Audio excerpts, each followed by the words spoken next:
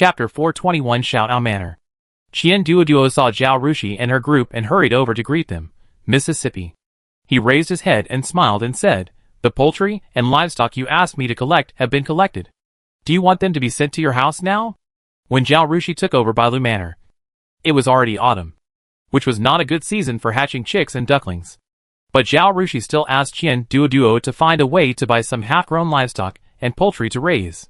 The number of livestock and poultry raised on the manor doubled. Zhao Rushi divided these things into two portions. The small portion was given to the sweeping marquee mansion, and the large portion was distributed to the management and craftsmen as welfare. And some was left for the people on the farm to celebrate the new year. As for the portion for the sweeping marquee mansion, she originally planned to take some back to the mansion during the new year, and then send some back when the mansion held a banquet after the new year. Yesterday, she decided not to hold a banquet in the mansion. So she asked the farm to collect some poultry and livestock every day and send them to the mansion to process and digest these things slowly. As for the livestock and poultry produced on the farm of the sweeping marquee mansion, she asked you to simply sell them locally. The meat delivered to the mansion by Bailu Manor every day is enough for the sweeping marquee to have a good new year. The sweeping marquee's life is very elegant, and it is not appropriate to slaughter sheep and geese all day long. Zhao Rushi sent a message to Qian Duoduo in the morning, asking him to prepare it directly at the mansion, and then send it to the mansion. The good meat was delivered to the sweeping marquee's mansion, and the remaining sheep heads and bones were used to make soup in a big pot, with some side dishes, and a big bowl was distributed to every household in the mansion, which was also a free dish for the people in the mansion to taste meat every day. When Qian Duoduo heard this arrangement, she felt even more grateful to Zhao Rushi. So she came to watch the people packing the chickens, ducks, sheep and geese just now, fearing that those people were not careful enough. "Well, let them drive the ox cart to the mansion after they are packed," Zhao Rushi said. She walked around the manor, looked at the lives of the manor servants, and looked at the several breeding farms built according to her instructions, and the fish ponds that had been filled with water, and then left Bailu Manor and went to Shout Out Manor. She was busy some time ago, and everything in Bailu Manor was on the right track, so she didn't need to worry too much. So she didn't come to Bailu Manor for almost a month. This time she was going to Shout Out Village, so she stopped by to take a look. Shout Out Village was the village that Princess Shangda gave her. Princess Shangda planted many peach trees on the village, so she gave it this name. "Miss, do you want to ask Qian Zhuantou to go over and take a look?" Zhou Chun saw Zhao Rushi got on the carriage directly, and did not mean to ask Qian Duoduo to go with her. So she asked, "No, let's see the situation first," Zhao Rushi said. Zhou Chun did not ask any more questions, and rode a horse with Ma Sheng and others to Shout Out Village. After leaving Bailu Manor and walking east for a cup of tea, you will arrive at Shout Out Manor. Shout Out Manor has a wall and a proper gate. Wuxia knocked on the door. Not long after Zhao Rushi and his party entered the door, Wang Qin, the head of Shout Out Manor, hurried over with a few people, bowed to Zhao Rushi, and handed over the list of servants and account books. Wang Qin was very respectful to Zhao Rushi, probably because he had received instructions from Princess Shangda. Princess Shangda said that the manor was a small manor, but in fact, the area was only slightly smaller than Bailu Manor. There are more than 200 servants in the manor. Zhao Rushi followed Wang Qin and others to walk around the manor, and found that their life was better than that of Bailu Manor, which she had just taken over. The houses were all made of mud bricks, and the servants' clothes and complexions were better than those of Bailu Manor. It can be seen that Princess Shangda is a good owner. You have managed this manor very well. You should still follow the rules as you did before, Zhao Rushi said to Wang Qin. Yes. Wang Qin even learned the rules better than Qian Duoduo. After leaving Shout Out Manor, Zhao Rushi explained to Zhou Chun and Ma Sheng, after all, this manor was given by the princess, and Wang Qin was once her subordinate. As long as nothing happens in this manor, everything will remain the same. They will not participate in transporting stones to the south, managing workshops, etc. After she said this, Zhou Chun and Ma Sheng understood what she meant. Biting is the fief of Princess Shangda, and Princess Shangda's status is much higher than Zhao Rushi in the minds of Wang Qin and others. Even if this manor has been given to Zhao Rushi by Princess Shangda, they will still prioritize Princess Shangda and are not loyal to Zhao Rushi if they were involved in Zhao Rushi's important secrets. As long as Princess Shangda asked them, these secrets would be exposed. Zhao Rushi did not let Qian Duoduo come here to prevent this. It is better not to have any intersection between the two manors, lest the people of Bailu Manor think that the servants of Xiaoao Manor are their own people, and they will be defenseless in front of them, speak without restraint, and leak secrets. Don't do the part of increasing income for now. Just keep the status quo of this manor. Zhao Rushi said again. Xiaoao village is rich in peaches, and canned peaches are the best. But once the village came into her hands, it greatly increased, and the living standards of the servants also improved rapidly. Doesn't that make Princess Shangda look incompetent? Not to mention Ma Sheng. Even Zhou Chun thought for a long time before he figured out why Zhao Rushi did this. And he was once again full of emotion in his heart. Before, when he was with his old master, he thought he was very smart. Whether it was the master or the servants in the family, there were few who were smarter than him. But when he was with Zhao Rushi, he often felt that his IQ and EQ were not enough. Not only could he not think ahead of his master and give him advice, but when his master told him to do something, he had to think for a long time before he understood why he did it. For this reason, he often felt ashamed. It was not so bad for Miss Guang herself, but also for people like Lord Wuzongwu. Zhou Chun realized that it was not that he was smart, but that his former master was too stupid. He had been staying in his former master's house, and he was really a frog in the well, not knowing the height of the world. As the annual exam of Binding Women's College was over, the students of the painting training class also had a holiday. There were still more than 10 days before the end of year competition, and Zhao Rushi suddenly had a lot of free time. On the day when the students of the painting training class were completely on vacation, Xiaoling Yan made an appointment with her. As soon as they met, she asked, "Will the jade jewelry be auctioned tomorrow?" As early as the 2 months of transporting the jade raw stones, she had people observe the jade craftsman in the jade workshop. Finally, after asking a few people, she signed a contract with Gu Wu and 3 other jade craftsmen, and placed them in a newly purchased house to cut and carve jade jewelry. Jade is hard jade, and it is not easy to cut and carve. Zhao Rushi also studied with 3 jade craftsmen for a long time and improved the jade lathe. Fortunately, she has both a blacksmith shop and a carpenter shop, so it is easy to make anything she wants.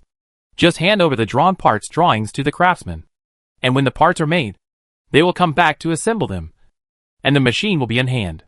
In ancient times, people admired red, and it was the new year, so she picked a piece of red jade, carefully designed the style, and asked 3 jade craftsmen to carve it carefully, making a set of headdresses, and handed it to Xiaoling Yan for operation. Chapter 422 Protecting You. In addition to red jadeite, she also made a set of violet and green jadeite, specifically for several concubines. White jade is flawless, and the ancients admired the purity of white jade. But white jade will get boring after looking at it for a long time. The colors of jadeite are diverse and gorgeous, and they are dazzling when made into jewelry. As long as the imperial concubines take the lead, there will inevitably be a jadeite fever in the capital. The most popular color of modern jadeite is imperial green, because Empress Dowager Cixi, who admired jadeite, especially loved green jadeite. At that time, Emperor Xianfeng had passed away, and Empress Dowager Cixi became the most respected person. If she wanted to wear some green on her head, naturally no one could stop her. Now Xiaohe is still alive and well, and the status of the concubines is not transcendent, so they don't have the capital to be willful. Even if they like green, it is not good to wear green on their heads and make things difficult for Xiaohe. So Zhao Rushi first recommended red jadeite. Concubine Jean loves purple the most, so the extremely beautiful violet jewelry is ranked second. As a classic green jadeite, she naturally doesn't want to miss it, and she also made it. It depends on whether there is a market at that time. Of course, it will be auctioned. Xiaoling Yan nodded. Red jade will be auctioned tomorrow. The two had already discussed the marketing plan. It's just that the 3 jade craftsmen are very diligent. During this period, they have made a lot of jade jewelry, which are piled up in Zhao Rushi's safe. So she asked this question. The two talked about their recent situation and the information they collected, and talked about their recent plans, knowing that Zhao Rushi had offended concubine Jean. Xiaoling Yan said, "You will take the Tongxing exam in the spring. At that time, I will try my best to let Xiaoling's people preside over the Beijing County exam. In the autumn examination, my people and those of my second brother will be arranged to take part. The people of the Crown Prince, and the third prince will not be allowed to interfere. Xiaolingzhe is the fourth prince. Among the adult princes, the crown prince naturally has the upper hand. The third prince Xiaolingheng has always been favored by the emperor because of his noble mother. The mothers of the second and fifth princes are imperial concubines, and the two brothers are united. Even if imperial concubine sin is not favored, they can still compete with the crown prince and the third prince. Only the fourth prince is weaker, and he is more low-key than the other brothers. But as long as they are princes, they have ambitions, and Xiaolingzhe's ambitions are no less than those of the first, second, third, and fifth princes. The imperial examination is a way to select officials, and the emperor has never allowed the princes to interfere. However, the ministers in the court all have their own factions, and whoever is sent as the chief examiner will have factional bias. Therefore, when sending officials, the emperor will have his own considerations. For example, if he wants to favor and promote the third prince, the chief examiner of the spring examination may be someone from the third prince's family, and the deputy chief examiner will be paired with the prince, a neutral official, to check and balance each other. Originally, Xiaolingyan didn't want to argue about these, and whoever was the chief examiner would not affect the direction of the plot. But Zhao Rushi was going to take the imperial examination, so he had to intervene. Zhao Rushi had just offended concubine Jean, and had also offended the crown prince because of the Jia family. If the crown prince and the third prince made trouble, she might be eliminated in the county examination. The same was true for the provincial examination. So he would try his best to squeeze out the crown prince and the third prince's people in these two examinations, and arrange the fourth prince's people first, and then their faction. As for the joint and palace examinations, the emperor would be watching. The emperor had just said that he would protect Zhao Jiwei well, and he thought he would not let the crown prince and the third prince make trouble for her in the joint and palace examinations. Of course, the premise is that Zhao Rushi can successfully pass the county and provincial examinations and be eligible to participate in the metropolitan and palace examinations. Zhao Rushi was relieved when she heard this. It is indeed easy to get things done with someone in the court. In this case, thank you for your trouble, fifth prince. She raised her hand and bowed to Xiaolingyan. Her gesture was casual, without much sincerity, and there was not even a respectful title in her words. Xiaolingyan looked at her helplessly. He brought up another topic. I have opened a textile workshop in Jiangnan, and the cloth woven is indeed fast and good. I also plan to open a few more workshops in cotton-producing areas. The parts of the textile machine are relatively large, and it is a bit troublesome to transport them. You can just give me the drawings, and I will ask someone to make them locally and use them directly. I would have mentioned this even if you didn't mention it, Zhao Rushi said. I have limited manpower here, and I really can't provide you with a large number of textile machines. When she improved the textile machine, she actually wanted to use more machine parts to confuse and interfere with the craftsmen to prevent leaks. She didn't expect to make much money from the textile machine. The capital is not rich in cotton or silk, and setting up a textile machine workshop in the capital would be eye-catching but not very profitable. After seeing the silk Xiaolingyan advertised at the auction, she simply asked Xiaolingyan to transport the parts of the textile machine to Jiangnan for assembly and use. Why don't you let your people make the jade and clock in the south, so that they don't have to be transported all the way here? Not only is it troublesome and increases costs, it is also easy to leak. Zhao Rushi said again.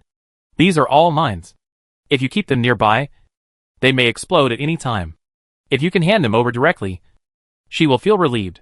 Xiaolingyan spread his hands. If it is feasible, we should have done it directly in the south. Isn't it because there are no trustworthy, capable and knowledgeable people?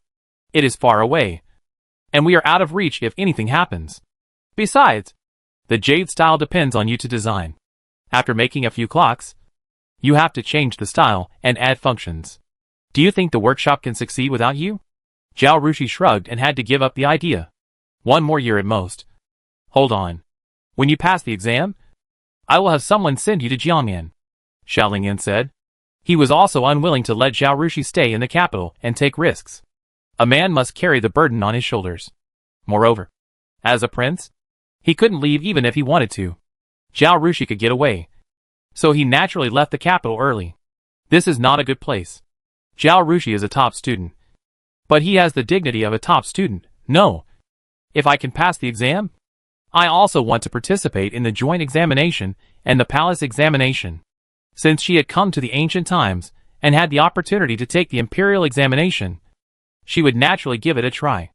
Anyway, the political changes would not start until the winter of the following year. After the Fu family father and son and 100,000 soldiers died of starvation and freezing in the severe winter at the border, the political situation in the capital was turbulent, and the fight for the succession became fierce in half a year. She would leave the capital after taking the spring examination the following spring, which was completely in time. Xiao Lingyan was also a top student, and he could understand Zhao Rushi's idea. He said, "Okay, let's see what happens then. If you can take the joint examination and the palace examination before leaving. If not, you can leave early." Zhao Rushi nodded. "Okay. Let's work hard to make money during this period. You have to exchange the money you earn for supplies and store them at the border. And you can't let the court and Fu Deong find out. The task is also very difficult. I can still take on the workshop as much as I can." Xiao Lingyan looked at Zhao Rushi deeply, and his lips moved, as if he wanted to say something, but his throat slid a few times. But he still didn't say anything. Before fate changes, some words are useless. Zhao Rushi waved his hand in a disappointing way. "Don't be moved. I'm not doing this for you. I'm doing this for myself. Not only do I not want to be cannon fodder, I also want to be a marquis and a prime minister. We have a deal. Don't blame me for my benefits when the time comes." Chapter 423 Asking for Help. After returning from Baining, Zhao Rushi stayed at home and didn't go anywhere. There were many banquets before the new year. I don't know whether it was because of the favor of Princess Zhenan and Zhao Rushi's excellence, or the instruction of Princess Pingyang, but this year, Sui-Ping Marquis' mansion received a lot of invitations, many of which were things that the old lady and Zhu Shi had tried their best to squeeze in. But the old lady was unmoved and pretended to be sick. Zhu Shi naturally stayed at home and rejected all the invitations. The same was true for the banquets held by the two daughters-in-laws. Filial piety comes first among all virtues. The reason of attending to the sick was strong, and no one could find fault with Zhu and Zhao Rushi. Zhao Yuanliang could not sit still, and brought his 4 children to the Bo's house to visit the sick. After the visit, he said directly to Zhao Yuanchuan, "Brother, I want to ask you for a favor." Zhao Yuanchuan no longer had any brotherly love for this second brother, who was always good to anyone who gave him benefits. He asked indifferently, "What is it?" "Brother, you also know that as a low-ranking official like me, I don't have a woman to manage my family, so I can't get any decent banquet invitations. But seeing that the 4 children have grown up, Ruijia has already reached the age of marriage, and the other 3 children will also reach the age of marriage next summer. But none of them have found a marriage. I can't calm down, like a cat scratching. Mother caught a cold. It doesn't look serious. She will be fine after taking a few doses of medicine. If mother recovers from her illness, can you and your sister-in-law go to the banquet with the 4 children from the second room? Let's not talk about the other things about the 4 children. But they look pretty neat." Jingli was carefully raised by Yu, and his character and talent are beyond reproach. Why don't you take them to the banquet? Maybe they will be favored and get married? Zhao Yuanliang said, looking at his brother with hope. In the past, the 4 children were not very old, and the marriages of Zhao Ruyu, Zhao Ruzhu, and Zhao Ruxin from the first house were on the agenda. Every year, Zhu always took the 3 children to the banquet, and rarely took the children from the second house. Even if she took them, she would not take the initiative to arrange their marriages. Wei did go to the banquet, but she was not interested in Zhao Ruwei and Zhao Ruyu, and had high expectations for Zhao Jing'an's marriage. She also felt that her son was young, so she did not think about arranging the children's marriages. Now that the family has been divided, this important task has fallen on Zhao Yuanliang, who doesn't worry about anything, thinking that the 4 children will soon become old maids and bachelors. It will be extremely difficult to find a good marriage, and it will cost a lot of money to get them married. Zhao Yuanliang couldn't sleep at night, and kept complaining to Wei in his heart. Why not do it at any other time? Why do you have to do it before the children get married? If both girls are married, and both boys are married, with the daughters-in-law managing the household, the family can rely on their dowries to support it when it is really out of money. And he doesn't have to worry so much. Since Zhao Yuanchuan's father passed away, and he inherited the title, and took over the whole family, he consciously took on the responsibility of the whole family.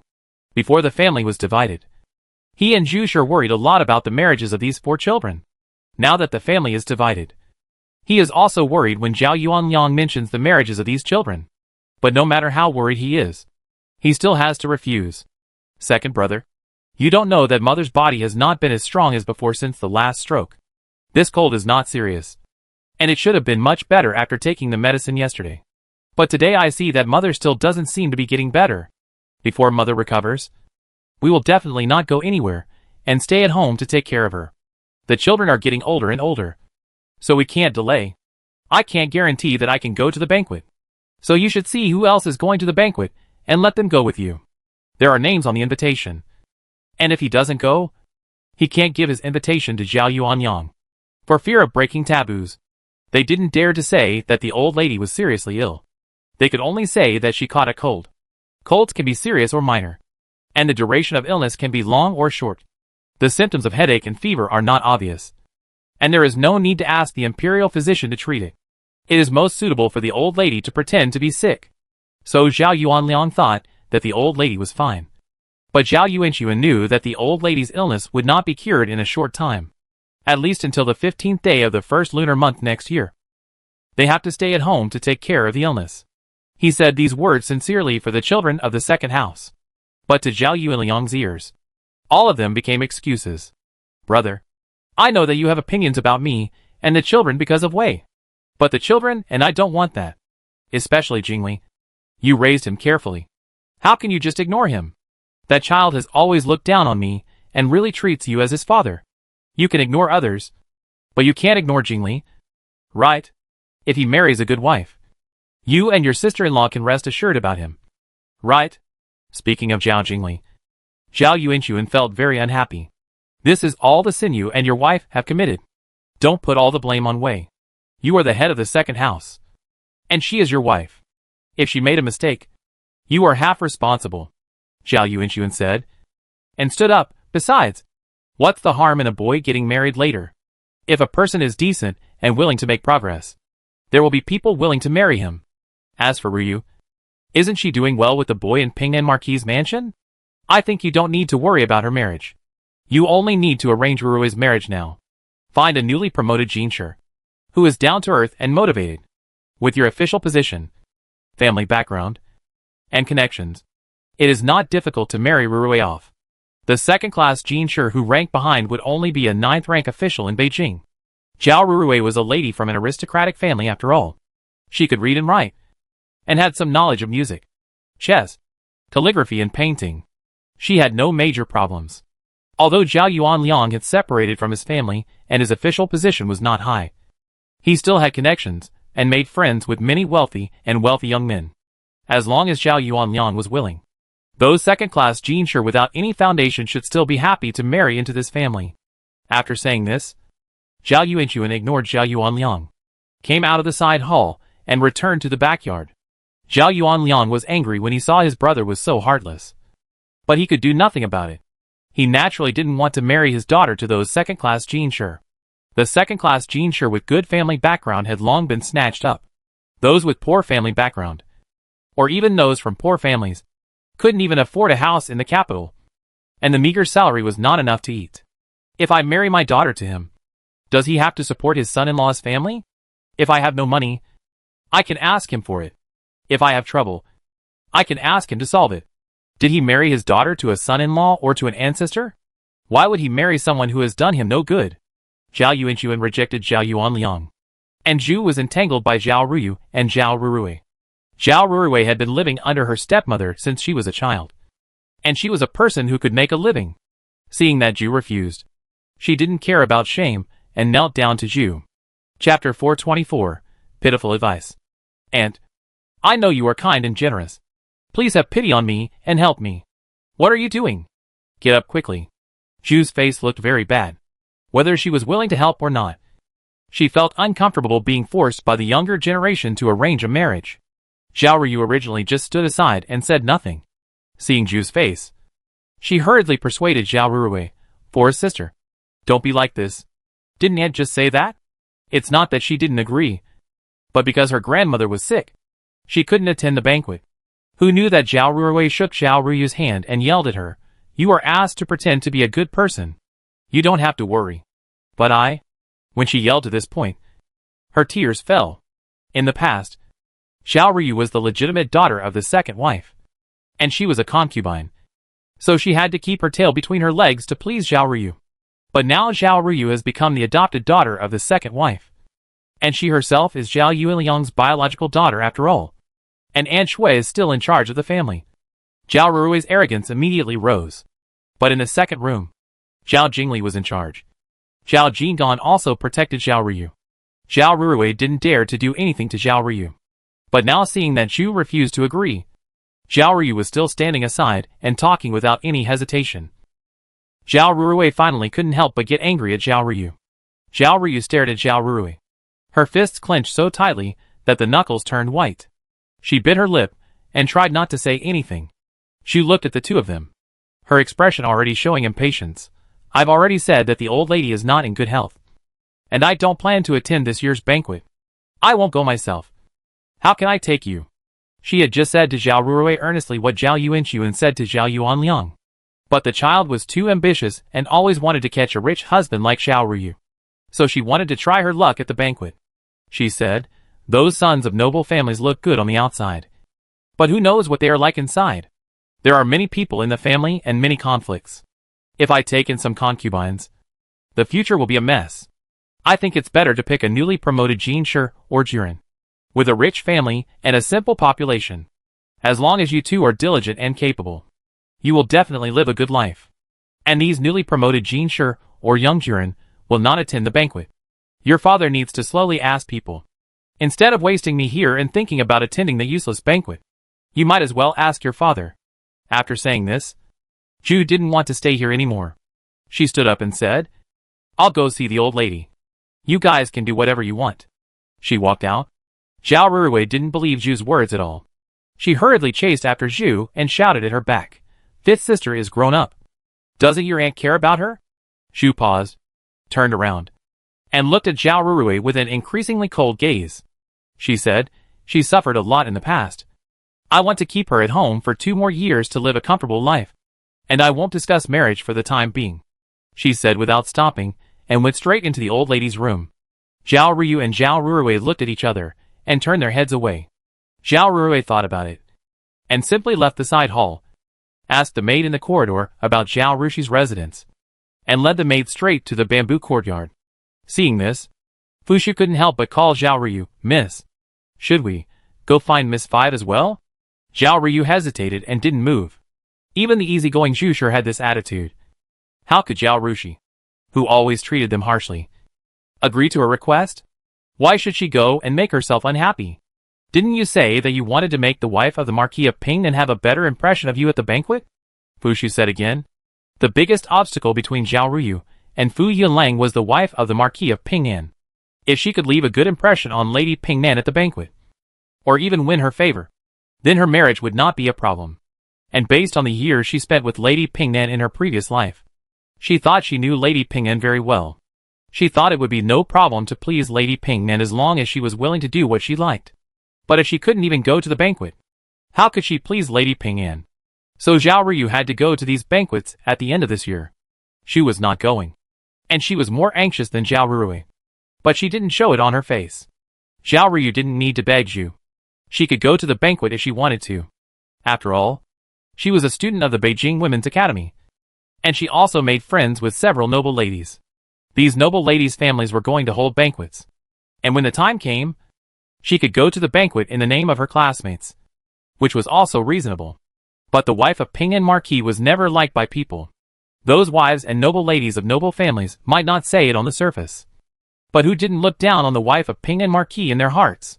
If Zhao Ruyu attends the banquet under the pretext of being a classmate, but intends to curry favor with the wife of Ping'an Marquis, and her classmates find out, she will probably be ostracized in the academy in the future. In addition, the old lady is ill, and Zhu and Zhao Rushi will not attend the banquet. Even if Zhao Ruyu goes, she will be gossiped about. Even if the family is separated, she is still the granddaughter of the old lady. Zhao Rushi is at home taking care of the illness, but she goes to the banquet, which is unfilial no matter how you look at it. Now Zhu is refusing to give in. and Zhao Ryu is at a loss. She finally went to Zhao Rushi's yard. Zhao Rushi was painting, and when Zhao Rurui came in, she threw all kinds of nice words at her, which gave her a headache. "For sister, please stop talking. My grandmother is sick, and my mother and I really can't attend the banquet." Zhao Rushi sighed, because she didn't go to the banquet. The marriage of the 4 children of the second house was mentioned by the 3 elders after dinner in the past 2 days. As for Zhao Rurui's marriage, everyone agreed that it would be best to marry a newly promoted Jinshi. Zhao Rushi was very smart. She guessed that Zhao Rurui couldn't get Zhu and was unwilling to marry a newly promoted scholar. So she thought of looking for a breakthrough here. She was impatient to talk to Zhao Rurui in a roundabout way and said directly, "For sister, I think my mother has told you everything that should be said. If you don't listen, I can't do anything. Let me tell you straight. I don't want to discuss marriage for the time being. So I don't plan to attend this year's banquet. My grandmother is ill, so my mother doesn't plan to go either. It's useless for you to beg me." Zhao Rurui was choked by her. Seeing Zhao Ryu coming in, Zhao Rushi said again, "Ryu, instead of being like a headless fly, you might as well participate in the piano competition at the end of the year.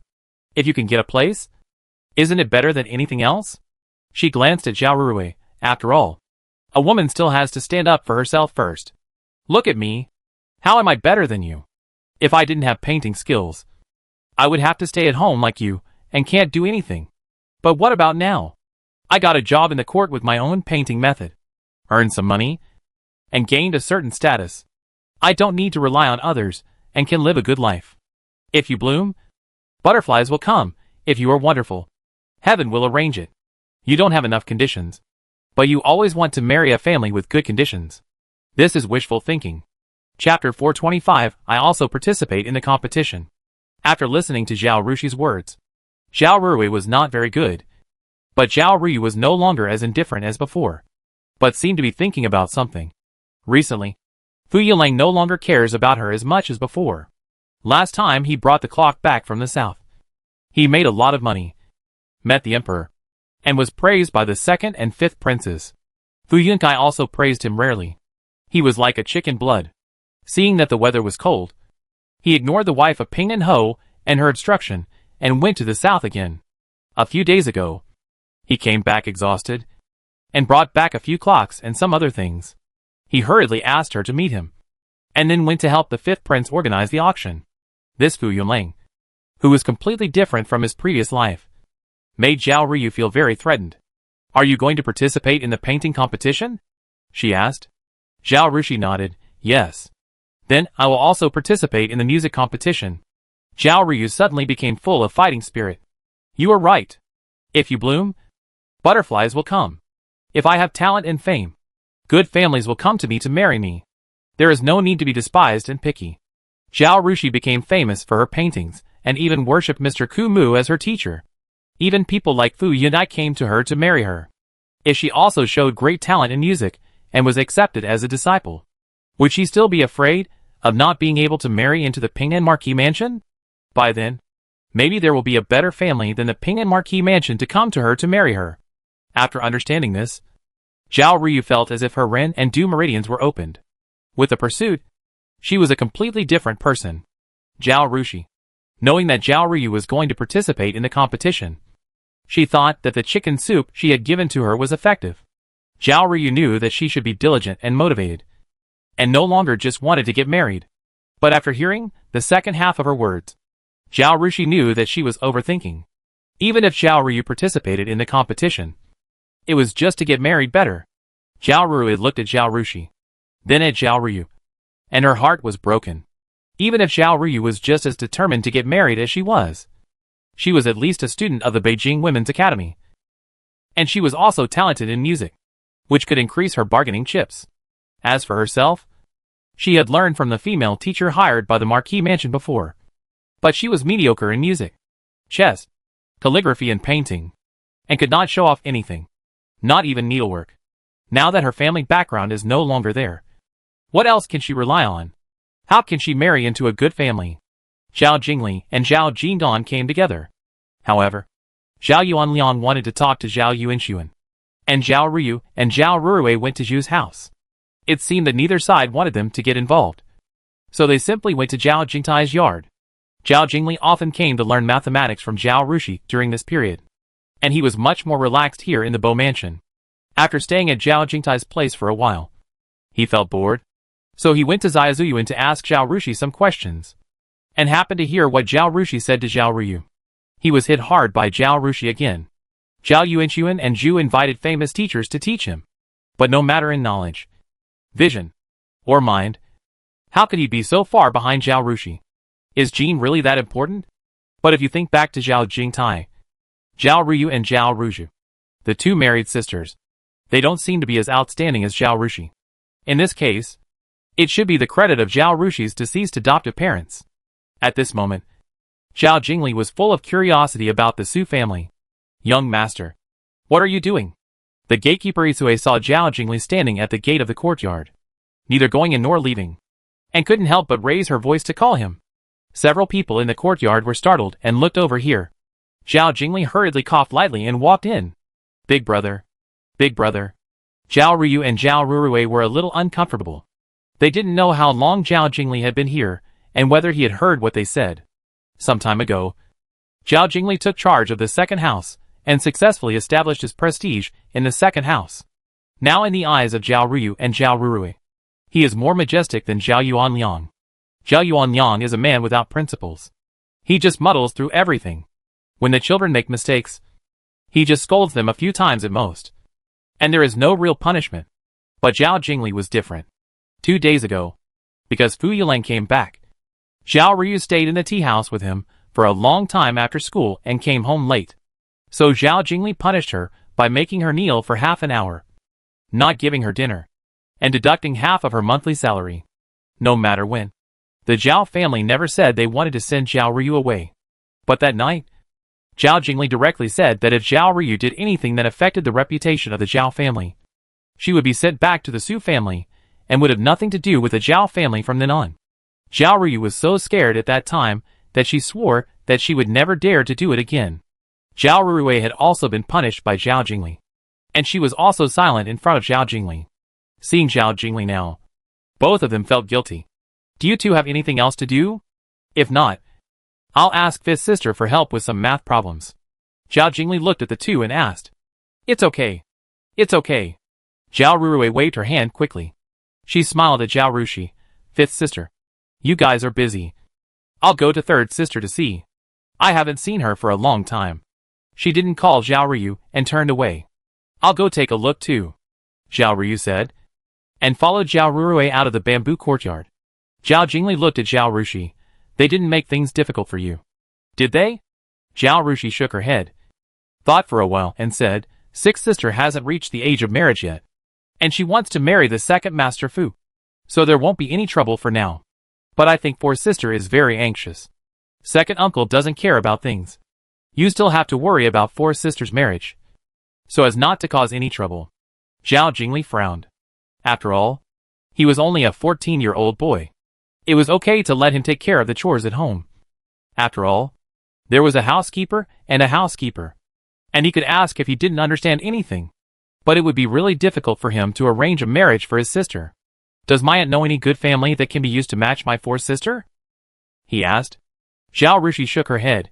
My grandmother has not been in good health in the past 6 months, and my mother rarely goes out. I will refuse all the banquets that come to my house if I can. In the past, she liked to attend banquets, mostly for the marriage of her children. Later, she found that Zhao Rushi's marriage was not a problem at all, and her path to becoming a famous scholar was different from that of other ladies in the boudoir. She stopped attending banquets when she went to the Jinan Palace. Zhao Jingli often came to the eldest house, and was familiar with the situation of the Bo's mansion. He knew that what Zhao Rushi said was the truth. Grandmother and parents think that it is more appropriate for the fourth sister to marry a newly promoted Jinshi. I think they have just told this to the second uncle and the fourth sister. But I think the fourth sister is a little too ambitious, always wanting to marry a noble, wealthy, and promising son of a family. Mother really can't arrange such a marriage.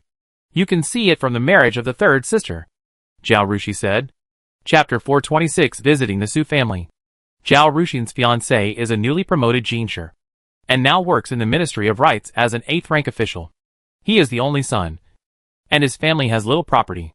After he passed the Jinsher exam, he asked his parents to sell hundreds of acres of land in his hometown, and came to the capital to buy a 2-story house and dozens of acres of land. Zhao Yuanxuan also made inquiries from many sources before he chose him. He felt that he had a handsome appearance, was sincere and diligent, had a gentle and polite temperament, and had a simple family, and his parents were both kind people. Although his family was not particularly wealthy, they had a house and land, and received a monthly salary, so at least they didn't have to worry about their lives. After several contacts, he asked someone to mediate. After Zhao Ruxin and the man met once, they were both satisfied with each other and got engaged. Zhao Ruxin was going to get married next spring. Before the separation, the children of Sweiping Marquis' mansion had a very harmonious relationship. At that time, Zhao Jingli was still the prince, and although Zhao Ruxin was a concubine, she was also his biological sister. He was also very concerned about this marriage, and even went to meet the man twice. He knew Zhao Ruxin's marriage very well. Now that Zhao Ruxi mentioned this, Zhao Jing felt that he knew how to arrange Zhao Rurui's marriage. Zhao Ruxi saw his expression and quickly reminded him, marriage requires mutual consent. If the fourth sister doesn't want to, it's useless no matter how well you help her. You still have to change her mind first. If you can't change it, she will make trouble if you arrange such a marriage for her. Zhao Jing nodded immediately. He took out a few math problems that he couldn't solve and asked Zhao Ruxi. At the end, he asked, the Su family rented the house of Mrs. Zhao Shi. Right? I would like to meet brother Su Chongwen if I have a chance. I heard that he is a good student and a very nice person. I stay at home all day, and brother Su is free at the end of the year, so I can go somewhere to go. Zhao Jingli used to have a group of friends, but later, the Sweiping Marquis' mansion was demoted, and he returned to the second house. No longer the prince of the Marquis' mansion, plus the Wei family's affairs were a hot topic. Zhao Jingli shut himself in for a while, and those friends did not come to see him, so they stopped communicating with each other. Now he has almost no friends. When Zhao Jingli mentioned this, Zhao Ruxi also thought it would be good for Zhao Jingli to make friends with Su Chongwen. Su Chongwen used to study in a private school in Baining County, and now he has entered the Zhao family school, because the teacher is very strict, and because of Zhao Yuanxuan's relationship. The students in the family school are quite friendly to him, and he has made a few friends. But these are people at the bottom of society. Zhao Jingli used to be the son of a marquis, and the education he received and the people he met were completely different from Su Chongwen and his classmates. It can be said that they each live in the upper and lower classes of society, which are two completely different worlds. When the two become friends, Zhao Jingli can understand the lives of the lower class people, be more down to earth. And be more down to earth, Su Chongwen can broaden his horizons and improve his knowledge, so that he will not be timid and panic when he comes into contact with people from this class in the future. They can both understand the lives of social classes that they have never come into contact with through each other, and their understanding of the world will be more comprehensive and their horizons will be broader, which is good for both of them. She said, today is the 10-day holiday, and brother Chongwen should be at home. How about I take you there now to meet him? Zhao Jingli was delighted and said, that's great. He observed Zhao Ruxi's expression and said cautiously, shall I ask Jing'an to go with us? Zhao Jing'an's alienation from Zhao Ruxi was not obvious because they had little contact. But Zhao Jingli believed that Zhao Ruxi would be able to sense it with her intelligence. It's up to you. Zhao Ruxi did not comment. Then I'll go to Jingtai first, Zhao Jingli said, and left the bamboo courtyard first. Neither of them mentioned Zhao Ruyu. The Su family had moved to the clan for so long, but Zhao Ruyu had never visited them. One can imagine how cold she was. This was also the reason why Zhao Jingli was cold to Zhao Ruyu. So no matter how Zhao Ruyu tried to please him, and how she showed herself to be more capable and talented than Zhao Rurui, he was always indifferent to Zhao Ruyu, and had no brotherly love for her in his heart. Seeing Zhao Jingli go out, Zhao Ruxi told Yanjiang, go to Su's house, and tell them that I want to bring the Zhao brothers to visit. The eldest young master wants to make friends with young master Su. Ask them if it's convenient. Dianjiang responded and went quickly. I don't know how Zhao Jingli persuaded Zhao Jingdan. Not long after, he took Zhao Jingdan and Zhao Jingtai to Ziyuan. Wait a moment. I asked Dianjiang to say hello. We will go over after she replies. It's basic etiquette not to be an uninvited guest. The three brothers had no objection. Zhao Rushi said that it would probably take a while for Jinjiang to come back. So he ignored the three people and went back to the studio to paint. Zhao Jingtai has been learning painting from his sister. After learning sketching, he followed her to learn Chinese painting. So when he saw his sister painting, he immediately followed like a little tail, standing beside Zhao Rushi and watching quietly, observing and learning. Zhao Jingli pulled Zhao Jingdan, and the two followed behind Zhao Jingtai. Zhao Rushi was not affected by them at all, and continued to paint his own paintings at his own pace. The competition is time-limited. Zhao Rushi wanted to paint a majestic and imposing painting. The original size was large, and it took several hours to paint, which was a bit inconvenient during the competition. Now she plans to paint some small-sized paintings, so she will have to reduce the original painting layout. She spent a lot of effort on how to reduce the painting objects without affecting the expression of the painting. So she has been thinking about this for the past few days. She concentrated for a while, opened her eyes, and splashed ink and wrote. Soon, a turbulent river appeared in front of everyone. Although there were no peaks, few trees and stones by the river, and only half of the width of the river was drawn. It made people see the magnificence of the river and the galloping of thousands of troops. And a heroic spirit arose in their hearts. She had just created this painting method, and Zhao Jingli had never seen it before. At this time, seeing Zhao Rushi's painting, he was immediately shocked. Zhao Jingdan was also shocked for a long time. Seeing Zhao Rushi put down the pen, looked at the painting, and shook his head in dissatisfaction. Zhao Jingli whispered to Zhao Jingtai in confusion, "The painting is too good. Why is your sister still not satisfied?" "That's because you haven't seen my sister's real paintings." Zhao Jingtai shook his little face and said very proudly. Zhao Jingli saw Zhao Rushi washing her hands and knew that she was no longer painting. So he hurried forward and said, "Fifth sister, can I see your paintings?" Zhao Rushi did not answer his question immediately, but turned to look at Jinjiang, who had just returned and stood silently beside her for fear of disturbing her painting, and asked, "How is it? Is it convenient for them?" Chapter 427 Business is booming. Jinjiang nodded. Mr. Su and Mrs. Su were very happy, and said that they welcomed the eldest young master and his friends to come anytime. Young Master Su and Miss Su are also at home. Zhao Rushi then said to Zhao Jingli, "If you want to see the paintings, take a look and leave. Don't waste time and keep people waiting." She told Jinjiang, "Take them to see it. Paintings should not be rolled up and placed in scrolls for a long time." So Zhao Rushi also learned from Khan Sherlin and arranged the west wing into a painting room, taking out paintings from time to time to hang them up. If Zhao Jingli wanted to see it, he didn't need to bother. He could just go to the west wing. The three followed Jinjiang. Zhao Rushi pressed the painting he had just finished, washed his hands, went back to the bedroom to change clothes, and then went to the west wing. At this time, the three brothers were standing in front of the painting, each with a dull expression, and the room was quiet. "Let's go!" Zhao Rushi walked in and called them. The three of them woke up from their dullness. Zhao Jingli and Zhao Jingdan looked at Zhao Rushi with complicated eyes. The little girl in front of them had already stood at a height that they could not reach, but they had achieved nothing. They felt ashamed just thinking about it. Zhao Jingli was fine. He had known Zhao Rushi's intelligence and ability for a long time, and knew that he was far inferior to Zhao Rushi. However, because of Wei, Zhao Jingdan had been unwilling to contact Zhao Rushi, even though he knew that Zhao Jingli often came to ask Zhao Rushi for advice. He did not have a corresponding understanding of her abilities. At this moment, he looked at Zhao Rushi, thinking about the shock those paintings gave him, and he felt ashamed. People say that the handwriting reflects the person, and the same is true for paintings.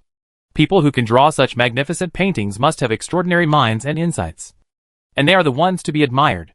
Zhao Jingdan felt ashamed when he thought of his estrangement from Zhao Rushi because of his mother's death, and even a hint of resentment. Zhao Rushi should have grown up in the love of her parents in the Marquis' mansion, but she was moved to the countryside by her mother and lived in poverty. Later, her adoptive parents died, and she lived under the care of others. No matter how well the Su family's uncle and aunt treated her, she would eventually suffer injustice. All this was caused by his mother.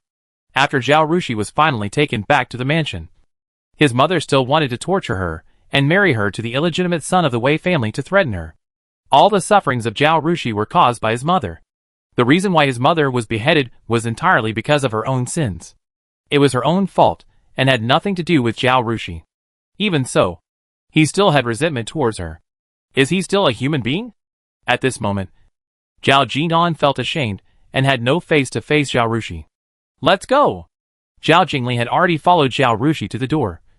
But when he saw Zhao Jingdan still standing there with shame in his eyes, he walked back, grabbed Zhao Jingdan's arm, and pulled him to the door. Brother, Zhao Jingdan called him. Or, I'd better not go. He felt ashamed to face Zhao Rushi. Second brother, Zhao Jingli interrupted him.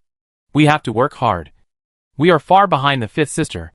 You should also go and see how hard brother Su works. You are planning to take the imperial examination like him. And you two can exchange experiences. He dragged Zhao Jingdan out without saying anything. Zhao Jingdan had to follow. But after a few steps, he hesitated and said, Should we ask the sixth sister to go with us? Zhao Jingli sneered. The Su family is not far away. Just a few steps away. We are not forbidding the sixth sister to go out. But look at it. Has she been to the Su family once in such a long time? If you ask her to go, won't it be awkward for everyone? Zhao Jingdan also had an opinion on this point. He did not say anything else and followed Zhao Jingdan, Zhao Rushi, and Zhao Jingtai to the Su family. The clan school was supposed to have a year-end holiday. But the two teachers were very strict about it, thinking that studying is like sailing against the current. If you don't make progress, you will fall behind, and you can't relax for a day. So except for the days from New Year's Eve to the 5th day of the first lunar month, classes are still held as usual. However, today is a 10-day holiday, and Su Chongwen is at home. Hearing that Zhao Jingli and Zhao Jingdan are coming, he has already been waiting in the hall with his parents and sister. After Zhao Rushi entered the door, he introduced the two parties. After doing business for half a year, not only Su Yongyi, but also Xiesher has developed a set of skills in dealing with people. It was rare for Zhao Jingli and Zhao Jingdan to come to the house, so the couple did their best to entertain them warmly. Zhao Jingtai had met the Su family several times at the mansion. He was grateful for the Su family's kindness to his sister, and he also felt that the Su family was good people, so he was quite close to them. Worried about the dull atmosphere, he was very sweet at this moment. After calling people, he praised the snacks and sugar-fried chestnuts for being delicious, and cooperated with the Su family to make the atmosphere very lively. Zhao Rushi touched Zhao Jingtai's head and asked Su Yongyi, Uncle, how is business recently? Good. Very good. Su Yongyi smiled from ear to ear when he heard Zhao Rushi ask this. It's cold, so the cold dishes are not selling well. But the business of roasted nuts is booming. Thanks to your suggestion, I took the chestnuts to the store to fry and sell them while frying. When the fragrance spread, people passing by wanted to buy a pound or half a pound to try. And the roasted nuts in the store sold out very quickly. It snows in winter, and it may rain in spring. If you set up a stall outside, your business will be affected. At Zhao Rushi's suggestion, Su Yongyi gritted his teeth and rented a few shops, and opened the store directly in the shop. His cold dishes and sugar-roasted chestnuts became famous in the autumn. After opening the shop, he used the aroma of roasted chestnuts to attract customers, and the business was not bad. He added many varieties of roasted nuts in the shop. It was the new year, and who wouldn't buy a few kilograms of roasted melon seeds and peanuts to entertain customers? Therefore, during the period close to the end of the year, his roasted nut shop was crowded with customers, and the queues almost stretched to the street. Su Yongyi made a lot of money with these shops. After the stones were brought to the shops, people would often peek inside. Fortunately, the stones were fried until they were oily and black, and you couldn't see anything except that they were stones. I guess many people are trying to fry peanuts and sunflower seeds with stones at home. Sia smiled. There's nothing we can do about it, Zhao Rushi said. It will take them at least half a year to figure out what kind of stones they are and how to fry delicious sunflower seeds and peanuts with them. In the past 6 months, you have already made Su's brand famous. As long as we guarantee the quality and reputation, and regularly add new varieties, the business will not be bad in the future. Yes, we all remember your words. The chestnuts, peanuts, and melon seeds are all selected, and they are guaranteed to be good and plump. We dare not use inferior raw materials to make fried food and damage our own brand, Su Yongyi said. Zhao Rushi smiled. Uncle, then you can wait to count money at home every day. Su Yongyi is quite smart in doing business, but not too smart. He is conscientious and honest in doing business, and he listens to advice. with Zhao Rushi's ideas, his business will definitely not be bad. Chapter 428 Surprise. When Yinjiang came to Su's house, he also explained to the Su family why Zhao Jingli and Zhao Jingyan came to visit. They wanted to discuss academic matters with Su Chengwen. So in the seating arrangement just now, Su Yongyi specially arranged Zhao Jingli to sit in the main guest position, followed by Zhao Jingyan. And Su Chengwen sat below Zhao Jingyan. The fat boy Zhao Jingtai followed his sister and sat below Xie on the other side. And Su Shui sat at the last seat, while Zhao Rushi and Su Yongyi were talking about business. Su Chengwen also chatted with Zhao Jingyan, asking him how far he had studied and whether he would participate in the Tongxing exam next year. However, Su Yongyi was excited and his voice was a little loud. Zhao Jingli and Zhao Jingdan heard what he said. They both looked at Zhao Rushi curiously. Zhao Jingdan whispered to Su Chengwen, "Is your family's business the idea of your fifth sister?" "Of course it is." Speaking of this, Su Chengwen's face was full of gratitude. The cold dishes were made by Siasi. She also taught us how to stir-fry chestnuts with sugar. If it weren't for the two skills she taught me, my family couldn't afford to rent the house here, and I couldn't enter your Zhao family's school. Zhao Rushi heard this and laughed. I just saw someone mention it in a book, and told my uncle and aunt, and they studied it for a long time before finally deciding on the recipe. That's it. I don't do anything, and they still give me a share every month. This is the truth. Even though she is rich now, Su Yongyi still insists on giving her a share in proportion. She said this to explain to the Zhao brothers that the Su family did not take advantage of her at all, and their character is not to be questioned. Such an explanation is very necessary. The doubts that had just popped up in Zhao Jingli and Zhao Jinglan's minds were dispelled at once. Isn't this as it should be? There are so many people in the world who can work hard. How many have a recipe for making money? Siasi, you have a recipe for making money. So it is only natural that you can share the profits, Su Yongyi said with a smile. Xia also agreed. Zhao Rushi didn't bring the twins here to listen to these things. She asked about Su Chengwen's homework. Su Chengwen often heard Su Shui talk about Zhao Rushi's excellent performance in the academy. Although Binding Women's Academy is a women's academy, due to its nature and the relationship between the dowry, the teachers there are all famous Jinsher, and the teaching level is higher than that of the teacher of the Zhao family school. So Su Chengwen wanted to ask Zhao Rushi for advice. Seeing Zhao Rushi asking him, he asked Zhao Rushi about the questions he encountered when studying, and Zhao Rushi did not hide them and answered them one by one. During the question and answer between the two, Zhao Jingdan and Zhao Jingli found something wrong. Why do you feel that Zhao Rushi's knowledge is still higher than Su Chengwen? Fifth sister, how come you are so familiar with the 4 books and 5 classics? Are you still studying the 4 books and 5 classics besides learning to paint and teaching those officials to paint? Zhao Jingli couldn't help asking. Su Shui had been sitting quietly before, but now she couldn't help saying, "Sister is amazing." In less than half a year, she jumped directly from Class D to Class A. During the annual exam, our academy and the Beijing Women's Academy shared a set of questions, and sister got the first place in the exam. Zhao Jingdan and Zhao Jingli were both shocked. Although the students of the Women's Academy are not keen on taking the imperial examinations, and have not made any achievements in the past few years, but there are still smart women. The teachers of the Beijing Women's Academy are all great scholars. If the top students in the academy are compared with the students of the Imperial Academy, they may be evenly matched. Zhao Rushi was able to rank first in the annual examination, which shows that she is very good at the 4 books and 5 classics. No wonder Su Chengwen asked her for advice just now. Zhao Jingdan immediately asked Zhao Rushi about the articles he didn't understand, and then found that Zhao Rushi not only explained them clearly, but also explained them very easily. It was better than many teachers. Now Zhao Jingdan was convinced. Fifth sister, is the teacher in your academy very good? It would be great if Brother Su and I could go to your women's academy to study. Zhao Jingdan sighed. Zhao Rushi joked, unless you become a woman, you really can't get in. This made everyone laugh. After laughing, Su Chengwen asked in confusion, Brother Jingdan, you said you want to take the imperial examination. Why don't you go to school to study? When he was chatting with Zhao Jingdan just now, he knew that Zhao Jingdan didn't have a teacher to teach him, but studied at home. So he was very puzzled. In his opinion, the knowledge of the teacher of the Zhao family is really good. As expected, he is worthy of being able to pass the imperial examinations.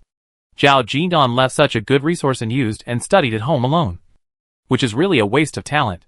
Zhao Jingdan smiled awkwardly and did not speak. Can he say that his great-uncle had invited famous teachers to teach them before?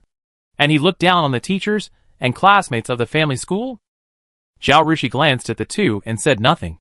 Zhao Jingli and Zhao Jingdan are also 14 or 15 years old. How to go their own way is up to them. And even Zhao Yuanxuan can't interfere. She turned around and whispered to Su Shui about her storybook. I wrote another one and sold it to the bookstore. Still following the old rules. I have received a total of 25 taels of silver in royalties for the previous 2 stories. Sister, thank goodness for the method you came up with for me. Not only can I get more money, but there are also long-term benefits. The shopkeeper always promotes my books first when selling books. My reputation has risen, and it can also bring them benefits. Speaking of this, Su Shui's face was full of smiles. The 2 sisters spoke in a low voice. But Zhao Jingtai, who was beside them, heard it. He immediately shouted, Sister Su Shui, you can write storybooks? And you made a lot of money? Wow, you are amazing. Right? How did you write it? How about you teach me? As a child in his early teens, Zhao Rushi felt that he would become an old man sooner or later if he read the 4 books and 5 classics all day long. So when he saw suitable travel notes, storybooks and other leisurely books in the bookstore, he would buy them for Zhao Jingtai to read. These books are naturally much more interesting than those obscure 4 books and 5 classics that talk about great principles. And Zhao Jingtai is extremely fond of them. Hearing that Su Shui could write storybooks and make money, he looked at Su Shui with stars in his eyes. Zhao Rushi and Su Shui spoke in low voices, but Zhao Jingtai didn't. He shouted so loudly that everyone in the room could hear. Zhao Jingli and Zhao Jingdan looked at Su Shui in surprise. Su Shui blushed with shame. Su Yongyi was very proud of his daughter and praised her. That's right. Xiaoxua has been talented in writing since she was a child. Later, Xiaoxi took her to the academy and encouraged her to write storybooks. Now she has sold 3 storybooks and received more than 20 taels of silver in royalties. Although the money is not much. This is just the beginning. Xiaoxua is still young, and she may be able to write better storybooks in the future, so that everyone will rush to buy them. Dad, please stop talking, Su Shui said embarrassedly. I just wrote it randomly. It's not presentable. Chapter 429 The Shining Jadeite. Seeing her husband was about to say something, Mrs. Xie quickly interrupted him. Okay. The 3 young masters came here to discuss academic matters with Chongwen. Don't keep praising your own children. You'll make them feel embarrassed. She then said to Zhao Jingli and Zhao Jingdan, Young master, do you want to go to Chongwen's room and sit down? It will also allow us Chongwen to learn from the 2 young masters. I don't deserve your advice. We should ask Brother Su for advice. Zhao Jingli was polite, and went to Su Chongwen's house with Zhao Jingdan at his invitation. However, Zhao Jingdan was very interested in writing storybooks. After entering the house, he asked Su Chongwen many questions about this. Zhao Jingli asked him about the situation of the clan school. After leaving Su's house and separating from Zhao Rushi and Zhao Jingtai at the intersection, the 2 brothers returned to the second room. Zhao Jingli said to Zhao Jingdan, Second brother, after the new year, let's go to the clan school together. Zhao Jingdan nodded. Okay. When Su Chongwen asked him, he had this idea. He used to look down on the clan school. After all, the 2 teachers in the clan school were not as good as the teachers that Zhao Yuanxuan hired for them at a high price. But when the family was divided, he and Zhao Jingli were very emotional and flatly refused their uncle's request to stay. They no longer went to the eldest house to study with Zhao Jingtai. He and Zhao Jingli both lived a muddle-headed life. Although the eldest uncle mentioned that they should go back to the eldest house to study today, his resentment towards the eldest house disappeared. But he still didn't want to go to the eldest house to be the teacher of the 3rd brother. Now that the family has been separated, they are no longer the children of nobles. And the family is not well off. So they should live their own lives. After talking with Su Chongwen today, Zhao Jinan found the gap between him and him. If he wants to take the imperial examination, he must have a teacher to teach him. Instead of asking someone who doesn't know the depth, it is better to go to the clan school. The tuition is not expensive, and you can also promote each other with your classmates. Zhao Jingli's idea coincides with his. Zhao Jingli thought that he was not good at studying. and the family situation did not allow him to spend more than 10 or 20 years to take the imperial examination. He planned to support the family by himself so that Zhao Jindan could study with peace of mind. And he himself, after learning mathematics well and turning 16, would go to the government office to find a job. But he still had a year and a half before he turned 16. He had roughly sorted out the household affairs. And he did not need to do everything himself. Most of the things could be done by the housekeeper and the housekeeper. Zhao Rushi was so busy that she could only teach him mathematics for less than half an hour every day. Naturally, he could not waste this year and a half, and had to continue studying to enrich himself. He knew that to work in the government office, one needed not only mathematical ability, but also other abilities. Reading more books and learning how to behave in society through interaction with classmates would be very beneficial for his future work. The two brothers discussed it well, and when Zhao Jingli came to Zhao Rushi to ask for mathematical advice the next day, he told Zhao Yuanxuan about this decision. Zhao Yuanxuan was both sad and happy. He was sad that Jingli had finally become estranged from him, and he was even unwilling to use the teacher hired by the first wife. He was happy that this child knew very clearly what he wanted and what path he wanted to take. This child is much better than his father, and it is worth all the years of teaching. Zhao Rushi had no time to care about these.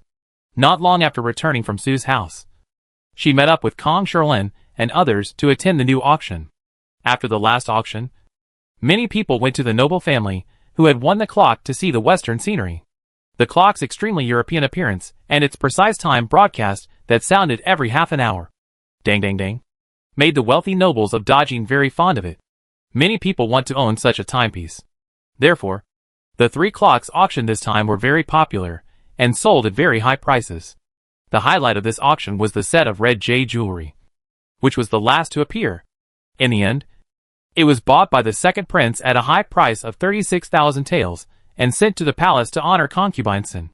2 days later, the palace held a banquet to thank the ministers for their hard work for a year. The imperial edicts dressed up carefully and entered the palace for the banquet, and saw concubine Sin wearing the set of red jade jewelry in front of everyone. Concubine Sin's temperament is already elegant and noble, and the jade is different from the connotation of white jade. It is more unrestrained and flamboyant, making concubine Sin dazzling and the focus of the banquet. Red jade is not only beautiful, but also a clear proof of the second prince's filial piety. Every imperial edict that sees concubine Sin must praise the second prince's filial piety, making concubine Sin and the second prince the center of the show at this annual banquet. Concubine Jean is favored, but concubine Sin's position is higher than concubine Jean. She also controls the central palace and has 2 adult princes. The two have always been evenly matched and have always been competing for the top spot at the annual banquet in the palace. But this time, because of a set of red jadeite, concubine Sin overpowered concubine Jean, making concubine Jean feel very aggrieved. That night, after the banquet in the front hall ended, the third prince learned about the situation in the harem and smashed his favorite teacup. Where is this kind of jadeite produced? Go find it. I must buy a more beautiful and luxurious set, preferably purple, and I want to present it to my mother, he said. Yes. Jadeite was not popular in Dajin before, and it was a bit difficult to find out about it in a short time. Finally, the third prince's subordinate started from the auction house, and bribed a subordinate of the fifth prince in the auction house at a high price, and finally found out that concubine Sin's red jadeite was bought from a merchant in the south. The fifth prince spent a high price of 35,000 taels when buying it. The reason why he did not directly present it to concubine Sin after buying it, but auctioned it at the auction house, was to build momentum for concubine Sin and let the second prince gain a reputation for filial piety. When the third prince heard this, he almost bit his silver teeth off. Go south, find that merchant, and buy back the best jewelry he has, he ordered. After receiving the master's order, the third prince's men did not care that it was the end of the year and the weather was cold, and drove their horses directly out of Beijing to find the merchant in the south. After searching for a long time, he finally found the merchant 2 months later and bought a set of violet jade jewelry at a high price of 42,000 taels of silver. Them Jean wore this set of jewelry at the spring flower viewing banquet, and finally became evenly matched with concubine Sin, and received a wave of flattery from the imperial edicts. At this point, the reputation of jadeite was completely spread. The merchant in the south probably got a hint from this, A few days after the third prince's men returned to Beijing, he also brought jadeite jewelry to Beijing, bought a shop in the busiest area of Beijing, and opened a jewelry store specializing in jadeite jewelry. When the third prince came to his senses and thought that the jadeite was profitable, he wanted to recruit the merchant to serve him. But he suddenly found that the merchant had been assigned to the second prince. He once again broke his newly bought teacup. Of course, this is all later. Chapter 430. Everyone, come and see this painting. On the third day after the auction, the year-end talent contest began. Today, a total of 363 paintings have been received.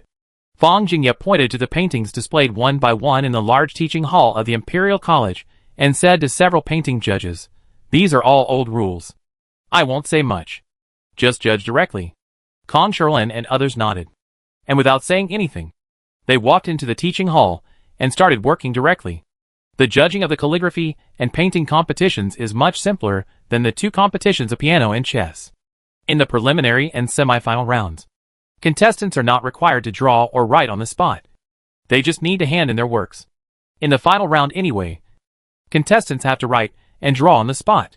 Several judges also have to judge the styles of the three competitions. There is no need to worry about someone using someone else's work to replace or impersonate. Every year, the 5 of them are almost the judges of the painting competition. Everyone is familiar with it. They look at it all the way and don't need to write by themselves. After reading it, they tell the servant behind them whether to give this painting 8 points, 5 points, 2 points, or 3 points. At the end, a special person will count the scores, and the top 100 contestants, who will enter the semifinals, will be selected. For fairness, the signatures of the contestants will be covered, and the judges can only look at the paintings and give scores. Kong Sherlin was concentrating on judging the paintings when he suddenly heard Peng Goen in front of him shouting, "Hey! This painting! Everyone come and see this painting!" Kong Sherlin looked up and saw Peng Goen's face flush, and his fingers pointing at the painting were trembling. Looking very excited, Peng Goen was the chief priest of the Imperial College. He is proficient in music, chess, calligraphy and painting, and is considered a versatile talent. Therefore, in the talent competitions over the years, he would temporarily decide which item to be the judge in order to play a supervisory role and prevent the judges from cheating. Although Peng Goen is only in his 40s, he is talented and calm to be the chief priest of the Imperial College. He is rarely so excited. Kong Sherlin walked over curiously and saw a painting that Peng Goen pointed to. The painting on the paper shows a mountain, which is thousands of feet high, with thousands of ravines and rocks, majestic and magnificent. Without looking at the painting method, Kong Sherlin knew that the painting was from Zhao Rushi's hand, and also knew why Peng Goen was so excited just by looking at the magnificent momentum. An expert can tell whether it is real or not with just one touch.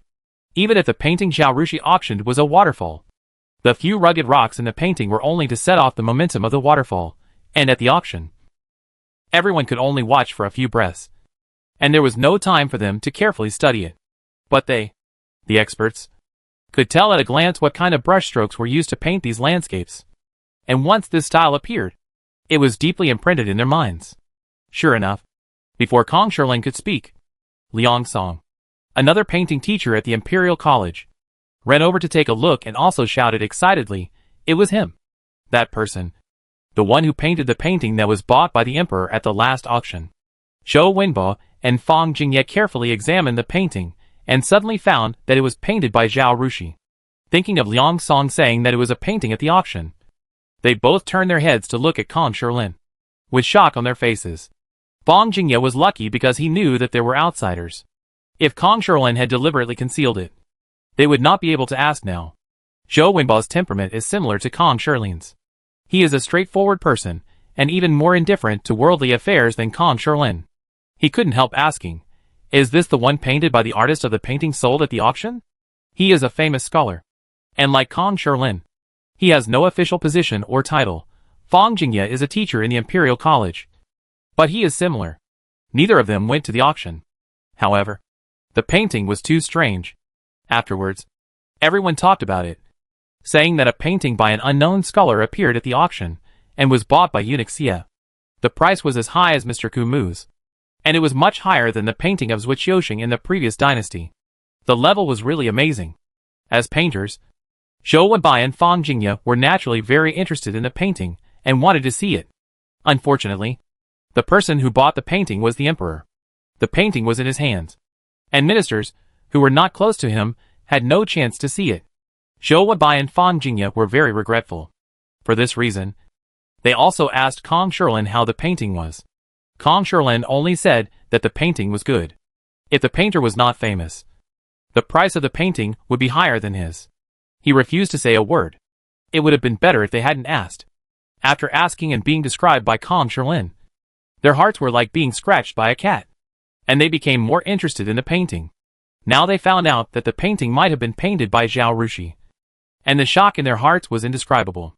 Zhou Wenbai and Fang Jingye saw how Zhao Rushi learned painting from Kong Shilin, how she created a new painting method, and how she improved rapidly day by day after creating the new painting method, and how she painted better and better. They admired Zhao Rushi very much in their hearts, but they really didn't expect that she would stand at the same level as Kong Shilin without knowing it. Thinking that the child was only 14 years old and had achieved such an achievement, which they could never achieve in their lifetime, the two looked a little dazed and began to doubt their lives. Peng Guan and Liang Song, who were standing next to him, stared at the painting, trying to figure out how it was painted. They were completely immersed in it and didn't notice the three people's quarrel. Although the young apprentice came to participate in the competition just to show his identity and gain a certain reputation. But Kong Shilin knew that now was not the time to expose this matter. These 300 or 400 paintings are all anonymous, just for the sake of fairness and justice. If he now reveals the author of the painting, no matter what the specific situation is, it will be cheating. Zhao Rushi's level is totally different from these contestants, and it's easy for him to get the first place. Why should he say it out loud to attract criticism for his apprentice and himself? He waved his hand and raised his voice. This is a competition, and the 5 of us are judges. The organizers of the competition spent so much effort to annotate these paintings, and they want fairness and justice. No matter whose painting you recognize, you should not have personal emotions in it. Just give a fair score. After saying that, he gave Zhou Wenbai and Fang Jingye a warning look. At this point, how could the two not know what was going on? This painting was painted by Zhao Rushi, and Zhao Rushi's paintings were sold at the same high price as Kong Shilin's paintings at the last auction. However, Zhao Rushi's painting skills are extremely high, and it is not surprising that he is recognized by everyone and favored by the emperor. The two quickly accepted the fact. As the organizer of the painting competition, Fang Jingye cares more about the fairness of the competition. He nodded immediately. Mr. Kumu is right. We just need to give fair scores, and there is no need to say anything else. Zhou Wenbai also said, Mr. Kumu is right. So he turned his head to look at the painting and stopped worrying about it. Chapter 431 Tricking Her. Although Kong Shilin was not a member of the painting organizer, he had a high status in the painting world. His voice was very high, which could be said to be deafening. As soon as he said this, Peng Guan and Liang Song, who were immersed in the painting, suddenly woke up from their obsession. Liang Song was fine, but Peng Guan was frightened and broke out in a cold sweat. The Imperial College was entrusted by the Emperor to host the year-end talent competition. As the chief priest of the Imperial College, Peng Guan came to the painting competition to supervise whether it was fair and just. If he made a mistake now, he would lose his job. He was very grateful and bowed deeply to Kong Shilin. Mr. Kumu's words are like a wake-up call to me, Peng, and I am grateful to him. Kong Shilin waved his hand and said nothing more. He led Kong An forward and commented on the paintings. Peng Guan said to the other 4 people, Peng lost his composure just now. Please forgive me. The 4 gentlemen, please continue. Everyone is obsessed with painting. If Zhou Wenbai and Fang Jingye had not seen Zhao Rushi's paintings, they might be more obsessed than Peng Guan. And now they can't even pull them back. Everyone understood Peng Guan's gaffe. Haha. It's inevitable to be excited when seeing a good painting. We are all in the same field, so Mr. Peng doesn't need to blame himself. Fang Jingye laughed. He nodded and continued to comment on the paintings with his servant. Although he was a teacher of the Imperial College, he was like those modern celebrities who were hired with high salaries. He had no official position, but a high status, and was not subject to the control of the Imperial College's own system. He was old, and he was an equal in front of Peng Guan. It took a whole day for everyone to comment on these paintings. The servant handed the scores to the staff of the Imperial College, who was good at mathematics. And the staff immediately calculated the scores. Needless to say, Zhao Rushi's painting naturally won the first place. The 5 judges present all gave her full marks. It would be impossible not to give her full marks.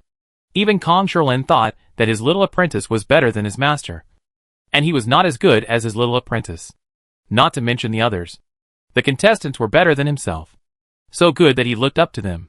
In this case, if he didn't give her full marks, wouldn't he show his narrow-mindedness and jealousy in front of others?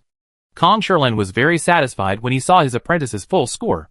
He bowed to a few people and led Kanya away.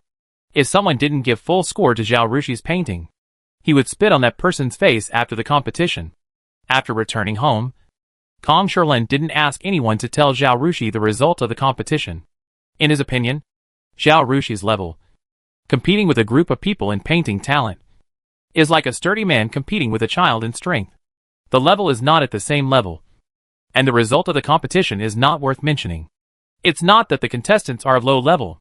It's just that if they were able to compete with Zhao Rushi, the painter would have already achieved success and become a famous painter in Jin Dynasty. He might even become a teacher of the highest institution of learning like Fang Jingye and Liang Song, or even a judge of the competition. Why would he participate in such a competition? That would be an unfair victory and a self-degradation. Only a monster like Zhao Rushi, who was young, had no fame, and had never participated in such a competition, could suddenly draw a painting that shocked the painting world and soared to the sky. This is simply an anomaly. Not everyone can do this. Kong Shirlin thought so. But Zhao Rushi herself did not think so. Although she had also seen the paintings of Zhou Wenbo, Fang Jingye, Wu Zong, Gong Cheng and others, she did not dare to say that she was better than others. After all, different styles have their own strengths. Therefore, she was still a little nervous after handing in the preliminary painting. She especially wanted to ask the master what rank her painting won. If her painting could not win the first place, it would be a disgrace to the master. Maybe the master would be sulking at home now, angry that she was not doing well. After walking around the house for a few times, she still held back. If her level was not good enough, and she could not get the first place, it would be fine. This was beyond human ability. But if her careless behavior brought bad reputation to the master and people said that the master was unfair, then it would be a big sin, and the 3 brothers would not forgive her. When they noticed that she passed the preliminary round and asked her to draw another painting to participate in the semi-final was handed to Zhao Rushi. Zhao Rushi did not get much comfort. With her level, if she could not even pass the preliminary round, then the master would not be angry. She would quit the sect directly, and would not be ashamed to stay under the master. It was a disgrace to him. Although she was unsure, she still followed her original plan, and painted a roaring river for the second painting. However, she changed the draft of this painting several times, and stopped only when she was satisfied with it. While Zhao Rushi was worried about her ranking, someone else had evil thoughts. Since Xiao Yuyue had flattered concubine Jin, and helped her manage the Beijing Women's Academy, she was flattered wherever she went. But no one had ever given her face like Zhao Rushi did. She has always held a grudge against this. When she learned that Zhao Rushi participated in the painting competition, she had been thinking about how to make Zhao Rushi lose his reputation. But after thinking about it, she couldn't come up with any good ideas. Zhao Rushi's paintings were certified by the emperor, and were very much loved by the emperor. If Zhao Rushi didn't get the first place in the competition, wouldn't it mean that the emperor had a bad eye? This is not a slap in Zhao Rushi's face, but a slap in the emperor's face. The emperor had just warned concubine Jin not to embarrass Zhao Rushi. If Zhao Rushi didn't get the first place, the emperor would definitely do his best to investigate the matter. No matter how serious and secretive she was, she couldn't stand the investigation of the emperor's men. If she couldn't work on the ranking, could she tamper with the fairness of the judging? Kong Shirlin, not to mention Zhou Wenbo and Fang Jingye, had all learned sketching from Zhao Rushi, and they had a close relationship. Only Peng Goen and Liang Song from the Imperial College seemed to have no connection with Zhao Rushi. Princess Peng Goen, the chief priest of the Imperial College, also had a relationship with Zhao Rushi. Zhao Rushi's biological sister, Zhao Ryu, married Peng Goen's second son. A nanny next to her reminded him. What? Xiao Yuyue suddenly realized and was overjoyed. Haha. I didn't expect there was such a relationship. God is really helping me. But the emperor has just issued an order. If we take action and the emperor finds out, he will blame concubine Jean. And you, the princess, will probably not be well off. The Nani advised. Let it go. There will be plenty of opportunities in the future. So don't rush. Xiao Yu waved her hand. Don't worry. Nani. I'm not that stupid. I can't do it myself. But there are others. Right? The Jia family? The former Earl of Zhongqing hated Zhao Rushi to the core. If they had a chance to ruin Zhao Rushi's reputation, they would not let it go. Besides, the prince was also very dissatisfied with Zhao Rushi. Last time, because of this, Zhao Rushi's uncle was beaten with a stick and kicked out of the Zhangzhe mansion. I think he didn't want to see Zhao Rushi get better, hearing that it was not the princess who did it herself, but killed someone with a borrowed knife. The Nani finally put her mind at ease and smiled. The princess is smart. This is very good. Chapter 432. None of us are fools. But how should we do it? When Xiao Yu thought of this, she was very worried. The biggest obstacle now is that the emperor recognizes Zhao Rushi. No matter how they say Kong Shilin and others cheated, as long as the emperor recognizes it, Zhao Rushi deserves to win the first place in the competition. After all, although the emperor's painting skills are not superb, his appreciation of the eyes is still recognized by the court officials of Dajin, who understand painting. This is a real recognition, not the court officials' lies. After all, the emperor had learned painting from Kong Shilin. Although he was not talented enough to become a great painter, if he did not even have the ability to appreciate, it would be a loss of face for Kong Shilin. In order to protect his reputation, Kong Shilin caught Xiao He, who was still the prince, and gave him many painting appreciation classes. He did not let Xiao He go until his appreciation reached a very high level. If Xiao He was not interested in other things but loved painting deeply, Kong Shilin would have let him go when he was about to be unable to bear it. Xiao He would definitely change his hobbies because of Kong Shilin's cramming teaching, and would not dare to claim that he liked painting.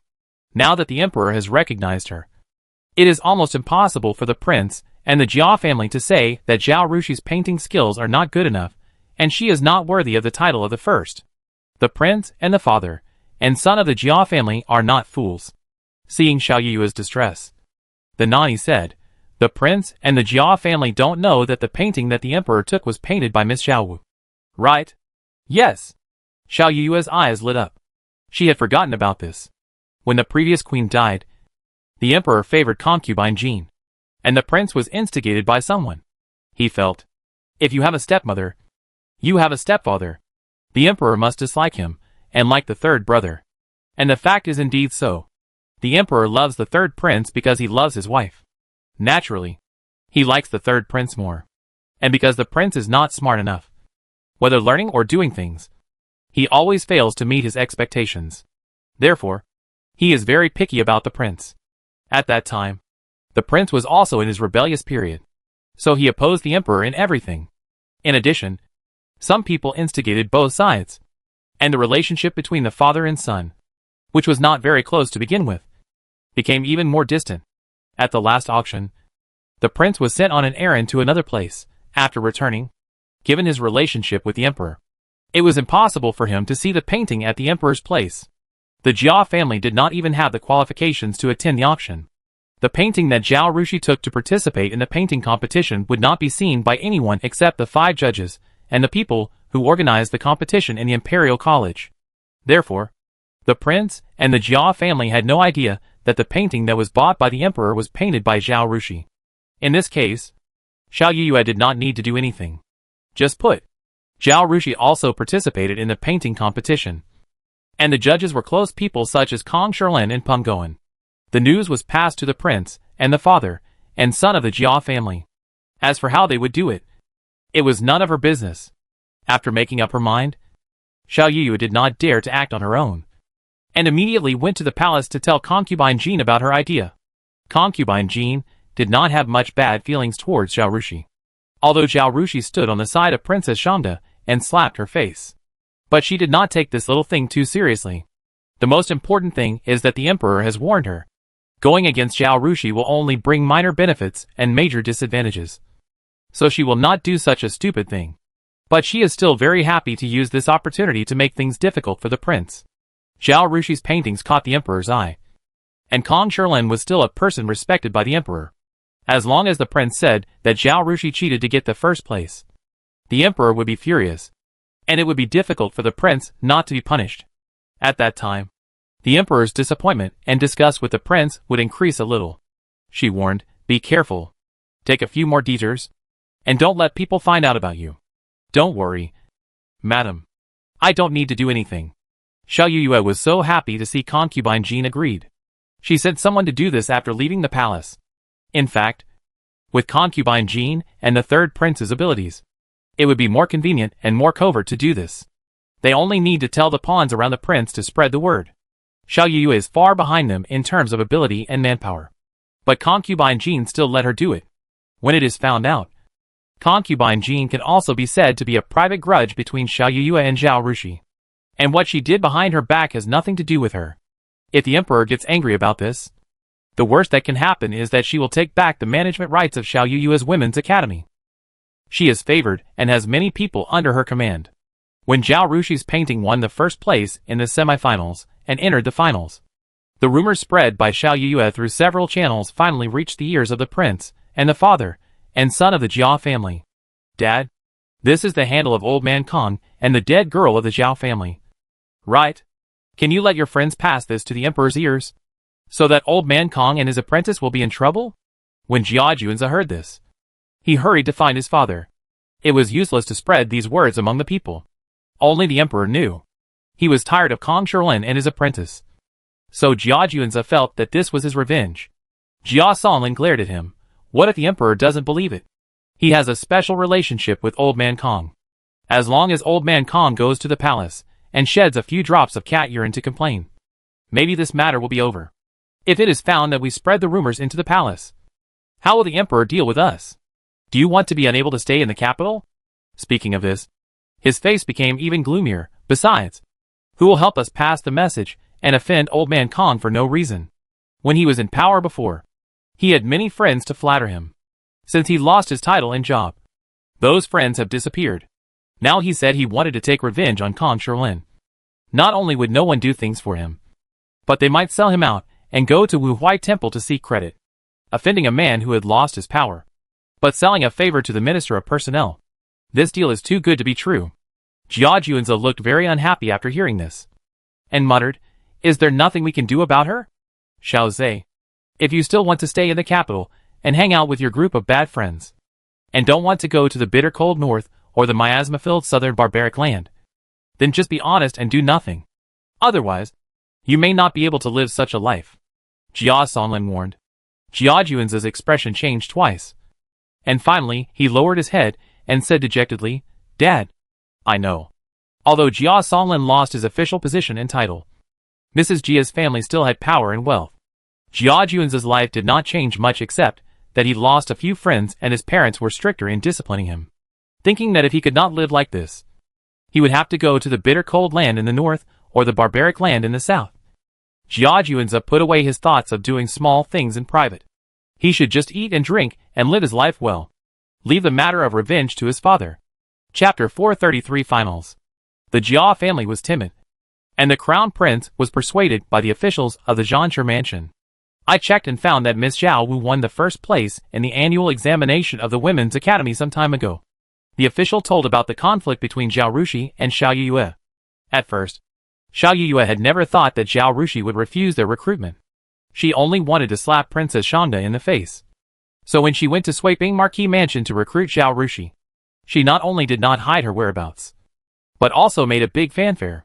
This time the rumor pointed directly at Zhao Rushi, and the officials of the Zhanshe mansion found out the reason after a quick investigation. All signs indicate that concubine Jean and Princess Pingyang have a conflict with Miss Zhao Wu, and they want to kill someone with a borrowed knife. So they asked someone to instigate you. When the prince heard this, his first reaction was that the eunuch who whispered in his ear was a pawn planted by others. "Check eunuch Deng to see who he has been in contact with recently," he ordered. The official was very pleased to see that the prince came to his senses after being persuaded, and replied respectfully, "Yes."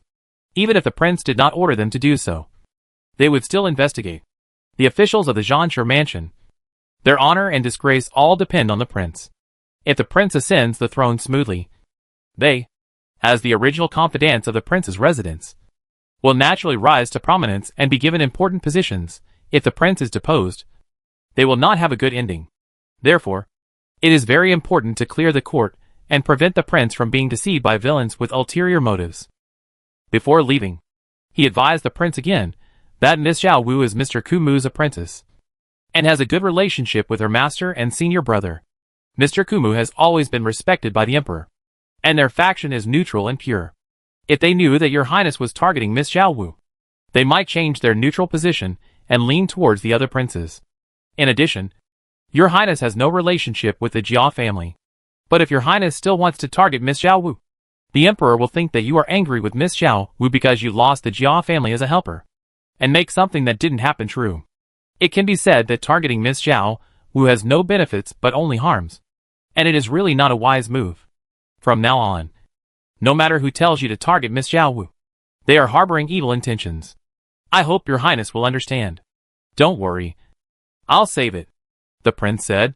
He has suffered several big losses in the past few years, and he is getting older. Now he is more calm and steady. He is no longer as impulsive as before, and will not listen to others' advice. But as the prince, he is a clear leader. Over the years, various factions have placed people around him. The people around him are really complicated. He couldn't believe everything these people said. He needed to identify who was loyal and who was treacherous, which was really a headache for him. For example, the one in front of him said everything for his own good, but he didn't know if it was really for his own good, or if he wanted to gain his trust so that he could stab him in the back at a critical moment. After being in such an environment for a long time, it was no wonder that he was suspicious and irritable. Xiao Yu waited for a few days, until the next day was the final day, and there was no movement from the prince and the Jia family. She was not in a hurry. After all, only when the finals were announced and Zhao Rushi won the first place would Kong Sherlin and others be charged with favoritism. That was the best time to attack them. The venue of the finals was no longer the teaching building of the Imperial College. The purpose of holding the talent contest was to give talented people a chance to become famous. So it was held on the busier Yongning Street. This street was relatively wide, and 4 carriages could run side by side.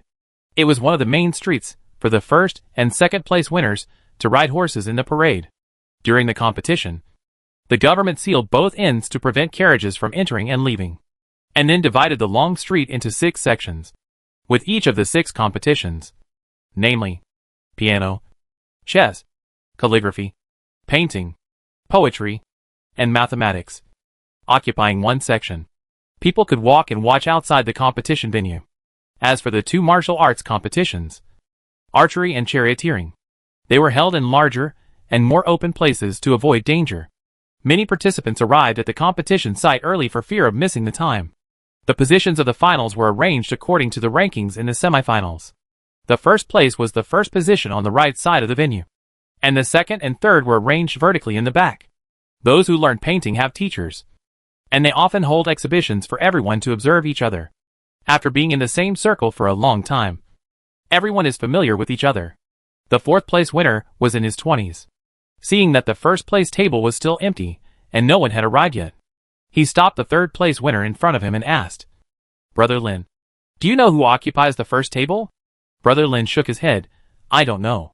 The preliminary and semi-final results were posted, but only the names on the paintings would be announced. The 2 knew that no matter the preliminary or semi-final, the first place winner was a person named Shi Wei.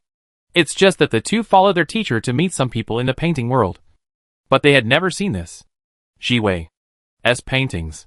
Therefore, I always feel suspicious about this sudden first place winner.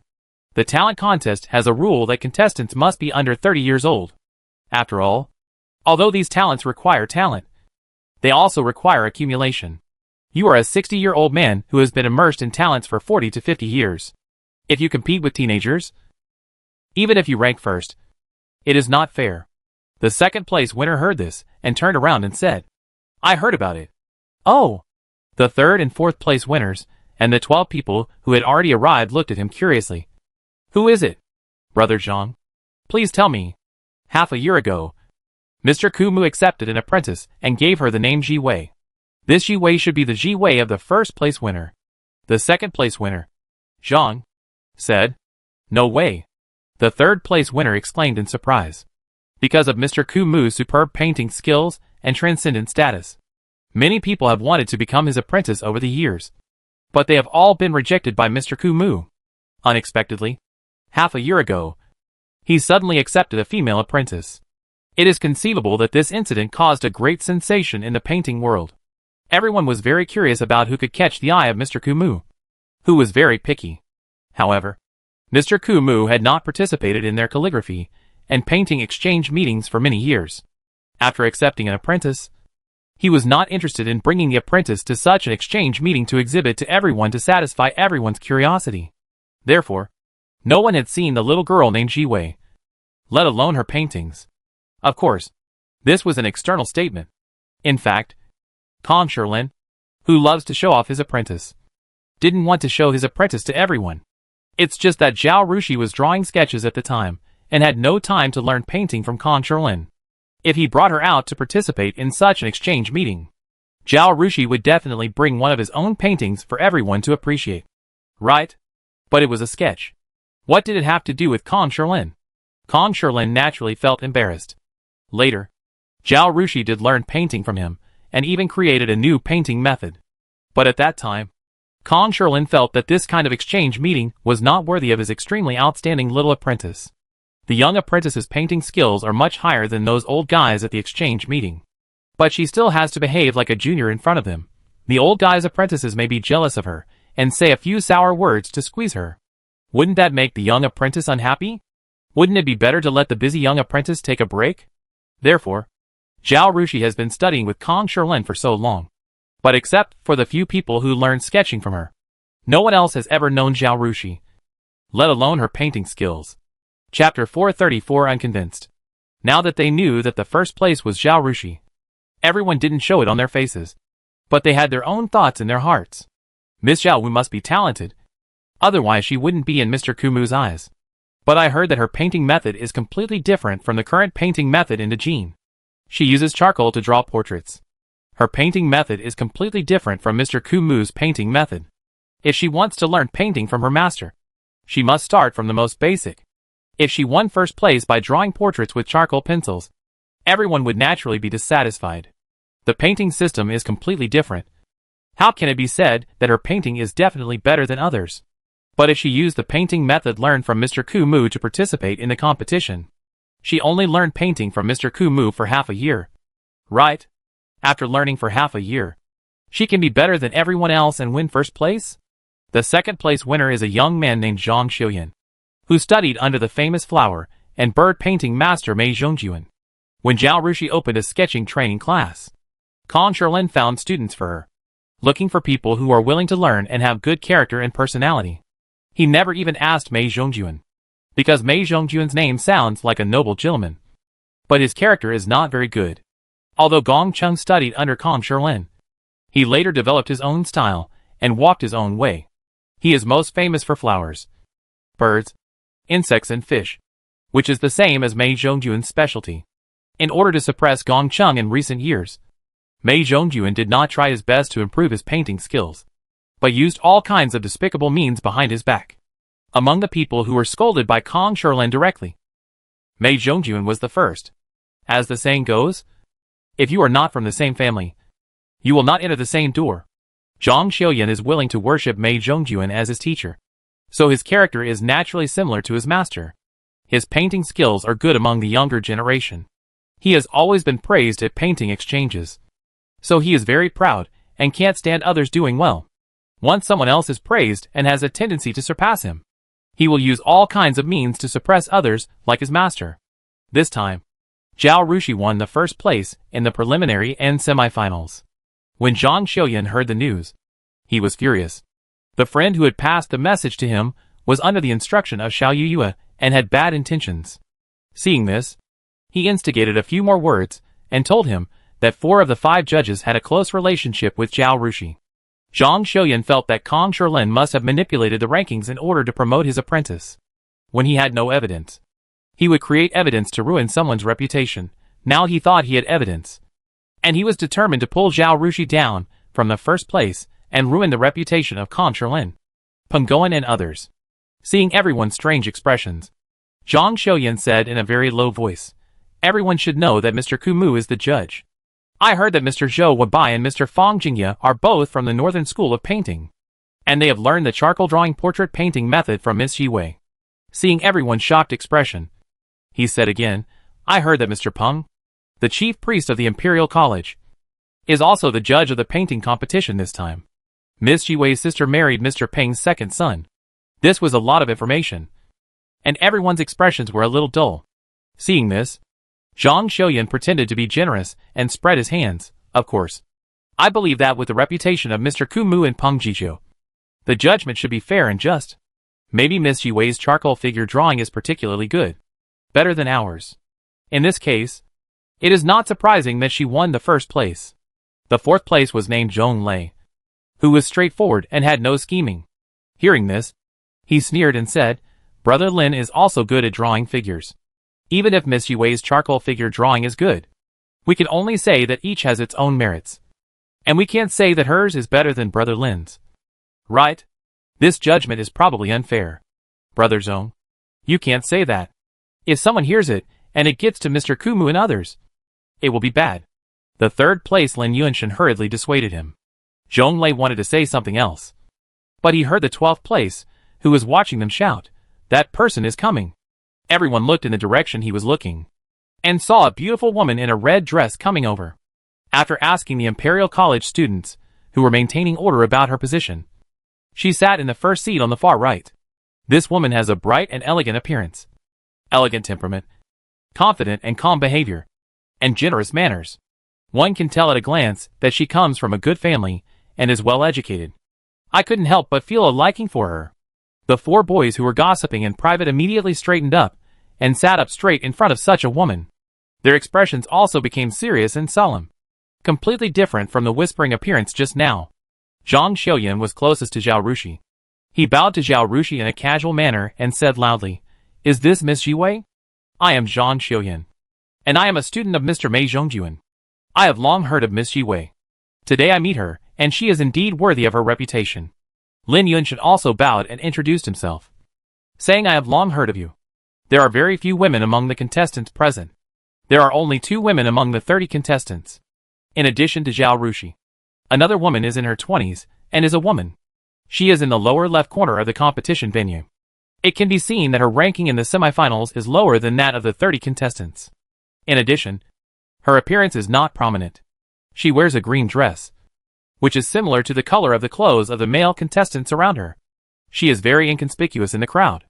As for Zhao Rushi, Zhu felt that most of the men who came to participate in the competition were young men, including unmarried young talents. If someone took a fancy to her daughter and came to propose marriage, there might be a suitable marriage partner, and she would not have to worry about her daughter's marriage. Therefore, she forced Zhao Rushi to wear red clothes to participate in the competition today, hoping that her daughter would appear in front of everyone in the most beautiful posture. Zhao Rushi has bright features and a generous manner. The bright and generous red clothes highlight her beauty. Therefore, among many blue, gray, and white straight-stitched men's shirts, Zhao Rushi's red clothes and beauty are very conspicuous. In addition, her table was the first place, and was the focus of everyone's attention. As soon as she came, everyone present noticed her. Seeing Zhang Xiuyan and Lin Yunshan come forward to chat, others also took the opportunity to come forward to greet her. Not to mention that Zhao Rushi is a beautiful woman. Just saying that she is Mr. Kumu's apprentice, and the first place in the semifinals is worth making friends with. Zhao Rushi greeted everyone generously. Zhong Lei was consistent in his words and deeds. He had just expressed his disdain for Zhao Rushi in front of everyone, so he did not come forward at this time. Zhao Rushi knew that there were many people who talked a lot. In addition, she was the first place, and there were many people who were dissatisfied. If she came early, she would definitely cause trouble. So she came a little earlier than the start time. Chapter 435 Onlookers. She timed it just right. After she greeted everyone and exchanged a few words, Kong Sherlin, Peng Goen and others arrived. As soon as they arrived, the gong was struck. The competition began, and the people around her returned to their seats. Zhao Rushi collected her thoughts, laid out the paper and pen, and began to grind the ink quietly to adjust her state. In the preliminary round, she only drew mountains. In the semifinals, she drew water. And in the finals, she naturally drew mountains and water together. Since she was determined to make a name for herself, she naturally had to go all out and no longer hide her strength. She needs to show her best in this noisy competition venue, produce a masterpiece, and win the recognition of the world.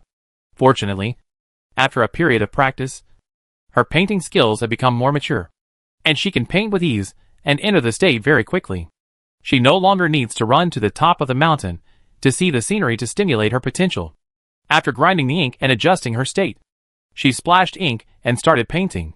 Since she wanted to paint at the highest level, she naturally wanted to express the grandeur and majesty of her landscape paintings. The vision of the painting should be broad, and the size of the painting cannot be small. Therefore, more than an hour passed, and everyone else had finished painting and stopped writing. But she still hadn't finished. Zhang Xiuyan, who was behind her, had finished painting at this time. He checked and found that he had probably held his breath just now. He had painted at his highest level, and he couldn't help but feel proud and looked up at Zhao Rushi. Seeing that Zhao Rushi was still painting, he glanced at the lit incense and couldn't help but curl his lips, hoping that Zhao Rushi would exceed the time limit. After all, the painting competition is different from the 4 books and 5 classics exam. The most important thing is to paint well. If the time limit is exceeded, it will not be directly judged as a failure, but only some overtime points will be deducted and a small grade will be demoted. But in a competition among masters, a small grade reduction may mean missing the first place. As long as Zhao Rushi exceeds the time limit, Zhang Xiuyan feels that with the level of his painting, he will definitely be able to beat Zhao Rushi. If Zhao Rushi can still get the first place in this way, there must be a conspiracy. Zhang Xiuyan must have a big fight with his master. Mr. Kumu often said that his master had bad morals. Now that he was partial in the competition, the master would certainly be happy to use this opportunity to step on Mr. Kumu, ruin his reputation, and wash away the shame of the past. To avoid interference, the tables were separated quite far from each other, and with Zhao Rushi's figure blocking the way, Zhang Xiuyan couldn't see clearly how she was drawing. So he simply looked away and looked back at the others' drawings. Drawing is not like other exams. You can't copy the answers, and looking around is not considered a violation. Zhang Xiuyan found that because they were worried about exceeding the time limit, most people hurried to draw, and they didn't dare to draw too large. So they were basically finished at this time. Some were probably not satisfied with their own paintings, so they added and modified them. After finishing the painting, there was no need to hand in the paper. The contestants could leave after pressing the 4 corners of the painting with a paperweight. After a while, the judges would score each line by line. But because they were worried that someone would splash ink on their paintings when no one was paying attention, those who had finished their paintings basically did not leave, but sat there waiting for the time to be up, and would leave only when everyone left. So everyone was looking around. Zhang Xiuyan noticed that everyone's eyes were looking at their corner, and their expressions were the same, and everyone looked confused and curious. Some people even left the venue after hesitating for a moment. After leaving the venue, they did not leave, but ran directly to their upper right corner outside the rope fence, and finally stood very close to Zhang Xiuyan, stretching their necks to look at Zhao Rushi's painting. Zhang Xiuyan turned his head and followed the man's trail. Only then did he notice that this corner outside the fence was already crowded with people. Everyone looked at Zhao Rushi's painting with a very excited expression. Although almost all the people who came to watch the painting competition were painting enthusiasts, there were people nearby to maintain order. But when people are excited, they can't help but lose control of their emotions and make some noises. Dozens of people crowded here, and the noise was loud. But these people seemed to be worried about disturbing Zhao Rushi. Although they were very excited, they still restrained themselves, held their breath, stared at Zhao Rushi's painting, stood there motionless, and didn't make any sound. The contestant who left early just now stood there, stunned, looking shocked. Zhang Xiuyan couldn't help but be curious. He also stretched his neck to look forward. But Zhao Rushi's clothes today were wide and big-sleeved, and the sleeves fluttered, blocking most of the painting. Even if Zhang Xiuyan stretched his neck, he couldn't see the whole picture of Zhao Rushi's painting. Fortunately, the size was relatively large, and Zhao Rushi's clothes were still not able to cover it completely, and some of the painting was exposed on both sides. Zhang Xiuyan studied it, and found that Zhao Rushi's painting did not look like a figure painting, but a landscape painting. Looking up again, he found that Zhao Rushi was not holding a charcoal pencil, but a brush. He was confused all of a sudden. Could it be that Zhao Rushi came to the competition not to draw her original charcoal figure painting that attracted the attention of the court, but to draw the ink landscape painting learned from Kong Shilin? Because he couldn't see the whole picture. He couldn't see anything even if he looked at it again. Zhang Xiuyan had to retract his gaze and look back at Lin Yunshan and Zhong Lei. Zhong Lei was frowning and adding to his painting. Lin Yunshan had finished his painting, and at this time, like Zhang Xiuyan, he was curiously stretching his neck to look at Zhao Rushi. But he was farther away, and couldn't see what Zhao Rushi was painting at all. Seeing Zhang Xiuyan looking back at him, he met Zhang Xiuyan's gaze with an inquiring expression. You can look around in this competition, but you can't make noises. I'm afraid that someone will think that their painting is not good and make noises to disturb others in order to improve their ranking. Once someone speaks out loud and is discovered by the invigilator, his painting will be directly invalidated, and he will be expelled from the competition venue. Therefore, Zhang Xiuyan ignored Lin Yunshan's inquiring gaze, and turned his head to look at Zhao Rushi. Then he found that Zhao Rushi had stopped writing, and was looking at her own painting. After looking at it for a while, she was probably satisfied and didn't need to make any more changes. She swung the pen in her hand in the pen washer, and put it on the pen holder. At this time, there seemed to be more people watching her. The people outside couldn't squeeze in, and they couldn't see what Zhao Rushi's painting looked like at all. They were so anxious that they scratched their heads. The invigilators had already noticed the movement here. Some of them ran over and stared at the onlookers to maintain order. Zhao Rushi was completely absorbed in painting, and was not disturbed by the surrounding environment at all. After finishing the painting, she was slightly startled when she saw the crowd of onlookers. Fortunately, she had seen a lot of the world in her previous life and participated in countless competitions. After a while, she was calm and began to pack her things. Her own things were most convenient to use, so the competition organizers only provided the venue and tables and chairs. And she had to bring her own pens, ink, paper and inkstone. She needed to pack her things before leaving. Chapter 436. It's that painting. Not long after Zhao Rushi finished painting, someone shouted, "Time is up. Contestants, please leave." Zhao Rushi had already packed up her things. After hearing this, she left the scene neatly. Zhang Xiuyan pretended to pack up his things and hesitated. After Zhao Rushi left, he took a look at her painting. With just this one look, he was completely stunned. The mountains were majestic and magnificent, with steep cliffs. The waterfalls poured down from the top of the mountain, splashing waves, and the splashing water seemed to fall on him. He could even hear the roar of the waterfall in his ears. This is not a painting. This is the work of nature, which can shock people's souls and make people feel their own insignificance and the greatness of nature. Not only Zhang Xiuyan wanted to see Zhao Rushi's painting, but also Lin Yunshan and Zhong Lei behind him. It's just that they couldn't see the whole picture of the painting because of the people in front of them. The competition venue was surrounded by railings made of ropes, but there was a gap in the middle of the east and west sides. When Lin Yunshan and Zhong Lei left the venue, they could have walked back a few steps and left from the gap on the east side. But in order to take a look at Zhao Rushi's painting, they walked straight forward without turning after leaving the right side of their seats, intending to bypass Zhao Rushi's position, then go around from the north to the west, circle around the outside of the competition venue for most of the time, and go out from the gap on the west. When they walked in front of Zhao Rushi's painting and saw the painting, they were also shocked, as if someone had pressed the pause button and stopped in place. Their eyes were dull, their lips slightly parted, and their expressions were exactly the same as Zhang Xiuyan's. The students of the Imperial College, who helped maintain order, saw that several people were ready to leave, walked a few steps but stood there motionless, staring at other people's paintings. They ran over and said to them, "Since you are leaving, please leave quickly, otherwise it will be treated as overtime." After that, he reminded Zhang Xiuyan. Zhang Xiuyan and Lin Yunshan came to their senses when they heard the word timeout. Zhang Xiuyan picked up his packed things and forgot that he could leave directly from the east exit. Instead, he mechanically followed Zhong Lei around in circles. The shock in his heart could not be calmed down for a while. Zhong Lei did not speak until he walked out of the examination room from the west gap and stood outside. "Her painting is really great." Zhang Xiuyan remained silent. Although there is no first in literature and no second in martial arts, it is still possible to tell whether a painting is good or not. Especially for those who are good at painting. They have a scale in their hearts to judge what is a good painting and what is a bad painting. Facing Zhao Rushi's paintings that are obviously not of the same level as theirs, and even better than his master's paintings, Zhang Xiuyan really couldn't say it was not good against his conscience.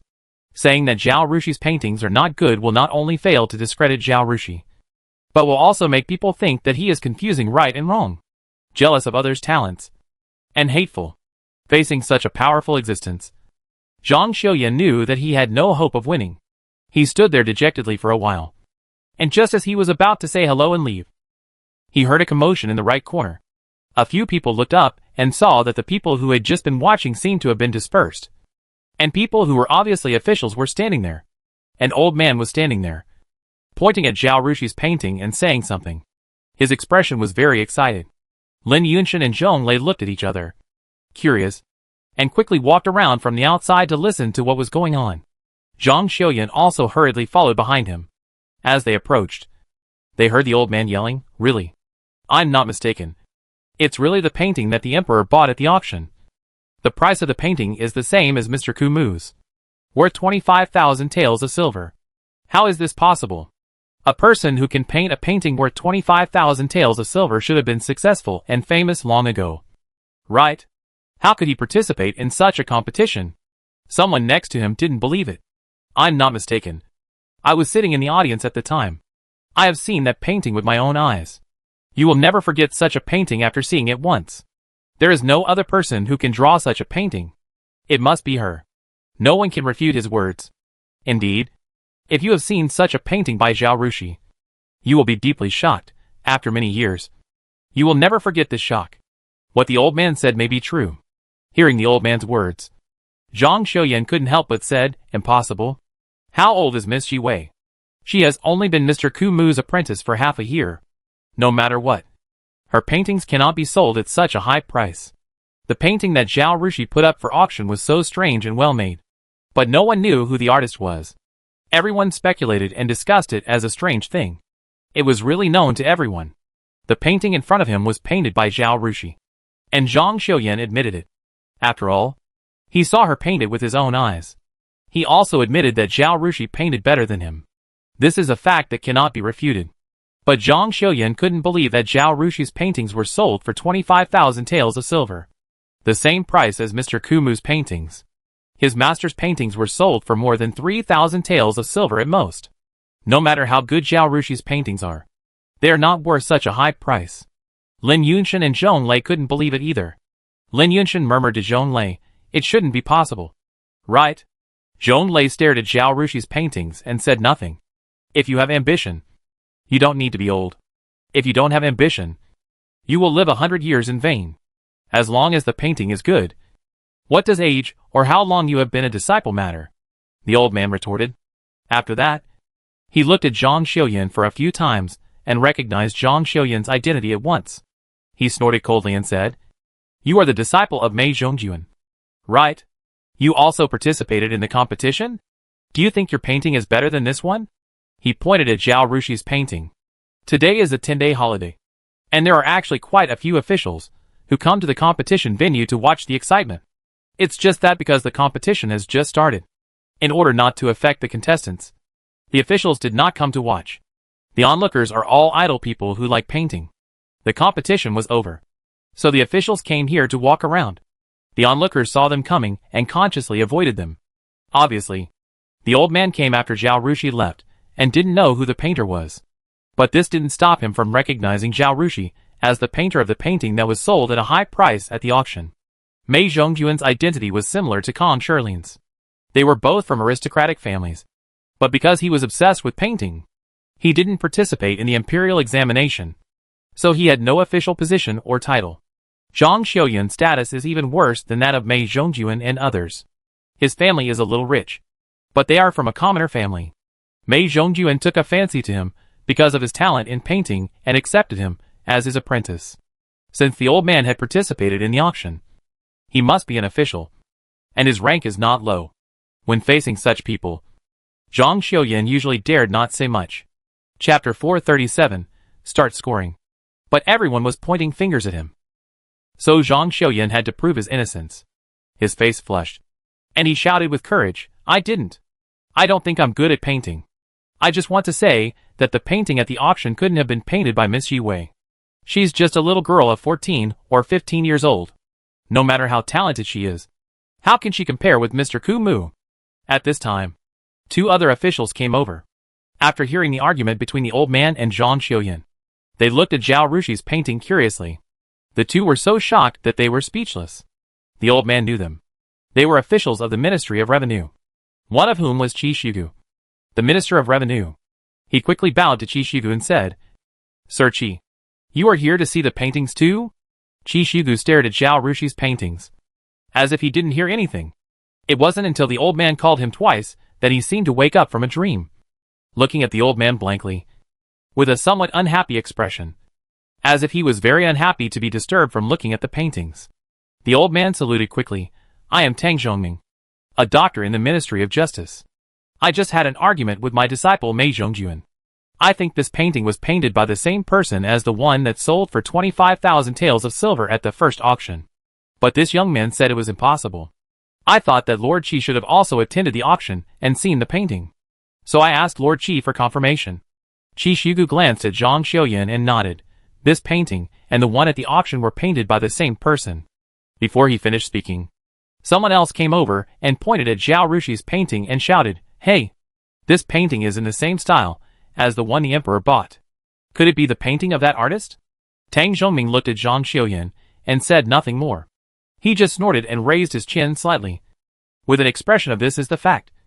I won't argue with you. Zhang Xiuyan didn't care about Tang Zhongming. When he heard everyone say that this painting was the one at the auction, he seemed to be hit by a big hammer. He stared at Zhao Rushi's painting and stood there in a daze, with a look of deep shock on his face. Lin Yunshan and Zhong Lei were not much better. The official who came with Qi Shigu felt a little sympathetic when he saw this. He patted Zhang Xiuyan on the shoulder and comforted him. It is undeniable that there are geniuses in this world. We are ordinary people. Don't compare with geniuses. Otherwise you will feel that you can't live. It would have been better if he hadn't said this. But Zhang Xiuyan was hit harder after he said it. He was modest in front of others. But because his paintings were really good and had always been sought after, he felt that he was a genius in his heart. And few people in the world could paint better than him. Even if there is, they are not of the same age as him. Now he is called an ordinary person and told not to compare with geniuses. How can he accept it? But now everyone says that the painting was painted by Zhao Rushi. The group of people who came later were obviously all participants in the auction. After looking at Zhao Rushi's paintings, they were shocked and felt like they had solved a 1,000-year-old mystery. They were all excited and completely ignored their official image. They danced and talked about it. It was said that the painter of this painting was a girl of 14 or 15 years old. Someone came to Zhang Xiuyan to verify. Is this really a little girl who painted this? Very young? Younger than all of you? Did you see her draw this picture with your own eyes?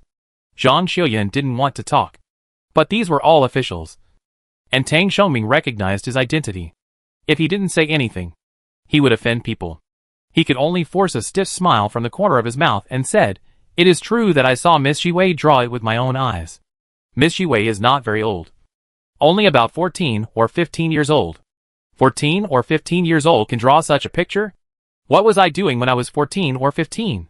The man said in a trance. It was obvious that Zhang Xiuyan was not the only one who was hit hard. Zhang Xiuyan felt very bored and whispered to Lin Yunshan and the others, Let's go. But the 3 of them were surrounded by people now.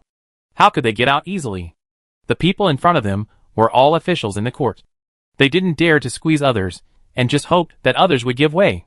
But those who came to see the painting were staring at the painting. And they were stunned there. They didn't notice the 3 people at all, let alone the consciousness of letting people go. The 3 walked for a long time, but didn't take many steps. At this time, all the contestants had left. Kong Sherlin and the other 5 were originally sitting in a shop next door drinking tea.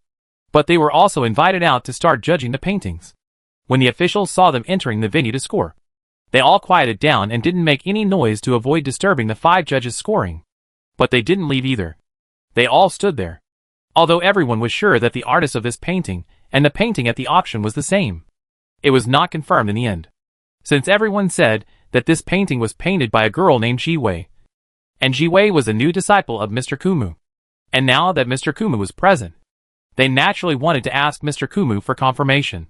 However, in order to avoid the situation of the best is in front, and the others are all garbage, all 0 points, Kong Sherlin and others started judging from the bottom left corner. That was the lowest ranking in the semifinals. They were judged one by one, and the last one came to Zhao Rushi. Everyone could only wait patiently. Zhang Xiuyan and the other two couldn't leave. But now that they saw the grading start, they gave up the idea of leaving. They wanted to see how many points their paintings could get and how the judges judged their paintings. Fortunately, there were only 30 people in the finals. Kong Sherlin and others were experienced and could tell whether the painting was good or not and how many points to give at a glance. So the grading process was very fast. But in just one meal, it was Zhao Rushi and Zhang Xiuyan's turn to be graded. Kong Sherlin was old, experienced, and impatient. He didn't need to consider others when doing things. In previous years, he was the fastest in grading, while others were still grading the top 10. He had already finished grading all the paintings. But this year, it was about the young apprentice, and it would be inappropriate for him to rush to the front and grade Zhao Rushi first, which would easily lead to criticism. So he was patient and followed Peng Goen slowly. Peng Goen was an upright man, a true gentleman, and he didn't think much about it.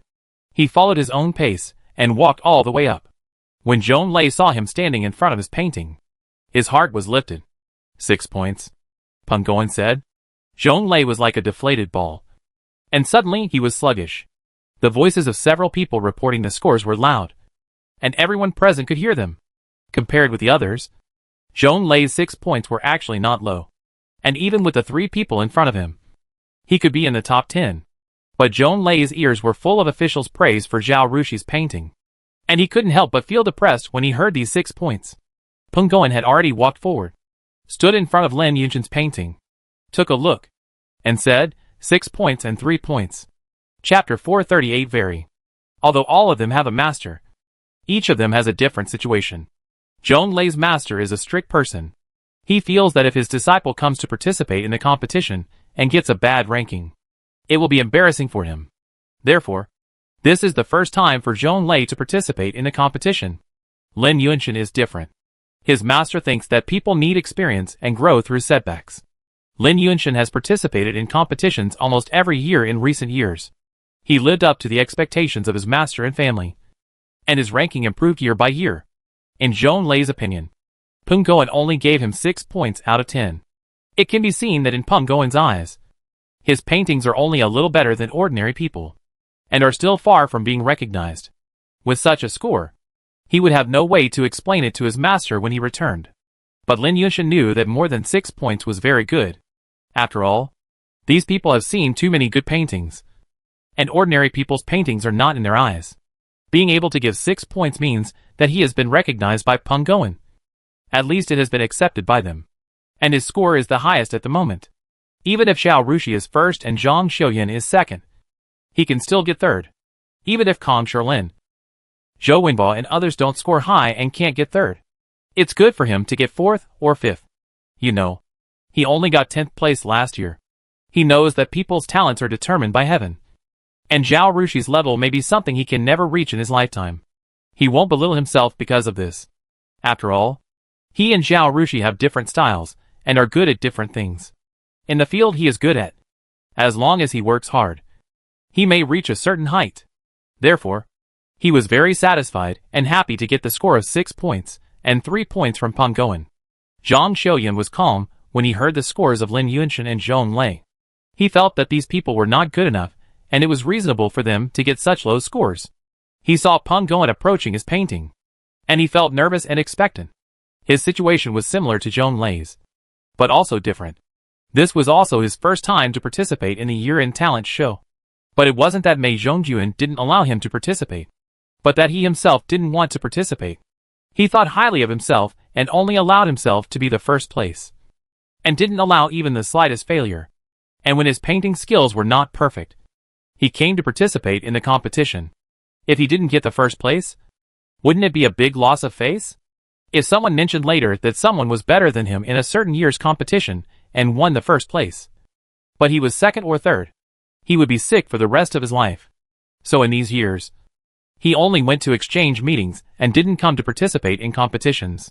Until the past 1 or 2 years, those who were better than him in painting skills, after winning the first place in the year-end talent competition, began to cherish their feathers, worried that they would be surpassed by others, and let success become a thing of the past. They would fail repeatedly and never get the first place again. Therefore, after winning the championship once, they would never participate in the competition again. Zhang Xiuyan asked around and confirmed that no one in the competition today was better than him. So he came to participate in the competition. At this moment, Zhao Rushi was better than him in both ranking and strength. But after the shock and loss just now, and seeing Zhong Lei's deeply shocked look, he had already made up his mind. Now he just hoped that Peng Goen would not be so selfish and give him a higher score. That way, he would be able to talk later. Peng Goen stood in front of Zhang Xiuyan's painting, looked at it for a while, and gave a score, 6.7. Zhang Xiuyan's face darkened. He thought his paintings were very good. Someone once said that his paintings were almost as good as his master's. And he was better than his master. Even if his painting could not be given 10 points, it should be at least 9 points. Right?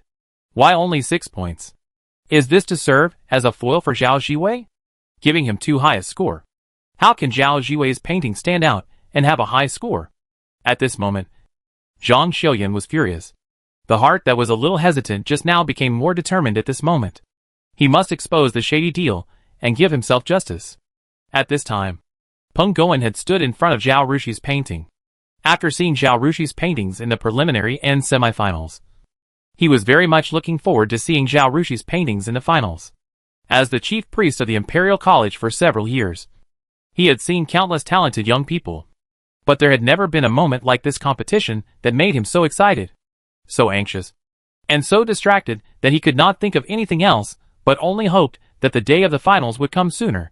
God knows how much he couldn't hold back when he entered the venue just now, wanting to start with Zhao Rushi's paintings. Now, he finally saw Zhao Rushi's paintings, and Zhao Rushi lived up to his expectations and painted such a shocking painting. If the mountains painted by Zhao Rushi are admirable, and the waters painted are exciting, then her landscape painting gives people a feeling of shock. Shocking to the point that all thought stop. All external sounds and lights disappear, and the whole world is left with only the lonely peaks and roaring waters created by the gods of heaven and earth. And there is no room for anything else. Living like a mayfly in the universe, a grain of sand in the vast ocean, I lament the brevity of my life, and envy the infinity of the Yangtze River. Standing in front of the painting for a long time, he murmured with emotion, "Master, it's time to score." Peng Goen's servant reminded him. During the scoring of the preliminary and semifinals, Peng Goen stood in front of Zhao Rushi's painting for a long time. At that time, no one was watching, and no one said anything no matter how long he stood there. And the performance of the other 4 judges was not much better than his. But it was different in the final. In order not to be disturbed by the judge in front, the distance between him and the judge behind him should be at least 5 people away. If he didn't give the score for a long time, the people behind him would have no way to judge. Many contestants would wait outside the venue after the competition, hoping to hear their own scores and know their ranking. Now there are so many officials watching. It was inappropriate for Peng Goen to stand for too long. So he had instructed his servant early on that if he lost his mind in front of Zhao Rushi's painting, the servant would remind him in time, and not let him lose his composure too much. The servant shouted in his ear, and the voice was not small. And Peng Goen quickly woke up from his absent-minded state. He took a deep look at the painting and announced the score, 10 points. When the score came out, the crowd couldn't help but start talking.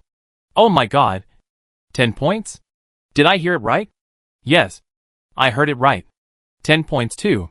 Is this score too high? No one has ever received such a score in a painting competition. I admit that this painting is well done, but it's impossible for such a large painting to be flawless in such a short time. I think it's not too much to give it 10 points given the level of this painting. Hearing everyone's discussion, Peng Goen wanted to tell everyone why he gave it a 10. The level of this painting has reached the national level. Even famous painters such as Kong Shilin, who have achieved success, dare not say that their paintings are better than Zhao Rushi's. Such a painting cannot get 10 points. Whose painting deserves it? But his words broke the rules, and would affect the people who scored later. He could only hold back the words in his heart, and stand aside in silence. Chapter 439, Honest Master Kong. The person maintaining order saw this and shouted, "Quiet!" Everyone was quiet. It was not because the person maintaining order was very dignified or everyone was very obedient, but because Kong Shirlin was already evaluating the 5th place painting. After the popular science just now, even if they didn't know that the 1st place Zhao Jiwei was Kong Shirlin's apprentice, they now knew it. Everyone wanted to know what score Kong Shirlin would give his apprentice. So they all quieted down and stared at Kong Shirlin. Kong Shirlin always did what he wanted, and rarely considered other people's eyes and thoughts. Therefore, he was not affected at all by so many people staring at him, and walked along calmly, counting all the way. 5 points and 9. 6 points. 6 points and 5 points. Starting from the 5th place, he reported all the way up, and the scores were very clear and sharp. Without any hesitation, when Lin Yunshin heard that Kong Shirlin gave his painting a score of 6.5, he relaxed and smiled unconsciously on his face. Over the years, among the several fixed judges, Mr. Kumu was the most strict, and his scoring was always harsh, and he basically gave the lowest scores. Perhaps in his eyes, these paintings were all bad. Just the difference between relatively bad and very bad. Now that he could give himself 6.5 points, Lin Yunshin felt that he had no regrets. Zhang Xiuyan stared at Kong Shirlin. He wanted to see how many points Kong Shirlin gave him and his own apprentice. Kong Shirlin walked to the side of Zhang Xiuyan's painting, took a look, and shouted a score, 6.9. Hearing this score, Zhang Xiuyan was not only not happy at all, but also furious. He clenched his fists and bit his lips, almost unable to hold back his anger, and burst out. Fortunately, he knew that the timing was wrong, and finally held back. Kong Shirlin did not stop, walked to Zhao Rushi's painting and took a look. During this period, Zhao Rushi often accompanied him to paint, and he was already familiar with Zhao Rushi's painting style. Although he would be shocked, he would soon wake up and then point out the good and bad parts of the painting. But when he saw the painting, he was still shocked. He stood in front of the painting for a while, and then came back to his senses. He obviously hesitated for a while, and then called out the score, 10 points. Although Zhao Rushi left the competition venue, she did not leave, but stood a little further away from the crowd. Observing the movements here, she knew that she was participating in the competition.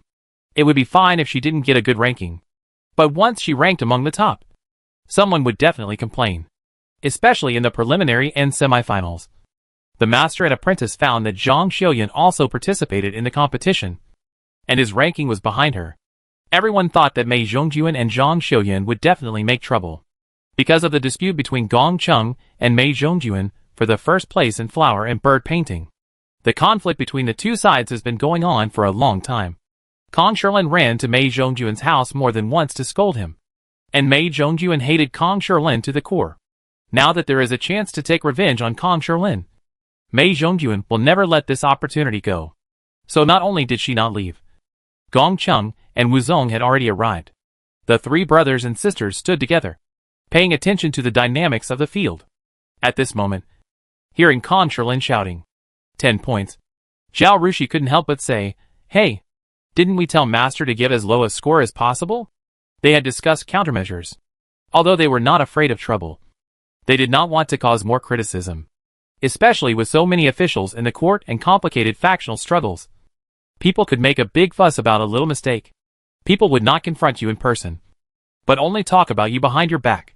Malicious rumors were spreading, which was not good for Kong Shirlin and Zhao Rushi. And taking a step back, even if Zhao Rushi got 7 or 8 points, she would still be the 1st place. Kong Shirlin gave her a low score, which not only stopped the gossips, but also gave her a good name, encouraged the apprentice to improve, and prevent her from being proud and complacent. This has only advantages and no disadvantages. So the master and apprentice agreed that no matter how good Zhao Rushi's painting was, Kong Shirlin would only give her a score slightly higher than the 2nd place.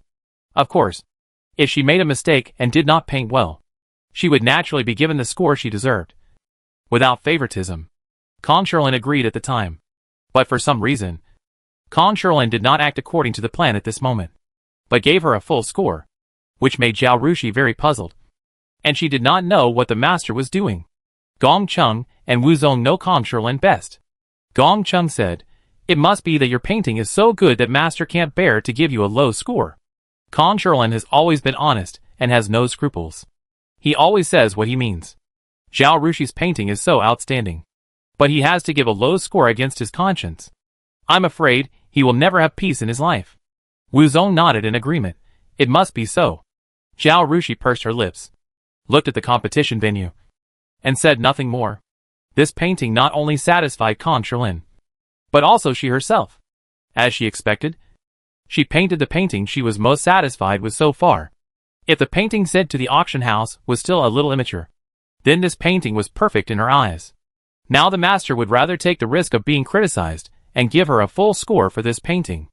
This appreciation and protection moved Zhao Rushi. In this way, she felt that even if she caused a lot of trouble and suffered a lot of criticism, she would be happy and grateful to the master. On the other side, Kong Sherlin's 10 points really attracted the discussion of the audience. Mr. Kumu gave 10 points. Should I say that he is too straightforward or inflexible? If he gave 8 points or 7 points, his apprentice would still be able to win first place. Right? Why give such a high score to make everyone question it? That's right. The painting is well drawn. But Mr. Kumu gave his apprentice 10 points and gave others 6 points, which always makes people feel weird.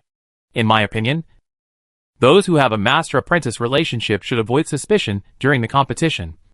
Right? Just like when we take the imperial examination. If there are nephews taking the imperial examination, they should avoid applying to be examiners. You can't say that.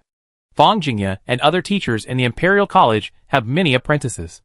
If they really stipulate that the master should avoid suspicion when the apprentice participates in the competition, then they may not be able to judge many competitions in their lifetime. They are good at painting and fair. If they don't come to judge, and some selfish people are replaced, you will probably be dissatisfied. Right? When Fang Jingye and his friends give their apprentices scores, they will deliberately lower the scores.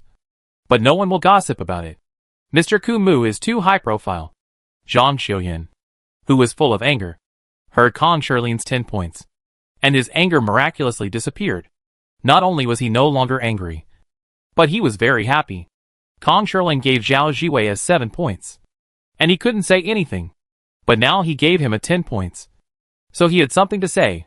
Chapter 440 Xiao He is here. He suppressed his trembling body, opened his mouth, and was about to question, when his shoulder was suddenly patted heavily, and a familiar voice came to his ear. Don't worry. Wait a little longer. It was the voice of his master Mei Zhongjuan. Hearing this voice, Zhang Xiuyan's nervous, fearful, and helpless emotions were suddenly soothed. He turned his head, showed Mei Zhongjuan a stiff smile, and called, Master. Wait until all of them have finished commenting, Mei Zhongjuan said. Zhang Xiuyan nodded heavily. Lin Yunshan was standing next to Zhang Xiuyan. Hearing the conversation between the master and the apprentice, he couldn't help but frown. He looked at Kong Sherlin, then at Zhao Rushi's painting, and looked around, looking for Zhao Rushi's figure. Zhao Rushi was standing not far away, and her red dress was so conspicuous that Lin Yunshan saw her at once. He quietly left the crowd and walked towards Zhao Rushi. When Lin Yunshan left, he didn't realize that a group of disguised imperial guards had sneaked into this street and put it under martial law everywhere. Immediately, a man with a noble temperament led several servants, and the people in front cleverly cleared the way, and calmly entered and stood in the front row at the upper right corner of the stadium. At this time, everyone's attention was on Kong Sherlin and others, and they didn't notice that it was Xiao He and his group who came in casual clothes. As an emperor, for the safety of the country, Xiao He would never put himself in danger to avoid being assassinated by assassins and causing national shock. He had never set foot in such a lively place.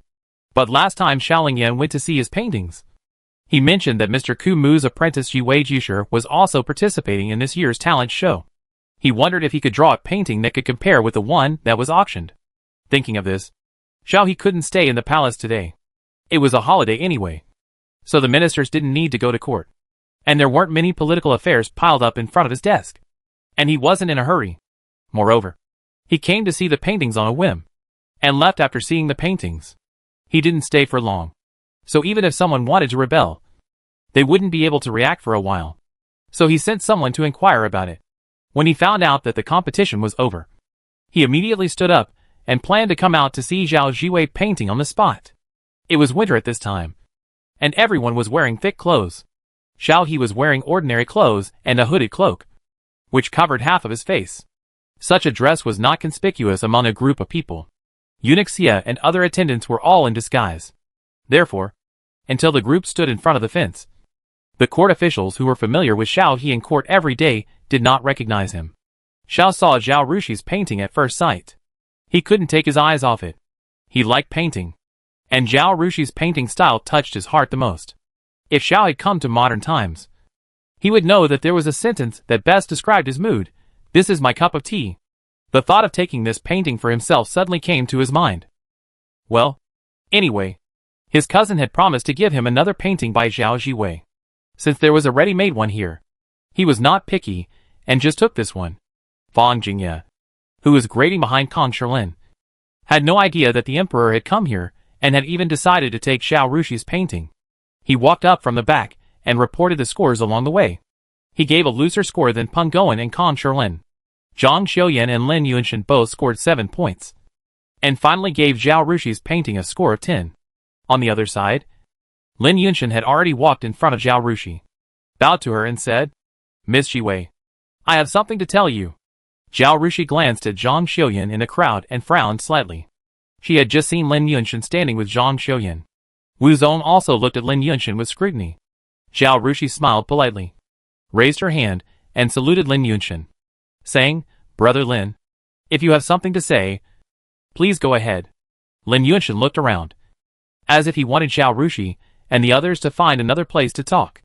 Zhao Rushi seemed not to understand his hint, and smiled at him, waiting for him to speak. Wu Zong and Gong Chung stood aside, without any expression. Lin Yunshan had to give up the idea and said to Zhao Rushi, "I heard the conversation between Zhang Xiuyan and his master. They felt that it was unfair for Mr. Ku Mu, as a master, to give his apprentice such a high score. They may question the fairness of the competition in a while." Zhao Rushi's smile remained unchanged, and there was no change in her mood at all. She bowed politely. "Thank you, Brother Lin, for coming to tell me." Seeing this, Lin Yunshan was a little discouraged. He returned the greeting to Zhao Rushi, and bowed to Gong Chung and Wu Zong, saying, "I have finished my words, and I will take my leave now." As he said that, he turned and walked in another direction, watching his figure disappear in the crowd. Wu Zong smiled. This boy is a talent. But the smile did not reach his eyes. Lin Yunshan came here to say this because he felt that Zhao Rushi's momentum was unstoppable, and her master and senior brothers were all in power. On the other hand, Mei Zhongyuan's master and apprentice, thanks to Kong Shilin scolding him and revealing all the dirty things he did behind his back. Although his paintings are good, his personality is criticized and his reputation is not very good. Although Zhang Xiuyan has some talent in painting, it is nothing compared to Zhao Rushi. So Lin Yunshan came here to make a name for himself and to befriend Zhao Rushi. With the friendship of today's informing, Zhao Rushi will naturally not ignore him when they meet in the future, and may even want to get close to him, in order to prevent Zhao Rushi from being deceived by such a person. Wu Zong analyzed Lin Yunshan's intentions with Zhao Rushi. Zhao Rushi smiled and said, "Brother, don't worry. Those who talk about right and wrong are people who are right and wrong. I still understand this principle." Wu Zong was relieved. Seeing the last judge approaching Zhao Rushi's painting, Wu Zong said, "Let's go." They would face the wind and rain in a while, so they would not let their master bear it alone. However, after Zhao He came over, that corner was guarded by the imperial guards disguised as civilians. The three wanted to squeeze in, but they were blocked and could not squeeze in at all. There was no choice but to turn around and go to a place farther away from the corner, and then squeeze into the crowd. The people who were squeezed were originally unhappy and turned around to scold. But when they saw that the people coming were Wu Zong and Gong Chung, and there was a little girl in red beside them, they guessed that it might be Zhao Jiwei. So they shut up and stepped aside to let them in. The three of them squeezed in and just stood still. They heard Mei Zhongjuan yelling, "I think this judgment is very unfair. Lord Peng is Zhao Jiwei's in-law. Mr. Ku Mu is Zhao Jiwei's master. And Mr. Fang Jingye and Mr. Zhou would have learned charcoal portraits from Zhao Jiwei. They all have a close relationship with her." Chapter 441. Calm and composed. He pointed at Zhao Rushi's painting and said, Everyone knows that the competition environment is noisy and time is tight. So people are not in a good state. Even if they are good at painting, they will inevitably make mistakes and leave bad marks in such places. For such a painting, I can understand that everyone gives 8 or 9 points. But if you give it 10 points, it can only be said that you are partial and unfair. Although there were apprentices of judges participating in the competition before, everyone's scoring was fair at that time. And they did not give high scores just because they were their own apprentices. So everyone did not say anything. But you guys have gone too far today. Mei couldn't bear it, and couldn't help but stand up and say a few fair words. Mei Zhongjuan said, and suddenly found something wrong. He and Kong Shilin were sworn enemies, and he knew that Kong Shilin had a bad temper. If he had said that at ordinary times, Kong Shilin would have been furious and interrupted him. But at this moment, Kong Shilin was unusually calm, standing there calmly looking at him, as if waiting for him to finish speaking. This is wrong. Very wrong. Mei Zhongjuan couldn't help but look around, and then glanced at Zhang Xiuyan, hoping that his disciple could find something. But Zhang Xiuyan was looking at him with gratitude, and didn't find anything wrong at all. Mei Zhongjuan couldn't help but curse in his heart. Idiot. If someone hadn't promised him a favor and asked him to come here to make trouble, he wouldn't have taken on Kong Shilin for Zhang Xiuyan. Kong Shilin was too powerful, and he had the emperor's support behind him. Peng Goen and others had a better reputation. Even if there was a fight, Zhang Xiuyan couldn't go from second to first. So what good would it do him? It would only bring more bad reputation. His original plan was to secretly spread some rumors after the game to ruin Kong Shilin's reputation. This was the best strategy. But someone offered too many benefits, and he couldn't refuse. On the other side, Kong Shilin saw that Mei Zhongjuan was silent. So he slowly asked, "Have you finished speaking? Now that you have finished speaking, it's our turn. Right?" Mei Zhongjuan felt uneasy, and recalled that he should have finished speaking just now. So he nodded. He said, "No matter how cleverly you argue, you can't cover up the fact that you are partial." Kong Shilin didn't argue with him. He turned his head and looked at Peng Goen. "Sir Peng, you just gave my apprentice a 10 for this painting. I wonder why." Ever since Peng Goen saw Zhao Rushi's painting in the preliminary round, he has been full of admiration for her. And he envied Kong Shilin for having a good apprentice. He didn't even think about what relationship Kong Shilin's apprentice had with himself. After Mei Zhongjuan mentioned it, he thought for a long time before finally remembering that Kong Shilin's apprentice was from Sweeping Marquis Mansion, and his second son's wife was the eldest daughter of Sweeping Marquis Mansion. Is this little girl in front of him the younger sister of his second daughter-in-law? Hearing Kong Shilin's question, he put his thoughts back and commented on Zhao Rushi's paintings, which were full of praise. After praising, he smiled and said to Kong Shilin, "I'm going to say something that Mr. Kumu doesn't like to hear. Your disciples' paintings are better than yours. Anyway, compared with your paintings, I like Miss Yue's paintings more." Kong Shilin, laughed. No, I like to hear this. At my age, this is all I can do for the rest of my life. My apprentice is better than me. I am so happy. How can I not like it? Peng Goen nodded, then put away his smile, and glanced at Mei Zhongjuan with a faint expression. "In my eyes, Miss Yue's painting is flawless. It can be compared with Mr. Kumu's painting, and it is not at the same level as the second-place painting. If I don't give it 10 points, it will not be enough to express my admiration for Miss Yue's painting skills." He raised his hand and bowed to the crowd. "I, Peng, have been upright all my life, and I only want to do things with a clear conscience. This is also true. Peng Goen is kind and talented, and has countless close friends throughout his life. However, Mei Zhongjuan's behavior is despised by many people. In addition, once Zhao Rushi's paintings were displayed at the auction, people who liked this style liked them to the core. With several factors added together, some people couldn't help but stand up for Peng Goen and Zhao Rushi.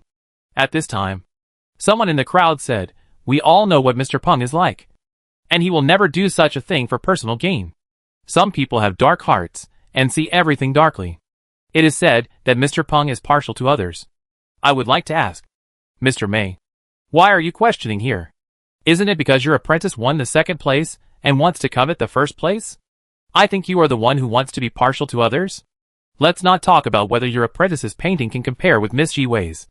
I would like to ask, Mr. Mei, do you dare to compare your own painting with Miss Yue's? This question made Mei Zhongyuan blush. He said indignantly, Mei and my inferior apprentice are not good at learning, so we can't compare with Miss Yiwei. But I just said that there must be mistakes in the competition. Miss Yiwei may be able to draw good paintings in normal times, but in this case, it is not so perfect. Several judges gave 10 points, which is biased. This is a fact that no one can deny. After saying this, those who stood up for Peng Goen and Zhao Rushi wanted to refute it, but they couldn't say anything, even if they like painting. They are laymen. In addition, the distance is far, and they can only see the general picture of Zhao Rushi's paintings, and the details are not clear.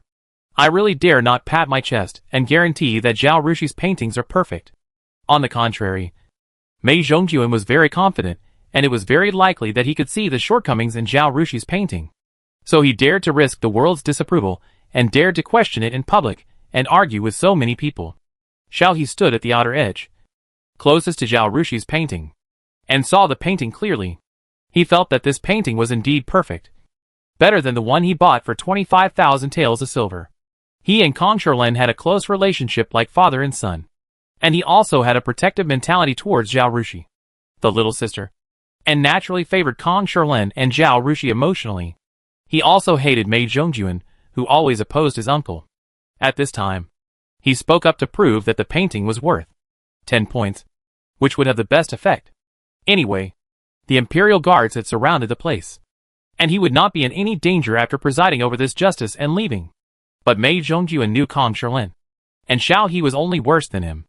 Mei Zhongyuan questioned, but Kong Sherlin was not irritable as usual, and stood there with a calm look, which made Xiao He feel that Kong Sherlin must have a trick up his sleeve. So he simply kept silent and just stood there to watch the fun. Kong Sherlin listened to Mei Zhongyuan's words, but he was still calm and said to Zhou Wenbo, Brother Zhou, why did you give 10 points? Zhou Wenbo has been obsessed with painting all his life, and has a lot of experience in painting. When Kong Sherlin asked, he spoke a lot.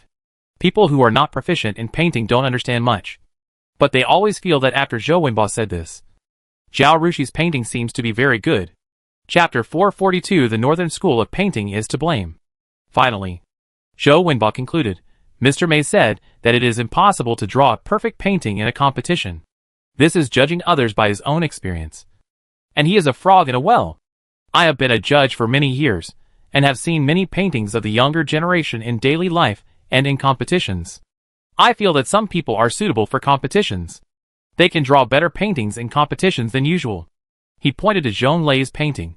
That boy named Zhong Lei is like this. Zhou Wenbo is different from Kong Sherlin. Kong Sherlin is too picky and doesn't like to attend exchange meetings. Zhou Wenbo simply likes painting. He is willing to observe, appreciate, and learn from any painting. Therefore, he will attend every exchange meeting unless there are special circumstances. He pointed at Zhao Rushi's painting. I think Miss Yiwei's painting is like this. This painting has no flaws. I gave it 10 points. I gave it based on my heart without any selfish motives. The bystanders who were originally skeptical about this score nodded and agreed with Zhou Wenbo's statement. Let alone painting. This is also true for them taking the imperial examinations. Some people are afraid of exams, and their grades are usually very good, but they plummet when they take the exams. Some people are very suitable for exams, and under pressure, they perform better than usual and can get high scores that they cannot get at other times. Therefore, what Mei Zhongyuan said just now is untenable. Mr. Zhou Wenbai is right. Zhao Yiwei's paintings can be compared with Mr. Ku Mu, and even sold at an auction for a higher price than Zhuo Qiusheng of the previous dynasty. It compared with rookies like Zhang Xiuwen. He can't even get a 10th place. That lowers the level of Mr. Ku Mu and Zhuo Qiusheng too much, and praises Zhang Xiuwen and Zhong Lei too much. Right? One is at the top of a mountain, and the other is at the foot of a mountain. How can they be compared? The gentleman gave Zhao Yiwei's painting a 10, which is not an exaggeration. Kong Sherlin looked at Fang Jingye and the others. Do you have the same opinion as Wenbo? Both nodded yes. Our thoughts are the same as Mr. Wenbo's. Mei Zhongyuan saw that it was not good. If they continued to talk, there would be no room for maneuver in this matter, and his benefits would be ruined. His son had no talent for painting, and he was not good at studying. He did not even pass the imperial examination. He had to use all means to help his son get the title of a scholar. Now he is almost 40 years old and still living off his parents. Mei Zhongjuan is worried sick. Someone promised that if Mei Zhongjuan could come here to make a scene, as long as Kong Sherlin and his apprentice could not get out of the situation, he would find a good job for his son. Mei Zhongjuan did not know who that person was. He did not expect his son to be successful. But he hated Kong Sherlin deeply. He framed Gong Chung. If Kong Sherlin had not helped Gong Chung clear his grievances and ran to his house to point at him and curse him, ruining his reputation, his achievements would definitely be more than that. Even if that person didn't promise any benefits, he would still make a scene, not to mention that there were benefits to be gained. Therefore, it would be better if we didn't do this today. But if we did it, we had to succeed. Let alone ruining the reputation of Kong Sherlin and others. It would be absolutely no problem to let people criticize him and his apprentice. People's hearts are the most complicated. Some people are jealous, and some people just can't stand seeing others do well. Once this happened, there was always a small number of people who had a bad impression of Kong Sherlin and his apprentice. As soon as Fang Jingye finished speaking, Mei Zhongjuan quickly said, "You have a close relationship with Zhao Jiwei, and the scoring is biased. The various sophistry just now is just to cover up your selfishness." He sneered at Kong Sherlin. "Mr. Kumu, don't question these people. With your usual overbearing temper, if everyone doesn't give your beloved little apprentice a 10, you might go to his house to scold him." He pointed at Zhou Wenba and others. "Let's not talk about Lord Peng. Mr. Zhou Wenba and his 4 friends will never dare to provoke you. I heard that you also established the Northern Painting School. Mr. Zhou Wenba and Mr. Fang Jingye are both from your school. We are all from the same painting school. I absolutely don't believe that there is no favoritism in today's competition. 3 of the 5 are from the Northern Painting School. Will this painting competition be dominated by your Northern Painting School in the future? Those who please your eyes will be ranked at the top. Those who don't please your eyes will be trampled into the mud. Do other painting schools still have a way to survive?" He put such a big hat on me. And he knew how to use one faction to attack another. The political struggle in the capital was already so fierce, and the various factions were fighting to the death. There was no way around it. Politics has never tolerated fence-sitters. Apart from politics, people don't like to see cliques and factions. The capital is so big that there are many people who love painting.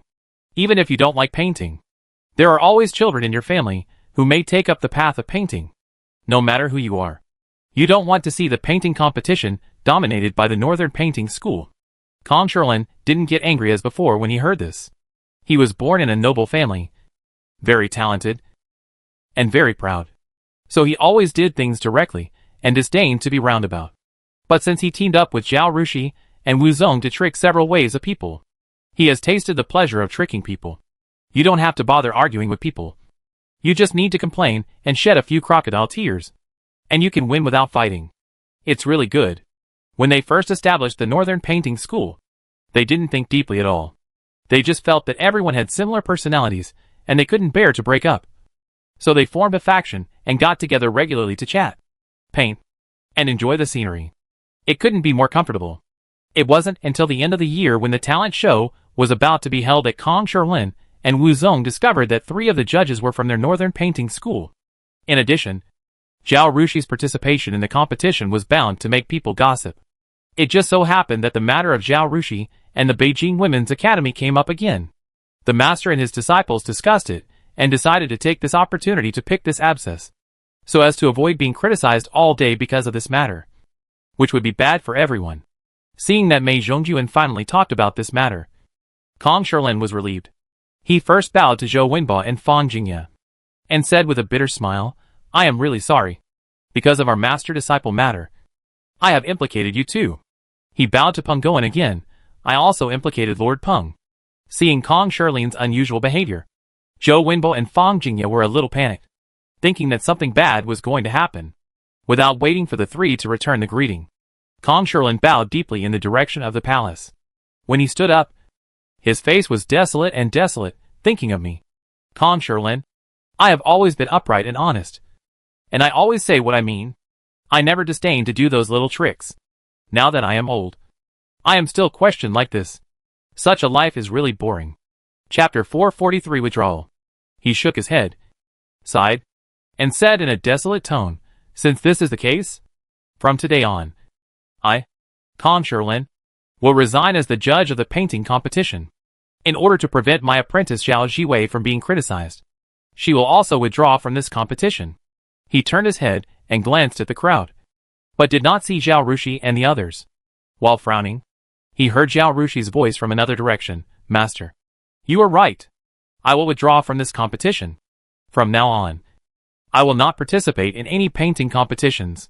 This is the solution that the master and his apprentices came up with. Kong Shilin is usually in good spirits, but he is old after all. The competition venue is noisy and crowded. The Kong family is worried about him being a judge, and he himself is not willing to do it. In order to get a good ranking for their apprentices or children in the painting competition, some people do not urge their children to learn painting, but take their children to visit Kong Shilin and several other judges, under the pretext of asking the seniors to give them some advice. But in fact they are flattering.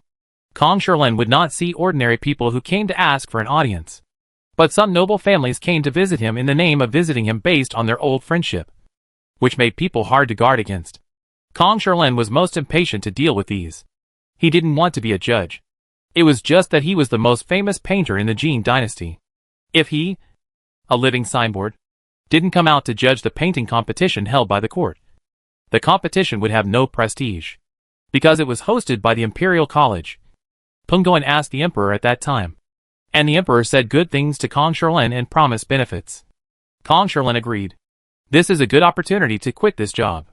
In addition, if Zhao Rushi is not famous at all, then it is nothing to participate in this competition. But her paintings were sold at auctions at high prices comparable to Kong Shilin, and even higher than the paintings of Zhuo Qiuxing in the previous dynasty. Participating in the competition is no less than a sturdy man competing with a child in strength. It is not fair to win, and it is not fair in everyone's eyes. As her master, Kong Shilin knew that his apprentice had such a level, but he still let her participate in the competition. Naturally, everyone talked about it and felt that the master and apprentice were too greedy. Therefore, when Zhao Rushi decided to participate in the competition, she was determined to just participate and not get a ranking. She just wanted to take this opportunity to publicly reveal her identity as the artist of the painting at the auction, so as to gain the reputation corresponding to her painting. So the master and apprentice set a big trap, waiting for Mei Zhongjuan to jump in. It would be fine if Mei Zhongjuan had no intention of harming others. As long as he had the intention of harming others, he would have to bear the infamy of forcing Kong Shilin and his apprentice to withdraw from the competition, and he would have to become a historical sinner. Now Mei Zhongjuan was really jumping around happily. So Kong Shilin and Zhao Rushi naturally took advantage of the situation and announced their withdrawal from the competition. The two of them really withdrew from the competition, not retreating to advance. Therefore, when Zhao Rushi finished speaking, everyone was still in shock and had not reacted. Kong stepped forward at Kong Shilin's signal and rolled up Zhao Rushi's painting and took it away. Kong Shilin himself walked quickly towards the gap in the west. Very neatly and without any hesitation, Zhao Rushi and the other two also turned around and joined him. Hey, Mr. Kumu. Before others could react, Punggoan got anxious first, yelling at Kong Shilin's back and chasing after him. Others also reacted at this time. Some were at a loss. Some tried to dissuade him, and the scene suddenly became noisy. Mei Zhongjuan was a little confused by Kong Shilin's behavior, and finally realized what was wrong. According to Kong Shilin's temper, shouldn't he fight him for 300 rounds and suppress him with his domineering strength? Why did he suddenly give in and let his punch go in vain? People always sympathize with the weak. Kong Shilin argued with him and won in the end. No matter what the reason was, everyone would think that he was using power to oppress others. And Mei Zhongjuan, no matter how bad his reputation was before, at this moment someone would make excuses for him, saying that it was all because of Kong Shilin's force smearing. Now that Kong Shilin has given in, everyone has begun to feel wrong for Kong Shilin and curse Mei Zhongjuan. If his doubts were not too insulting, why would Mr. Kumu be like this? The old man has suffered a great injustice. Furthermore, Zhao Jiwei is such a good talent, and at such a young age, her painting skills can be compared with Mr. Kumu. But because of Mei Zhongjuan's slander, she will never participate in the competition again, which may affect her love and passion for painting. Then the Jin will lose a national painting master who may be at the top. What a great loss! And he, Mei Zhongjuan, will become a historical sinner. Mei Zhongjuan was completely panicked. He stood there, at a loss, Not knowing what to do, Kong Sherlin walked briskly. Peng Guan chased him for a few steps before he reached the gap. Seeing Peng Guan catching up, he wanted to reach out to pull him, but several officials in front of him stopped him. Kong Sherlin stopped and waved to Peng Guan, saying, "Master Peng, you don't have to persuade me. I'm old and want to live a leisurely life for a few years. Please let me resign from this position as a judge." Wu Zong and others also squeezed over at this time. Wu Zong said, "Master Peng, can you bear to see my master and sister being criticized? So the best way is for my master and my junior sister to withdraw from the competition." After Wu Zong said this, Peng Guan hesitated. If this painting competition was not hosted by the Imperial College, and he was the chief priest of the Imperial College, he would have the urge to walk away like Mr. Kumu. Mr. Kumu is a proud man.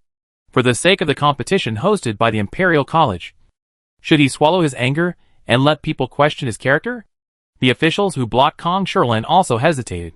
While they hesitated, Kong Sherlin had walked out of the gap and was surrounded by his disciples. "Master, what should I do?" Zhang Xiuyan, who was already nervous, was trembling all over. He didn't care about his master's habit of not liking to be touched, and grabbed Mei Zhongjuan's arm and shook it hard. If Kong Sherlin represented the highest level of painting in Dajin, then Zhao Rushi was the best among all the contestants. The doubts of their master and apprentice forced Kong Sherlin and Zhao Rushi to withdraw from the competition, and the reputation of this competition was greatly reduced. Their master and apprentice would be criticized by thousands of people. Zhang Xiuyan's life was over. Not to mention the master and apprentice of Mei Zhongjuan. Even Xiao Yue, who was sitting in the tea-house box next to them, was also very panicked. She saw that the prince and the Jia family did not make any move until the end. So she sent someone to promise Mei Zhongjuan a benefit and let him ruin the reputation of Kong Sherlin and Zhao Rushi. Although she was very careful in doing things and took many detours, but now the situation has developed so seriously, the emperor will definitely have someone investigate it strictly. Once the emperor takes action, her little trick may not be hidden. Chapter 444. Check it for me. On Zhao's side, Eunuch Xie saw Kong Sherlin walk away in anger, and no one could persuade him. He walked further and further away. The emperor still did not say anything. He could not help but call out, "Emperor! Master!" The emperor likes painting and hopes that Dajin can produce more young and outstanding painters. So he attaches great importance to this painting competition at the end of the year, in order to let Kong Sherlin serve as a judge. The emperor even gave Kong Sherlin 2 ancient paintings. I took the risk to come and watch the competition today, not only because I like Zhao Rushi's paintings and want to see how she performs in the competition, but also because I value this competition. But seeing that Mr. Kumu was about to quit, why did the emperor remain indifferent and not show any expression? Xiao He still did not say anything. He waved his hand and turned to leave the competition. Over the years, Kong Sherlin has complained to him about his boredom with this job. In addition, although Kong Sherlin is agile and his steps seem to be no worse than those of young people, he does not look like an old man in his 60s or 70s at all.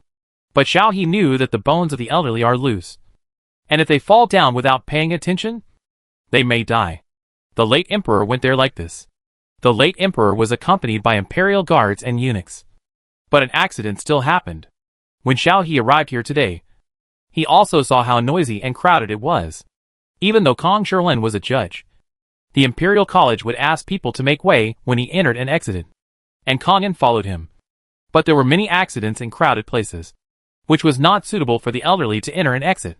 Since Kong Sherlin didn't want to do this job, he should quit. And with Zhao Rushi's painting level, she doesn't need the honor of this competition to add icing on the cake for her. Since she wants to withdraw, it's best to use this incident to withdraw. Not only can it silence the gossips of the public and make everyone sympathize with them, but it can also make Mei Zhongjuan and his apprentice suffer the consequences of their own actions. However, Xiao He turned his head and glanced around. Because of the old grudge between Kong Sherlin and Mei Zhongjuan, he also knew Mei Zhongjuan. This person is a bit unscrupulous, but he only dares to do some small actions secretly. There is absolutely no such a bold person who would mess up the painting competition held by the court in front of so many officials, unless someone instructed him to do so and promised him a huge benefit. And the ones who have recently had grievances with Kong Sherlin and Zhao Rushi are none other than concubine Jean and Xiao Yue. Walking to the carriage, Watching the imperial guards check the 3 carriages twice to make sure that no one had tampered with them, Xiao chose one of them to sit in. He turned around and told eunuch Xie, "Let someone interrogate Mei Zhongyuan to see who instructed him. Let's investigate further and find out the mastermind behind the scenes. He favors concubine Jean. But he is not without principles. He is the emperor. He has warned her. If concubine Jean still disobeys and does not take his words seriously, he does not mind changing a woman to favor." Yes. Eunuch Xie agreed and waited for the emperor to get on the carriage. But he did not leave. He watched the carriage go away, turned around and waved his hand, asking someone to investigate the matter. At the competition venue, even if Kong Shirlin announced that he would not be a judge, the judging of this competition had been completed, and the result of the competition should have taken effect. Zhao Rushi announced her withdrawal, so the first place in the competition should be postponed and go to Zhang Xiuyan.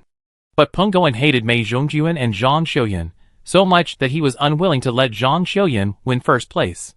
If Zhang Xiuyan won first place, would everyone in the future competitions come to complain about injustice, kill the first place, and take the opportunity to become the first place?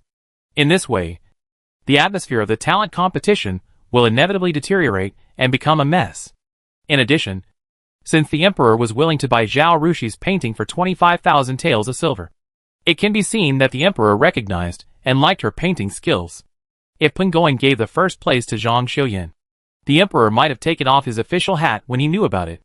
Therefore, as soon as Kong Shirlin and his apprentice left, Peng Guoan said loudly, "I will report today's matter to the emperor, and the emperor will decide the outcome.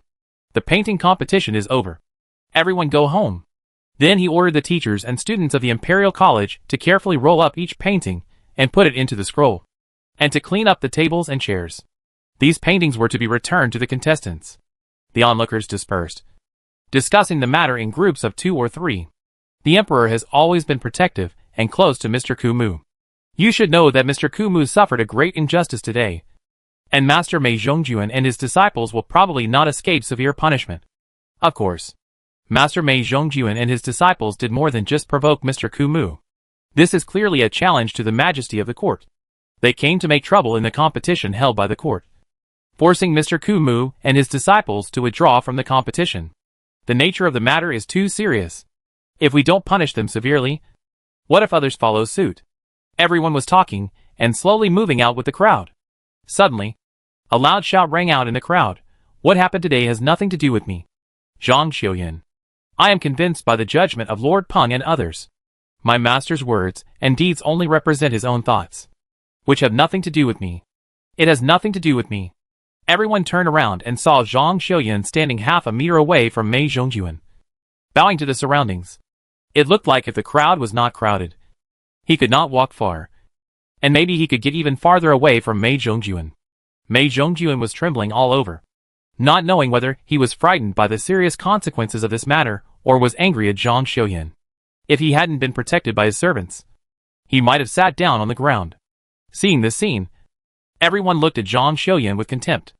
Everyone didn't know the truth inside, but they thought that although Mei Zhongjuan had an old grudge with Kong Shirlin, he wanted to take this opportunity to embarrass Kong Shirlin, which was one of the reasons for his outburst. But it is undeniable that standing up for his apprentice and letting his apprentice get the first place was the main reason for his outburst. As a result, as soon as the situation turned unfavorable to his side, Zhang Xiuyan completely disregarded his master's friendship with him and immediately cut off all ties. Such a person is ungrateful, corrupt, and a typical ungrateful person. Whoever helps him will be in trouble. At this moment, everyone couldn't help but sympathize with Mei Zhongjuan. Eunuch Xie was able to gain the emperor's trust because he was a very capable person. He didn't follow the emperor's advice and arrest Mei Zhongjuan for interrogation, because he knew that if someone really instructed Mei Zhongjuan, he would definitely not go into battle himself. At least 2 or 3 turns must be made to hide oneself. He sent someone to follow Mei Zhongjuan, and another person to guard at both ends of the painting competition venue, recording everyone who came in and out. Then he found that after the others had dispersed, Princess Pingyang came down from the tea house next to him. He sent someone to the tea house to inquire, and found that the box where Princess Pingyang had just stayed was the best place to observe the painting competition. Now, Eunuch Xie knew what was going on. He had been serving the emperor, And he knew clearly about the conflict between concubine Jean and Princess Pingyang and Kong Sherlin and his apprentice some time ago. Chapter 445 Slimming Pills. Color Identification Pills. Recovery Pills. He was not in a hurry. He found a private room in the tea house, ordered a pot of good tea and some snacks, and slowly waited for the people who followed Mei Zhongjuan to come back and report. Sure enough, in less than half an hour, the people who went to investigate came back and reported Mei Zhongjuan did not go home, but went directly to a house in the south of the city and knocked on the door to see the people inside. But after knocking on the door for a long time, no one answered. He had to go back embarrassedly. I checked and found that the house was the villa of the brother-in-law of the left assistant minister of the Ministry of Personnel, Mr. Chen. He had a mistress there, but she died of illness 3 years ago, and the house has been idle. Eunuch Xie put the teacup on the table, stood up, straightened his clothes, and said, "Let's go back to the palace to report." After returning to the palace, Eunuch Xie reported the matter truthfully, and Zhao's face darkened. The third prince worked in the Ministry of Personnel, and the left assistant minister Chen Dong was a member of the third prince's faction. Zhao went directly to concubine Jin's palace and asked Eunuch Xie to tell concubine Jin what happened today, saying, "It seems that I, the emperor, am nothing in your eyes. You promised not to embarrass Zhao Jiwei in front of me, but in the blink of an eye, you set people to embarrass them. Concubine Jin, you are so bold." Concubine Jin was shocked and knelt down quickly, shouting, "Your Majesty, I really don't know about this. Please check it out." As she said this, she kowtowed several times. "Not to mention that you warned me. Even if you didn't warn me, I would not go against a little girl. I know your feelings for Mr. Kumu. How stupid would I be to go against them?" Shall he also believe that this matter was not instigated by concubine Jin? If concubine Jin was really so stupid, she would not have come to this point today. In the harem, stupid people will not live long. I don't care whether you know this or not, but this matter was instigated by Pingyang. There is no doubt about it. She is doing things for you, and is also trying to vent your anger for you. So I will leave this matter to you. I don't look at the process. I only look at the results. Shao He stood up and walked out. That night, Shao He went to concubine Sin's palace and stayed there. This had never happened in the past few years. When concubine Jin found out, she broke several teacups and cried bitterly. The next day, she called Xiao Yue into the palace and scolded her, and removed her management rights of the Beijing Women's Academy. After sending Kong Sherlin back to the mansion and saying goodbye to her senior brothers, Zhao Rushi took a carriage home. She was almost nervous because of the system's noise. "Host, don't you want to know who is the mastermind behind Mei Zhongjuan? With someone like this secretly watching you, can you sleep in the middle of the night? Also, don't you want to know what the emperor thinks when he hears about this? You can get this information by just spending a few points." Zhao Rushi rubbed his brows. Master is so angry and has suffered such injustice. Doesn't the emperor want to express his gratitude and give Master an explanation? He will send someone to investigate this matter. I just need to wait patiently for a few days, and I don't need to spend points. System. Zhao Rushi patiently explained to it, "I want to buy recovery pills now, so I can't spend my points randomly. Don't worry. I will definitely give you all the points I have saved now."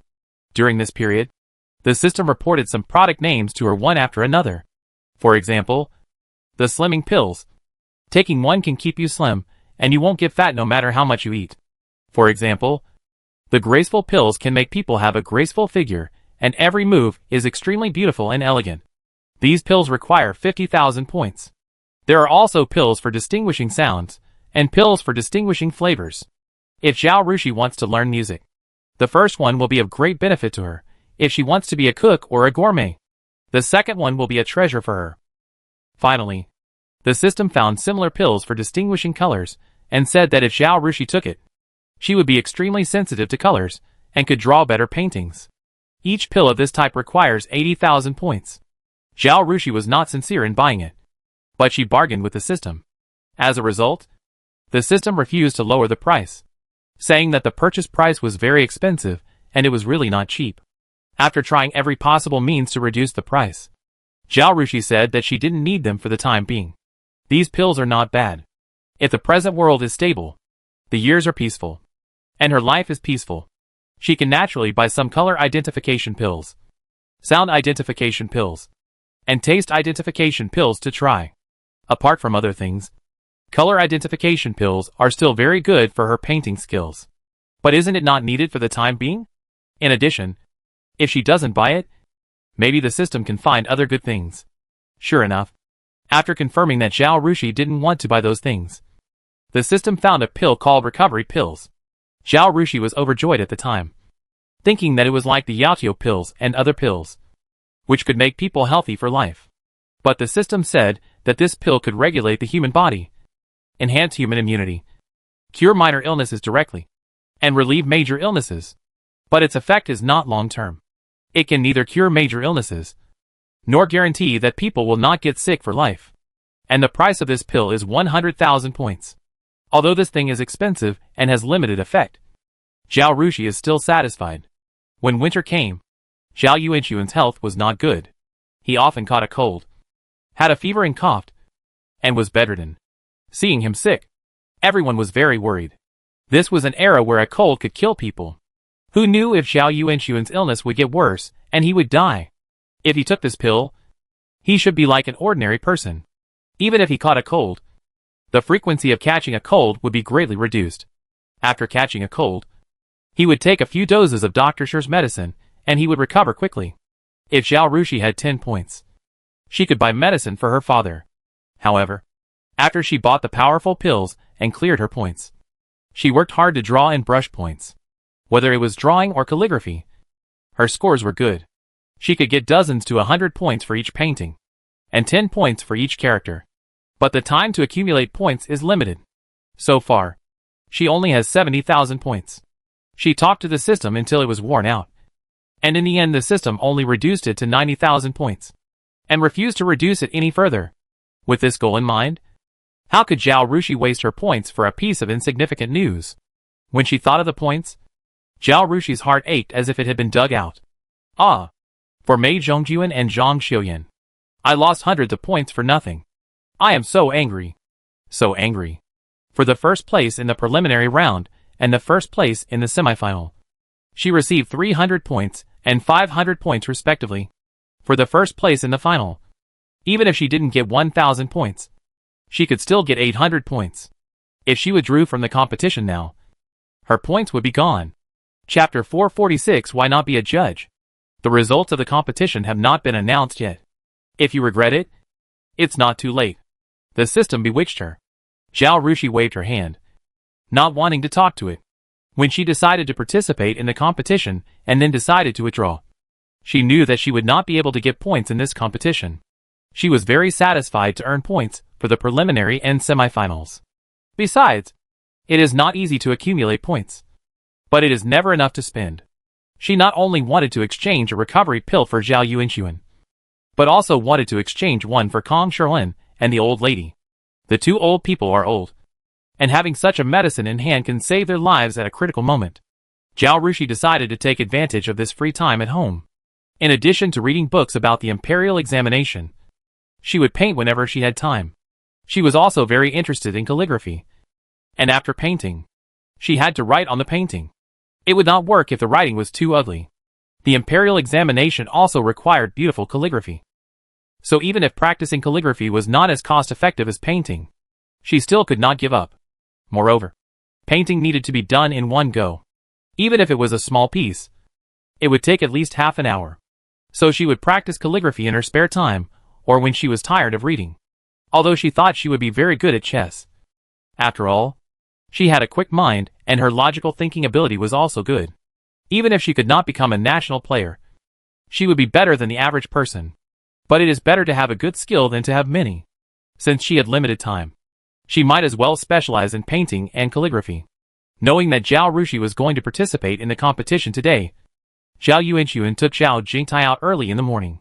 The old lady and Zhu wanted to join in the fun, but there were too many dignitaries in the capital, and the second floors of the tea houses on both sides of Yongying Street could not be booked without a certain degree of power. The streets were full of men, and it was really inconvenient for them to go there, so they had to give up.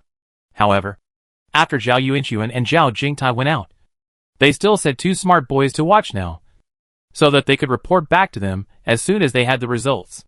Zhao Yuanxuan and Zhao Jingtai saw what happened to Zhao Rushi at the scene. And the father and son were furious. Zhao Yuanxuan wanted to help his daughter, but he was afraid that he would say something wrong and ruin things. In addition, there was old man Kong Sherlin in charge, and it was he who suggested withdrawing from the competition. After thinking about it, Zhao Yuanxuan said nothing. Because of the crowd, the father and son had to work hard to squeeze out of the crowd. And the place where the carriage was parked was far away. When they returned home, Zhao Rushi had already entered the house. When Zhao Yuanxuan entered the house, the old lady was cursing angrily. Why are these people so bad? I am not strong enough. But I can't stand seeing others do well. Such people should be struck by lightning. That's right. Too bad. Mrs. Zhu echoed and turned to comfort her daughter. It doesn't matter. Everyone knows your strength anyway. It doesn't matter whether you have the title of first place or not. Yes. Zhao Yuanxuan walked into the room and sat down. Dad and your brother watched your competition. Everyone agrees that your level can be compared with Mr. Kumu. It doesn't matter if you don't get the first place by competing with those unknown people. I'm really fine. I think the same as you do. I really don't care about the ranking. Zhao Rushi said again and again. Sister, you are really amazing. Zhao Jingtai looked at his sister with admiration. He knew that his sister was good at painting. But today at the competition venue, it was the first time he knew that his sister was so amazing. Zhao Yuanxuan was the same. Tell me quickly. Tell me what happened at that time. The old lady asked Zhao Yuanxuan. One of the two boys they sent was really smart. When he saw Kong Sherlin and Zhao Rushi leave, he got out of the crowd before everyone else left, and went through the alley back to Sui Ping Marquis' mansion. So he came back faster than Zhao Rushi and Zhao Yuanxuan. The old lady and Zhu had heard the servants report before Zhao Rushi entered the house. And now they wanted to hear the details of the situation. Zhao Yuanxuan then told the situation again. When talking about the praise of Zhao Rushi's painting skills, he was full of pride. If you are tired, go back and rest. Zhu was the one who cared most about her daughter. Okay. Zhao Rushi said hello to her grandmother and father and returned to her own yard. After returning home, she changed her clothes, washed her face and hands, sat down to make tea, drank a cup slowly, and took a rest. Putting down the teacup, she just picked up a book when Itsui came in to report that the princess of Qingyang County had arrived. Zhao Rushi heard this, and was about to get up to go to the hall, when she saw Zhu accompanied Xiao Ruodong into the yard. She hurried out to greet them. The princess is here to visit you. I thought it would be easier for you to talk here, so I just brought her here. Zhu smiled. She said a few polite words to Xiao Ruodong, and then left. Zhao Rushi led Xiao Ruodong into the warm study, poured her a cup of tea, and asked, Why are you here? Is the calligraphy competition over? Although Xiao Ruodong is young, she is already a famous calligrapher in Dajin. An old man who was originally a judge of the calligraphy competition was in poor health, and said that he would no longer serve as a judge. After a discussion between the Imperial College and the calligraphy community, Xiao Ruodong was appointed to that position. Well, I heard about you as soon as it was over. You came here directly, Xiao Ruodong said. Zhao Rushi laughed. I'm fine. Xiao Ruodong looked at Zhao Rushi carefully, and found that she did not look sad. But she felt relieved. She said, What does it matter whether you get the first place or not? Mr. Kumu is not going to be the judge anymore. And your painting skills are so high that no one can compare to you. Maybe everyone will nominate you as the judge next year. By this time next year. Zhao Rushi waved her hand. I guess it won't work. I still have to take the imperial examination. So I don't have time to be a judge. She didn't want to be the judge. Although art is very elegant. Whether it is design, painting, or music. As long as it involves reputation and interests, anything can happen. The dirty tricks used in the circle to fight for fame and fortune are no less than those in the officialdom. Moreover, in the winter of next year, the third prince will kill 100,000 soldiers at the border in order to push the second prince into the abyss. And the situation will certainly become tense. Although Zhao Rushi did not intend to participate in it, she did not want to do anything else, let alone become a judge, which would only cause a lot of trouble. After hearing what Zhao Rushi said, Xiao Ruodong did not persuade him. She said, I didn't know it before. Until I became a judge this time, I realized that interpersonal relationships are very complicated and give people a headache. I don't want to be a judge next year. Whoever wants to do it can do it. Zhao Rushi smiled and said, You are still good. Your house has a high threshold. Many people can't even get in, and dare not disturb you. If I become a judge, I don't know what someone will do to get a good ranking for their children. Doing this will not only be of no benefit, but will also cause trouble for the family. Chapter 447 Proposal. Xiao Ruotong nodded. I'm glad you understand. She came here to comfort Zhao Rushi, and to remind Zhao Rushi of this.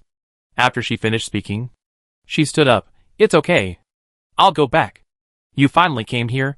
Sit for a while. We haven't talked for a long time, Zhao Rushi said.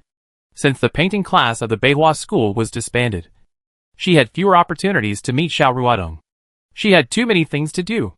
Xiao Ruotong moved back to the Jinan Palace, and the classes of Binding Women's Academy were also concentrated together. Xiao Ruotong only went to class for 2 days and 10 days, and didn't have to run again. So the two of them couldn't get together to chat. When Xiao Ruotong heard this, she turned around and told the maid, send someone back to the mansion to report that I have come to the Sweeping Marquis's mansion and will be back later. Seeing the maid leave in response, Xiao Ruotong sat down again and asked Zhao Rushi, I heard that Princess Pingyang invited you to the Beijing Women's Academy, but you refused? Zhao Rushi nodded and asked with a smile, who told you that? Xiao Ruotong has always been oblivious to what is happening outside the window, and her mind is very simple. Others also know her temper, and never gossip about her. This matter was extremely embarrassing for Xiao Yue. She herself would not tell it, and those who feared her and concubine Jean would not spread it. So few people should know it. If the academy had not been closed for vacation, Xiao Ruotong might have heard about it from Madame Cui and others. But the academy was closed for vacation, and Xiao Ruotong was not a person who liked to go out. So it would be strange if she heard about it. The eldest princess, Xiao Ruotong said. Zhao Rushi suddenly realized, yes. Princess Shangda and Princess Jinan were close friends, and had a very good relationship. When Xiao Ruotong's marriage had problems, it was the Princess of Jinan who handed her over to Princess Shangda, and asked her to go to Binding Women's Academy to relax. Princess Shangda couldn't tell others about this matter, but she didn't need to hide it from the Princess of Jinan. Although Zhao Rushi guessed that Mei Zhongjuan's trouble today might have been instigated by Xiao Yue, she had no evidence. Besides, this matter ended after Princess Shangda gave her a farm. She waved her hand, I'm fine. Zhao Rushi saw that Xiao Ruotong was a little listless, and she was 2 points thinner, and her complexion was not as good as before. She asked, are you okay? Xiao Ruotong sighed, nothing. It's just that my mother always wants to arrange a marriage for me. She rubbed her eyebrows, Xiaoxi. Do you think women must get married? It's not that our family can't support me. I don't need them to support me. With my dowry, and the money from selling calligraphy, I can live a comfortable life. I don't know what she is thinking. She always wants me to serve others, and live by people's faces. Most people think that women's final destination in life is to get married. Zhao Rushi nodded in agreement. This is true not only in ancient times, but also in modern times. The army of people urging marriage is a huge group, and young people are terrified when talking about it. If she had not been forced to marry someone in her previous life, she would have lived a happy life in modern times. Xiao Ruotong probably had no one to talk to, so she complained to Zhao Rushi for a long time before saying goodbye and leaving. Zhao Rushi saw her off, and just returned to Xia Zuyuan when Zhu came and asked, is the Princess of Qingyang back? Yes. Zhao Rushi saw that her face seemed to be wrong, and she looked like she had something to say. So she asked, what's wrong? Ah. Zhu sighed. You haven't heard about it? The Prince of the Duke of Ying got married half a month ago, and the girl he married was from the Duke of Weigua's family. The Princess of Qingyang must be feeling bad. Zhao Rushi thought about Xiao Ruotong's expression just now, and she was not sure whether Xiao Ruotong was sad for the Prince of the Duke of Ying, or because the Princess of Jinan urged her to get married. I think it should be for the former. After all, they are husband and wife, and childhood sweethearts, so they have feelings for each other. It's not like you can let it go just because you want to. Which girl in the Duke of Wei's mansion? The people in the Duke of Wei don't care that the Duke of Ying has a concubine's eldest son? Zhao Rushi asked. I don't go out much, and I heard about it from someone, so I don't know the details. It seems to be a legitimate girl. As for what to do with the concubine's eldest son, that's their business, Xu said. If Miss Qi can't give birth to a son, it's fine. If she can give birth to a son, it's just a matter of thought to raise the concubine's eldest son crippled or even to death. Aren't there not enough dirty things in wealthy families? Zhao Rushi frowned. So I hate such families the most. Zhu waved her hand. It has nothing to do with family background. The key is people. Look at the Peng family your eldest sister married into. The family tradition is very upright. As soon as she finished speaking, a maid came in to report, Madam. Miss, the eldest girl is back, and is paying respects to the old lady. Zhu and Zhao Rushi looked at each other. Are you here for your competition? Zhao Riyu's father-in-law is Peng Goen. After wasting half a day, Peng Goen should have arrived home. Speaking of Zhao Rushi, it is normal for Zhao Ryu to come to see her because she is worried. Zhao Rushi is not familiar with Zhao Ryu, and said to Zhu, maybe there is something else. You go and see. If the eldest sister wants to see me, you can send someone to call me. Zhu was also worried that Zhao Ryu came back to complain because she was wronged in her husband's family. So she did not insist on letting her youngest daughter go out. Okay. You take a rest. I'll go and see, she said, and got up and went out. After a cup of tea, a maid came to call Zhao Rushi. Madam said that the eldest lady asked the fifth lady to come over and chat. Zhao Rushi went to the inner hall. Zhao Ryu had indeed come back on the orders of her father-in-law. As soon as they met, she smiled and said, my father-in-law was worried and asked me to come back to see you. He was worried that you had suffered such a great injustice and felt bad. I just heard from my mother that you didn't take it to heart. So I felt relieved. Zhao Rushi naturally said some words of thanks. The two were not familiar with each other. They had met once or twice before. But it was only when the old lady was sick or in the Jinan Palace. They were in a hurry and never sat down to talk properly. They met like strangers and spoke very politely, which made Zhu sigh. Zhao Ryu was thinking about the child and had to serve a large family. Seeing that it was getting late, she said goodbye. After she left, Zhu smiled at Zhao Rushi and said, your elder sister just said that Lord Peng is interested in marrying us. He is talking about the fourth son of the Peng family's main branch. The Peng family has a clean family tradition. A concubine can be taken only after the age of 40 without a child. Although the whole family lives together, they are harmonious. Otherwise, I would not have married your elder sister to his family. As for the fourth son, I met him once 2 years ago. He is only 2 years older than you. He looks good. I heard that he is very smart and knows how to work hard. He has passed the imperial examination at a young age.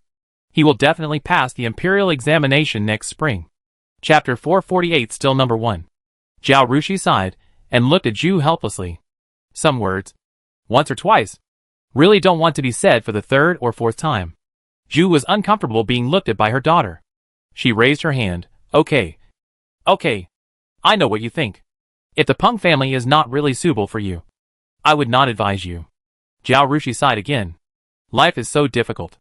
In her previous life, she didn't fall in love at the age of 30, and was forced by her aunt to go on a blind date.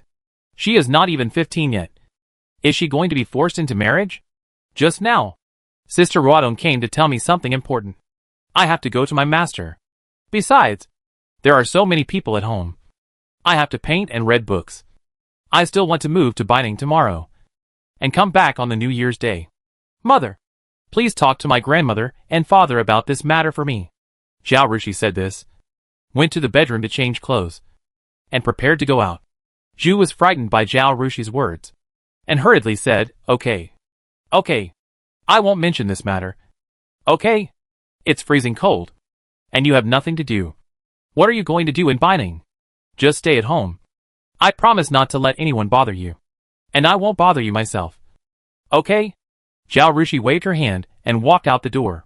Zhu watched Zhao Rushi leave, feeling very tired. On the way back to the main courtyard, she complained to Zhou Ma, tell me, other girls of her age, which one doesn't worry about their own lifelong affairs? Look at the two girls in the second room. They are racking their brains to find a good marriage for themselves. Our Shijie is so good that she wants to move out when she mentions this. Do you think it's easy for me as a mother? Nani Zhou said with a smile. So our girls can do great things better than men, while other girls can't do anything and rely on their fathers, brothers and husbands to bring them wealth and glory. Seeing that Zhu was still unhappy, she said, if there is a phoenix tree in the house, there will be a phoenix. Look at the son of Ping and Marquis and the Peng family. Which one didn't come to the door on their own initiative? Our girl is so good that she doesn't need to worry about marriage. You should worry less. You are absolutely right. Mrs. Zhu was finally comforted by these words, and breathed a sigh of relief. So, just tell the fifth girl about this matter. And don't try to persuade her if she refuses. The girl is so smart. She knows what's going on. Maybe one day, she will personally choose a good marriage for you that you can't imagine. Let alone other things. Just look at these two good marriages. How could we dare to dream of them before? How much effort did you and the old lady put into arranging a marriage for the eldest daughter to the Peng family? It was a close call that it didn't work out. At that time, the mansion was still a marquise, and the old friendship was still warm. Mrs. Zhu nodded, feeling very emotional. People say that the one who chases after the man is not a good deal. As a woman, you should be reserved. But there are only a few good families in the capital. If nothing else, just because of the Peng family's integrity, and the family rule that a man can only take a concubine after he is 40 and has no children. How many powerful and wealthy families who love their daughters want to marry their daughters to his family? How could she not snatch such a good marriage? So back then, she and the old lady really tried their best to marry into the Peng family. For this, they also caused dissatisfaction among some people, and caused trouble for Sui Ping Marquis' mansion for a long time. But now, the head of the family, Peng Jijiu, has taken a fancy to Zhao Rushi, and picked a man of the same age and appearance to ask for marriage. Comparing the past and the present. Don't you understand why? Zhao Rushi went to Kong Mansion to inform her master about what Xiao Ruodong said. Don't let the emperor really let her take the place of the master, and be the judge of the competition in order to appease them.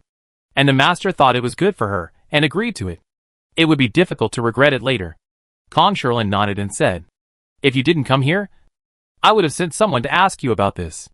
The emperor may use this method to make up for you and appease me. Since you don't want to, forget it. You have little experience and are young. Becoming a judge just after you have made a name for yourself will not only cause a lot of trouble, but also easily lead to criticism. Those who have been eyeing this position for many years may hate you. It doesn't matter if you are not a judge. As soon as he finished speaking, a servant came to report that eunuch Xie had arrived. The master and the apprentice looked at each other. And Kong Shilin stood up. Let's go. Go to the front hall with me. Eunuch Xie really came to apologize to the master and the apprentice on behalf of the emperor. However, he did not mention the instigator behind the scenes, but only mentioned the final result and compensation. Lord Peng went to the palace to report the matter, and the emperor immediately announced that Miss Xiwei would still be the first place in this competition. With strength and popular support, there is no need to withdraw from the competition because of villains. It is not worth it. The second place Zhang Xiuyan questioned the fairness of the court without reason and disrupted the order of the competition. The second place qualification will be disqualified, and he will never be allowed to participate in the competition. His teacher Mei Zhongjuan is even worse. He is expelled from the capital and his descendants for 3 generations are not allowed to participate in the painting competition. Kong Shilin nodded and was satisfied with the punishment. After all, this is just a talent competition. Mei Zhongjuan and his apprentice only question the fairness of the competition. And there are reasons for it. After all, the master-apprentice relationship between Kong Shilin and Zhao Rushi is a fact. If the punishment is too severe, public opinion will lean towards them, and Kong Shilin and his apprentice will be criticized. This kind of punishment is very good. Everyone does not think that this punishment is so serious. But as a painter, Kong Shilin knows very well that if a person has a talent in painting but is not allowed to make a name for himself, it is more painful than taking their lives. From then on, all the glory brought by their painting was gone. But the emperor did not block their other ways. If they don't paint, they can do other things. The broad road of imperial examinations is still open to them. Even if she wants to paint, she can change her name, style, and sell paintings in a small range. He bowed towards the palace. Your Majesty is wise. Your Majesty said that although Miss Xiwei is young, her painting skills have reached the level of a national master. Mr. Kumu is old and does not want to be a judge anymore. Why not let Miss Xiwei take your place and be a judge in the talent show next year? Eunuch Xie said again. If Zhao Rushi had not come this time, Kong Shilin might have agreed for her. What he said before is true, but it does have great benefits. Why do so many people want to be judges? Not only because it can bring benefits to people and make many people admire you, but also because it is a symbol of the highest level of painting in the Jin dynasty. These 5 judges are not appointed casually, but are recommended based on national recognition. It is the court and the public's affirmation of your painting level. Zhao Rushi can be a judge at such a young age. What a great honor is this. Even if Kong Sherlin doesn't like it, he will not push such a good thing away for his apprentice. Chapter 449 Compensation. He looked at Zhao Rushi and said, only painters who are national masters and recognized by everyone can be judges. This is an honor, and also a recognition of your painting skills and character by the court. Are you willing to take on this important task? He was worried that Zhao Rushi didn't understand the interests involved. So he specifically reminded her. It would be great if Zhao Rushi was willing to be the judge. If she was not willing, she could also show her humility and integrity in front of the emperor. It must be said that the master and the apprentice are in tune with each other. And Zhao Rushi understood his good intentions in an instant. She bowed in the direction of the palace and said, thank you, Your Majesty, for your kindness. However, Ji Wei has only been learning painting from the master for half a year. Although she won the first place in this competition with the grace of the emperor, Ji Wei's painting skills are not yet mature, and she still needs to study and practice hard. In addition, there are many predecessors in the painting world, many of whom have been famous for a long time. Ji Wei is young and has little experience. How can she surpass so many predecessors to be the judge of this competition? The emperor's praise is a shame for Ji Wei. Kong Sherlin nodded to eunuch Xie and said, she has a point. Go back and thank the emperor for us. We, the master and the disciple, have learned the emperor's kindness. However, Ji Wei is still young, and standing too high is no less than flattery. It's rare to have such a good seedling, so let her develop well. I will definitely tell the emperor what Mr. Kumu and Miss Ji Wei said, eunuch Xie said, looking at Kong Sherlin and Zhao Rushi. Seeing that Kong Sherlin didn't seem to understand, he had to say it clearly at the beginning. Mr. Kumu agreed to let the emperor paint a picture of Miss Ji Wei. The emperor said that since Miss Ji Wei's painting today received 10 points from all 5 judges, it must be very outstanding. Why not present this one? Kong Sherlin glanced at Zhao Rushi. The paintings of today's contestants should have been collected and kept by the Imperial College, and exhibited for half a month after the rankings were announced before being returned to the painters. However, Zhao Rushi announced her withdrawal and immediately rolled up the painting and took it away. It is still in Zhao Rushi's hands now. Zhao Rushi hurriedly said, the painting is in my house. I'll have someone fetch it. Please present it to the emperor for me. Kong Sherlin waited for Zhao Rushi to express his opinion. Then he said, if the emperor wants that painting, it's no problem. But since the emperor has announced that Ji Wei is the first place in the competition, everything must be done according to the rules. Ji Wei's painting must be exhibited for half a month before the emperor takes it back. Thank you, eunuch. Please report this to the emperor and see what he says. Yes, I will definitely tell the emperor what Mr. Kumu said, Xie Gonggong said.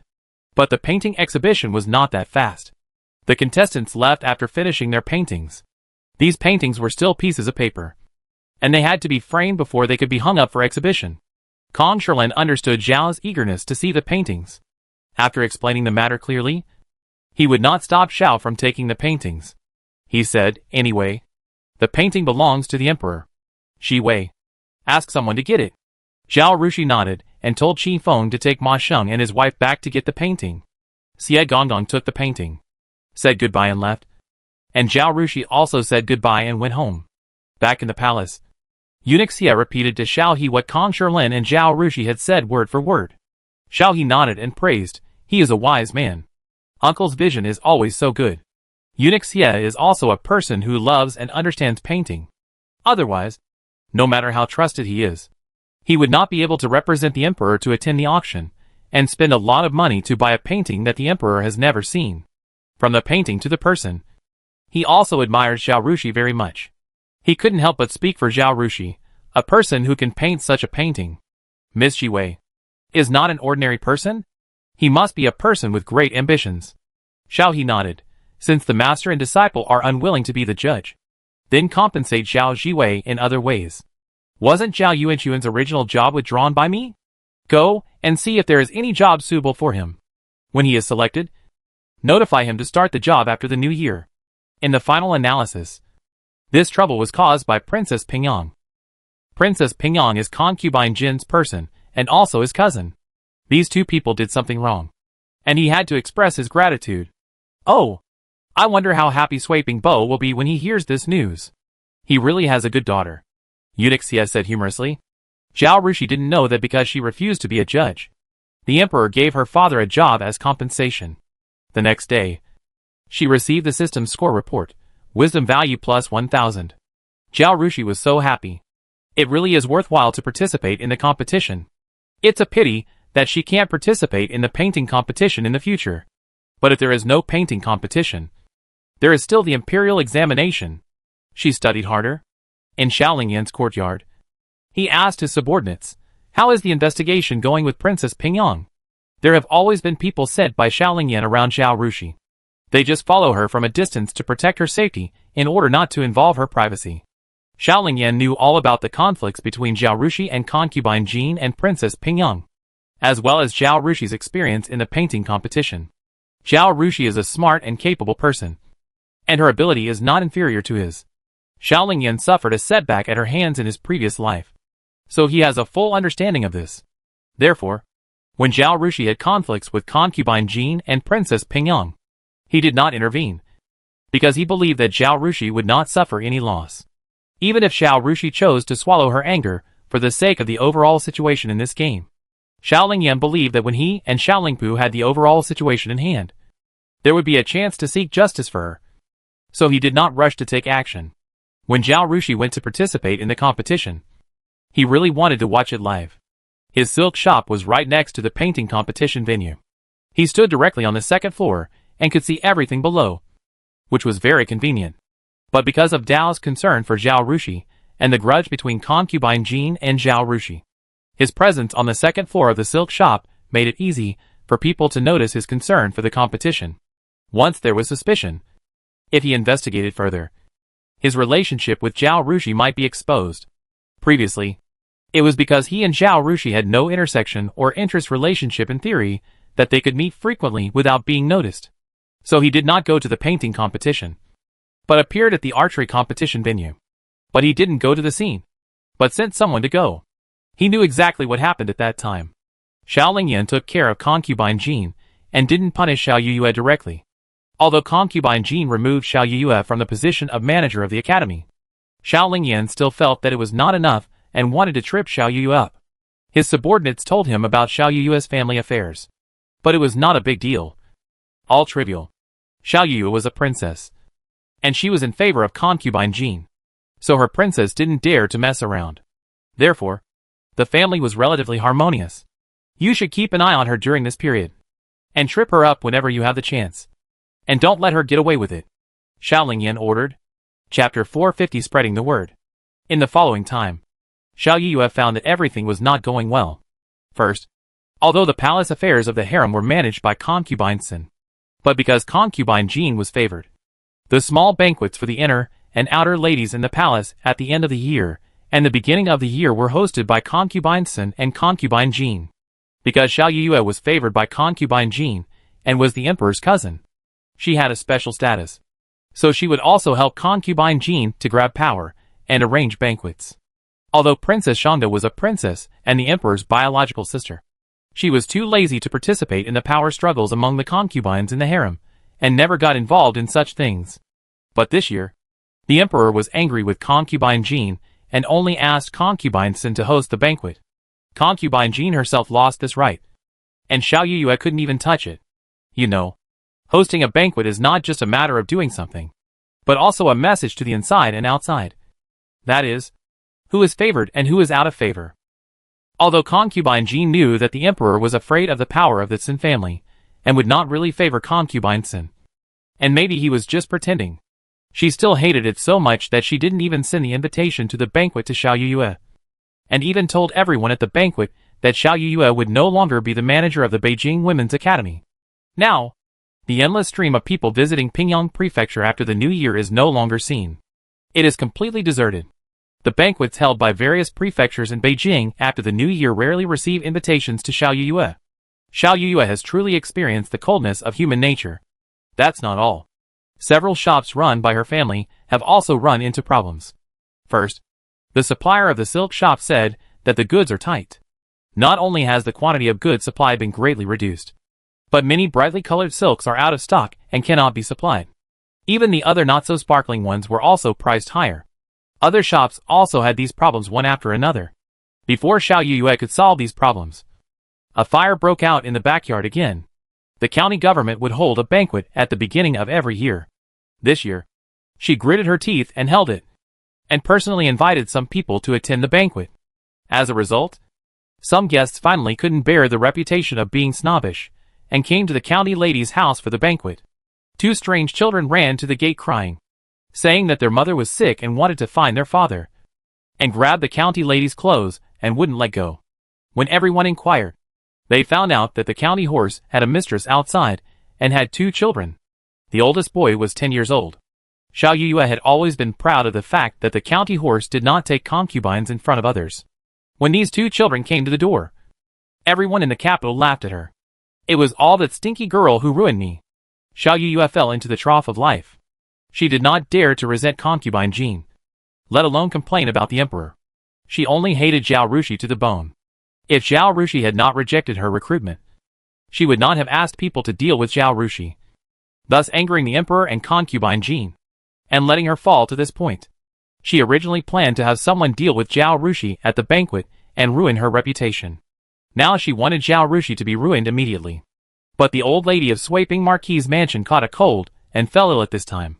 The 4 members of Swaping Marquis Mansion did not attend any banquets on the grounds of attending to the sick. So Xiao Yuyue's plan fell through. In fact, this was God's favor to Xiao Yuyue. Otherwise, if Zhao Rushi came to the banquet, she really implemented these plans, and Zhao Rushi, who had taken the agility pill and the strength pill, would definitely not suffer any loss. But Xiao Lingyan's revenge on Xiao Yuyue was something Xiao Yuyue could not bear. Of course, these are all stories for later. Time goes back to 3 days after the talent competition. On this day, the Imperial College posted the list of the top 15 winners of the painting competition outside the gate of the Imperial College, and Zhao Jiwei's name was listed as the first place. The paintings of the top 15 winners were also framed and exhibited in the exhibition hall in front of the Imperial College, and Zhao Rushi's painting was naturally among them. Because something went wrong in the painting competition, Mei Zhongjuan publicly questioned the fairness of Zhao Rushi's first place and Mr. Kumu, Peng Goen and others, and this matter became a hot topic. Soon after the competition ended, people who had not come to watch the competition knew about it. On the second day, when the court was in session, everyone in the court knew about it. Along with these rumors, there was also the news that Zhao Rushi was the painter of the unknown painting that was sold for 25,000 taels at the auction. Everyone was very surprised and talked about it. So when the painting exhibition of the Imperial College was opened that day, many people flocked to see what the painting that could sell for 25,000 taels of silver and was rated 10 by Peng Goen and others looked like. Although the painting that was sold for 25,000 taels was not the same as this painting, since they were painted by the same person. The style and level were similar, so everyone naturally compared them. Most people were impressed. Some were jealous of Zhao Rushi's talent or looked down on her because of her status and position, unwilling to admit how good her paintings were. But they did not dare to refute everyone's praise. The main reason was that Zhao Rushi's paintings were so powerful and her painting skills were mature, and there was really nothing wrong with them. Most importantly, the emperor also admired Zhao Jiwei's paintings. Not only did he not regret spending 25,000 taels of silver to buy the painting, he often took it out to appreciate it with the ministers and praised it. A few days later, Qi Xian, a girl from the Duke of Wei's mansion, hosted a small banquet to entertain her sisters. As soon as they met, she asked Zhao Ruyu, did you know that the painting that sold for 25,000 taels of silver at the first auction was painted by your sister Zhao Rushi? Yes. Why didn't you tell us about such a big thing? You don't know, do you? Another girl from a noble family, Xiao Zi, said. As a reborn person, Zhao Ryu entered the Beijing Women's Academy, so naturally she had to find some golden thighs to hug. But she was very picky. She didn't want to have much contact with people who failed to stand in the coup and had a miserable end. She would not make friends with them. She wanted to make friends with people who would be glorious in the future. However, the princesses and princesses she wanted to make friends with looked down on her. The Swaping Marquis Mansion was originally at the bottom among the nobles, and Zhao Ryu was a member of the second house. Her life story of being taken away by mistake was known to everyone. Everyone knew that she was originally a country girl with low bloodline, and she became the lady of the Swaping Marquis's mansion by mistake. In addition, the princesses and the princesses already had their own group of supporters, who were exclusive. Zhao Ryu was too low status to squeeze into their circle, and she couldn't curry favor with them even if she wanted to. In the end, those who were willing to play with her were people of relatively low status. Although the status of the Duke of Wei was not high, it was not low either, and it was a neutral faction, so it would not be the one to be liquidated in the coup. In addition, the two mansions were still relatives, so Zhao Ryu took the initiative to get close to Qi Xian, and Qi Xian didn't push her away. Zhao Ryu became a member of Qi Xian's small circle. The old lady was ill, and Zhu was attending to her, so Zhao Ryu couldn't attend the big and small banquets at the end of the year. But Zhao Ryu could still attend the private banquets held by these sisters. Chapter 451 Different from the previous life. She won the 3rd place in the music competition at the end of the year, and she was considered to be a little famous. The sisters who had previously ignored her were willing to invite her to the banquet. As the news of Zhao Rushi spread everywhere, Zhao Ryu was surrounded by these sisters as soon as she arrived. Zhao Ryu was also confused when she heard the news the day before. She rushed to Swaping Marquis's mansion to find Zhao Rushi, but was stopped by Yuan Ma, who said that her daughter had been infected by the old lady and had also caught a cold. In order not to pass on the disease to Zhao Ryu, he did not see her and asked her to go back. Zhao Ryu did not dare to joke with her life, so she had to go home in shame. When everyone asked her about it, she felt uneasy and smiled. I really don't know. You all know that we have separated. I have to go to school, and my 5th sister is also busy. She wants to learn painting and go to Binding to teach officials to draw portraits. She also has to participate in the imperial examination. She is busy like a top every day, so we have few opportunities to meet. Without waiting for anyone to ask again, she continued, when I heard the news, I went to ask her immediately, but she got sick from my grandmother and caught a cold, so she didn't see guests. So I didn't see her.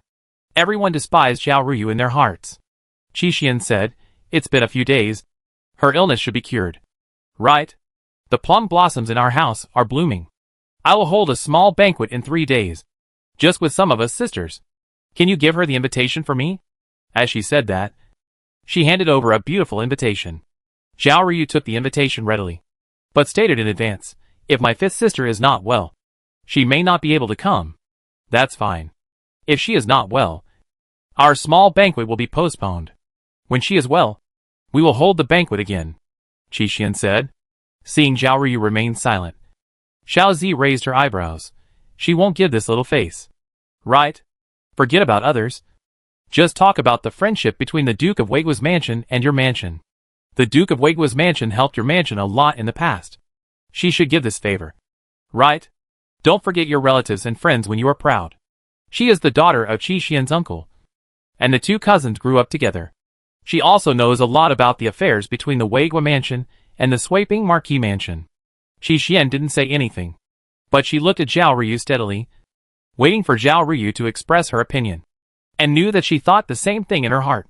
Zhao Ryu tightened her hand holding the invitation and nodded, okay. I will definitely persuade the 5th sister to come to the banquet. Qi Xian and Xiao Zi were satisfied. At this time, someone mentioned, by the way, have you heard? Princess Pingyang will not manage our Beijing Women's Academy after the new year. What? Everyone was shocked. Wasn't Princess Pingyang appointed by concubine Jean? Why doesn't she manage the academy? Everyone asked at once. I heard that she did something that angered concubine Jean, so concubine Jean took back her management rights. Who will replace her? It's not clear yet. It seems that concubine Jean herself has not made up her mind. Hearing these discussions, Zhao Ryu's heart was in turmoil. In her previous life, these things had never happened. Could it be that Zhao Rushi's power was so great that he could actually influence the decisions in the palace? If so, wouldn't everyone's fate be about to change? During this period, Zhao Ryu's worries were like a volcano, erupting all at once. She suppressed her restlessness, waited patiently for the small banquet to end, and hurried out of the Duke of Weigua's mansion and headed straight for the Duke of Suiping's mansion. Fortunately, she did not lose her mind. She wisely did not go directly to see Zhao Rushi, but asked to see Zhu instead. The old lady claimed to be ill. Zhao Rushi claimed to be ill. Zhao Yuanchuan was really ill, and Zhu could not claim to be ill again. Zhao Ryu asked to see her, and she met her in the side hall. Ryu. What's the matter? We are the patients in this mansion. So don't run here if you have nothing to do. Be careful not to spread the disease. Ju said to Zhao Ryu gently. I went to the Weigua mansion to attend the small banquet of the fourth Lady Qi. At the banquet, everyone mentioned the fifth sister and admired her. Sister Qi said that they were all relatives, but she had not met the fifth sister, which was a pity. It was just right to take advantage of the rare rest at the end of the year, and the plum blossoms in her house were in full bloom. So she wanted to invite the fifth sister to her house for a small banquet. As she said, Zhao Ryu handed the invitation to Ju. But your fifth sister is not well yet, Ju said, when the Sweeping Marquis's mansion was still the Duke's mansion. It had close contacts with the Weigua Duke's mansion. After the death of the Weigua Duke and the old Weigua Duke, the Weigua Duke's mansion retained its position as the Duke due to its merits. But the title of the Weigua Duke's mansion was reduced by one level. I don't know if it's because of this relationship, or because the closest old generation is gone. The relationship between the two mansions has unknowingly become much weaker. Although the Sweeping Marquis's mansion will help within its ability when there is something to ask for, there is always a condescending attitude. So unless it is absolutely necessary, Zhao Yuanchuan is not very willing to interact with that mansion. Before Zhao Rushi was not famous, the sisters of the Qi mansion never invited her to a small banquet. Now that she is famous, the invitation from the Weigua mansion has been delivered to her door. This made Ju sigh in her heart about the fickleness of the world. It's okay. Sister Qi said that she would hold this small banquet the day when the fifth sister recovers from her illness. Waiting for the fifth sister, Zhao Ryu said obediently. Ju's mouth was bitter. In order to avoid trouble, they didn't plan to attend the banquet. But the invitation from the Duke of Weigua's mansion could not be rejected. The friendship between the two mansions and the help from the Duke of Weigua's mansion were not easy to refuse. After Ju put pressure on her, Zhao Ryu said, I want to go see the fifth sister. She should be cured. Right? I heard from the doctor that colds are contagious when you first get them, but they won't be contagious after a few days. Ju thought that maybe it would be better if Zhao Rushi rejected Zhao Ryu. So she nodded and said, Since you are so interested, go see her. Since Zhao Ryu was so interested, she would not be stopped from coming to Xiuzhu Courtyard this time. She repeatedly asked to see Zhao Rushi. Nanny Yuan reported twice, and finally let Zhao Ryu go. As soon as she entered the door, Zhao Ryu asked Zhao Rushi, How did you do it? What? Zhao Rushi was puzzled. How did you do this for Princess Pingyang? Zhao Ryu asked again. Zhao Rushi naturally knew what she was talking about. But she pretended to be stupid and asked again, What's the matter with Princess Pingyang? Zhao Ryu waved her hand, motioning Qi Feng and others to go out. Qi Feng looked at his master, and when Zhao Rushi nodded, he led Yinjiang out. Princess Pingyang's management rights for the Beijing Women's Academy were taken back. This was something that never happened in the previous life. How did you do this? Zhao Ryu asked in a low voice. When she mentioned this matter, she felt cold all over. Chapter 452, God's Blessing. She watched Zhao Rushi go from a country girl, who was nothing to where she is today. She didn't know when Zhao Rushi was reborn. Zhao Ryu thought it was incredible that she had a sudden idea to paint with charcoal while burning a fire, and created a new school of painting. But she still accepted it reluctantly. If Zhao Rushi was reborn earlier in this life and practiced secretly, it is not impossible. But she couldn't believe that Zhao Rushi could paint such a magnificent painting after learning painting from Kong Sherlin for a few months. In her previous life, after Zhao Rushi was taken back to the mansion, she and her learned piano, chess, calligraphy and painting from the teacher invited by the mansion. No one knew better than her what kind of painting talent Zhao Rushi had. She herself was also reborn, and she didn't become very capable because of her rebirth. Although she had the superb piano skill she learned in Pingnan Marquis's mansion in her previous life, she was only a little better than in her previous life, and seemed a little more talented. But it is really impossible to say that there will be earth-shaking changes. She is powerless to change the status quo. Nor does she have the ability to become a person who makes a lot of money and is very capable.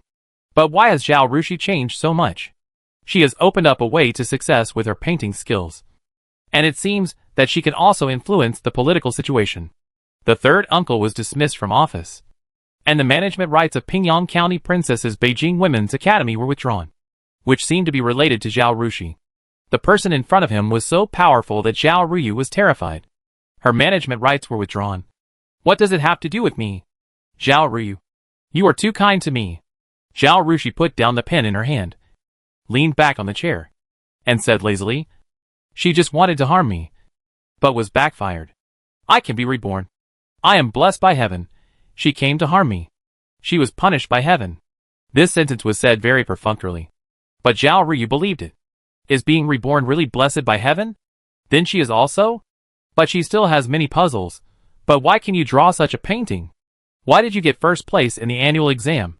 Zhao Rushi's paintings and the paintings of the top 15 contestants were exhibited these days, because it was rumored that Zhao Rushi was the painter of the painting that was auctioned for 25,000 taels. The whole city was in an uproar. Everyone rushed to see the exhibition, wanting to know what a painting worth 25,000 taels of silver looked like. Her paintings were so powerful that they shocked and amazed everyone who saw them. Everyone recognized her ability. Zhao Rushi became famous overnight. Because I'm smart. Zhao Rushi still spoke lazily. She was too lazy to talk to Zhao Ryu, so she covered her mouth with her hand and coughed a few times. Zhao Rushi was always energetic and busy, and rarely looked so lazy. When she started coughing, Zhao Ryu finally realized that Zhao Rushi was still sick. She quickly stepped back and turned to the side. Zhao Rushi saw this and simply coughed a few more times. Before Qi Feng became Zhao Rushi's maid, she was a very decent person.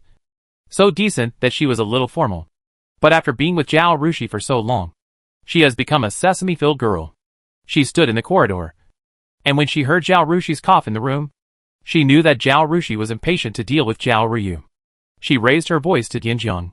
"Go and see if the girl's medicine is ready. If it is ready, bring it here quickly." Dianjiang is the smartest among the maids. Hearing this, she sighed. Alas, the girl has been coughing for several days. She took medicine, but it didn't get better at all. Otherwise, ask the uncle to invite a doctor to come and see.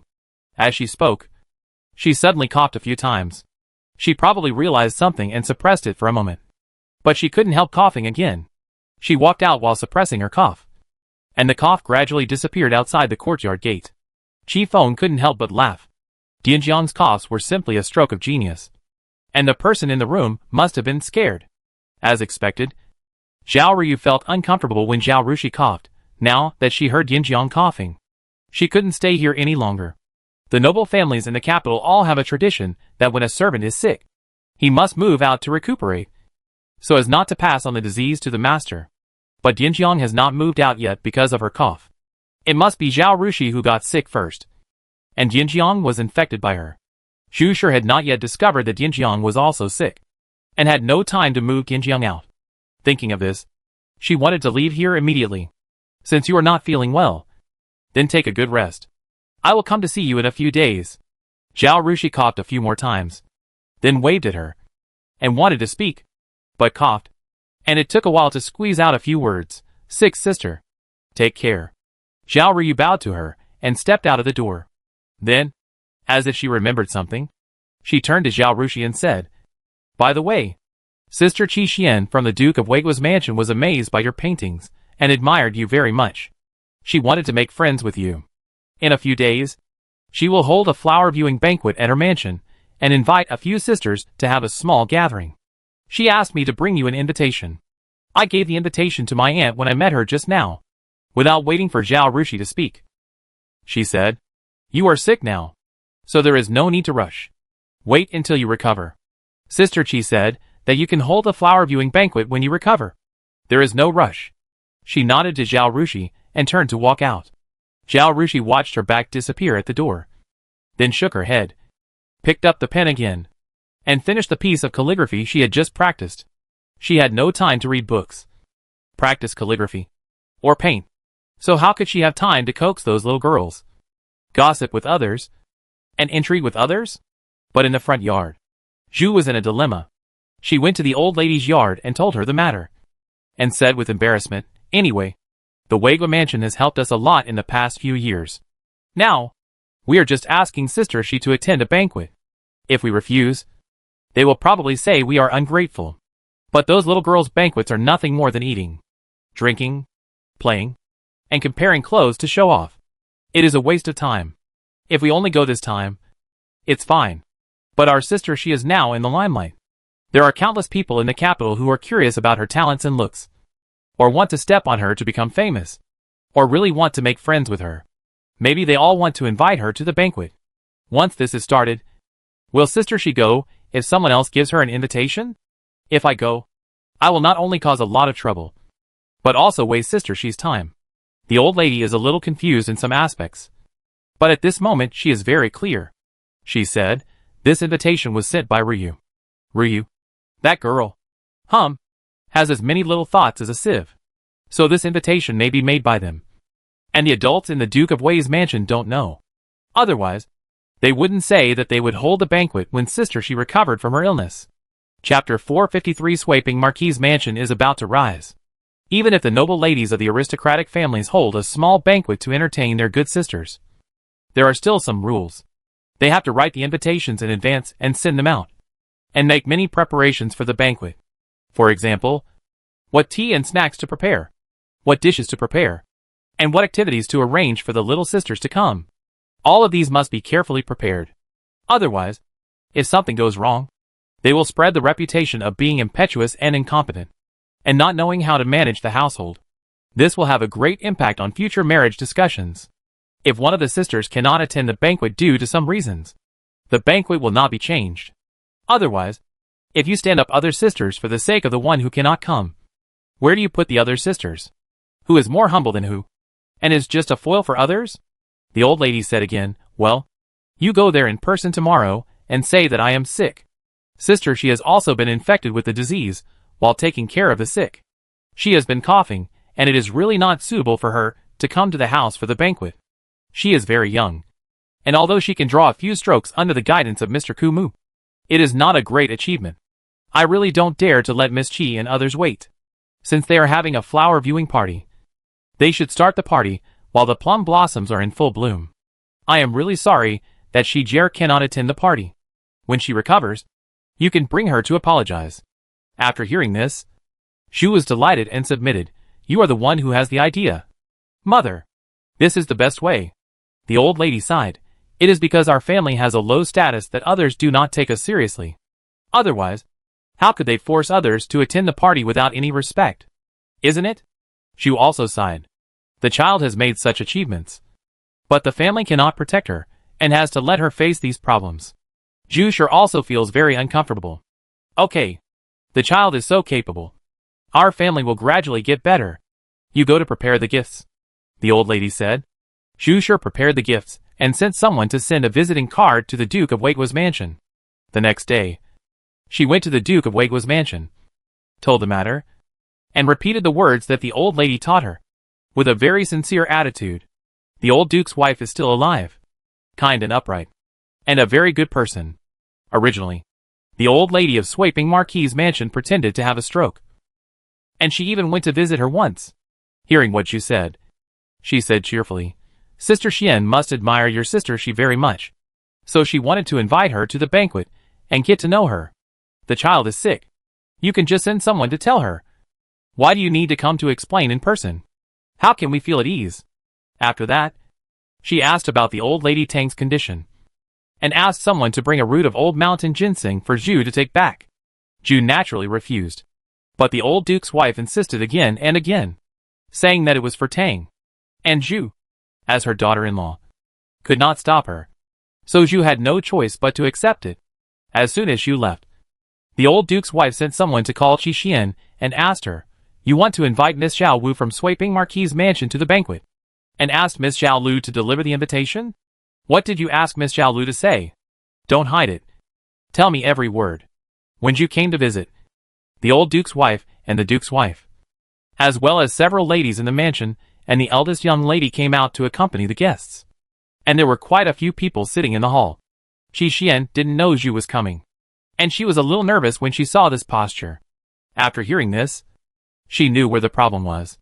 The Duke of Wei's mansion was very strict, because the old duke's wife was a sensible person. Qi Xian didn't dare to hide anything, so she told what she said that day. She also knew that she was wrong, and defended herself. I just wanted her to come and play so much, so I said that. Grandmother, I'm sorry. I was wrong. Humph. It can be seen that you are not ungrateful. Knowing this, you still do such a thing. Do you think that the Swaping Marquis mansion is not as good as ours? And you can ignore them and bully them at will? The old duke's wife asked with a sullen face. Qi Xian is the second wife's daughter. Hearing this, the second wife stood up quickly and said, Sister Xian dare not. Qi Xian lowered her head and said, Granddaughter dare not. The old duke's wife knew that not only Qi Xian, but also the daughters-in-law had such thoughts. If the daughter-in-law had not said such remarks in front of Qi Xian would not dare to do such a thing. She was openly scolding her granddaughter. But in fact, she was scolding her daughters-in-law. She glanced at everyone in the room and said slowly, if it was in the past, you would have been right to think so. But now that Zhao Rushi is here, anyone who underestimates the Sweeping Marquis mansion will suffer a great loss. The second wife had a good family background and a straightforward personality. Although she respected the old lady, she was not afraid of her mother-in-law. Hearing these remarks now, she was a little disapproving. She said, Mother, aren't you exaggerating? If Zhao Rushi was a boy, I would believe what you said. But Zhao Rushi is just a girl. What's the point of her success? She will be 15 years old after the new year, and she will have to get married in at least 1 or 2 years. Besides, no matter how successful she is just a painter. What's the point of painting well? Let's not talk about her. Just Mr. Kumu. If it weren't for the fact that he is the emperor's cousin and has a deep relationship with the emperor, I guess few people in the capital would take him seriously. The duke's wife is very convinced by her mother-in-law. She said, What mother said must have a reason. Mother, please tell us. The old duke's wife glanced at the second wife. The second wife just said that the reason why Mr. Kumu has a superior status is because the emperor respects him. Now, the paintings of the fifth sister of the Zhao family have caught the emperor's eye and have been appreciated by many people. Isn't this enough for you to take her seriously? People with ability are respected wherever they go, because of her beauty and ability. I heard that the Prince of Pingnan Marquis once intended to marry the fifth sister. The Peng family also asked the eldest sister to go back to her parents' home to propose marriage. But they were all rejected. She may not know what kind of family she will marry in the future. A wife's status depends on her husband's. How do you know what height she will stand in the future? Either she can enter the palace to be a queen, or marry a prince. Both are possible. Don't despise the poor young people. That's what it means. If she really wants to marry, she will be a girl from the Zhao family. If anyone wants to bully her family, her husband's family will stand up for her without waiting for her to ask, because they value her. As for her brother, we should help him a little. The ups and downs of the powerful people in the capital. Haven't we seen enough? With such a capable person, the Sweeping Marquis mansion is going to rise. If you don't believe me, just wait and see. This is what I always teach you. Don't judge people by their appearance. Who knows when he will gain power and help or retaliate against you? It is the truth to be kind to others and to benefit yourself. When the old lady said the word teach, all the younger generations in the room stood up and listened. At this moment, they all said, daughter-in-law, granddaughter, granddaughter-in-law, will be taught. Chapter 454. A constant stream of people. The old duke's wife stretched out her hand and pressed down. Okay. Sit down. She turned to Qi Xian. Xianjie, since you don't have to go to school during this period, come to my place every day to serve me. And don't go around playing with your group of little sisters.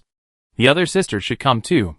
You don't understand some truths, and you may suffer a lot in the future. While I am still alive, I will teach you more. Qi Xian blushed, lowered her head, and replied, yes. Zhao Rushi also thought of the worries of the old lady in Zhu. The Duke of Wei's mansion was a relative, and the old duke's wife was a sensible person. If she was reasonable, Zhu could still go to her house to explain. Others were not so kind. Zhao Rushi wanted to make a name for herself by spreading her reputation as a painter in order to improve the status of the Sweeping Marquis mansion and herself, so that no one would want to step on her. She was not trying to offend anyone. Therefore, this matter could not be resolved in this way. When Zhu went out to the Duke of Wei's mansion, Zhao Rushi wrote a letter and sent Qin Feng to deliver it to Kong Sherlin, telling him about her current troubles and hoping that Kong Sherlin would say hello to Princess Shanda.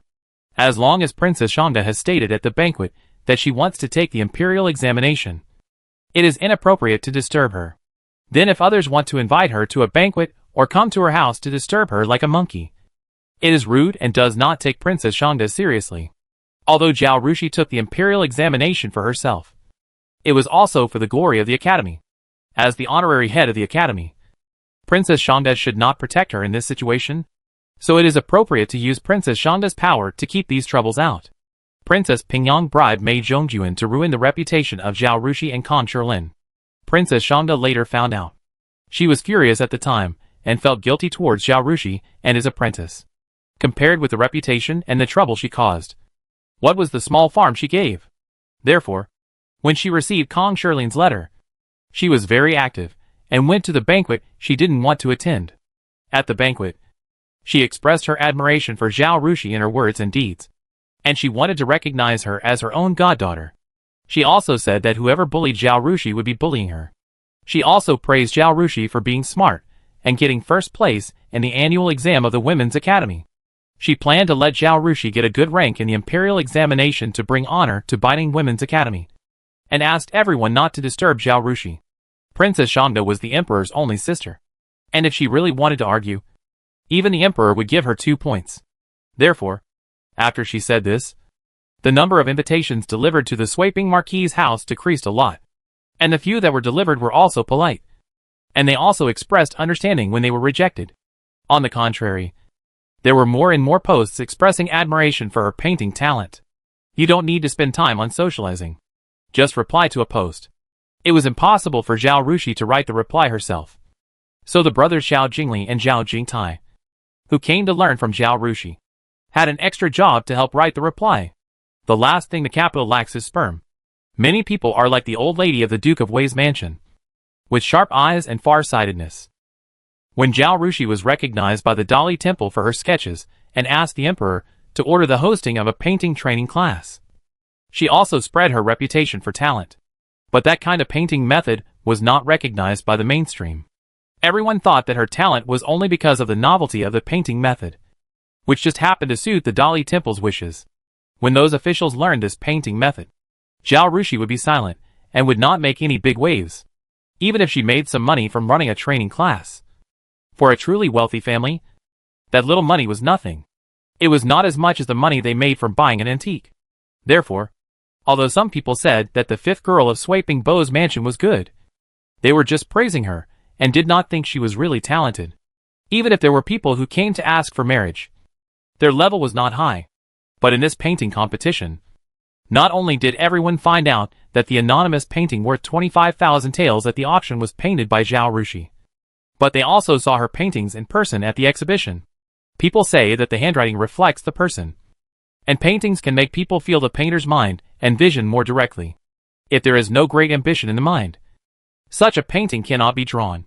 At this time, the dignitaries in Beijing really took Zhao Rushi's painting talent and her as a person seriously.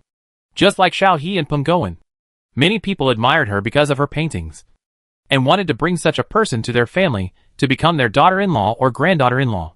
Such a wonderful woman can not only bring money and honor to the family, but also bring connections. How many people like Zhao Rushi's paintings? If a nobleman comes to ask for a painting, giving him a painting is to make a favor. If you want to ask someone to do something, you don't need anything else. Just give him a painting by Zhao Rushi, and he may be able to do the job properly. Didn't you see that Princess Shangda and people like Kong Shilin all consciously became her backers? This is all because of her talent. A woman with this talent can make a great contribution to the family, which is better than many men. What's more, she can also teach the younger generation in the family to paint. As long as you can learn a few of her skills, you don't have to worry about not getting a good job in the court. So marrying such a woman as a daughter-in-law or granddaughter-in-law is really not a loss at all. So after the Peng family's marriage, there was an endless stream of people coming to ask for marriage. Apart from other things, even the Duke of Weigua mansion sent someone to ask for Zhao Rushi to marry the third son of the Duke of Weigua's wife, who was 1 year younger than Zhao Rushi. Apart from that, the Duke of Weigua mansion really couldn't find a male of the right age. There are illegitimate sons, but once they propose marriage, it will be a disparagement of Zhao Rushi. Not a marriage, but a grudge. This situation made the old lady, Zhao Yuanxuan, and Zhu happy and worried. I won't consider marriage before I'm 16.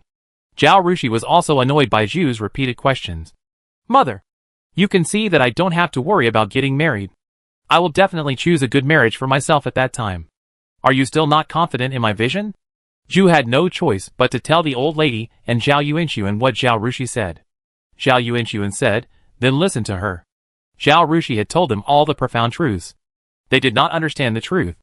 It was just that they were moved when they saw the good marriages that they had never been able to get before.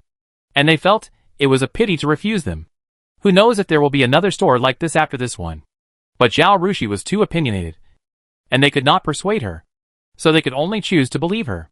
The elders of Sweeping Marquis Mansion were no longer anxious. But some people could not sit still. That day, Qi Feng hurried in, sent everyone else out, and whispered to Zhao Rushi, "Miss, when I woke up this morning, I saw a letter next to my pillow." Then, he gave the letter to Zhao Rushi. Chapter 455 What's Your Business? Zhao Rushi saw her like this, and knew that Xiaoling Yan must have sent someone to deliver the letter. In the past, she and Qi Feng rode in a carriage all day in Baining. And it was easy for Xiaoling Yan's subordinates to put the letter into Qingfeng's hands. Now she stayed in the mansion, and didn't go anywhere. If Xiaoling Yan wanted to send a letter to her, he could only use this trick. She opened the envelope, and saw that it was indeed a letter in German. In the letter, Xiaoling Yan asked to meet her. And the meeting place was a hidden courtyard in the south of the city. Zhao Rushi frowned. What important things could this guy have to talk about? It was close to the end of the year, and many people were coming to Beijing to report their work. And many were returning from other places to celebrate the new year. People in the capital also had to go out to buy New Year goods. In short, there were more than twice as many people on the street as usual. Others thought it was lively. But Zhao Rushi thought it was too crowded and chaotic. There were many more thieves and kidnappers on the street. She was in the limelight now. And there was also a Princess Pingyan who hated her secretly. So she didn't want to go out. She wrote a reply to Qi Feng. Put it on the table in your room. Qi Feng shuddered visibly, and seemed very unhappy that someone appeared in her room in the middle of the night. Zhao Rushi smiled. I have told the other party about this matter, and asked them to go to the study to get the letter next time. After you put the letter on the table, go to my room, and make do with the soft couch. If the letter is taken away tonight, you can go back to your room and sleep tomorrow night. The young lady of the noble family has a maid on duty in the room at night. The maid usually sleeps on the bed in case the master needs anything at night. Zhao Rushi is a modern person at heart. She is not used to being served by others, and she also values privacy. Naturally, she does not need a maid to keep watch at night. Her bedroom and study were decorated by her. In addition to the bed, there is also a soft couch in the bedroom, which she usually uses as a sofa.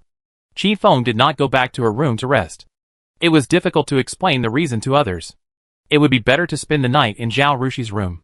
Qi Feng hesitated for a while, but still agreed to Zhao Rushi's proposal. The next day, Zhao Rushi's reply was placed on Xiaoling Yan's desk. Xiaoling Yan was not married yet, so he could not open a residence outside and still lived in the palace. Although his subordinates were highly skilled in martial arts and could enter and leave the Sweeping Marquis residence without being noticed, there were countless masters in the palace. So he did not dare to enter and leave the palace.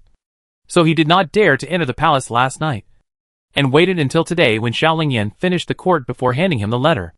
Xiaoling Yan was planning to change his clothes to meet Zhao Rushi, and he couldn't help but smile bitterly after reading the letter. Zhao Rushi said it was unsafe, and if it was not necessary, they didn't need to meet again before she returned to Baining. If you have anything to say, you can write it in a letter. Xiaoling Yan sighed, leaned back, and stared at the caisson on the roof in a daze. Could he express what he wanted to say clearly in a letter? People say that enemies always meet. He and Zhao Rushi were enemies in his previous life, and they would fight each other as soon as they met. But he didn't know when he fell in love with this enemy. He finally asked someone to ask Zhao Rushi's aunt to arrange an opportunity for them to go on a blind date, so that he could break this window paper and change the relationship between the two from enemies to lovers, who knew that when they just met, before he could even open his sincere smile, Zhao Rushi turned around and left, bringing him to this ancient time. And it was a damn sweet romance novel. Fortunately, they were still of the same age. It was just that the ending of the cannon fodder was not suitable for romance. So he hid his thoughts. I thought I could change my fate first, and then slowly tell my heart. But who knew that Zhao Rushi, a 14-year-old junior high school student, could attract so many bad peach blossoms? How could they do this to a minor? Although he knew that Zhao Rushi didn't want to fall in love and get married when she was nearly 30 in her previous life. She would never marry a stranger when she was a minor in this life. But he couldn't get rid of this sense of crisis. What should he do? When the two brothers seized power and took the highest position, he must popularize 9-year education and stipulate that women can only get married at the age of 20 and men at the age of 22. After thinking about it for a while, he finally resigned himself to spreading out the letter paper and wrote down what he wanted to say. Of course, he did not dare to reveal his wolfish ambitions, fearing that he would not even have the opportunity to communicate with Zhao Rushi. He only analyzed the pros and cons of marrying in ancient times, such as the relationship between mother-in-law and daughter-in-law, the issue of taking concubines, and the deep sea once entering the mansion of a marquis. He almost added a sentence at the end, "From now on, Xiao Lang is a passerby." This sentence is sad and tearful. Anyway, he did not say it explicitly, but the deep meaning revealed between the lines is very thought-provoking. After writing the letter, he called his subordinates and said, "It is best to send this letter during the day. I want to receive a reply today." Although this request was a bit excessive, the subordinates with strong martial arts skills said that it was no problem. In the eyes of these masters, the guards of Sweeping Marquis' mansion were almost equivalent to no guards. Qi Feng slept in Zhao Rushi's room last night and didn't sleep well. After working half a day, Zhao Rushi asked her to rest, so she went back to her room. She had just entered the room and closed the door when there was a knock on the window behind her. She looked over and was startled. She saw a handsome man standing there with a letter in his hand. The man put the letter on the table in front of the window before she could react. And then he left. Qi Feng covered her chest and took 2 breaths, walked to the window, stuffed the letter into her arms, turned around and went out again. She had seen the young man just now when she was in the Dali temple. His name seemed to be Wang Tong. Later, he repeatedly stuffed letters into her hands in various places in binding. She was already very familiar with him, but she really didn't expect that this man was so bold that he actually ran to the girl's yard in broad daylight to deliver a letter to her. The people on duty with Qi Feng and Yinjiang were Nani Yuan and Itsui. Seeing Qi Feng coming back, Nani Yuan smiled and said, "What's wrong? Didn't the young lady ask you to go and rest?" Qi Feng smiled at her, but didn't say anything. She turned to Zhao Rushi and said, "Young lady, I have something to report to you alone." Zhao Rushi saw her expression and knew that Xiaolingyan was making trouble again. She turned around and told Nani Yuan and the others, "You go down first." After the two left, she asked, "What's wrong?" Qi Feng took the letter out of her bosom and handed it to Zhao Rushi. Zhao Rushi took it and frowned and asked, "How did you send it?" Qi Feng told Zhao Rushi what happened just now, and Zhao Rushi frowned even more tightly. She took out the letter and read it for a while, frowned and thought about it, and suddenly laughed, picked up the pen and wrote a reply, and directly put it in the envelope and handed it to Qi Feng. "Go! Just put it on the windowsill. You don't have to avoid it. Just watch him take it away." Qi Feng took the order and left. When Xiaolingyan got the reply letter and opened it, there were only 4 words on it. "What's your business?" Chapter 456, I want to see her. The paintings of the painting competition are placed in a separate courtyard in front of the Imperial College.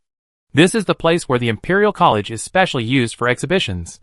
In the hall of the second courtyard, Wang Zhenbin, who was sitting in the corner to manage the exhibition hall, was reading a book. But at this moment, he seemed to be unable to concentrate, and from time to time, he looked up at the center of the exhibition hall. Although there were people who came to see the paintings exhibited in previous years, there were not many people who came to see them. Basically, they were those who loved painting and were interested in paintings of this level, and they would come to take a look, or they were relatives and friends of the contestants. But this year, thanks to the blessing of Jiwei, this exhibition hall is the most lively place among all the exhibition halls this year. But the liveliness only lasts for a few days. Officials have to go to court and have their own things to do. There was a heavy snow the other day, and it was cold and freezing. So people who have nothing to do were too lazy to go out. As long as people have seen the paintings once and satisfied their curiosity, they will not come again. Therefore, in the last few days of the exhibition, there were few people coming to this exhibition hall. Previously, 4 or 5 people were needed to guard this hall, but now only Wang Zhen and another companion are left. But for several days in a row, Wang Zhen saw a man with dark skin, tall and straight figure, and handsome appearance coming to see Zhao Jiwei's paintings. And every time he came, he stood in front of the painting for half an hour. Wang Zhen admitted that the painting was well painted, and everyone praised it. But no matter how much he liked it, He wouldn't come to see it every day. Right? Huang Jin was doing odd jobs in the Imperial College. And he didn't know many officials in the capital. Later, he asked his companions and found out that the person who came to see the painting was Fu Yunkai, the son of Ping and Ho, and the fourth-ranked Xuanwu general. Huang Jin respected these generals, who defended their country from the bottom of his heart. He looked around the exhibition hall and saw that there was no one else except him, Fu Yunkai, and the Fu family servant. After thinking for a while, he walked forward and said, "General Fu." Fu Yunkai seemed to be awakened from a dream. He was stunned for a moment before he came to his senses. He raised his hand and bowed. "Brother, what can I do for you?" He knew that this man was in charge of the exhibition hall. But the two had never spoken, so he didn't know his last name. "My last name is Huang." Huang Jin introduced himself and pointed to Zhao Rushi's painting and asked, "General Fu likes that painting very much?" Fu Yunkai hesitated for a moment and nodded, "Yes. The emperor also likes that painting and has taken it into the palace. It will be sent to the palace as soon as the exhibition is over." Fu Yunkai smiled bitterly. "I have heard about it." When he heard that the painting he liked very much at the auction was painted by Zhao Rushi, he ran to the exhibition to see it on the first day. After seeing it, it touched his heart. He really liked this kind of big and open painting. Thinking that this painting was painted by Miss Xiaowu, who was very fond of him, he couldn't calm down. Some time ago, under the arrangement of Xiao Lingpu and Miss Sin, he met Miss Muba. Arrogant, cold, everything overlapped with the girl from the aristocratic family in his impression. Thinking of the comrade who dared not speak loudly in his own home and lived a depressed and uncomfortable life, he immediately told the second prince that this marriage was not going to happen. He couldn't imagine how someone like Miss Muba would get along with him and his mother if she married into their Fu family. They were not the same kind of people at all. Seeing the painting, his obsession with Miss Xiaowu deepened. He couldn't get the person, so he wanted to buy the painting back if the price was right. But he didn't expect that the people in the Imperial College told him that the painting had been collected by the emperor. So he wanted to look at it for a while longer. There were many people a few days ago, so he didn't come to avoid trouble. There were fewer people these days, so he came every day. He didn't just look at the painting. He looked at the person through the painting. He wanted to know what kind of person the person who painted this painting was. Now that I know, since General Fu likes this kind of painting so much, I think it would be better to ask someone to ask Jiwei Lei Buddhist for one. A soulmate meets a soulmate in a mountain stream. If Jiwei Lei Buddhist knew that General Fu liked her painting so much, she might be willing to sell one to the general. Fu Yunkai was stunned. He immediately bowed to Huang Jin gratefully and said, "Thank you for your advice. Brother, I understand. It's getting late. I should go back too. Goodbye." He clasped his fists to Huang Jin and turned to leave. Coming out of the courtyard, he said to the servant Chang'an, "Go to the Sweeping Marquis's mansion and ask if Miss Zhao Wu has been out recently and when she will be out. After finding out clearly, report to me at the mansion." Chang'an was startled. "Prince." He knew that the prince was still thinking about Miss Zhao Wu, especially when he found out that his favorite painting was painted by Miss Zhao Wu. He was very tormented. The prince was arrogant and reasonable. So after the Sweeping Marquis's mansion expressed its unwillingness to marry his daughter to a soldier, he no longer planned to ask the Sweeping Marquis's mansion to marry his daughter to him. Why did he suddenly want to meet Miss Zhao Wu in person after hearing what the man surnamed Huang said? After thinking about it, Chan felt that it would be good to meet her. Whether it was life or death, he should be straightforward and make it clear in person, so that his master would not always think that Miss Zhao Wu was better and look down on everyone else. He immediately went to the Sweeping Marquis's mansion and found a shop on the street that the Sweeping Marquis's mansion had to pass by when entering and leaving. He spent dozens of copper coins to inquire about Miss Zhao Wu's travel. "Oh, you are here to propose to Miss Zhao Wu, right?" The fat waiter laughed and said. After Miss Zhao Wu's paintings became famous, many people came to ask for marriage. I saw that they were all from very prominent families. Chang'an frowned when he heard the news. The Sweeping Marquis's mansion was unwilling to marry his daughter to a soldier. It was okay before, and there were no good families asking for marriage. Now there are. So doesn't our own prince have even less hope? The waiter said, "But your master will be disappointed." Some time ago, Miss Zhao Wu had to go to Baining to study. She went out early every morning and came home almost after dark. During this period, the academy was closed, so she stayed at home and did not go out. I heard that she was sick. She was infected with the disease, and caught a cold while serving her grandmother. Dr. Sher has been running to the mansion many times these days. Then do you know that the Swaping Marquis mansion has promised a marriage to Miss Zhao Wu? Which family is it? Chang'an asked. The waiter shook his head. I haven't heard of this. I know. Another waiter suddenly interrupted. But after saying this, he shut up and just looked at Chang'an. Chang'an quickly took out a handful of copper coins and gave them to the waiter, who then said, the wife of the Marquis of Swaping has rejected all marriage proposals.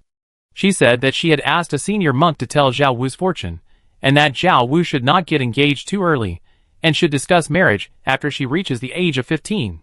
The fat waiter looked at his companion with a suspicious look on his face. Really? Why haven't I heard about it? Chapter 457. Something to talk about. During this period, many people came to inquire about the Swaping Marquis mansion, and they received a lot of rewards for this, which was more than the monthly salary they worked hard in the store for a month. After they handed over a certain percentage of copper coins, the boss did not stop them from making money. He only told them that the Swaping Marquis mansion was going to be prosperous, and they could make money by selling information. But they must not bring trouble to themselves. You have to think clearly about what to say and what not to say. More importantly, you must not fabricate rumors. Otherwise you will earn money but not spend it. The thinner clerk rolled his eyes at his companion.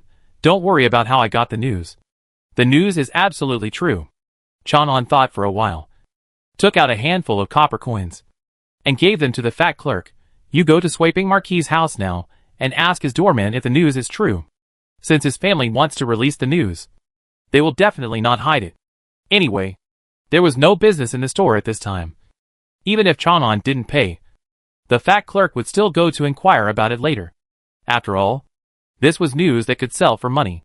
However, he did not dare to go directly to the gatehouse of Swaping Marquis' mansion to ask, so he could only ask around. Now that Qian Zhuang was daring, he was no longer afraid, and he agreed and ran out. Chang'an gave some copper coins to the thin clerk. The information you just gave is very important. This is a reward for you. The thin clerk was not jealous of his companions. When they got the reward money, in addition to giving part to the boss, they also had to take out part to share with their companions. The fat clerk got the money, and he also had a share. Now Chang'an gave him another share of money to appease him. So he and his companions had a considerable income today. After a while, the fat waiter came back and said to Chang'an, the doorman of his family said that the news is correct. It is indeed not appropriate for his daughter to get engaged early. Chang'an did not stay any longer after hearing the news, and hurried back to Pingnan Marquis' mansion to report to his master. Fu Yunkai was half happy and half sad when he heard the news. He was happy that Miss Zhao Wu had not yet been engaged, so he still had hope. He was worried that his marriage could no longer be postponed.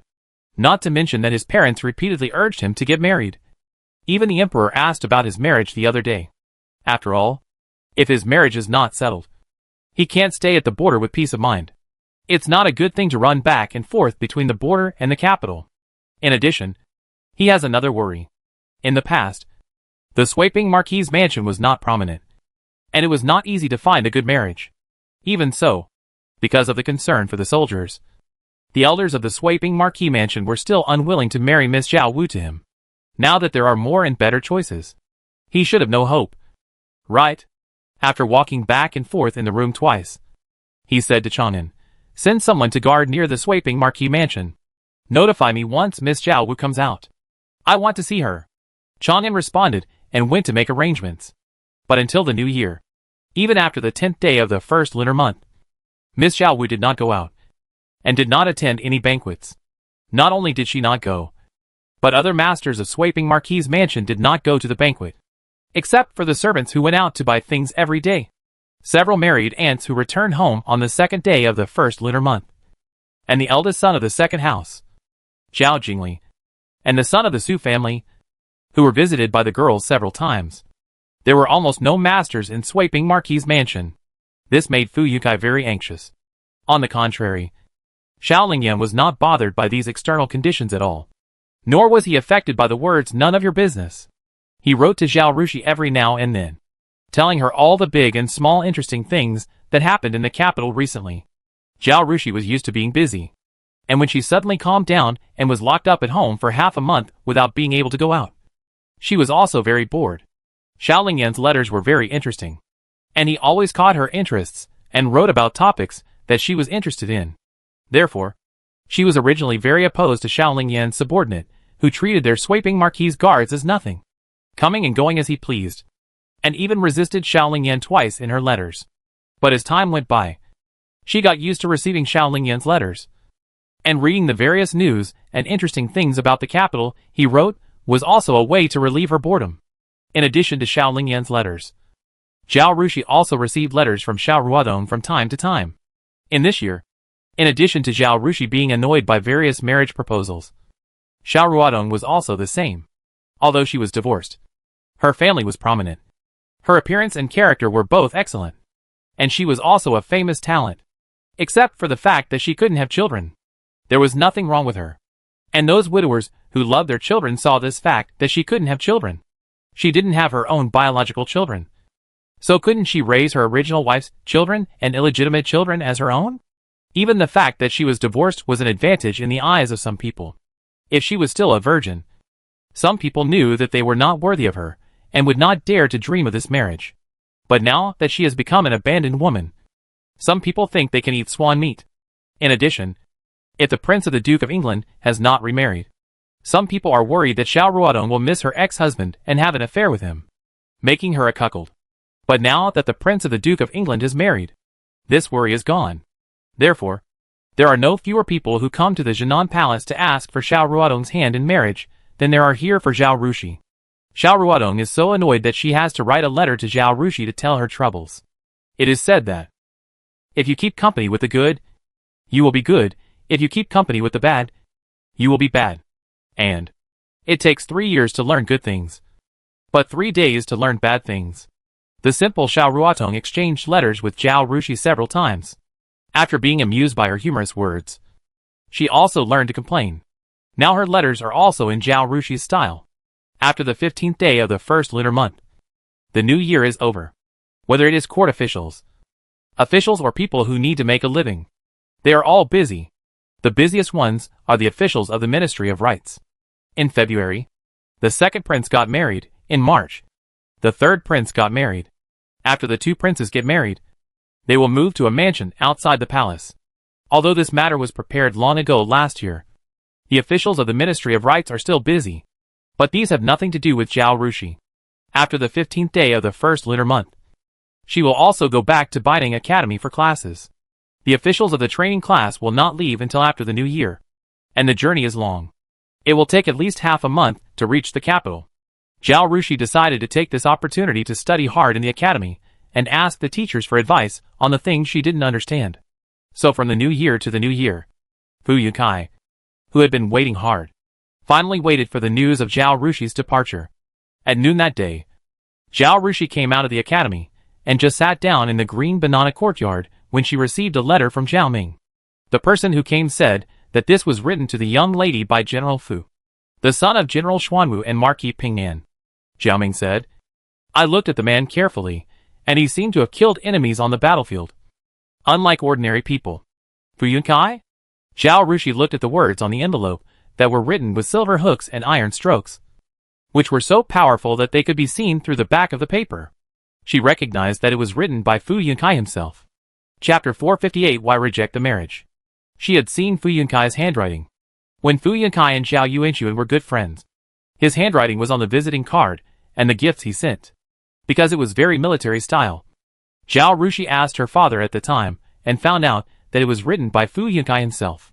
She opened the letter in confusion.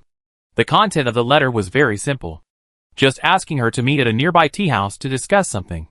After thinking about it, Zhao Rushi decided to meet him. However, to be on the safe side, in order to prevent someone from pretending to be Fu Yunkai and leading her to the tea house to harm her, she sent Qi Feng to take a look first. The reason why Qi Feng was sent instead of others was because Qi Feng had seen Fu Yunkai and his servant Chang'an in front of the Dali Temple with Zhao Rushi. The tea house was not far from the green banana courtyard. Qi Feng came back not long after she went there and reported, You can't go up to the second floor. But I saw someone coming down from the second floor and telling the waiter something. And I recognized that person was General Fu's servant. I asked the waiter again, and he described the guest upstairs. I think that person should be General Fu. The military spirit that Fu Yunkai developed when fighting enemies at the border is quite different from the civil officials, generals and young masters in the capital. Zhao Rushi nodded, stood up and said, "Okay. Let's go. Call Uncle Ma and Mother Luo." After thinking for a while, she put on her cloak, put on her hat, and covered her face with a veil. She didn't go straight to the tea house when she went out, but rode her horse around the alley and arrived at the door of the tea house from the other end. The reason why she didn't ride in a carriage was because her carriage had the emblem of the Swiping Marquis mansion on it. When Zhao Rushi was learning to ride a horse, Qi Feng and Yanjiang also learned to ride a horse. But Zhao Rushi learned it in one go, while Qi Feng and Yanjiang took almost a month to ride freely in the city. Fu Yunkai arranged to meet in a box on the second floor. When Zhao Rushi went upstairs, Chang'an, who was guarding the stairs, saw them. Although Zhao Rushi was wearing a veil, Chang'an had seen them before and could recognize her from her figure. He hurried forward, bowed to Zhao Rushi, and confirmed, "Miss Zhao Wu?" Zhao Rushi nodded. "Miss, please go upstairs." He led Zhao Rushi and her group upstairs. She had discussed business with Xiao Ruodong in this tea house before, and later she often passed by here and knew that this tea house had good business. Not to mention that it was just after the new year, and it should be very lively upstairs and downstairs. But at this time, the second floor was quiet and there were not many people. It was probably because Fu Yunkai reserved the second floor to prevent people from seeing her meeting him here. He was very considerate. Guarding the door of a private room on the second floor was a man dressed as a guard. When Chang'an led the people up, the guard went into the private room to report. Immediately, Fu Yunkai came out of the private room and clasped his fists to Zhao Rushi, "Miss Zhao Wu." Zhao Rushi also returned the greeting, but did not speak. Fu Yunkai stretched out his hand and gestured to the private room, "Miss, please." Zhao Rushi did not refuse, and took Luo and Qi Feng into the private room together, while Ma Shun stayed outside. Fu Yunkai did not object to Luo and Qi Feng entering. Chang'an didn't call a waiter. After Zhao Rushi sat down, he acted as a waiter, quickly poured tea for Zhao Rushi, and stood behind Fu Yunkai. There were already 5 or 6 plates of snacks on the table. Zhao Rushi put down the hood of her cloak and took off her veil. She didn't touch the tea, looked at Fu Yunkai, and asked directly, "I wonder what General Fu wants to say to me." Fu Yunkai didn't know if it was his own psychological effect. This time, they met less than half a year after the last time. But he felt that Miss Zhao Wu's appearance seemed to be brighter and more outstanding, and her bookish air was also full of a dashing demeanor. He calmed down and said according to his expected opening remarks, "Yuan Kai admired the girls' paintings when he saw them at the auction. These few days, he has been looking at the girls' paintings in front of the Imperial College." "Thank you." Zhao Rushi smiled faintly, with no expression on her face. "General Fu is a soldier. I think it's great that he likes it. I am not a person who likes to beat around the bush. Let's stop talking about small talk. I have to go to the academy for class later. General Fu, if you have anything to say, just say it directly." Hearing this, Fu Yunkai's throat tightened up.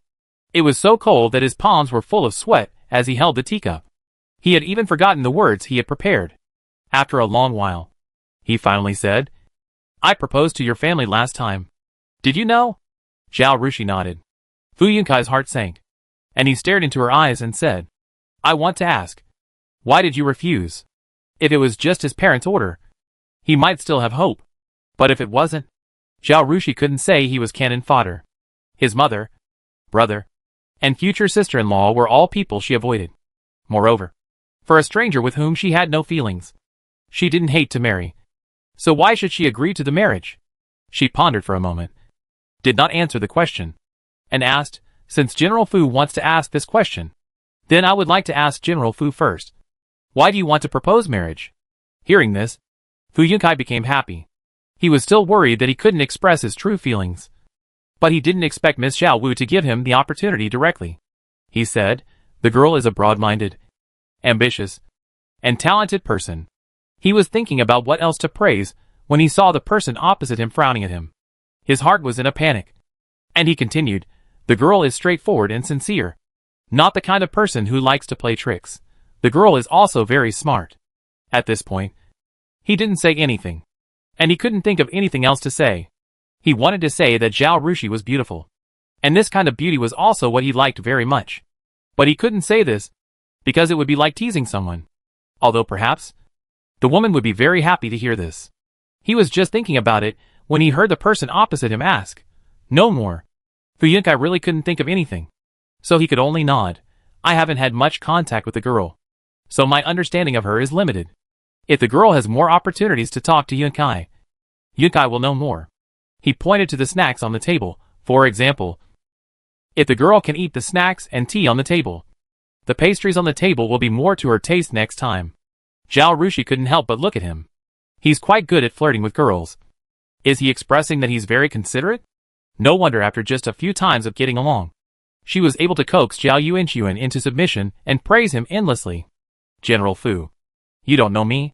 I'm not what you say, Zhao Rushi said. For example, I'm not broad-minded. I'm narrow-minded. And I don't like to tolerate others. I also like to play tricks. If someone provokes me, I will use any tricks to get rid of the other person. Chapter 459 Dispute. Fu Yunkai was dumbfounded, half opening his mouth, not knowing what to say. Chang'an was also a little stunned. How could he say that about himself? Fu Yunkai's throat was dry. Miss Zhao, if you don't want this marriage, you can just say it directly.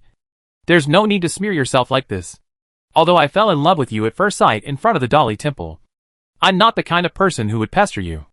It's not smearing. It's the truth. Zhao Rushi glanced at him. Didn't you say that I'm straightforward? I'm telling the truth. So you don't know me? If you find out I'm not the person you imagined after we get married, will you be disappointed and regretful? Although in ancient times, free love before marriage was unrealistic and mainstream marriage still emphasized parents' orders and matchmakers' words. Zhao Rushi hoped that these men would find opportunities to get to know the women they liked before getting married, rather than deciding the marriage based on imagination or even family interests. If what he said was true, he fell in love with her at first sight in front of the Dali Temple. After that, he looked for an opportunity to approach Zhao Yuanchuan and propose to her. Even though he was rejected, he came again after such a long time. This shows that he likes her very much. But does he really understand her? He only imagined that she was the one he was looking for. So he wanted to marry her wholeheartedly. But once the two got married, he found that she was different from what he imagined. Or even completely different. What would be the result? Fu Yunkai could leave his wife at home to serve his mother-in-law, and then take a concubine who suits his heart and bring her back to the border to live his own life. Just like what his father Fu Daong is doing now. And what about her? Lonely and miserable. She also has to endure the anger of her evil mother-in-law. Zhao Rushi would not live such a life, and would not agree to such a marriage from the beginning. Even if she fell into that situation, she could still choose to divorce. But what about other women? After so long in ancient times, has she seen enough women in this situation? So, when Fu Yunkai came to her, wasn't he trying to get this marriage by deceiving the elders of Swaping Marquis Mansion and capturing the heart of the ignorant girl?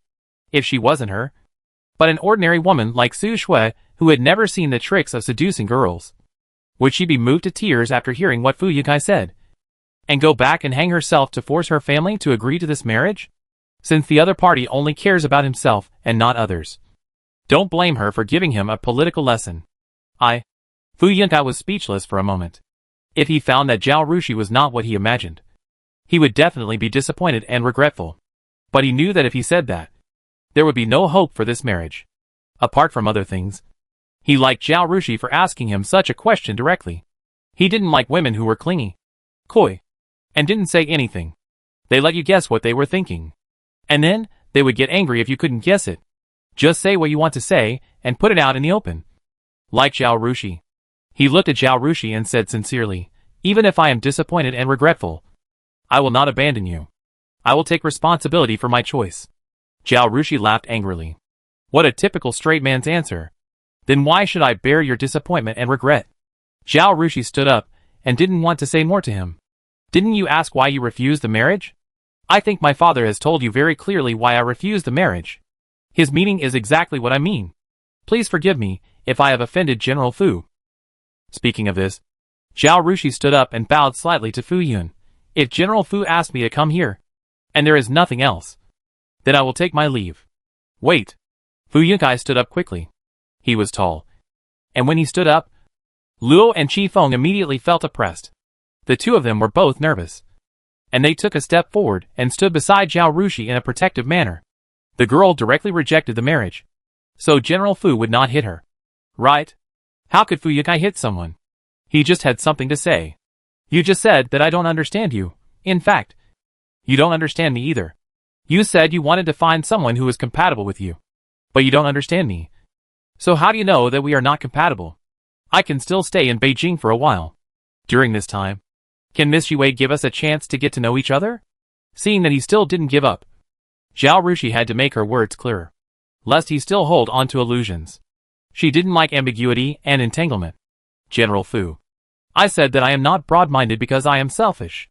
I can't endure the loneliness of my husband's absence for many years for the sake of the country and the court.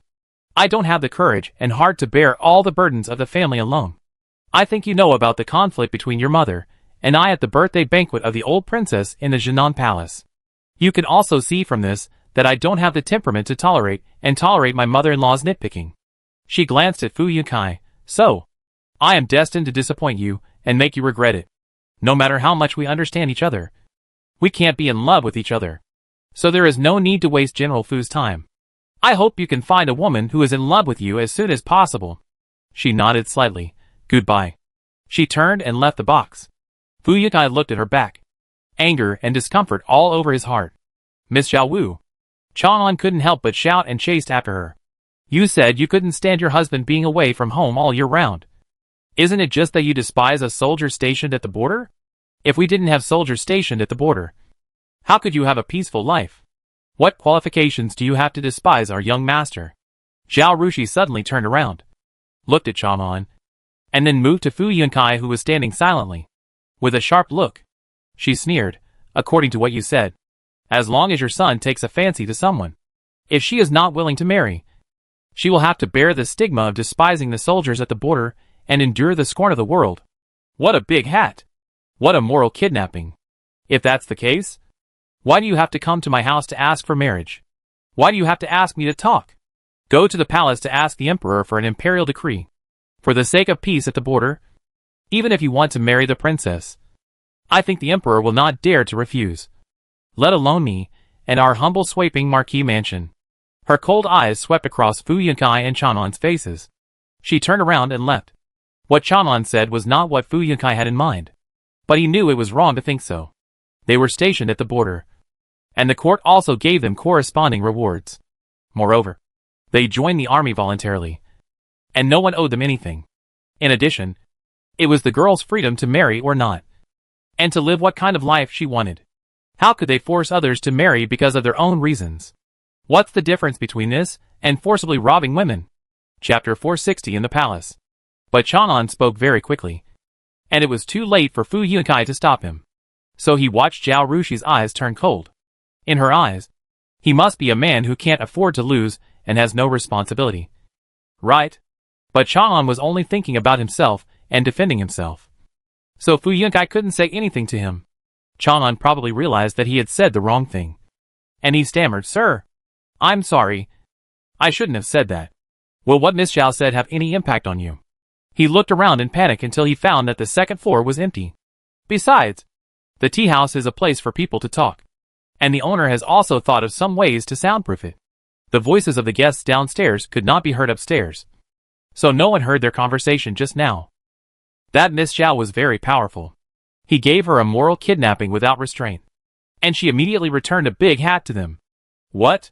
For the peace of the border? Even if you want to marry the princess, I think the emperor will not dare to refuse. Such words, if heard by others, it would be bad. The situation of Pingnan Marquis's mansion was already awkward and sensitive. The crown prince and the third prince wanted to kill them so as to cut off the wings of the second prince and the fifth prince. If they used this to make a fuss, Pingnan Marquis mansion would be in danger. Don't worry. Nothing will happen, Fu Yukai said. He had made an appointment with Zhao Rushi to meet at the tea house, so he naturally had to consider her reputation. There seemed to be several tables of guests downstairs, but the people sitting next to the stairs were all disguised Pingnan Marquis guards. Moreover, Chang'an didn't notice it because he was excited just now, but Fu Yukai noticed it. When Zhao Rushi said the last sentence, she lowered her voice intentionally. No one else could hear it except the two of them. But that was why this sentence was not mentioned unintentionally. But her angry counterattack for Chanin's words. If you dare to use moral kidnapping and ruin my reputation outside, then my words will also spread. Thinking of this, Fu Yunkai's regret and discomfort became stronger. In the end, he sighed deeply. Forget it. After all, I have no chance with her. After a pause, he said, please tell me that what happened today is not allowed to be mentioned. Just pretend that it never happened. Yes, Changyan replied hurriedly. Even if the young master didn't say it, he would have to remind everyone. If what happened today got out, Zhao Rushi's reputation would be damaged at most. But they are in the Ping'an Marquis mansion, and they want her life, he worriedly said. Miss Zhao won't tell anyone, right? No, Fu Yunkai said confidently. Fu Yunkai thought that no one knew what happened today. But he didn't know that the two gray-clothed men under Xiao Lingyan had been secretly protecting Zhao Rushi, in order to prevent Zhao Rushi from feeling that her privacy was violated after she knew about it. Xiao Lingyan specifically ordered his subordinates to only protect Zhao Rushi, and not to get too close to her or to inquire about her affairs. But he also told them that if Fu Yunkai had contact with Zhao Rushi, he must find out all the details. Keeping in mind the master's instructions, the gray-clothed man deliberately leaned in to eavesdrop on a corner today. Fu Yunkai and his men were good at the battlefield, but they were different from the assassins specially trained by the royal family to specialize in assassination, tracking, and exploring secrets. The gray-clothed man eavesdropped, but Fu Yunkai and his group didn't notice at all.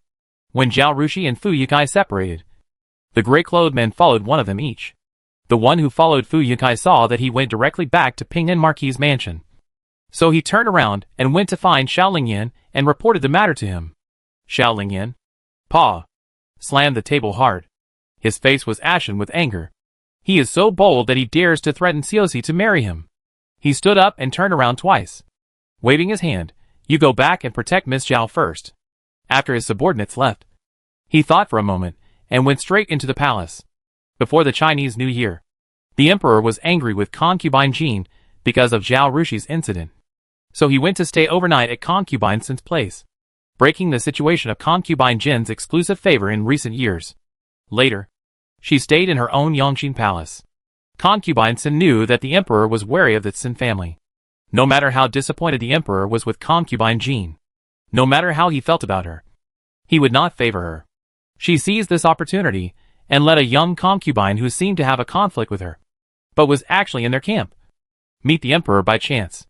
This concubine was sent to the palace specifically for Zhao's preference, both in appearance and character. It was just that in the past few years, concubine Jean was the exclusive favorite, and this concubine didn't even have the opportunity to see the emperor. Now that she has this opportunity, she will naturally not let it go, and she will do everything she can to attract the emperor.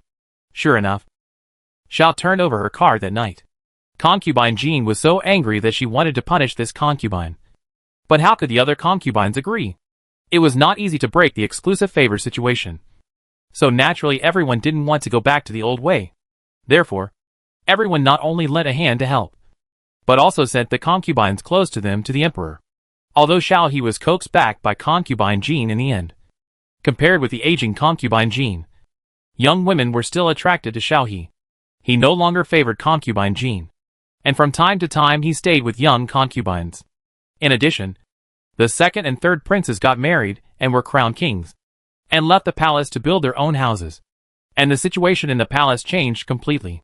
Seeing her youngest son coming, concubine Sin was very happy and waved to him. Come on, Xiaowu, and see which lady you like.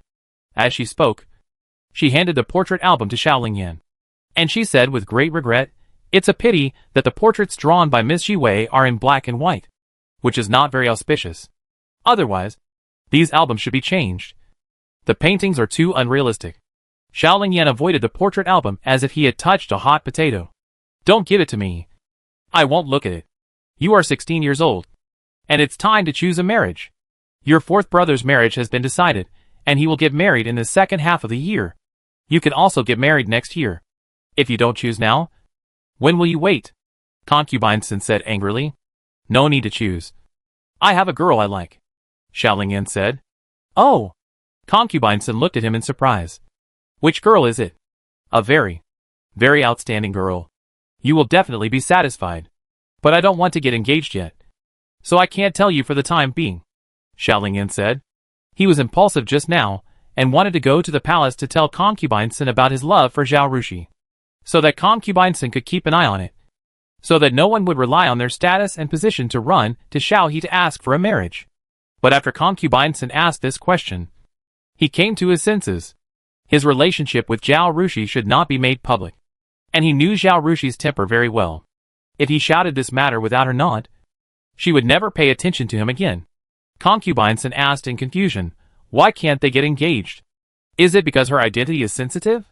While she was saying this, she secretly made up her mind to ask Xiao Liuzi to ask carefully to see which girl Xiao Lingyan was getting closer to recently. Chapter 461 Report to the Emperor.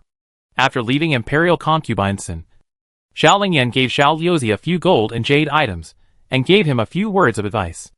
Xiao Liuzi went out, found the right time, and found an opportunity to find the imperial eunuch and said, the second prince has married and built a mansion, and the imperial concubine is now concentrating on arranging a marriage for our fifth prince. Although the fifth prince has a favorite girl, he has not yet been able to get the girl to agree. The prince is now worried that the imperial concubine will match him up with someone else, and that the girl will be snatched away first. Eunuch Zhang, you serve the emperor closely, and are well informed. If anyone comes to the emperor to ask for an imperial decree to grant a marriage, no matter who it is, can you let us know? The fifth prince said that as long as the message is passed, there will be a generous reward. As he said this, he quietly stuffed the prepared gold and jade items to the eunuch Zhang in front of the emperor. Eunuchs have no spouses or children. Once they are old, only money can make people be filial to them, and not end up in a miserable state. So they are all greedy for money. This eunuch Zhang is in his 30s, and was not used in the past. It was by chance in the past 1 or 2 years that he was favored by the emperor, and called to serve him closely. The money he had saved did not make him feel safe. Xiao Lingyan did not allow him to inquire about the secrets of the court, nor did he involve the news of other princes or concubines. He just wanted to know the situation of the marriage. In addition, Xiao Lingyan was generous, so it was an easy and lucrative job. Eunuch Zhang was naturally very happy to take this job. He patted his chest and said, don't worry. I will take care of this matter for the fifth prince. As long as someone comes to ask for a marriage, no matter who it is, I will immediately send the news to your palace. Then I'll leave this matter to Eunuch Zhang. Xiao Liuzi had followed Xiao Lingyan's instructions, and had come to see Eunuch Zhang at this opportunity. It was not Zhao's time to review memorials, and they were standing in a place that Zhao's could see from the hall. So as soon as Eunuch Zhang returned to the hall, Zhao's asked him, what did Xiao Wu's attendant ask you to do? Eunuch Zhang was not in a hurry. He showed Zhao's gold and jade items, and reported to Zhao's one by one what Xiao Liuzi had asked him to do. Xiao He waved his hand, not caring about the reward that Eunuch Zhang received. He just laughed and scolded, this kid. He didn't come to me for help when he had something to ask for help, but sneakily asked you to do it for him. Eunuch Zhang laughed and said, the fifth prince hasn't won the girl's heart yet. It's not good to ask you for help when there's nothing to do. If you knew, and told the imperial concubine would definitely be anxious to know which girl it was. Wouldn't the fifth prince be under a lot of pressure? So the prince has no choice. You old slave. You get rewarded and speak for him. Xiao He nodded at Eunuch Zhang from a distance, and scolded him with a smile. Eunuch Zhang bowed and flattered him. That's the emperor's kindness. Okay. I know. Xiao He said. He was busy with many things, and had no time to care which girl his son liked. Anyway, he would know the matter sooner or later. So he was too lazy to ask. Although Xiao He suppressed the brothers Xiaolingpu and Xiao Lingyan for the sake of the crown prince and the third prince, and because he was afraid of the Sin family. But it was the nature of father and son. In the past 6 months, Xiao Lingyan had come to him from time to improve his favorability. He liked this fifth son more and more. Therefore, he also took Xiao Lingyan's matter to heart. After registering with the emperor and eliminating the possibility of a sudden marriage, Xiao Lingyan finally put his mind at ease. However, Concubine Sin found an opportunity to call Xiao Liuzi to ask for a long time. But Xiao Liuzi was stubborn and just said he knew nothing. Xiao Liuzi knew the character of his master. If he dared to tell the concubine about the prince's affairs, even if this was the prince's biological mother, he would not end up well. He had not forgotten that just half a year ago, His Highness sent away the eunuch who had served him for many years, so that he had the opportunity to serve His Highness. The lesson of the past was still before his eyes, and he did not want to repeat the same mistake. Xiaolingyan was busy with his marriage here. Fu Yunkai was depressed and sad at home. But Zhao Rushi was like a scumbag, not taking these things to heart at all, and started to busy himself with his career again. Shi Wei, I called you here to ask you about the newspaper, Mrs. Cui said to Zhao Rushi embarrassedly. The academy caused Zhao Rushi so much trouble that she directly confronted concubine Jean and Princess Pingyang. Therefore, when they encountered trouble in running the newspaper, the eldest princess and Mrs. Cui were embarrassed to come to Zhao Rushi. In addition to being embarrassed, the two were also a little ashamed. After all, one of them was the eldest princess, and the other was the manager of the academy. Both of them were in their 30s or 40s. As a result, Zhao Rushi told them most of the ideas for running a newspaper. But they still couldn't run the newspaper. Both of them felt ashamed. But Princess Shangda had already consulted the emperor before she started to publish the newspaper. She only started after getting the emperor's consent. Now she said she would not publish it. Not only was she unwilling, but she also couldn't explain to the emperor. So today, Mrs. Cui had to bite the bullet and come to Zhao Rushi. Master, you are too polite. I don't deserve the word ask for advice. Just tell me if you have anything to say, Zhao Rushi said. Mrs. Cui took out a newspaper and handed it to Zhao Rushi. This is a newspaper we made according to your instructions. Look first and see if there are any problems. Zhao Rushi took a look. The newspaper was about the same size as modern newspapers, and was divided into several pages according to her original suggestion. The first page summarized some laws and regulations related to women, and 2 related cases were written below. The second page promoted the importance of women's literacy. There were also 2 case reports of knowledge changes destiny, but the real names were hidden. The third page was more relaxed, talking about some life tips and writing 2 recipes. The fourth edition is a serialized storybook. Zhao Rushi knew at a glance that the storybook was written by Su Shui. There was no big problem with the content, but there were some shortcomings in the layout. In ancient times, people used to write vertically, so this newspaper was all vertically laid out, without borders or illustrations, which made it look very rigid and completely lacking in aesthetics. The most important thing is that this newspaper was hand-copied, and it was all written in beautiful hairpin-flowered small regular script.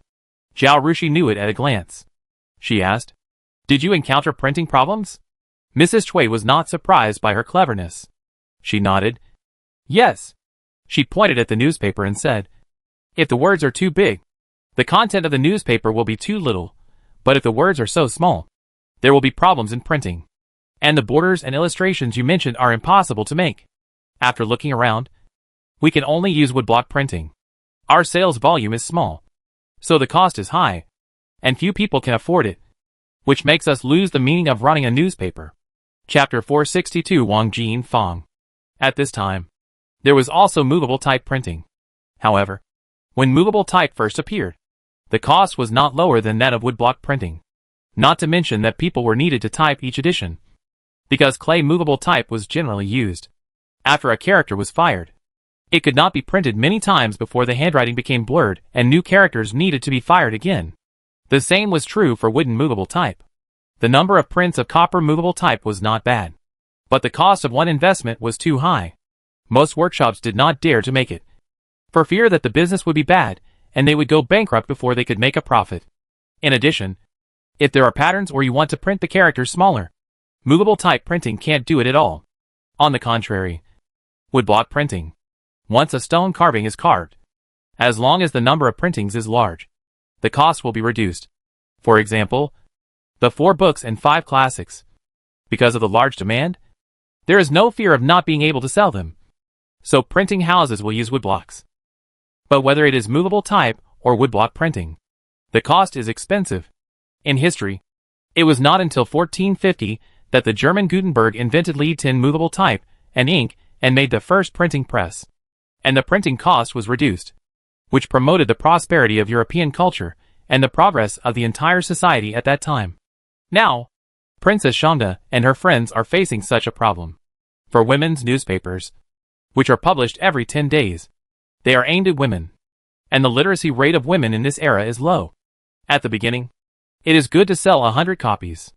Even if it does not make money, a newspaper needs to sell for 1 or 200 coins.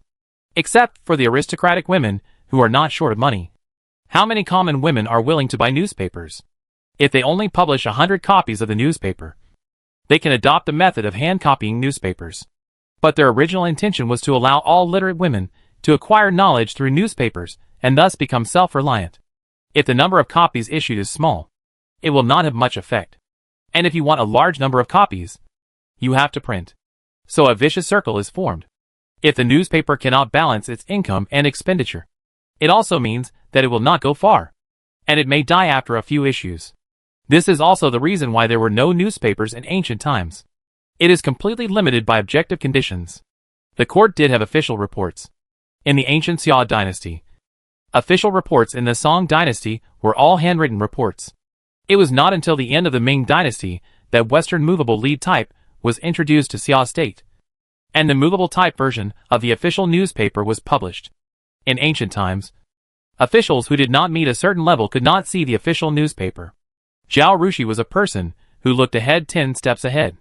When she gave advice to Mrs. Cui, how could she not know the difficulties of running a newspaper? She had been waiting here for a long time. She made movable lead type, made ink, and made and improved Gutenberg's printing press. She suggested that Princess Shangda and Mrs. Cui run a newspaper, not only to provide spiritual food and employment opportunities for women, but also to bring this printing technology and printing press to Dajin, to promote the cultural development and social progress of Dajin. So although her printing workshop opened before the new year, she did not go around soliciting business. She just quietly printed some books of the 4 books and 5 classics and piled them up there. She had been waiting for Princess Shangda and Mrs. Cui to raise this question. I thought of this question as early as when I proposed that you run a newspaper. Zhao Rushi smiled. She walked to the table, took out a charcoal pencil and a notebook, wrote an address, tore off the page and handed it to Mrs. Cui. This is a printing house I accidentally discovered. I asked for a long time, but I still don't know who the owner of the printing house is. But his printing seems to have used a new method, which can print words and patterns very well. And the price is not expensive, and the speed is fast. You can go and ask around. Mrs. Cui was overjoyed. She took the address and took a look. She found that it was in the south of the capital. She stood up impatiently. I'll go now. Zhao Rushi bowed and said goodbye, then I'll go to class first. Ever since returning from the new year, Princess Shangda and Mrs. Cui no longer let her take classes with her classmates, but let the teacher give her individual tutoring. The teachers rarely met such students, so they cheered up. After checking Zhao Rushi's learning progress and knowledge, they made a plan for her to make sure she could get a good score in the Tongsheng exam. During this period, the training class was not open, and Zhao Rushi was completely immersed in the ocean of the 4 books and 5 classics. Mrs. Cui entered the capital and found the printing house in the south of the city. She found that the printing house was located in an alley with a plaque hanging at the door, which read, Wang Ji Printing. The plaque is old. The wall of the house is mottled, and it is very inconspicuous. Wang is a big surname. Zhao Rushi's mother in her previous life was surnamed Wang, so she used this surname to prevent this workshop from being traced by others and easily linked to her. The Su family, Xiaoling Yan and others. When people see this workshop, their first reaction is to check the family surnamed Wang in the capital. This is an eyesore. Madame Cui was obviously fooled. When she saw this plaque, her first reaction was to search for the family surnamed Wang in her mind. And then she asked the servant to knock on the door. After knocking for a long time, so long that they thought there was no one inside, the door finally opened with a sound, and a thin middle-aged man came out and asked them, What's the matter? Are you in the printing house? Our lady wants to print something, the servant said. The man looked at Mrs. Cui standing next to the car and nodded, Come in. Mrs. Cui brought 3 guards, a maid and a woman, but she was not afraid and walked in directly. He led Mrs. Cui and her group to sit in the hall, and then the man went to the back. After a long time, he came out behind an old man in his 60s. You want to print something? The old man skipped the small talk and asked directly. Mrs. Cui nodded, Yes. What do you want to print? Mrs. Cui took out the newspaper that she had shown Zhao Rushi and handed it to the old man. The old man took a look. How many copies do you want to print? Mrs. Cui hesitated. 300 copies. She looked up at the old man and asked, How much do you want? The old man stroked his beard. 3 taels of silver. Mrs. Choi looked at him in disbelief. 3 taels of silver is the total price. Or, 1 tael of silver is 1,001. And 300 newspapers. The average printing price of 1 newspaper is only 10 won. This price is totally impossible. It is not even enough to cover the cost of paper, let alone the printing cost. But if 3 taels of silver is the unit price of a newspaper, it is too expensive and seems impossible. Total price, the old man said. Mrs. Choi frowned. Isn't this a liar? He took 3 taels of silver and newspapers from her, and then refused to admit that he took her business. She couldn't report to the authorities for 3 taels of silver, so she could only suffer in silence. The old man knew what she was thinking when he saw her like this, and said impatiently, print if you want to print, and get out if you don't want to print. If you want to print, pay a deposit of 100 when first. Chapter 463. You paid in advance? He stood up and told the middle-aged man as he walked, Wang Kuan. If she wants to print, give her a receipt. I know, Dad. Wang Kuan agreed, looked at Mrs. Choi, and stood there without saying anything. The lady gritted her teeth. Okay. Print it. 100 coins were really nothing to her. She usually gave more than that to the little beggar. As for the newspaper, she still had 2 templates in her hand. Even if it was a scam, she would not lose much. The maid behind her came forward, counted out 100 coins, and took a note written by Wang Kuan, which stated how much money he had received, how much money was left, and how many copies were printed. There was also a seal of Wang Jian Fan on it. Come back in 10 days to get the goods, Wang Kuan said. 10 days? Mrs. Choi was surprised. This speed was also incredible. In general, printing houses, whether it is woodblock printing or movable type printing, spend a lot of time before printing because they have to carve woodblock printing or typesetting. It would take at least 20 days for her newspaper to be printed. This is when there are no customers queuing in front. If there are people queuing, it will take longer. Wang Kuan sent the guest away expressionlessly. Goodbye. I won't see you off. Mrs. Choi walked out of the door in a trance. Seeing the courtyard door close behind them, the old woman asked worriedly, Madam, is this reliable? Mrs. Choi looked at the rather formal note, and then thought that this was the place introduced by Zhao Rushi, and calmed down and said, it should be okay. 100 coins is not worth cheating. Right? If she is a real liar, she must first be tricked to see if she has a good background. Mrs. Choi is a daughter of a noble family, and her husband's family is also a noble family. Although she lives a simple life, the jewelry on her head is not ordinary, and her clothes reveal the background of the noble family. Even the carriage has the symbol of her husband's family.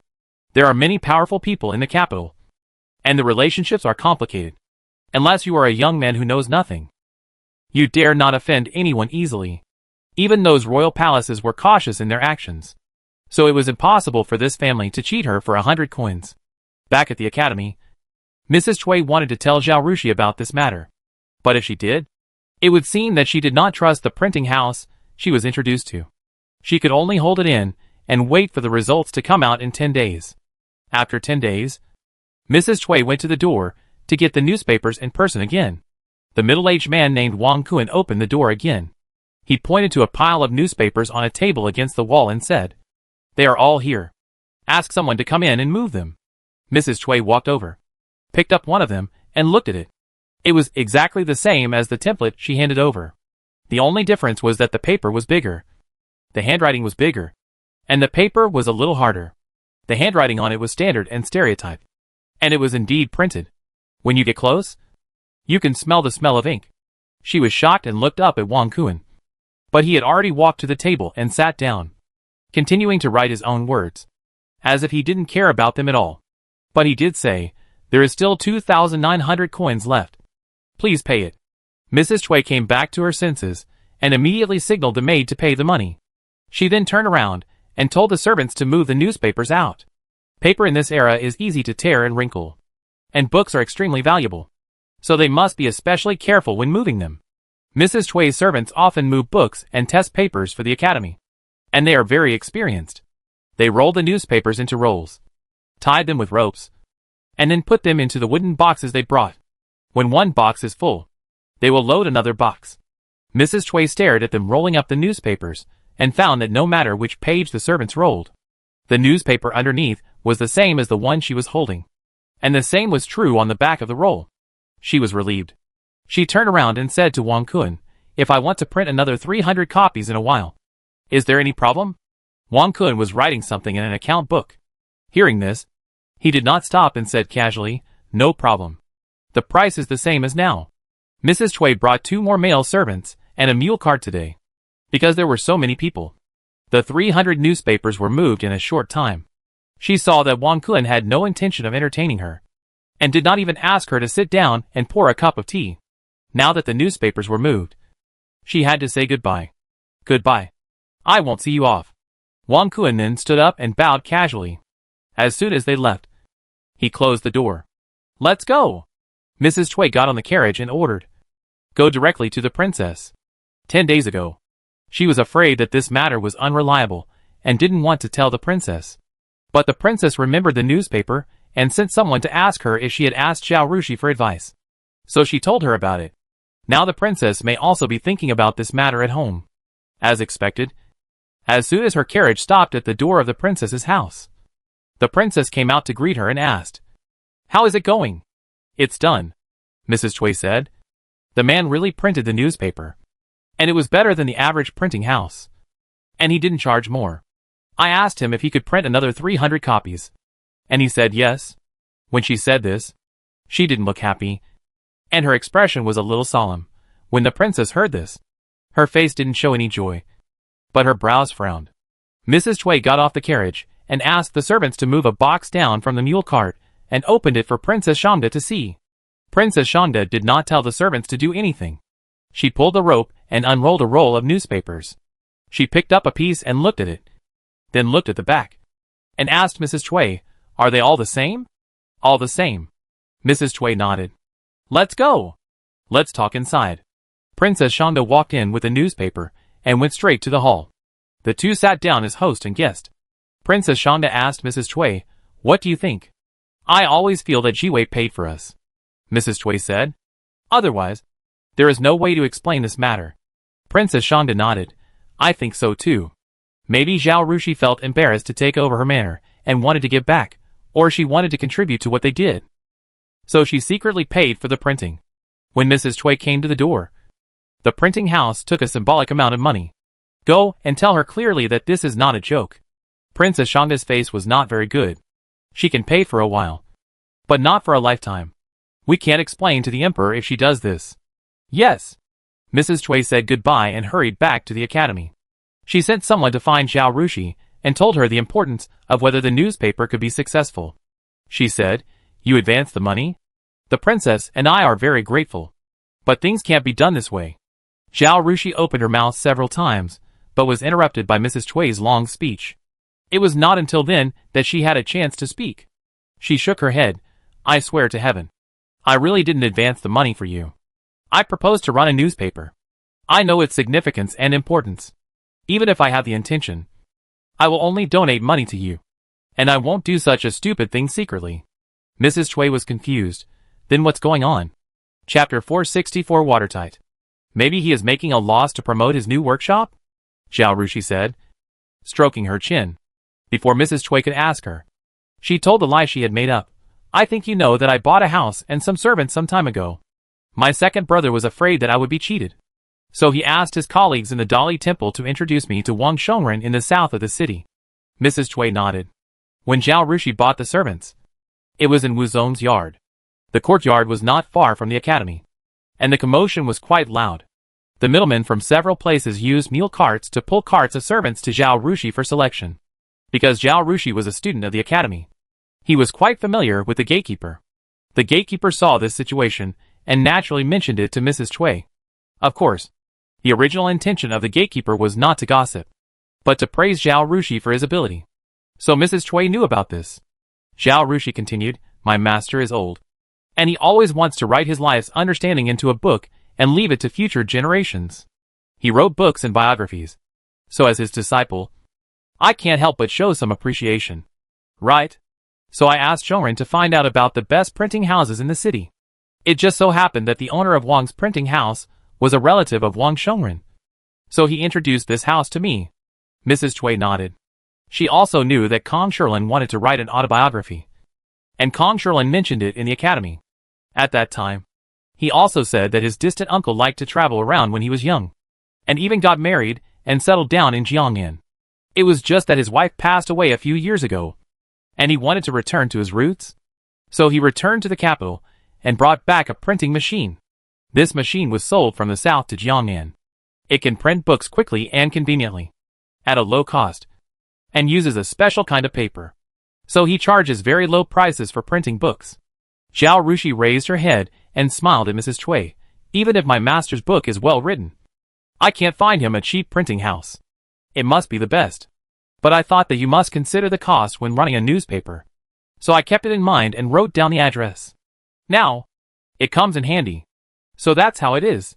Mrs. Cui was immediately happy. As long as Zhao Rushi didn't pay for the printing of the newspaper, it was a good thing for her. This shows that the newspaper still has hope of success. The emperor is waiting to see the results.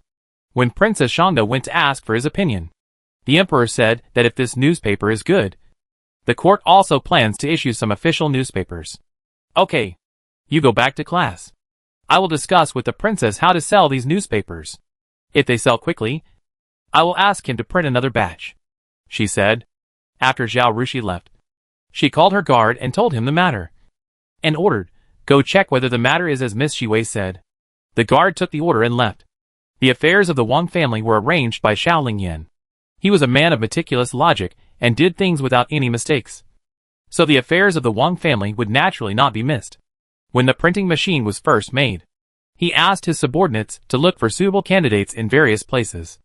Wang Kuan's father, Wang Shishing, was indeed the young master of Wangji Printing House in the south of the capital. When he was young, his mother died early and was tortured by his stepmother. At the age of 14, he followed his uncle to go out to make a living, and finally married and settled in Jiangnan, and never returned to the capital. At first, he made a fortune in business, and his family lived well in Jiangnan. But last year, his grandson was beaten to death in a dispute with someone. The family spent most of their savings to seek justice, and then they were retaliated and imprisoned, and their wealth was almost gone. Xiao Lingyan's men sought justice for him, and the only request was that his family return to the capital to open a printing house, with a profit split 30% and 70%, with Wang Shishing taking 30%. Wang Shishing and his son lost all their wealth and had nowhere to go. They were waiting to die in prison. Now that they have escaped death, the father and son feel that it is worth it even if they sell themselves as slaves to repay. The other party did not ask them to sell themselves into slavery, but just doing this thing not only gave them money, but also a ready-made business and profit. So they were naturally grateful and immediately returned to the capital with their families. When Wang Shishing's father died, Wang Shishing also returned to the capital to attend the funeral, and with the help of his clansmen, he got a little property. However, Wang's seal shop had closed down at that time, so he got a yard and half of the homestead where the seal shop was left with only ruins. He immediately built a yard on half of the homestead and rented it out together with the yard he got. At this time, Wang Shishing was involved in a lawsuit and could not stay in Jiangnan. It was reasonable for him to bring his remaining money and family back to Beijing to open a printing house. The money he gave away at the beginning was mostly used to give gifts and curry favors. Outsiders did not know how much he gave and how much he had left. Even if he returned to Beijing to open a printing house, there would be no loopholes. Therefore, Wang Shishing's background would not be a problem even if it was investigated in Jiangnan. Mrs. Cui's guards went to investigate, but naturally found nothing. He came back and reported, I have checked, and the situation is indeed the same as Miss Shiwei said. The old man Wang returned to his hometown and settled in Beijing. He wanted to use the machine to reopen the printing house that had been closed for many years and revive Wang's printing house. The machine came from the south, and it was convenient and good for printing books, with extremely low cost. They were worried that they would take away the business of the noble families after opening the shop and offend people again. They were still hesitating whether to open a workshop and how to set the price after opening it. Originally, they had not opened the shop yet and did not accept any business. Some time ago, Wang Zhongring came to pay them New Year's greetings and mentioned Miss Shiwei. He said that the academy planned to print a newspaper, which would not make money, but just wanted women to understand some knowledge and use it for publicity. Wang Zhongren's father took good care of Wang Shishing in the past. They didn't want to lose Wang Zhongren's face. So they accepted your business at such a low price. It's just that they have a bad impression of the powerful. So their attitude is so cold. Mrs. Cui heard this, and her doubts disappeared. After thinking about it, she went to Princess Shangda again, and told her about it. Princess Shangda heard this, and had an idea in her mind. But she didn't tell Mrs. Cui, but sent someone to check Wang Shishing again. People believe in their own judgment. If Wang Shishing and his son flattered right from the start, and revealed their intention to find a backer, Princess Shangda might still be suspicious and think that someone had set a trap for her. Now that she had investigated the situation herself, she no longer doubted its authenticity. Princess Shangda called Madame Cui and said, "Isn't it because old man Wang had no backers, and offended the powerful that his family fell into decline? Now he dares not open a workshop because he has no backers. Go ask old man Wang if he is willing to partner with me in this business. I will invest 3,000 taels of silver in his printing house, accounting for 1/3 of the shares, so that he can open the printing house with confidence. The printing fee should not be so low, just a little lower than others, so as not to attract too much attention. But our newspapers must always charge such a low fee." Chapter 465: The Rise of the Printing Press. Mrs. Cui went back and forth several times, and finally negotiated the deal for Princess Shangda. So Wangji Printing House became Princess Shangda's property. This printing press gave Princess Shangda 30% of the profit, and Wang Shishing the remaining 30%. It seemed that the profit was not much, and it was not very meaningful to Xiaoling Yan and Zhao Rushi. But their intention was not to make a profit from the workshop, but to promote the printing press to people. Sure enough, after seeing the convenience and high profits of the printing press, Princess Shangda was very excited. She called Wang Shishing and asked him, "Manager Wang, where did you get this printing press? I want to buy a few more to expand the workshop." It was a merchant from the south who came to Jiangnan to sell it. At that time, "This machine cost me 4,000 taels of silver. I wanted to open a printing shop in Jiangnan, but I didn't expect." Wang Shishing sighed and didn't say anything. "Manager Wang, don't be sad. It's the same if the printing shop is opened in the capital." Princess Shangda comforted him. I lost my composure. Wang Shishing stood up and bowed. "Princess, you can send someone to Jiangnan to ask, because this machine is too expensive." When they went to various printing houses to sell it, everyone was afraid of being cheated, and few people bought it. But there were still people with good vision who bought it, because the ink used in the machine cannot be made by yourself. You have to buy it from the seller. Maybe they are still in contact with that place now. He thought for a while and wrote down the names of 2 workshops. These 2 workshops bought the machine at the beginning. The princess can send someone to ask. Okay. Princess Shangda immediately sent someone to Jiangnan. Within half a month, the person sent came back and brought back several machines. Princess Shangda was overjoyed and asked, "How did you buy this?" "The owner of a workshop that Manager One gave me also bought a machine at the time. He found it useful, so he bought 2 more. He also bought ink frequently and kept in touch with the supplier. We contacted them through him and bought these 3 machines. If the princess feels that it is not enough, I can go and buy more." "Where did this machine come from? Have you asked?" Princess Shangda asked. "This is an imported product, just like the clock auctioned at the 5th Prince's auction some time ago. It was shipped from the West. However, the type mold was cast by the missionaries here. The type mold can be sold separately. I was worried that the original type mold would be worn out, so I bought another set of type molds separately, spending 2,500 taels of silver." Princess Shangda also went to see the printing house's machine in person. She knew that this machine was a wooden base, with movable type molds arranged on the base. The wool pad was dipped in ink and brushed on the type mold, and then paper was placed on it. A rod was shaken to push the printing plate to print the words. These molds are made of metal, and are not easy to wear. In addition, the lever effect of the machine saves effort and prints clearly, which is completely different from the operation of ordinary printing houses. Princess Shangda believed that it was an imported product. "Have you bought the ink?" "I bought 50 barrels, the subordinate said. The supplier said that even if the business is good, it can be used for half a year. These 50 barrels of ink cost 500 taels of silver." Princess Shangda was relieved. Compared with the use of ink for clay and wood engraving printing, metal movable type is poorly adapted to water-based ink. These machines must use special ink for printing. This ink is made by Zhao Rushi, who has flax seeds boiled, then mixed with a small amount of turpentine and carbon black and left for several months. Others cannot understand the formula and cannot make it by themselves, so they can only buy ink from sellers. However, the ink used for printing is not much, and the profit is high, so the cost of 10 taels per barrel of ink is not a big deal. Princess Shangda was very satisfied with the flexibility of her subordinates and praised, "Well done. There will be a reward." The Wang family's courtyard was too cramped, so Princess Shangda naturally looked down on it. Binding was her fief, and she had many properties in binding. She took out a yard, still hung up the signboard of Wangji Yinfang, arranged all the machines in it, bought some servants, and opened the workshop. The paper used for printing was made by Shaoling Yan, and it was sold in several large stationery stores.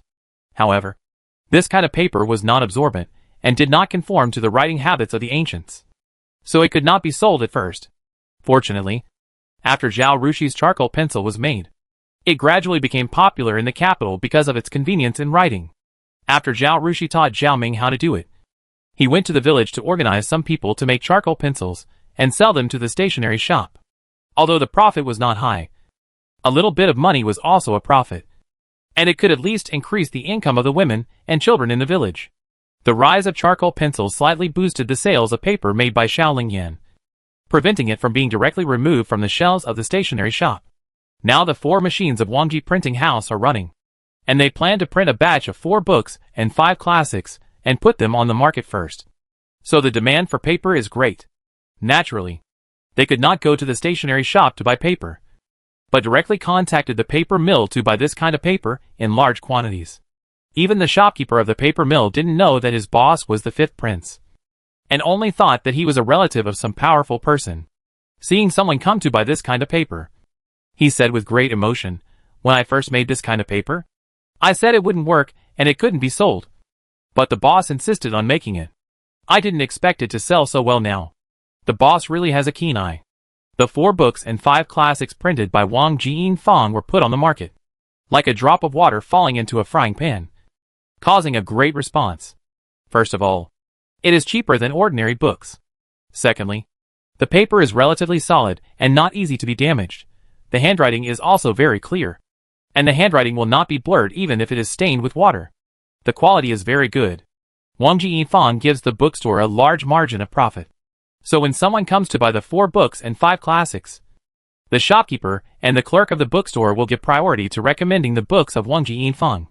If the bookstore has a storybook or other books to print, it will also go to Wang Jianfang first. The business is booming, and Princess Shangda set people to buy several printing machines and ink to continue to expand the workshop. In less than 3 months, the printing houses around the capital were greatly impacted by Wang's printing house. Everyone asked around and found out that this printing house belonged to Princess Shangda. So there was another round of open and covert fighting, and all kinds of obstacles. But Princess Shangda was not afraid of these, because the emperor stood behind her. The 30 to 70 profit share between her and Wang Shishing was only for the first machine. Later, when she bought the machine herself, she only gave Wang Shishing half of the profit share. She also knew that the printing houses around the capital were controlled by major families, and it was not easy to gain a foothold. Zhao Rushi's safe business inspired her, so she also went to find Xiao He and gave him 30% of the profit, with the emperor behind them. Wang Jianfang was naturally not afraid of other people's open and secret attacks. Because of the large profit margin, her business was booming. The noble families in the capital were not vegetarians. When they sent people to sneak into Wang Ji to make trouble, they found out the secrets of Wang Jianfang and quickly sent people to Jiangnan to buy machines and ink, improve their own printing houses, and reduce prices in an attempt to take back the market occupied by Princess Shangda. As a result, Zhao Rushi and Shaoling Yan's printing machines and paper sold like hot cakes, and the prices of books in various parts of Dajin also dropped. Chapter 466 County Examination. Zhao Rushi had already given Shaoling Yan the task of making the printing press to the south to produce it secretly. The ups and downs in the capital had nothing to do with her. In addition to continuing to teach painting to officials from all over the country, she focused the rest of her energy on books. Occasionally she would go for a walk in the manor. Last year, during the winter when the farmers were not busy, the people in the manor not only built neat and spacious houses for themselves, made a lot of vermicelli, opened a rice noodle shop, but also carried out some infrastructure construction, according to Zhao Rushi's instructions. Originally, the chickens, ducks, geese, sheep, pigs and cows raised by the farm owner were all raised by the farm owner in 5 separate areas at the foot of the mountain. After all, the farm servants had small houses and no front or backyards. They could not even eat enough. So where would they get surplus food to feed the livestock? These livestock for the owner were raised with rice bran mixed with vegetable leaves and wild vegetables, when the farm pounded grain for the owner. Zhao Rushi felt that there were 2 disadvantages to doing this. One was plague. There had been several chicken plagues in the farm, and many chickens died. Another problem is that it requires special people to take care of the livestock, which wastes labor. She simply adopted the method of voluntary adoption. Any farm servant who is willing to raise these livestock can take some back, with a proper ratio of male and female. When the chickens, ducks and eggs are raised, they will keep a quarter and hand in 3/4. Of course, if all the chickens and ducks die, they will be compensated according to the book. If they raise them well, they can also get rewards. And a standard has been set for this. Once this method was announced, farm servants rushed to adopt livestock. Poultry like chickens don't need people to worry about it at all. They can be fed with rice bran and chopped vegetable leaves every day. If they lay eggs, you can get 1 for every 4 eggs.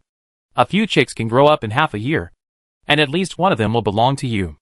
Ducks and geese are a bit more troublesome to drive to the pond for free range. And pigs, cattle and sheep are also a bit more troublesome. But the elderly and children at home can do these things. If you work hard, you will have to work hard sooner or later. But the profit is not small. However, Xian Duo still advised them according to their abilities. Chickens, ducks and pigs are fine. But not everyone can raise cattle and sheep. Seeing that everyone was so enthusiastic, Zhao Rushi also proposed the method of raising earthworms to raise chickens, ducks and pigs. She had never done farm work in her 2 lives. Nor had she raised chickens and ducks. She had only seen this method in books and novels. To be safe, she designated a company to do a pilot project, so that they would not have to bear the consequences if they failed. If successful, their method would be promoted. The livestock problem was solved properly, and fruit trees were planted on the mountain in winter, and fish fry were put in the pond and contracted to people who were good at raising fish. Zhao Rushi wanted to change rice to cash crops, but these fields were all excellent paddy fields, and it would be a pity to change them to other crops. The grain in the Jin dynasty was still not enough to eat, and the court attached great importance to the issue of growing grain in farmland.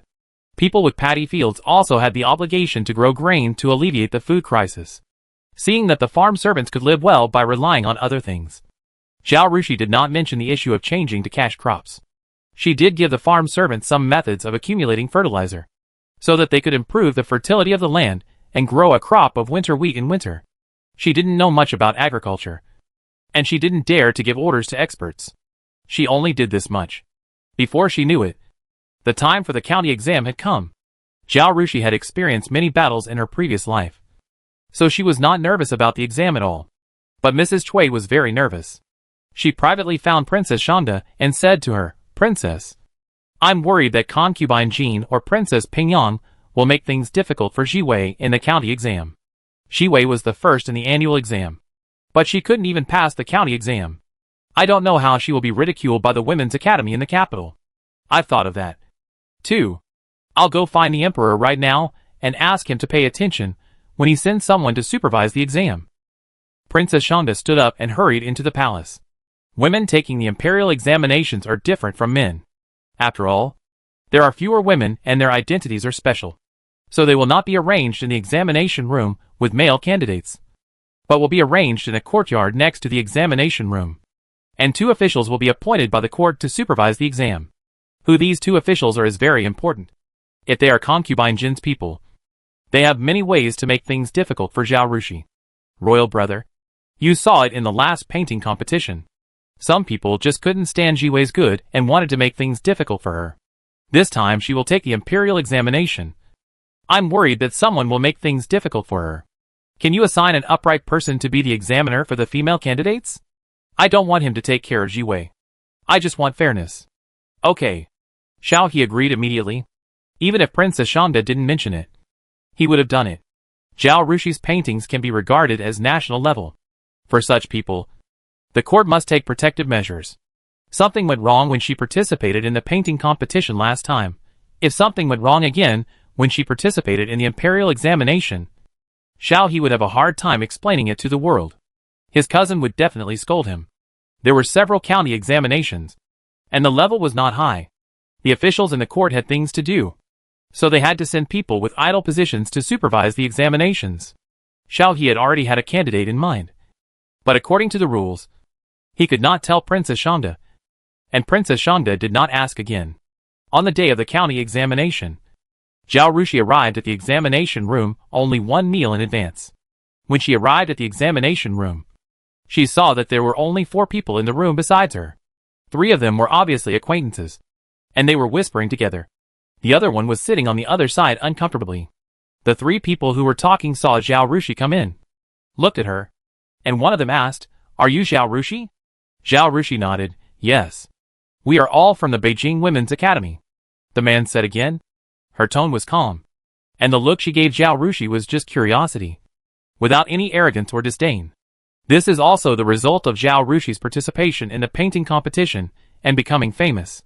Her achievements in painting are something that these women can only look up to throughout their lives, not to mention that she ranked first in the annual exam, which was a step above these women. So no matter how noble these women are, they can't be arrogant in front of Zhao Rushi, who is truly talented.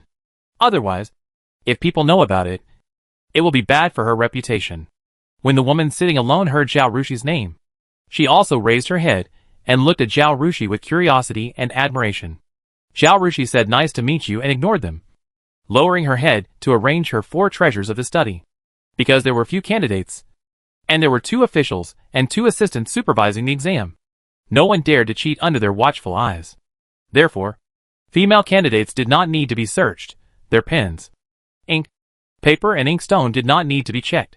Seeing that she had no intention of chatting, the 3 people from the Beijing Women's Academy were also a little arrogant. So they stopped talking and the room became quiet.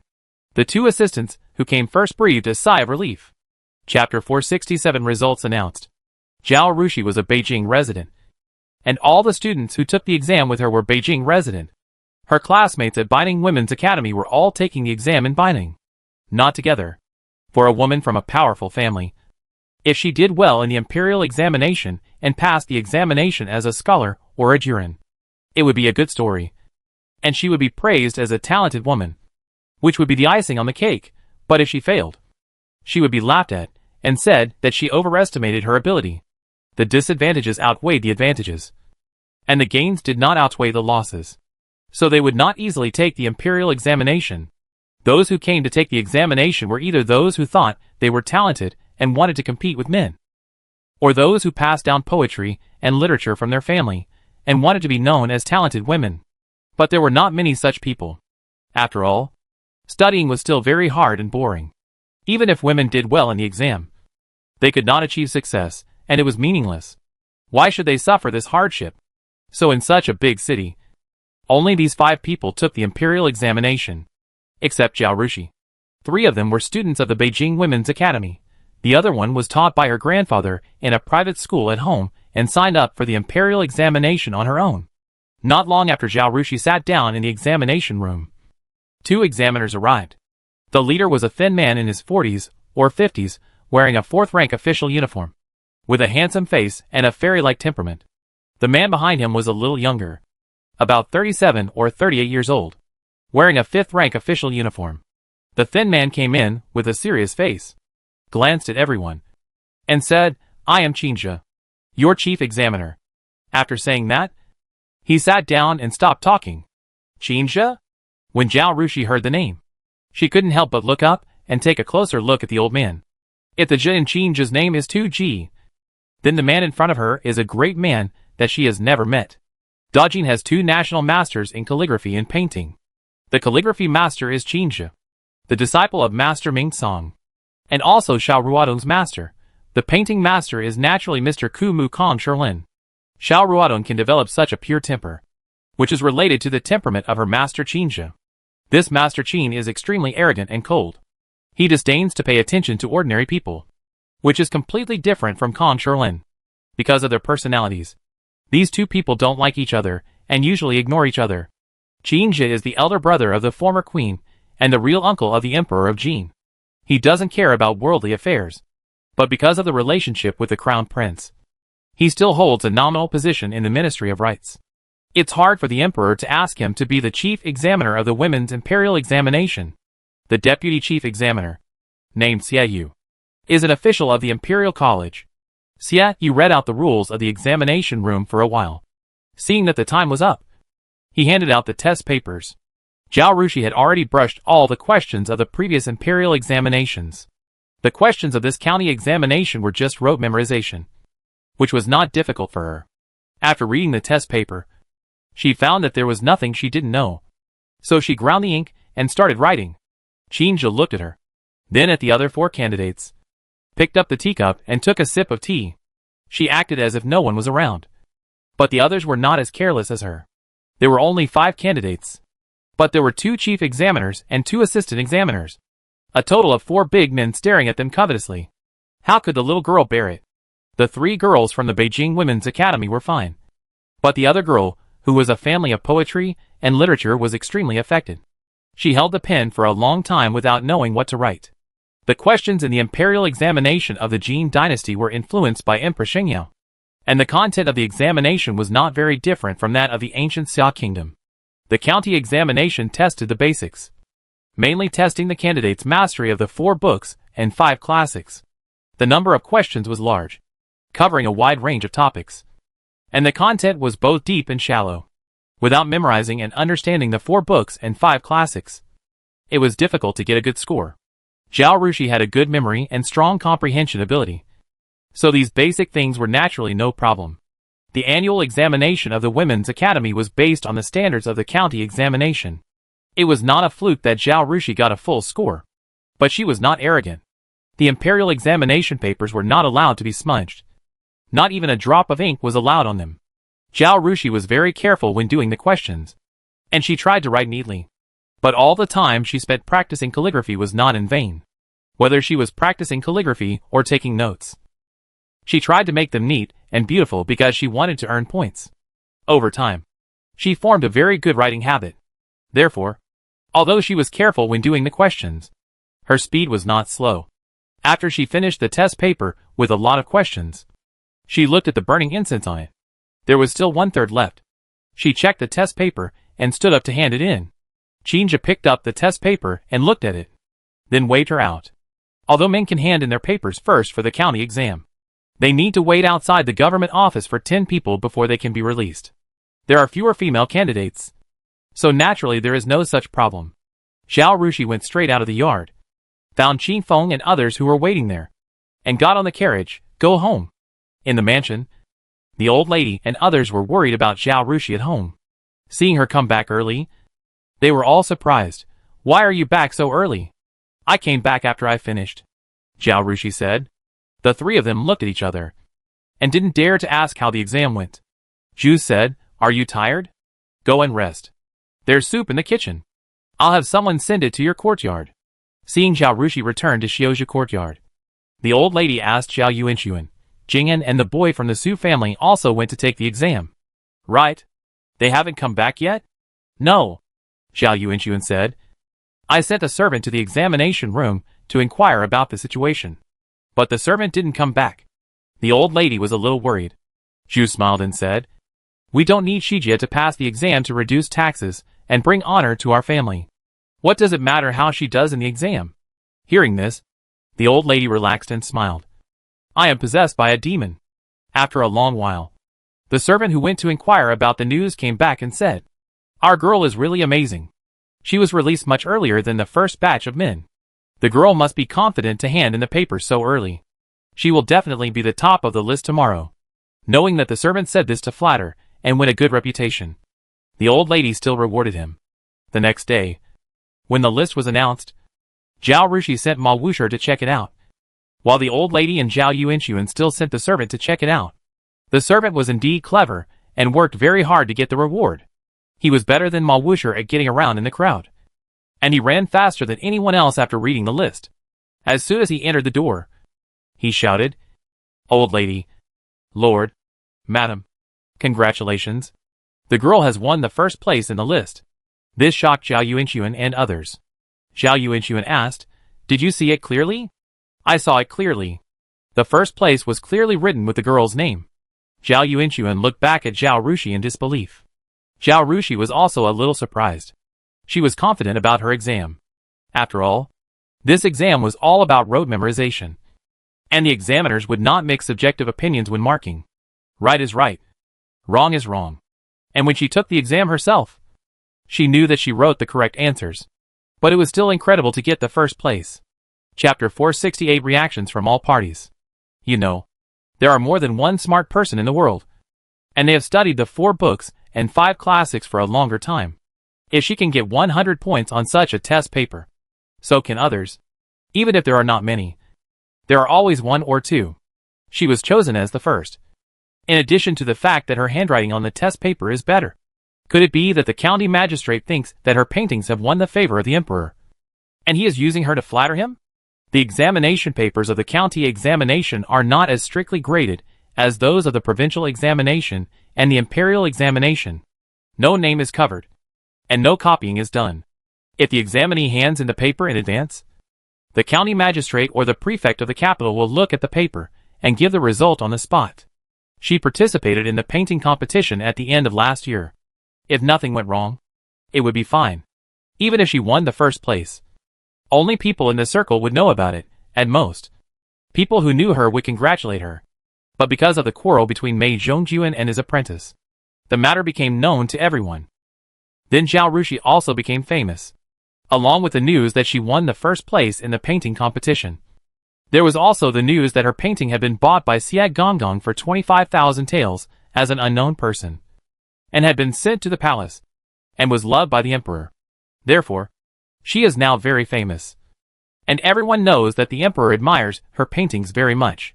It is also possible for the prefect of the capital to flatter the emperor through her. Thinking of this, she shook her head and said to her grandmother and parents, This is just the first round. There are 2 more rounds to come. In terms of memorizing, I am no worse than others. But if it comes to other things, I am not as good as others. After all, I have only studied the 4 books and 5 classics for half a year. And I have not studied the preferences of the county magistrate. The articles I write may not be pleasing to the prefect. Besides, it's fine if I get the first place in the first round. The first place in the county exam will definitely not be me. Otherwise, where would all the men in the world stand? This first place is just a face-giving to the emperor. Don't take it too seriously. The county exam has 3 rounds. 1 every other day. The final ranking will be determined by combining the results of the 3 rounds. So getting the first place in the first round does not mean that she will be the first place. Even if the prefect of the capital city wants to flatter the emperor, it is impossible for him to risk the world's disapproval and make a woman the first place and suppress all the men.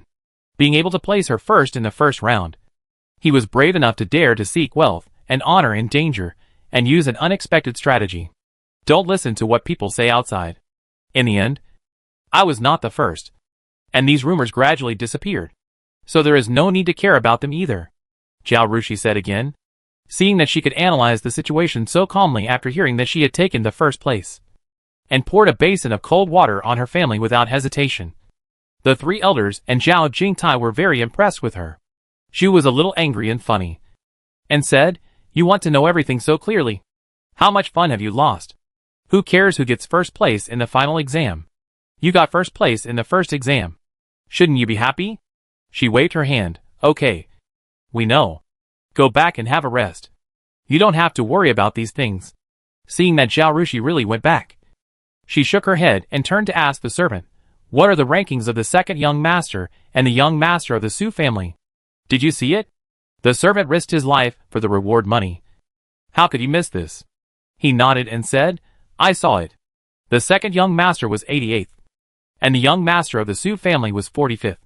Zhao Yuanxuan frowned immediately. The number of people admitted in the county exam was not large. In general counties, the number of admitted people ranged from 30 or 40 to 50 or 60, depending on the population. No more than that. The population of the capital was large, and the number of admitted people in previous years was around 80 or 90, and definitely not more than 90. Zhao Jinglan's ranking was very dangerous. This is only the first round. It's not a big deal. If Ngur does better in the exam later, there will be no problem. Zhu comforted. Before the separation, although Zhao Jinglan also studied with the teacher, he did not think of taking the imperial examination at that time.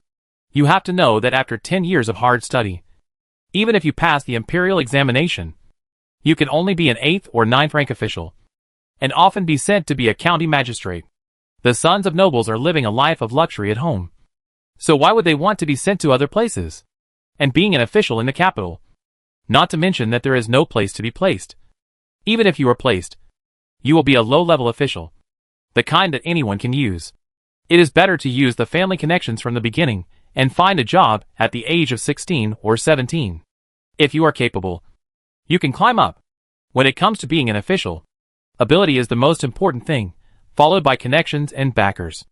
As for the diplomas of Jiren and Jinshi, they are just channels for poor people to advance, and they are dispensable for the children of nobles.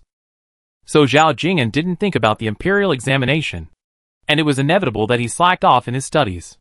Later, the family split up, and Zhao Jing'an was in a daze for a while because of his mother's death. After finally cheering up, he picked up the book to study. But at the beginning, he was a closed-door student, studying hard at home. Later, he went to the clan school. It is already good to get this ranking now. Zhao Yuanxuan also knew this. He nodded and said, he is still young. Don't worry. If he can't pass this year, he will definitely pass next year. He asked about the rankings of several students in the clan school and found that some of them did well. So he sent the servant away. Ma Wuxia came back late, and everyone asked him as usual. They found that the ranking reported by the previous servant was the same as Ma Wuxia, and there was no mistake. So they gave the servant a generous reward, which made the servant very happy. Zhu returned to her own courtyard and quietly called the boy over, telling him, go out again and see what people outside are saying about the girl who won first place. Although Zhao Rushi didn't need to care. However, as a mother, how could she ignore it? If someone deliberately smeared her daughter's reputation, she would not sit still and let others talk nonsense.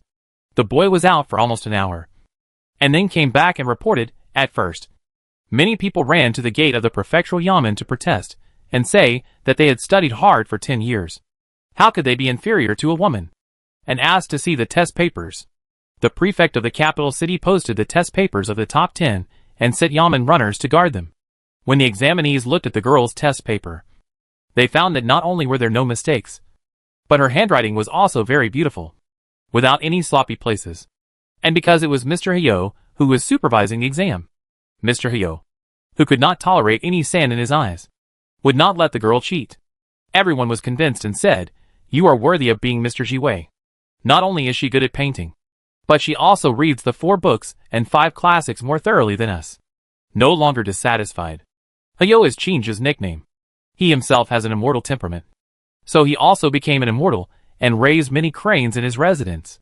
So he named himself Hyo. Shu's heart was lifted up when she heard the first half, until she heard the end. She was relieved and felt comfortable all over. Humph! A bunch of grown men. You can't pass the exam with my daughter. So you want to use tricks. See what you got. Chapter 469 continue. Happiness alone is not as good as happiness with others. She couldn't help it, and went to the old lady to tell her about it. When she met Zhao Yuanxuan, she told him again. The whole family was very happy and proud. Kong Sherlin was also very concerned about his apprentice's county exam results. He had sent someone to check the list. When he heard that he was ranked first, he was very happy. Haha. I am still a wise man who accepted such an apprentice. If Mrs. Cui heard this, she would definitely roll her eyes at the old gentleman. If it weren't for her wit, Kong Sherlin might have accepted Zhao Rushi as his apprentice. But not so early. Maybe she was snatched away by someone else. However, Mrs. Cui didn't care about these things at this time. She set people to guard the list early in the morning. As soon as the list was posted, her servants went to Baining to report the good news. Mrs. Cui was so happy when she heard the news that she didn't know what to do. She immediately took a car to Princess Shanda and told her the good news in person. Fortunately, this child was not snatched away by concubine Jean. It really makes me proud, Princess Shanda said. Not only does she bring honor to us, But she also sets an example for other students in the academy. Mrs. Cui said. Ji Wei is now a famous scholar with her own ability. Who dares to underestimate her when she goes out? The reason why Mr. Hyo became the supervisor may not be because he appreciates Ji Wei's paintings. From this, it can be seen that women can also make achievements and be respected by others with their own abilities. Instead of wives relying on their husbands and mothers relying on their children, they are always subordinate to men. Princess Shangda nodded and told the maid, "Go to my study and bring the calligraphy of Master Ming Song." Mrs. Cui looked at her in surprise. Princess Shangda smiled and said, "You guessed it? I see that the child practices calligraphy every day, and her handwriting is quite good. Maybe in a while, Master Hyo will chase Ji Wei to accept her as a disciple. Now I take this opportunity to give her a copy of Master Ming Song's calligraphy, which can be regarded as a reward." Mrs. Cui thought of the incompatible personalities of Qin Zhe and Kong Sherlin, and shook her head and said, "Impossible.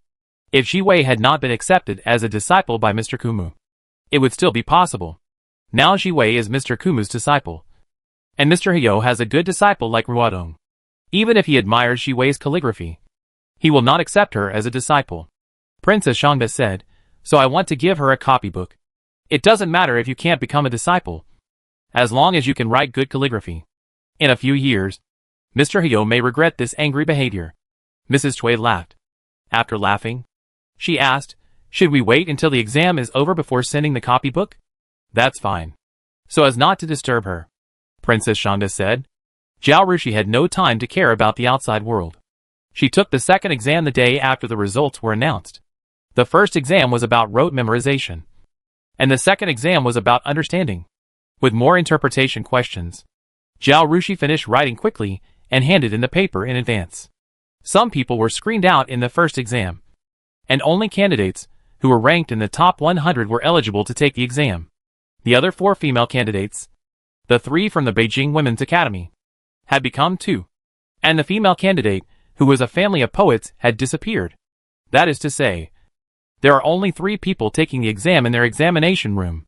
The eyes of the 2 examinees now looked at Zhao Rushi, which had changed from scrutiny, curiosity and hidden hostility to full of admiration and respect as early as the announcement of the results.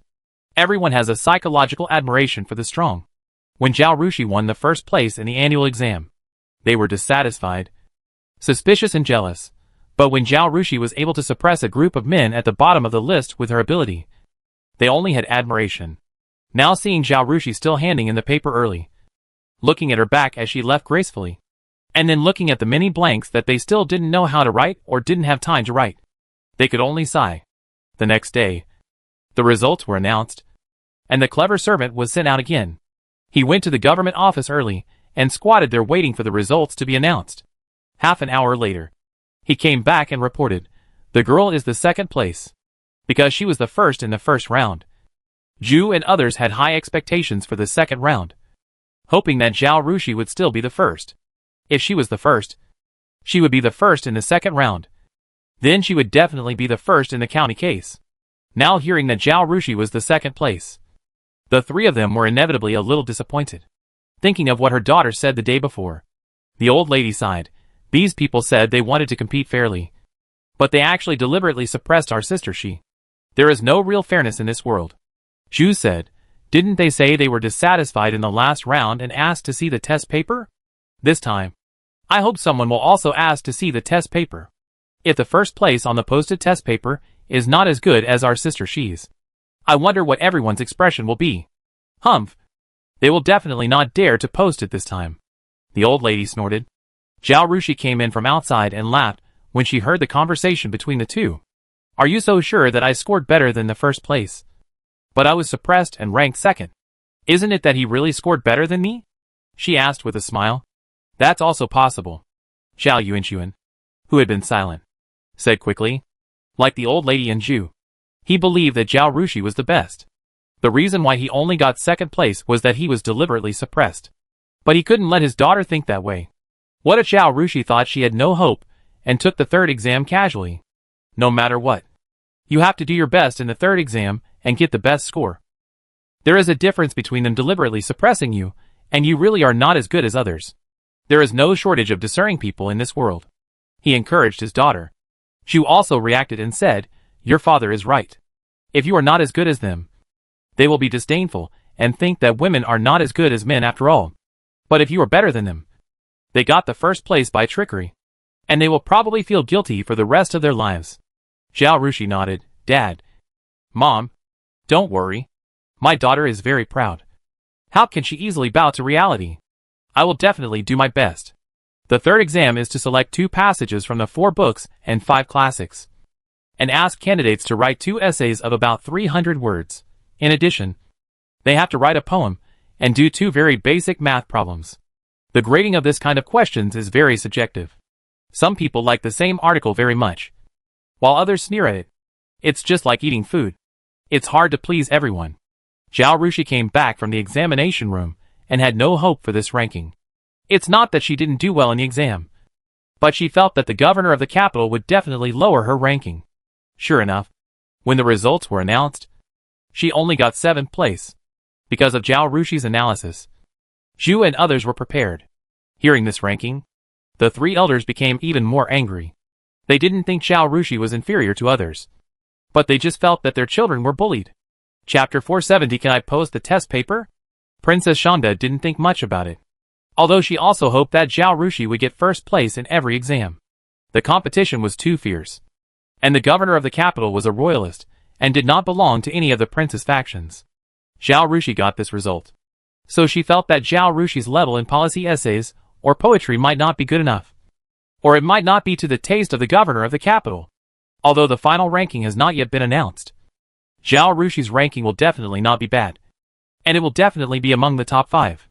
Princess Shanda was also very satisfied with this. Not to mention the Biting Women's Academy.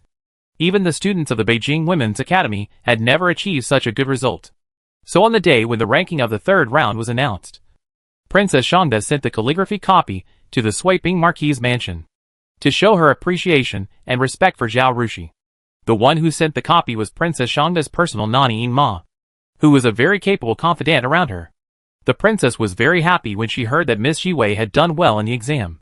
She said that the girl had brought honor to the master, and it would be a waste to keep this copybook with her. Since the girl liked calligraphy, she gave this copybook to the girl as a reward, so that good things would be in their proper place and not be covered in dust. When Zhao Rushi saw this copybook, she liked it very much. After she had money, she also asked people to look for a copybook of Master Mingsong's calligraphy. Unfortunately, Master Mingsong's calligraphy was not given to outsiders, except for his close disciples, family members and friends. There was no one outside, so she could only take a look at Xiao Ruotong's calligraphy occasionally. Xiao Ruotong treasured the calligraphy very much. Even though she was as close to Zhao Rushi as sisters, she would not lend it to others. She could only take it out and show it to Zhao Rushi when Zhao Rushi went to her place.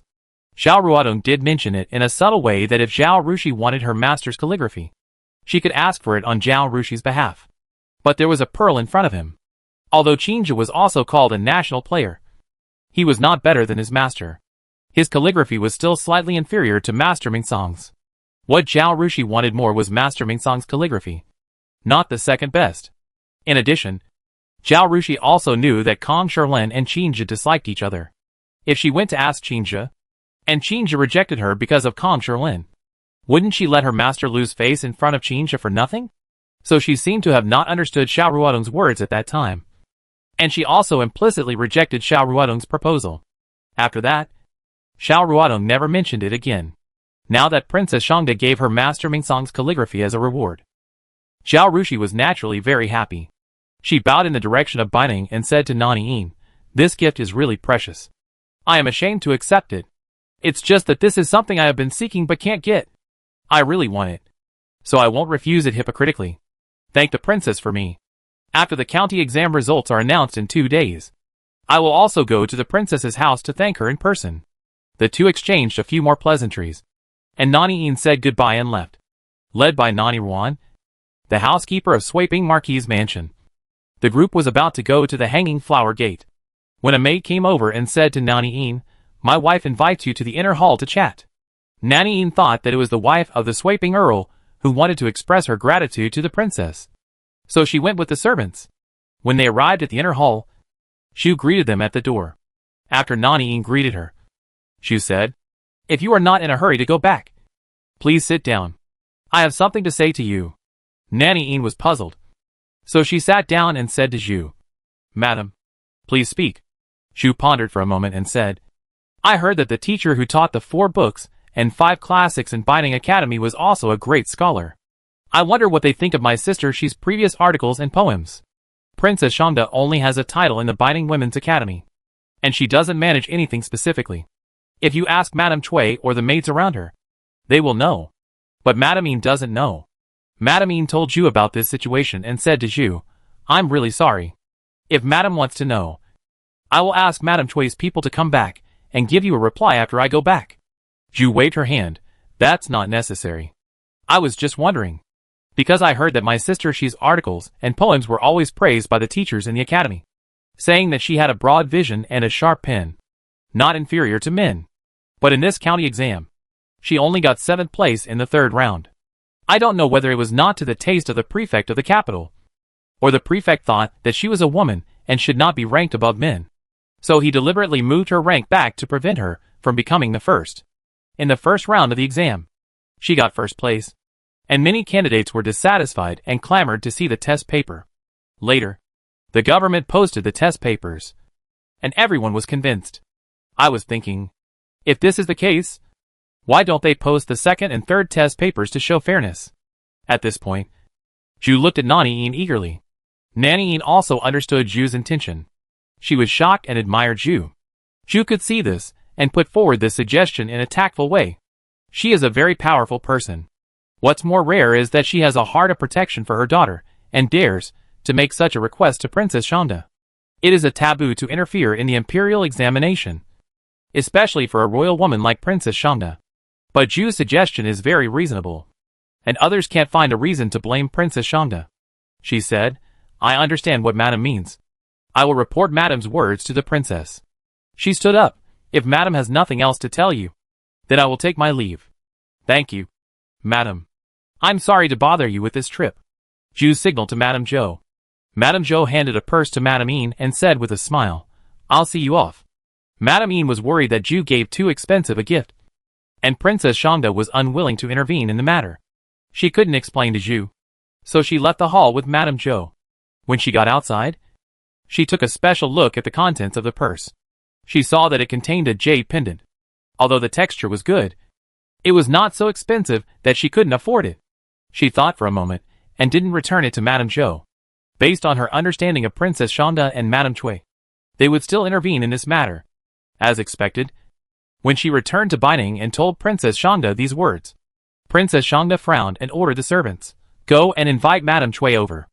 After Madame Cui arrived, Princess Shangda asked Nanny Een to repeat Zhu's words and asked, do you think this is possible? Could they really suppress Zhi Wei? What do the teachers think of Zhi Wei's usual articles and poems? Chapter 471 Stop. Mrs. Cui was also a famous and talented woman in the capital. She was no less talented than some great scholars in the capital, and she was also capable. Otherwise, Princess Shangda would not have asked her to manage the academy. And because she was in charge of the academy, Mrs. Cui was also very concerned about the questions and articles of each imperial examination. Princess Shangda believed that she had a certain judgment on the quality of articles and poems. The evaluation is very high, Mrs. Cui said. I don't know why Zhi Wei is so broad-minded at such a young age, and sees things very deeply. She often hits the nail on the head and has unique insights. Every time you read her articles, you will feel refreshed. The teachers often applaud her articles. Having said this, she said nothing else. She only stated the facts, and other matters were not hers to interrupt. Princess Shangda listened to Madame Cui and nodded. She frowned, tapped her fingers regularly on the armrest, and looked forward with an unfocused look. Madame Cui, who was familiar with her, knew that when Princess Shangda could not make a decision on some major issues, she would unconsciously do such a small action. She sat aside, even breathing lightly, fearing that she would affect Princess Shangda. After a while, Princess Shangda stood up. I'll go to the palace. Asking someone to go to the government office to request the posting of the test paper is a good idea. But some things will leave traces once they are done. Once someone makes a fuss about this, saying that she, a princess of a country, does not abide by her duties and interferes in the imperial examination, no matter how reasonable her request is, The consequences will be serious. Men dominate this world. Whether it is the emperor or the princes and ministers. They are all men. Usually they fight on their own and have deep conflicts. But once a woman reaches into the territory they dominate, they will tear this alien to pieces. Unless this woman is very powerful and can directly control their life and death. How many things did Emperor Xingyao do in the past? It can be said that half of the emperor's ability to sit on the throne is due to Empress Xingyao's credit. But in the end, she still couldn't do many things. From sitting on the throne herself to the inheritance rights of women. Now Princess Shangda asked people to make trouble in the imperial examination. No matter whether she was right or not. This violated the interests of men. And they would attack her in groups. The big hat of princess interfering in politics will be put on her head. Besides, even if the list is posted, what will happen? There is no first in literature, and no second in martial arts. Who can say that Zhao Rushi's essay is definitely better than the top 6? The county exam is determined according to the preferences of the county magistrate or the prefect of the capital. Whoever he decides to be first is first. This is the rule of the county exam. Even the emperor can't say anything about it. And other candidates, even if they think Zhao Rushi's essay and poem are good, will not admit it and slap the prefect and the top 6 in the face. The prefect of the capital dared to do this. And I think he had thought about this issue thoroughly. In the first game, he did not suppress Zhao Rushi, and gave her the first place, the second place, the third place, the 7th place, and finally Zhao Rushi's ranking was guaranteed to be in the top 5. In the eyes of the emperor and all the court officials. This was already a great favor to Princess Shangda, Mr. Ku Mu, and Mr. Ji Wei. A woman, no matter how powerful, cannot suppress a man. This is a matter of principle. Since the prefect of the capital gave her face, if she went to make trouble, it would be unreasonable. This is the truth. But Princess Shangda just couldn't swallow this loss. She couldn't do anything else. But she could go to the palace to give the prefect of the capital a little eye drops. She walked out of the hall, and was about to go down the stairs when she saw a servant leading a few people in a hurry. Led by Zhao Rushi. Your Highness. Zhao Rushi saw Princess Shangda, and hurriedly stopped and bowed. Why are you here? Princess Shangda wondered. Just now. Nanyin also told Zhao Rushi what she said, saying that she would come to thank her after the notice was posted. How come I saw Zhao Rushi after a while? Zhao Rushi smiled bitterly, after Nanyin left. I realized what my mother said to her. So I hurried over. Nani Ruan is the internal manager of the Swiping Marquis mansion. She was able to climb to this position among a group of maids. Not only because she is smart and capable, but also because she has the ability to judge the situation and flatter. Zhao Rushi went from being the legitimate daughter of the second wife to the legitimate daughter of the first wife. And from being an excluded outsider to the actual voice of the Swiping Marquis mansion. Nanny Ruan saw it all. The key person she wanted to flatter and curry favor with naturally changed from the old lady and Zhu to Zhao Rushi. But Zhao Rushi was too busy, leaving early and returning late, and eating and sleeping after returning home. Ruan Mama could not find a suitable opportunity to show Zhao Rushi's favor. Although Zhu's words in front of Nanny Yin were for Zhao Rushi, Ruan Mama still felt that Zhao Rushi had to know about this matter. Although Zhu and others would not tell the servants about the court affairs that Zhao Rushi analyzed to the old lady and Zhu, they would sometimes mention it inadvertently during their conversations, saying that Zhao Rushi's understanding of the court was better than many men. Now that she had the chance, Nani Ruan said Nani Yin to the carriage, and then asked the maid to tell Zhao Rushi what Zhu said to Nanny Yin. Zhao Rushi heard that it was not good, so she hurried to Baining. Princess Shangda had to turn around and let Zhao Rushi sit in the hall. Madame Cui was originally following Princess Shangda to go home, and now she came back and sat down. Princess Shangda offered tea and waited quietly for Zhao Rushi to speak. Your Highness, my mother doesn't understand what's going on outside, and she is determined to protect me. She always thinks that I am smarter than everyone in the world. So she said that to Nanny Yin. Please forgive her for the sake of her mother. Zhao Rushi stood up and bowed solemnly. Your mother is right. I don't mean to blame her at all. On the contrary, I want to thank her for reminding me. You don't have to be nervous. Sit down quickly. Princess Shangda raised her hand to signal. Nanny Yin stepped forward to help Zhao Rushi up and sent her to her seat. Although it is so, my mother's words will definitely make your Highness embarrassed. The imperial examination is a major event of the court.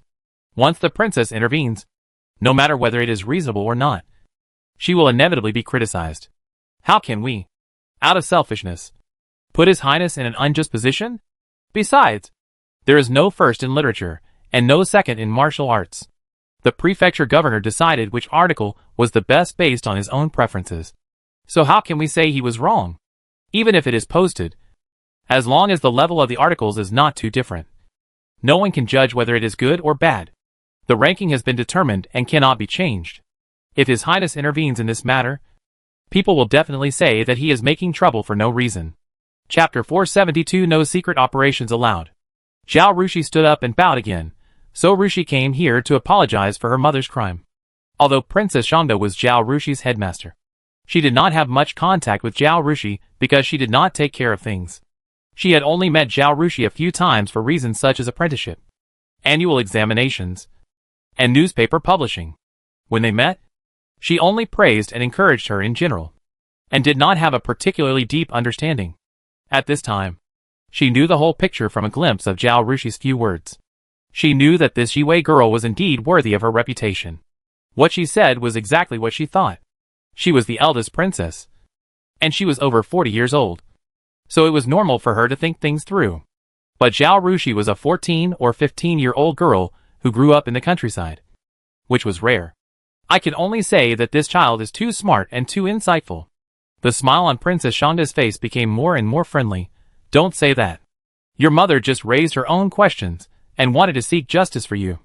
What's wrong with loving her daughter? Not only your mother, but I, too, need to protect my students. I cannot watch my students being treated unfairly. Right? Otherwise, I would be in vain as the headmaster. Mrs. Cui was on the side trying to do favors for Princess Shanda. When you came, Shi Wei, the princess was planning to go to the palace to seek justice for you. Zhao Rushi wanted to stand up again, but Princess Shanda signaled Nani Yin to push her back. Thank you for your protection, Your Highness. But it really doesn't have to be like this. Zhao Rushi looked at Princess Shanda with a sincere face. Whether the prefect of the capital really thinks that my essay is not worthy of the top 6, or he wants to suppress me, I don't feel wronged. The imperial examination is to select talents for the court. The scholars, Jiren, and Jinshi who are admitted layer by layer will serve the court, and the people of Dajin for the rest of their lives. As for us women, looking back over the past few decades, even if we pass the examinations of Jiren and Jinshi, how many of us can serve the court and the people like men? From this perspective, even if the prefect thinks that my essay is better than others, but he gives up me and chooses male candidates, it cannot be said that he has selfish motives. When the court officials knew about it, they had to praise him for his overall vision and fearlessness of the powerful. He had his reasons for daring to do so. Princess Shanda was startled, looked at Madame Cui, and then smiled bitterly. She was wrong. She was just bragging. But in fact, she didn't see it as clearly as a little girl. The powerful Zhao Rushi just said, not afraid of the powerful. Wasn't it her? The prefect of Beijing had dug a hole for her to jump into. The prefect of Beijing was named Zhongli, and he was transferred to this position last year. The position of the prefect of the capital city is a very difficult one to hold. There are too many powerful people in the capital city. Everyone has more power than him, and everyone can point fingers at him. I think many powerful people are watching him to see if he can stand firm. If he can't stand firm, he may try to get a scholar for his descendants in the imperial examination. After all, the county examination is different from the provincial examination and the metropolitan examination. It is very easy to manipulate. You just need to force or bribe Zhongli. Not only the imperial examination, but also other things can be interfered. I think Zhongli set this trap not to target her, but to kill the chicken to scare the monkey. He is telling everyone that the imperial examination is an extremely serious matter. Whoever dares to interfere with the imperial examination in his jurisdiction will have a finger cut off by him. And she, Princess Shanda, is the best target for demonstration. Other powerful people have the support of big families, but Shanda can only have the emperor as her backer. And the emperor will never support his sister to interfere in the imperial examination, no matter what the reason is. He will definitely reprimand her and praise the prefect of the capital for daring to stick to the principle, so as to serve as a warning to the court officials. So Zhang Li's purpose of shaking the tiger with a warning was achieved. Thinking of this, Princess Shanda shook her head and sighed. I almost did something stupid. Your Highness is only trying to protect me. So he didn't think too much, Zhao Rushi said. Seeing that Zhao Rushi persuaded Princess Shangda to give up, Mrs. Cui was relieved. But what followed was a strong reluctance. She has been fighting for women's rights all her life, always hoping that women will not lose to men. She persuaded students to take the imperial examination, just like this. But if they were defeated in the rules at the beginning, is there any need for them to work hard? Especially Zhao Rushi, who has been her most promising student for so many years. She has a good memory and strong understanding. When she writes articles, she is imaginative and often makes people's eyes light up. If such a student still has no chance to succeed, she may never persuade students to take the imperial examination again in the future. She knew that she shouldn't interrupt at this time, but she endured it again and again, and finally couldn't help asking, "Are we going to be suppressed like this forever?" "Of course not," Zhao Rushi said. "Only in the county exam. The names are not covered or copied, and the ranking is determined by the preference of the head of the yamen. The subsequent exams will be stricter. By then, no one will know whose test paper it is, and naturally there is no way to determine the ranking based on gender." Mrs. Cui thought about it and became excited. She interrupted Zhao Rushi before she finished speaking and said, "Yes, I was confused. If you are selected after taking the county exam and the prefectural exam, you will be a student. These two exams are also collectively called the student exam. However, the students only had the qualification to participate in the academy examination. They had neither the privilege of not kneeling before the officials nor the qualification of tax reduction and exemption. Therefore, the form of the examination was not very strict, and only the number of admissions was stipulated each year. But starting from the academy examination, the examination became strict. After the examination, the names of the candidates had to be covered. And after covering the names, the transcriber had to transcribe them. When these papers were presented to the examiners, they had already forgotten which paper belonged to whom. There were not one examiner, but 5 examiners. 5 people took turns to grade a test paper. If they approved of the test paper, they would draw a circle on it, and if they particularly appreciated it, they would write comments. In the end, once a test paper had 5 circles drawn on it, and all the comments were written, and the comments were all words of praise, then this test paper would be taken out and ranked with other test papers that performed similarly. After the ranking was completed and the first and second places were determined, the test paper was handed over to the sergeant, who was guarding the order of the examination room. And the sergeant checked the names and posted them on the bulletin board. This level of scrutiny prevents collusion and the possibility of behind-the-scenes manipulation and cheating. If the examiners unanimously agree that Zhao Rushi's paper ranks first, then the sergeant will announce it directly, and it will not change because she is a woman. Princess Shangda also breathed a sigh of relief. Then she became angry again, "But I was almost tricked by Zhongli. And he also suppressed your ranking. I really can't swallow this breath."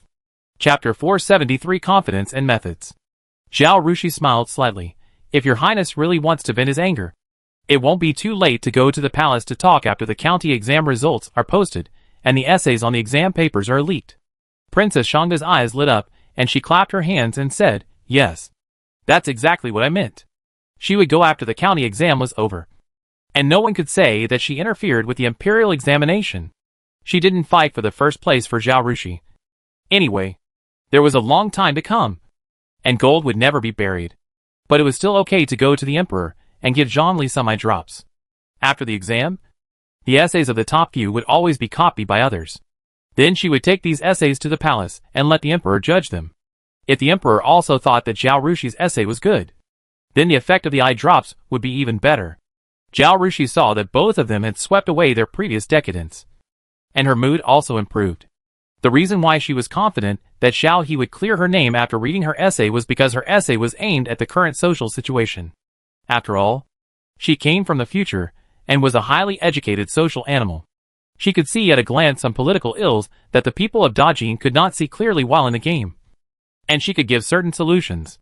Because it was a county exam, her essay would not talk about the overall situation, but start from the details, so as not to be too abrupt and give people the feeling of overexertion.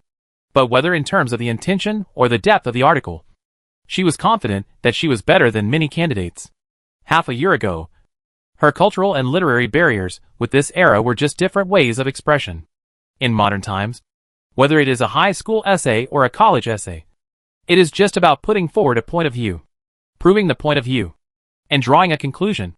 And the argumentation methods used are the same. The only difference is that one uses vernacular Chinese, and the other uses classical Chinese. After she memorized and understood dozens or even hundreds of classical Chinese texts, and wrote articles in classical Chinese consistently for half a year, she has become able to use classical Chinese fluently, and write brilliant classical Chinese texts. Her high-level overall view and political acumen, as well as her novel and unique insights, are what the examinees of this era lack. This is her confidence in taking the imperial examination. If her essay is compared with that of a politician who passed the imperial examination and worked in the officialdom for a while, she dare not say that it is better than others. But compared with a rookie who is not even a scholar, she is still very confident. This matter is settled. She has other things to say. She bowed her head slightly, her face full of shame, however. Even if I pass the imperial examination and become a Juren or Jinsher, in the end I am afraid I will still be ashamed of your protection and Mr. Chui's high hopes and expectations. She raised her head, her beautiful eyes full of apology and sincerity, because I can't guarantee that if I really pass the imperial examination and become a scholar, Jiren, or Jinsher, I can serve the court for the rest of my life like those male candidates, and die. I am not suitable for officialdom. I just want to paint and study. So after passing the imperial examination, I may be an official for a while, but in the end, I will live the life I want. She glanced at Mrs. Chui. I also said these words to Master Chui when I agreed to take the imperial examination. Under the social system of modern times, she is unwilling to pursue a career in officialdom. In the ancient times when imperial power and privileges were above everything else and everyone had to bow down and be subservient, it was even more impossible for her to get involved in officialdom. In her last life, she lived a mediocre life and died a violent death. She finally got her life back. In this life, she just wanted to paint, make some money, and do whatever she wanted. She couldn't live for others and carry the burden for the sake of the great cause. She promised Mrs. Chui to take the imperial examination and maybe work as an official for a while if possible. But she wouldn't do it forever. When the situation stabilizes, she will return to herself and live the life she wants. Upon hearing this, Mrs. Chui sighed. However, she couldn't say anything to Zhao Rushi. If Zhao Rushi was just smart and could only read, she could still persuade him. But now Zhao Rushi has obviously reached a height in painting that ordinary people can't reach. And her painting achievements are even higher. If she persuaded Zhao Rushi to give up painting and become an official, to give up the broad road and walk a thorny road that women have never walked before, she might end up in pieces. But she couldn't say it. Who should be the victim? Sacrificing everything for the later generations? Even if Zhao Rushi herself is willing, Mrs. Chui cannot agree. Asking a great painter who will be remembered for thousands of years to sacrifice himself for women. Isn't it too selfish to sacrifice the greater for the smaller? In addition, if Zhao Rushi makes a sacrifice, will the women be grateful? No. Not only will they not be grateful, they will not understand, but they will spit at her and despise her for showing off and not keeping her husband's virtue. When the time comes, I'm afraid that women will attack her the most. Thinking of this, Mrs. Chui couldn't help but smile bitterly. She said, Ji Wei, your choice is right. Although I really want to change the situation of women, this is not something you can change by pursuing a career in government. There are thousands of paths, not just one to become an official. If you paint good paintings and become a great painter who will be remembered forever, you can set an example for women. I am very touched that you can still participate in the imperial examination after your current achievements. What's more, you gave us an idea to run a newspaper, so that women can see more articles that change their minds. You have done better than me in changing the situation of women. How can I say I am ashamed? Princess Shangda laughed at the side. Okay. Stop pushing it away. You are all excellent. She looked at Zhao Rushi with sparkling eyes. Ji Wei, the idea you gave us to run a newspaper is very good. Do you have any other ideas? Mrs. Chui was refreshed and looked at Zhao Rushi expectantly. Zhao Rushi also had something to say to them on this issue. She said, the economic base determines the superstructure. I think only when women have a certain source of income, can support themselves and their children, and even earn more money than men in the family and become the economic support of a family, can their backbone stand straight and have a say in the family. This is the way to truly improve women's social status. You are so right. Mrs. Chui couldn't help but clap her hands and shout. She has been managing the Women's Academy for so many years. At the beginning, she was full of enthusiasm and felt that she could improve women's knowledge level through the education of the Academy and let them change their fate. But she found that the Women's Academy could not change the situation of women. Those who could enter the Women's Academy to study only regard it as a bargaining chip for women to get married and a tool for advancement. Those who really want to change their fate through this can't enter the Women's Academy. This is an unsolvable contradiction.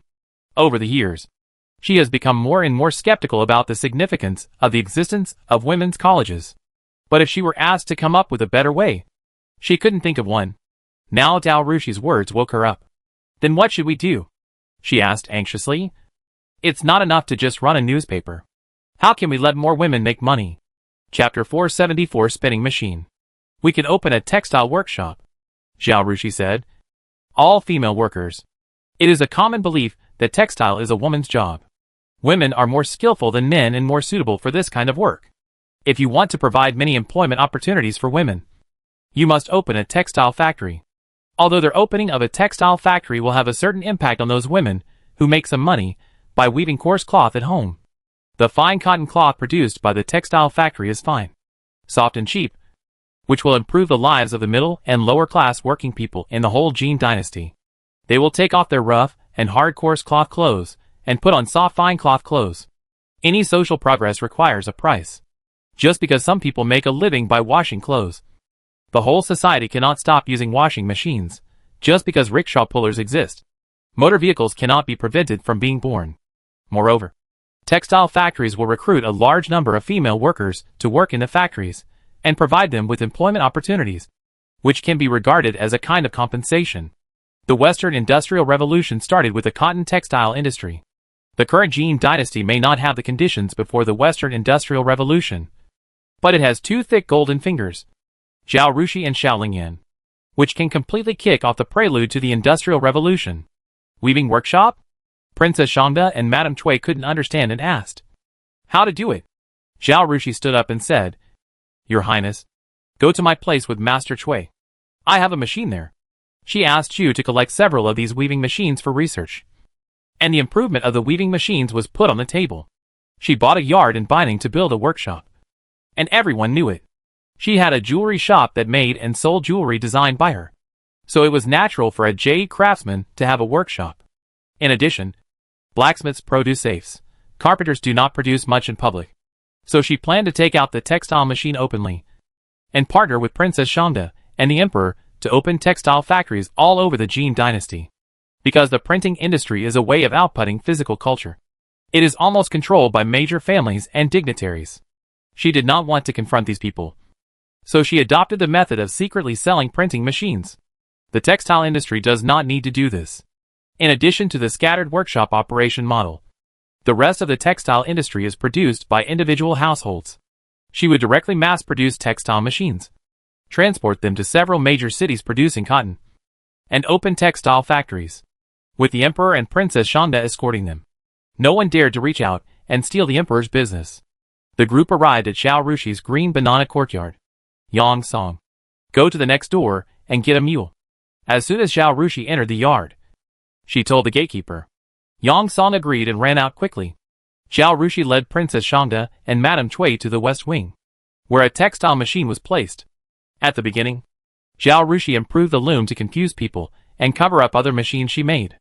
So she didn't pay much attention to improving this loom, but only transformed it into a flying shuttle, and only built one or two, and piled them in a pile of parts without assembling them.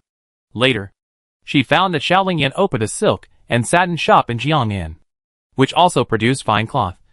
So she gave these two machines to Xiaolingyan. The last time she talked with Mrs. Cui and gave her the idea of running a newspaper. She came up with the idea of running a textile factory. So while busy reading, he further improved the loom. What was shown to Princess Sangdik and Lady Cui was the mule loom. It could drive 300 to 400 spindles to spin fine and strong yarn.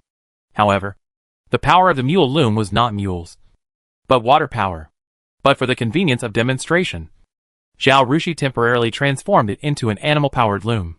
Although Princess Sangdik and Lady Cui were noble women, They had also come into contact with looms because of their relationship as the host of the academy.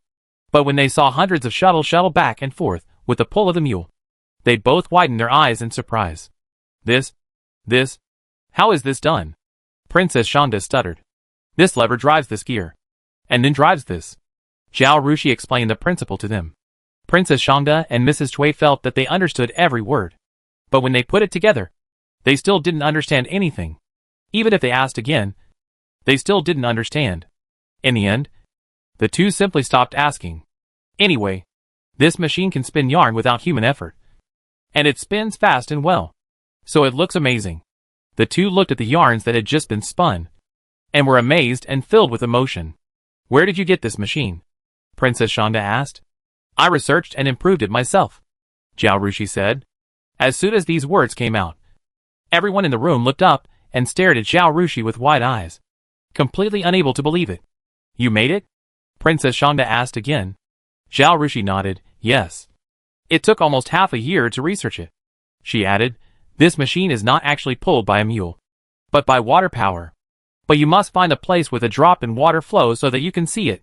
Looking at the people with dull faces, she added, although this machine does not require manpower, it still needs people. If the workshop is large, it will need a lot of people.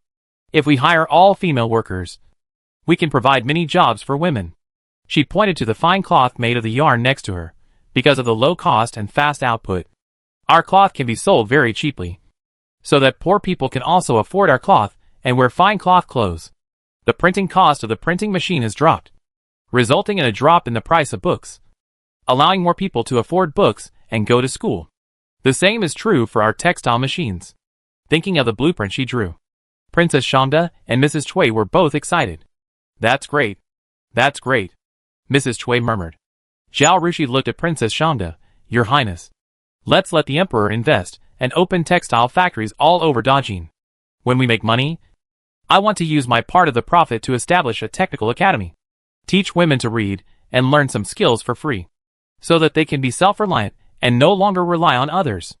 With the constant income from clocks, jade and printing presses, plus Xiaolingyan's other means of making money in Jiangnan, she felt that it was enough to help Xiaolingpu and Xiaolingyan survive the two coups.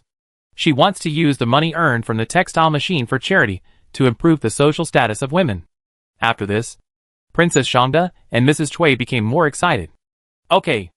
I will also start that technical academy with you, Princess Shonda said. She grabbed Mrs. Cui's arm. Cui Wen. Let's do it together. Mrs. Cui was so excited that she almost shed tears. She choked and nodded vigorously. Okay. Chapter 475 Demonstration in the Palace. No. I have to go to the palace right now. Talk to the Emperor about this first, Princess Shonda said. Zhao Rushi's loom can spin without human power, and hundreds of shuttles are spinning, which is completely different from the existing spinning machines in Dajin. Princess Shonda felt intuitively that this thing was extraordinary, and would have a far-reaching impact on Dajin. If she didn't go to the Emperor now to help Zhao Rushi gain favor, when would she? At that time, she wouldn't have to say anything in front of the Emperor. The Emperor would find a way to seek justice for Zhao Rushi and reward her. Shi Wei, can I bring your machine into the palace? Princess Shonda asked. It would definitely be inconvenient for the Emperor to leave the palace. But if she couldn't see the machine, it would be useless even if she talked about it. If you don't see it with your own eyes, you can't imagine the benefits of this thing. Of course you can, Zhao Rushi said. But you have to dismantle the machine and transport it there, and then assemble it there. This machine is not only big, but also complicated. It can't be transported like this. Princess Shonda was in trouble. How about you come with me to the palace? Princess Shonda asked. Zhao Rushi immediately shook her head like a rattle. It's not convenient. I'll let 2 carpenters go with you to the palace. This machine was made by them. You're kidding. She is a woman who is neither a royal relative nor an official. And she ran to see the Emperor. If the Emperor fell in love with her, or something happened that forced her to marry the Emperor, wouldn't her life be ruined? It's better to stay as far away from the palace as possible. Fortunately, although she was busy with her own affairs in the past 6 months, she still had a lot of control over the workshop. Not only did the 3 managers and the workshop head have to report to her regularly about the situation of everyone in the workshop, But she also asked Xiao Lingyan to send a secret guard to visit the workshop from time to time to secretly observe and supervise the craftsmen in the workshop. When she hired the craftsmen, she asked the middleman to screen them. And she also sent people to inquire about them. If they were not good, she would not hire them at all. After entering the workshop, she paid high wages. And with proper management, the craftsmen in the workshop felt at ease. And there was no trouble or resignation. When she wanted to develop the textile industry, she asked the secret guards to select 2 carpenters for her. And after the textile machine was improved, she asked them to assemble and test it. So these 2 craftsmen were very familiar with the machine. These 2 people had clean family backgrounds, and their identities and conduct had passed the secret guard's review. So there would be no problem. And she was not worried that these 2 people would suddenly turn into assassins and assassinate the emperor. If you are worried about letting strangers enter the palace and get close to the emperor, you can also ask the Ministry of Works to send 2 people. I will teach them how to disassemble, assemble and operate this machine. They will learn it in a few days. Mrs. Cui understood Zhao Rushi's concerns and quickly said, "It may be inconvenient for Jiwei to enter the palace. Why not ask the Ministry of Works to send someone?" Princess Shanda was too excited to think about these things just now. But she reacted at this time. Her brother, the emperor, is not a lustful person. But Zhao Rushi is beautiful and talented. And her paintings are highly praised by the emperor. If she enters the palace and is seen by the emperor, her brother may not let her leave the palace and keep her in the palace. She can't harm Zhao Rushi. The harem is not a place for people to stay. Even if she is a princess, she doesn't want to go back after leaving, let alone those concubines. What's more, the emperor is older than Zhao Rushi's father. There is no need to invite people from the Ministry of Works. Just let the carpenter in your house come with me to the palace, she said. This textile machine was developed by Zhao Rushi. The officials from the Ministry of Industry are here. Who knows if they will have any bad intentions? They dare not take credit in front of her. But it is still possible to get a share of it. By then, not only will the emperor have a stake in their textile workshop, but the Ministry of Industry may also get involved and give away part of the profit. Zhao Rushi is a reliable person, and the carpenter she recommended should be fine. At that time, she can let the carpenter install the textile machine first. Let them go out, and then let the emperor visit it. They don't meet each other, so there will be no accidents. Zhao Rushi immediately called the 2 carpenters to show them to Princess Shanda. Princess Shanda looked at them for a few seconds, then looked at her guards. Seeing the guards nod slightly, she knew that the 2 were ordinary people and did not know martial arts. So she ordered, "You dismantle this machine, put it in the carriage, and then come with me to the palace." The 2 carpenters began to greet the princess, and they were a little nervous. Now that they heard that they had to go to the palace, they were even more panicked. They raised their heads and nervously called Zhao Rushi, "Miss, don't worry. It's okay. Just go to the palace to install the machine and teach the eunuchs how to spin. After teaching them, you can withdraw. You don't need to demonstrate in front of the emperor," Zhao Rushi said. She said this to remind Princess Shanda how to act after entering the palace. If something unexpected happened, she would be beheaded. So she had to say this. "Yes, that's it." Princess Shanda laughed and looked at Zhao Rushi with admiration. "Shi Wei, you think the same as me." She gave the carpenter some instructions before leading them into the capital. When they reached the palace gate, she left the loom and the carpenter behind and entered the palace by herself. When the eunuch went to the palace to report, he also mentioned that the princess had pulled a big thing to the palace gate with 2 carriages. He was discussing matters with the ministers. Hearing this, he became curious and quickly sent the ministers away and summoned Princess Shanda to see him. "I heard that you pulled a big thing to the palace gate?" he asked Princess Shanda as soon as he saw her. Princess Shanda was just bowing. But when she heard this, she stopped bowing and said with a beaming face, "It's a machine that can spin yarn automatically without human intervention." "What?" He thought he had heard it wrong. "Say it again." Princess Shanda repeated the words proudly. He looked at Princess Shanda suspiciously, still feeling that he couldn't understand. But Princess Shanda has always been reliable and not a playful person. He turned around and told the housekeeper, "Go. Ask someone to bring the things in." Princess Shanda said quickly, "Let the 2 carpenters come into the palace. Find a room and ask them to install the mechanism, and then teach you how to operate it. After you learn it, come and ask the emperor to come and see it." The housekeeper agreed and went out to make arrangements. The people and things must be carefully checked by the imperial guards to make sure there are no problems before they are allowed to enter the palace. They are not pulled by horses, but carried directly into the palace by manpower, and installed according to Princess Shonda's instructions. After the eunuchs learned it, they came to invite the emperor to come and see it. Chapter 476 Unbelievable. After a while, the housekeeper came to invite Xiao He and Princess Shonda to a nearby palace. Xiao He went in and walked around the loom, but couldn't figure out what it was. So he simply told the eunuch, "Let's see how it works." The mule loom made by Zhao Rushi is not powered by a mule, but by water power.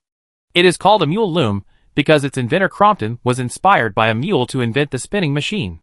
Mules are the product of mating between horses and donkeys, but they are strong and healthy, and are superior to both horses and donkeys. Crompton combined the advantages of the Ginny spinning machine and the water-powered spinning machine to invent this machine. So it is called a mule machine. But now there is no water flow difference as power, and it is not convenient to pull mules or horses in, fearing that the animals will go crazy and hurt the emperor. So they changed to human power. After the emperor's order, 2 strong sedan bearers immediately went forward to pull the pole to apply power to the machine, and the eunuchs assisted on the side. After the machine was fully moving, they left and stood aside, leaving only 2 sedan bearers there moving constantly. The sight of hundreds of shuttles shuttling back and forth by themselves was still very beautiful. Xiao He watched the spinning yarns getting fatter and fatter, winding more and more cotton threads, and the efficiency was extremely high. And he was also amazed. When Xiao He was the crown prince, he was required to be familiar with farming, and he had seen the spinning machines used by ordinary people. It was a wooden frame like a wheel, with a shaking hand at the corresponding part. One hand pinched the thread, and the other hand shook it, and the cotton could be spun into thread. Whether the thread was fine and uniform depended on the craftsmanship of the weaver. If the craftsmanship was not good, the thread would be thick and thin at one time, and the thread would often break. Even if you are an experienced person, you can't spin many threads in a day with a spinning wheel like that.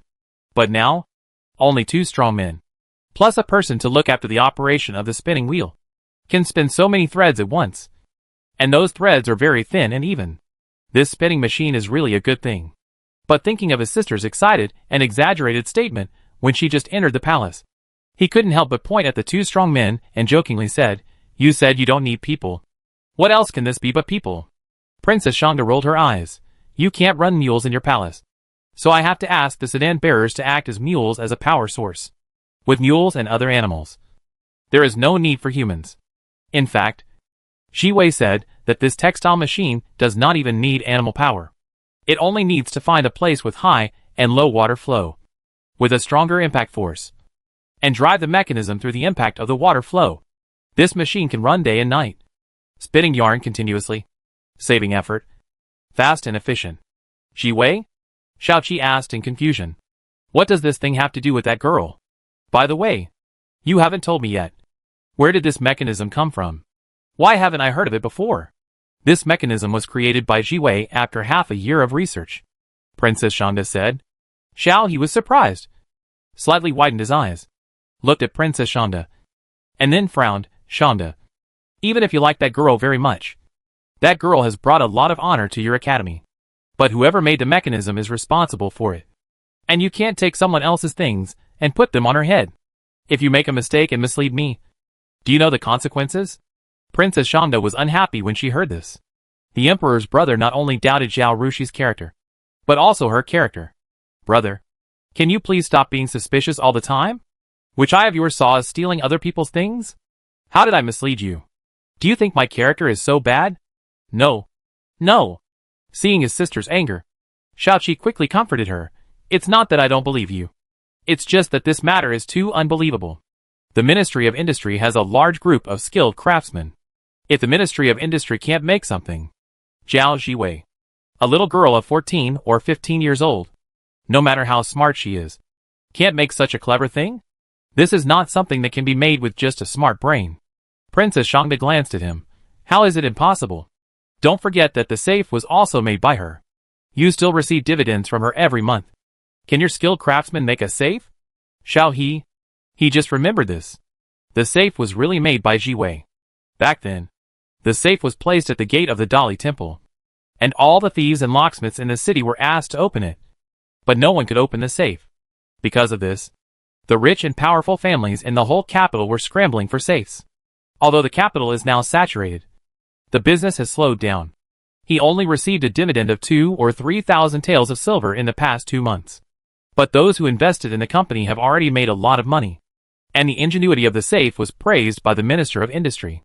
He still remembered that the Minister of Industry joked that if Zhao Rushi was a man, she could definitely get a job in the Ministry of Industry with her ingenuity. At this point, Zhao He was 70% to 80% sure that Zhao Rushi had made this spinning machine. As for why he still didn't believe it, it was because he found that the girl was tinkering with a lot of things. Look! She created a new school of painting called sketching, and trained a large number of officials for the court to paint portraits.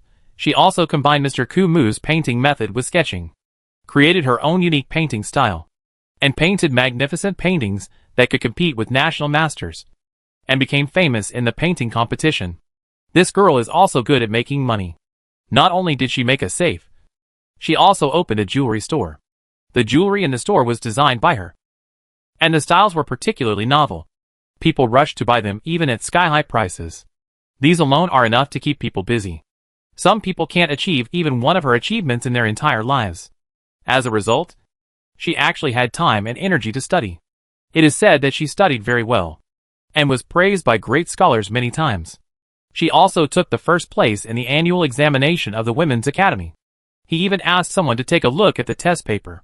The number and types of questions on the test paper were similar to those of the county test, but the girl managed to answer all of them without making any mistakes, and her handwriting was very neat and beautiful. With this foundation, the county test should not be a problem. Now, his sister came to tell him that this girl had the energy to tinker with the textile machine after being busy with these things, which he found completely incredible. Something that a large group of skilled craftsmen in the Ministry of Industry could not develop was developed by a little girl in her spare time. And it was not just a slight improvement, but a completely subversive change in cognition. Is this girl still a human being? Is she a monster?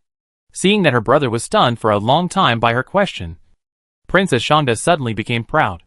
Chapter 477 6th Rank Official. She snorted twice and said, "See? You have nothing to say. Right? If you still don't believe it, go investigate it yourself, and see whose things Ji Wei has robbed. If she really robbed someone else's things and dared to ask me to bring them to the palace to show you, then she is really tired of living." Zhao He now completely believes that this thing was made by Zhao Ji Wei. That's right. Zhao Ji Wei now has money and reputation. Why would he give up his good life and commit the crime of deceiving the emperor by robbing someone else's invention? It's not worth it. He didn't say anything, but walked around the loom twice, seeing the eunuch spinning another pile of yarn. He asked, "What do you want to do by giving this thing to me? It's not just for me to reward the girl, right?" From the cooperation between the safe and the printing press, he could see that Ji Wei and his sister were definitely money-minded. Shangda took great pains to bring the things into the palace. Definitely not for him to appreciate them, and then put them in the Ministry of Industry for people to study and promote, but to make money. Sure enough, Princess Shangda responded, "We want to cooperate with you and open a textile workshop together." Before Zhao He could think of other ideas, Princess Shangda said again, "It's not that I don't care about the people, and don't want the Ministry of Industry to promote this thing directly. You can see that this machine is very large and needs water power to drive it. It is not affordable for ordinary people. Even if you promote it, it will be a waste for those wealthy families to make money. Ji Wei spent a lot of effort to develop this machine. You gave this machine away for nothing and let others make money. Are you doing this to Ji Wei? Don't let people say that our great Jean Court robbed others and bullied a little girl. You are the one who got the bad reputation. Ji Wei did the work in vain. But the ones who benefited were the aristocratic families. They can do whatever they want with money. So why bother raising a tiger to harm you?" Zhao He glared and said, "In your eyes, am I, your royal brother, a fool? No, no, no, my brother. You are the wisest man. Otherwise how could you sit on the throne? I am worried that you are devoted to the public, but you are used by others." Princess Shangda quickly tried to make amends. If someone can be used by others, they are also fools. Zhao He snorted coldly. He waved his hand. "Okay. You don't need to say more. I know about this. I don't want more. Let's stick to the old rules." Just give me 10%. As long as no one comes to steal the business, I won't interfere. So that you don't have to be tied up. Princess Shonda rolled her eyes secretly again. Why are you afraid that they will be tied down? They just want to take the money without doing anything and be a hands-off boss. And you said it so nicely. One success. One success. Princess Shonda said straightforwardly. I have discussed with Ziwei and plan to open textile workshops all over Dajin. You can wait to count the money when the time comes. As for the fact that all the workshops employ female workers, she didn't intend to say it. She was not stupid to promote the idea of women's rights in front of Xiao He, a big man. Anyway, the emperor brother only cares about being a backer, not the specific things. How to operate and who to hire to do the work are all their business. So there is no need to report to him. Open all over Dajin? Xiao He glanced at his sister. What do you want so much money for? Although there are people to take care of the workshop, you don't have to do it yourself. But no matter what, more property means more effort to manage. As the eldest princess, Shonda has her own fiefdom and many properties. Her husband, the eldest son, is also capable. Although the youngest son Shen Feiyang is a little detached and only holds an idle position in the court. He is not a playboy or a prodigal son. Xiao He really couldn't understand why Princess Shonda worked so hard to make money. Brother, have you ever worn coarse cloth? Do you know how uncomfortable it feels to wear coarse cloth? With this spinning machine, the cost of spinning is greatly reduced. If Ziwei improves the loom, the price of fine cotton cloth will drop significantly. And the poor people of our Jin dynasty will be able to wear fine cotton clothes. And their lives will be further improved. Xiao He nodded. As an emperor, he knew better than Princess Shonda what it meant for Zhao Rushi to build this loom. Such a high efficiency, high-yield spinning machine uses water power. You can imagine how much impact this will have on the textile industry of Dajin. Not only the textile industry. Using water power as a power source may inspire those people in the Ministry of Industry to make more good things. They established the Ministry of Industry not only for management, but also to let the Ministry of Industry develop some good things to promote and benefit the public. Now what the Ministry of Industry could not do was done by a little girl like Xiao Ziwei, which is a great contribution that can be recorded in history. By then, it will not only improve the lives of the people. As the price of cotton cloth drops, merchants from neighboring countries will ship the cloth to their countries. And Dajin can also make money from other countries through this. Which countries' people don't need food and clothes. It is conceivable how much profit can be created by then. Thinking of this, Xiao He began to think about what reward to give Zhao Ziwei. In addition, we will not put the money we make into our own pockets. Ziwei told me that she wanted to do some good deeds with the money she made to improve the living conditions of some women and children. Princess Shonda said again. It must be said that as Zhao's sister, Princess Shonda knew him very well, and knew how to speak to his heart. She did not say to provide jobs for women and improve their social status, but only to improve the living conditions of women and children. She was right to say so. Women means women, and Ru means their children. Improving the social status of women and allowing them to make money will not only improve their situation, but also improve the quality of life of their children. This is a good deed. They teach people how to fish, which is a great good deed. So her words are correct. As for the misunderstanding of the emperor that they directly give money to women and children, or open a charity hall, it is none of her business. Sure enough, Xiao He was very happy to hear this and praised, Good. Good. I know that you are all kind-hearted and ambitious people who are wholeheartedly for the good of Dajin. You and Ziwei have made great contributions. After thinking for a while, he said, after the last painting competition, I said that I would give Sweeping Bo a position. In the end, no one was suitable, and it has been delayed until now. It just so happens that the Dali Temple has a civil position of the 6th rank. Although Sweeping Bo was originally a military commander, he was in poor health, so it was better for him to do a civil position. Zhang Chanshan, the minister of the Dali Temple, is an upright person. Wu Zong is Ziwei's senior brother, and Zhao Ziwei has a relationship with the Dali Temple. That place is perfect for Sweeping Bo. I will issue an edict now and give him an order, so that Sweeping Bo's mansion can celebrate. What do you think? Chapter 478 Complaint. The Emperor's words are golden. He said last time that he would give Zhao Yuanxuan an official position, and he would not break his promise. Although the official positions in the court are assigned to one person. If you look around, You could always find a few vacant positions of minor officials, even those of the 8th or 9th rank. But after getting Zhao Jiwei's new painting, Xiao He liked it more and more, and immediately felt that the official position given to Zhao Yuanxuan was not appropriate. You have to know that he spent 25,000 taels of silver to buy Zhao Jiwei's first painting. It's really embarrassing not to give a penny for this painting. But if he gave money, Zhao Jiwei would definitely not dare to accept it. As for the reward, Kong Sherlin had already expressed on behalf of his apprentice that he didn't want those flashy things. Xiao He didn't have a suitable shop. Moreover, even if he had a shop, Xiao He couldn't reward it. The target was too big, which was equivalent to Zhao Rushi using the painting to exchange the shop with the emperor in disguise. At that time, the court officials would definitely have a bad impression of her and think that she was greedy for money. It's not enough that she asked the emperor for 25,000 taels of silver for one painting when no one knew about it.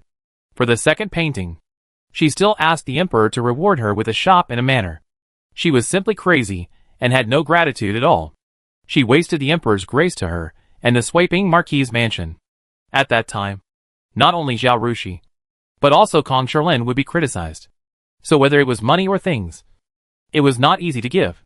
After thinking about it, it would be better to give Zhao Yuanxuan a better official position to express her feelings.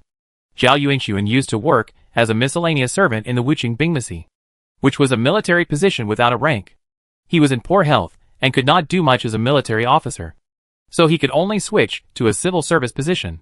But it was not so easy to find a civil service position above the 7th rank. The nobles of various families were all eyeing it, and when there was a good vacancy, they would be attracted to it like a rat seeing meat. And after a lot of open and secret struggles, the vacancy would be filled. Most of the people who were filled were also Jinshi with achievements.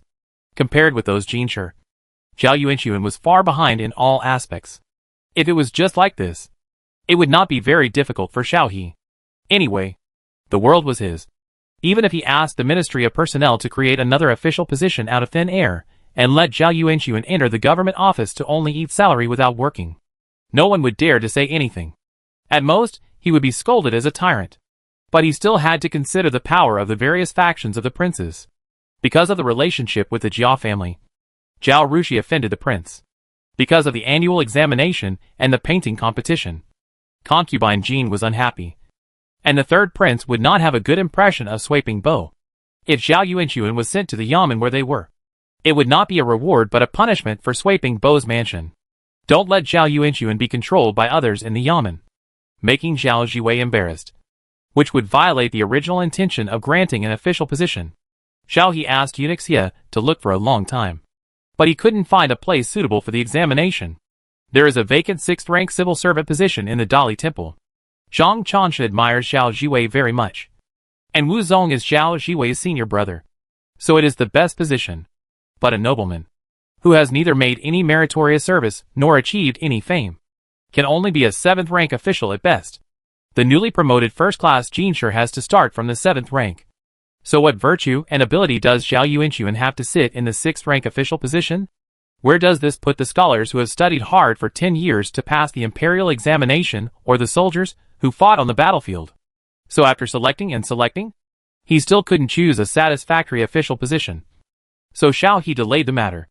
In order to prevent Kong Sherlin from getting anxious and angry, he specially asked the eunuch to go to Kang's house to explain the whole story to Kong Sherlin. Kong Sherlin expressed his understanding. Once this official position is granted, if there is no other opportunity, Zhao Yuanxuan may have to stay in that government office until he is old. The official position may be promoted 1 or 2 levels with seniority, but the position is unlikely to move. In this case, it is naturally best to go to a comfortable place, even if it takes a year or 2. Now, Zhao Rushi's textile machine has come out, and the contribution is great. If Zhao Yuanxuan is given a 6th rank official, no one dares to say anything. Compared to giving Zhao Rushi an official title, Xiao He felt that the court officials would be more happy to see Zhao Yuanxuan take up this civil service position at the Dali Temple. Princess Shangde did not think that Zhao Yuanxuan was rewarded with a 6th rank official title. She came here today for a different reason. To put it bluntly, Sweiping Bo is 30 or 40 years old and has accomplished nothing. Now he has only got you a 6th rank official title thanks to his daughter. How much can he achieve in his life? This reward was given to him in vain. Princess Shanda said. I think it would be better to give this position to Zhao Jiwei, so that she doesn't have to work so hard to take the county exam and become a Jiren or Jinsher. As a result, even if she is full of talent, because she is a woman, anyone can step on her, and she has no chance to stand out.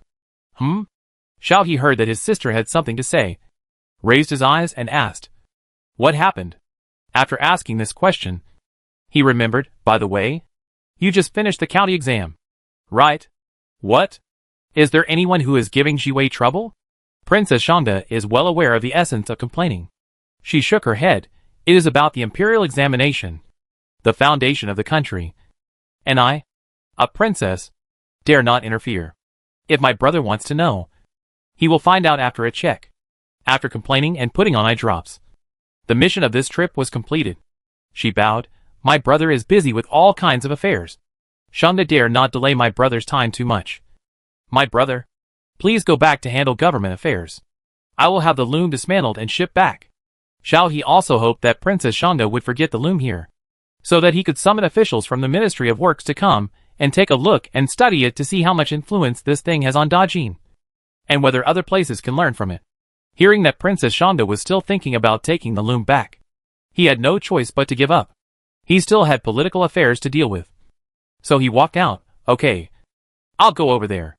When he returned to the hall, he told eunuch Xie, go check and see what happened in the county exam at the prefectural governor's place in the capital. Why did Shanda say that? Eunuch Xie had just gone to see the loom with Xiao He. He also heard what Princess Shanda said. Because of the painting, his liking for Zhao Jiwei was no less than that of the emperor. He was very concerned about this, and specially sent 2 capable imperial guards to investigate the matter. In less than half an hour, the imperial guards came back and told Xiao He, Jiwei Jusher got first place in the first test, second place in the second test, and 7th place in the third test. When the first test was posted, a male candidate made a scene and said he was dissatisfied. The prefect of the capital simply posted all the test papers. Jiwei Jusher's test paper had no mistakes or omissions, which was much better than the second place. So those male candidates kept silent. As the emperor, Xiao He never looked at things superficially. He touched his chin and asked, the final ranking has not been announced yet, right? What ranking does Zhongli plan to give Zhao Jiwei? Chapter 479, there will be no good results. Your Majesty, it has not been announced yet. Originally, after the 3rd round of rankings came out, Zhang Fuyin planned to announce the county exam rankings immediately, and even wrote the list. On that list, Jiwei Jusher was the 3rd. But for some reason, before posting it, Zhang Fuyin ordered the Yamen runners to put it aside and not post it. Xiao He nodded. It seems that there is indeed a problem. Otherwise, Zhongli would not have announced the list immediately. He wanted to see the reactions of all parties. Whose reactions? Princess Shanda? Or someone else? Zhao's eyes turned cold, and he ordered, don't do anything. Just wait. After the list is posted, bring me the test papers of the top 10 candidates. Yes. The imperial guards withdrew. But Zhao's heart could not calm down. He stared at the memorial for a long time, and then asked eunuch Xie if the examiners want to suppress Zhao Jiwei's ranking for the sake of the male candidates. What do you think I should do?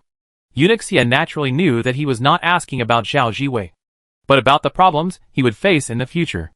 Men in the court have never looked down on women, no matter who is the chief examiner. If the ranking can be changed, Zhao Jiwei's ranking must be pushed down. They would think, what's the point of a woman doing well in the exam? Even if she wins the first place, she still has to go back and get married. It's nothing more than satisfying their vanity. But it's different if this quota is given to a male candidate. That male candidate can make a lifetime contribution to the court. This problem is not only faced by the court officials, but the emperor himself probably hasn't figured it out. It's hard for eunuch Xie to say anything about this matter. How to treat women's participation in politics is not something he, a eunuch, can comment on. But he has to say something about Zhao Jiwei's affairs. He can take the risk of being blamed by the emperor, and use more than 20,000 taels of silver to buy back Zhao Jiwei's paintings. He really likes Zhao Jiwei's paintings. Eunuch Xie said, before the county exam, Princess Shanda came to the palace and wanted the emperor to give her a fair exam. Xiao He blinked and came back to his senses. At that time, Shanda wanted fairness, and he agreed to her. But at that time, he was afraid that concubine Jean or Princess Pingyang would interfere in the imperial examination and make trouble during the exam. So Xiao He specially sent Qin Shi to be the supervisor. But he didn't expect that there was no problem during the exam. But there was a problem when the ranking was recorded. Although the position of the prefect of the capital was small, it was more important because it was in charge of the capital. So when Xiao He was selecting officials, he deliberately chose a neutral faction. Zhang Li was born in a poor family. After passing the imperial examination, he became a county magistrate. He rose from a small county to a large county. His political achievements were always good and his reputation was also very good. Most importantly, it was rumored that he was very upright. The former prefect of the capital was set up by the powerful and removed. After Wu Huizi discussed with Xiao He, Zhang Li was promoted to this position.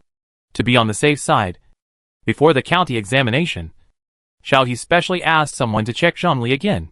He found that Zhang Li was indeed not a member of any faction, and was indeed upright. Only then did he feel relieved, and did not care about this link. But now, he still couldn't give Shangda and Zhao Jiwei a fairness. He nodded. I know what to do. He couldn't afford other things. But he could afford the word fairness. Draft the official position for Sweeping Bo now. Xian, you go and pass the order in person. He ordered. Yes. After passing the order, let the officials in the cabinet draft the order. Eunuch Xia returned to the hall and asked Xiao He, the government office. Xiao He's eyes flashed with a cold look. Check and see who Zhang Li has been in contact with after he became the prefect of the capital. He and Wu Huizi had both misjudged Zhang Li. If this man was just a male chauvinist, it would be fine. But he not only ignored Zhao Jiwei, but also set a trap for Princess Shangda. He was not the upright neutral person he appeared to be. Anyone with a little insight could tell his attitude towards Zhao Jiwei. Didn't he send Qinzhe, who had never been involved in anything, to be the supervisor? Even so, Zhang Li dared to tamper with the county exam and set a trap for Princess Shangda. His inclination was obvious no matter how you looked at it. The Xiao family has always advocated the theory of raising a pot when training princes. If there is no competition from other princes, the prince will definitely become a waste, and once the prince has an accident, the prince who has been suppressed too much will not be able to hold on. In the end, the power of the Xiao family will fall into the hands of others. But Xiao He can allow the princes to compete. But he cannot tolerate the princes not taking him, the current emperor, into consideration when fighting for power. After he clearly expressed his attitude on the matter of Zhao Jiwei, someone still made a move. This contempt for him, Xiao He, definitely touched his bottom line. Not only will Zhang Li not have a good ending, but Xiao He has decided to suppress whoever is behind him. In Sweeping Marquis' mansion, after Zhao Rushi got the news and rushed to Baining, Zhu went to the old lady's room and told her about the matter, saying, "Did I do something wrong? Otherwise, why is she just so anxious and angry?" Although the old lady thought her daughter-in-law was right, she felt that the two of them, no, even Zhao Yuanchuan's knowledge could not catch up with Zhao Rushi. Now Zhao Rushi hurried to stop Princess Shangda, which shows that what Zhu did was really wrong. She simply sent someone to call Zhao Yuanchuan, told him the matter, and said, "What do you think?" Zhao Yuanchuan was out all day, and he knew the rules of the imperial examination better than the mother-in-law and daughter-in-law who stayed in the back house. He shook his head and said, "Once the 7th place is announced, sister, she will never be the 1st place. So even if Princess Shangda knew, she couldn't change anything." The lady's words made the princess embarrassed. Shi Jie rushed to apologize, which was to give the princess a way out and make up for the lady's mistakes. He said to Zhu, "No matter what you do in the future, you should ask Shi Jie first." Zhu was frightened by Zhao Yuanchuan's words and nodded repeatedly, "Yes. I was reckless." She originally blamed Yuan Ma for leaking the information and planned to reduce Yuan Ma's power after the matter was settled. After hearing what her husband said, she not only did not blame Yuan Ma, but also decided to give Yuan Ma a big reward. The old lady didn't want Zhu to blame herself too much, so she changed the subject and asked Zhao Yuanchuan, "How did Ngur and Su Jiar do in the last 2 exams? Can they pass?" Zhao Yuanchuan shook his head, and Ngur was still a little bit close in the first exam, but he ranked 150 or 160 in the last 2 exams. He has no hope at all. Su Chongwen is not bad. He ranked in the 30th place in the 2nd and 3rd exams, so he will have no problem passing the county exam. and Gur has only been studying for a short time, and he is reading alone at home. So it is normal that his articles and poems are not satisfactory. When he goes to the clan school, he will study hard for a year, and he will be fine next year, Zhao Yuanxuan added. Chapter 480 Announcement of the Decree. Before the Wei family incident came to light, the old lady and Zhao Jingdan were not close. The Wei family always looked like she was afraid of harming her son, and the old lady didn't bother to care about the people from the second house. Afterwards, when the Wei family incident came out, although Zhao Jingdan didn't show hatred, he had a hostility towards the old lady and the people from the first house. The old lady couldn't care less about this grandson, who had no blood relationship with her. Now that she heard that Zhao Jingdan didn't pass the exam, the old lady asked a few questions and gave up. But she was happy for the Su family. She said, Su's son passed the exam. I wonder how happy the Xie couple are. Both children in this family are good children. That's right. I like that little girl Su Shui very much. Zhu agreed. After chatting for a while, they heard the servants report, the girl is back. Quick! Call her over. Zhu got up quickly. After a while, Zhao Rushi came in and told her about the prefect of the capital city, who set a trap for Princess Shangda and waited for her to make trouble. And said, the princess was persuaded by me. But she couldn't swallow this breath and went to the palace. Zhu didn't expect there was a conspiracy here, and she was immediately scared. Even the old lady and Zhao Yuanxuan were scared. Fortunately, Ruan Mama went to inform you. Otherwise, I would have caused a big disaster. Zhu patted her chest and said, Mother, if you encounter problems in the future, please discuss with us more. Every step we take forward may be a pit. If we can't see clearly, we may fall into the pit.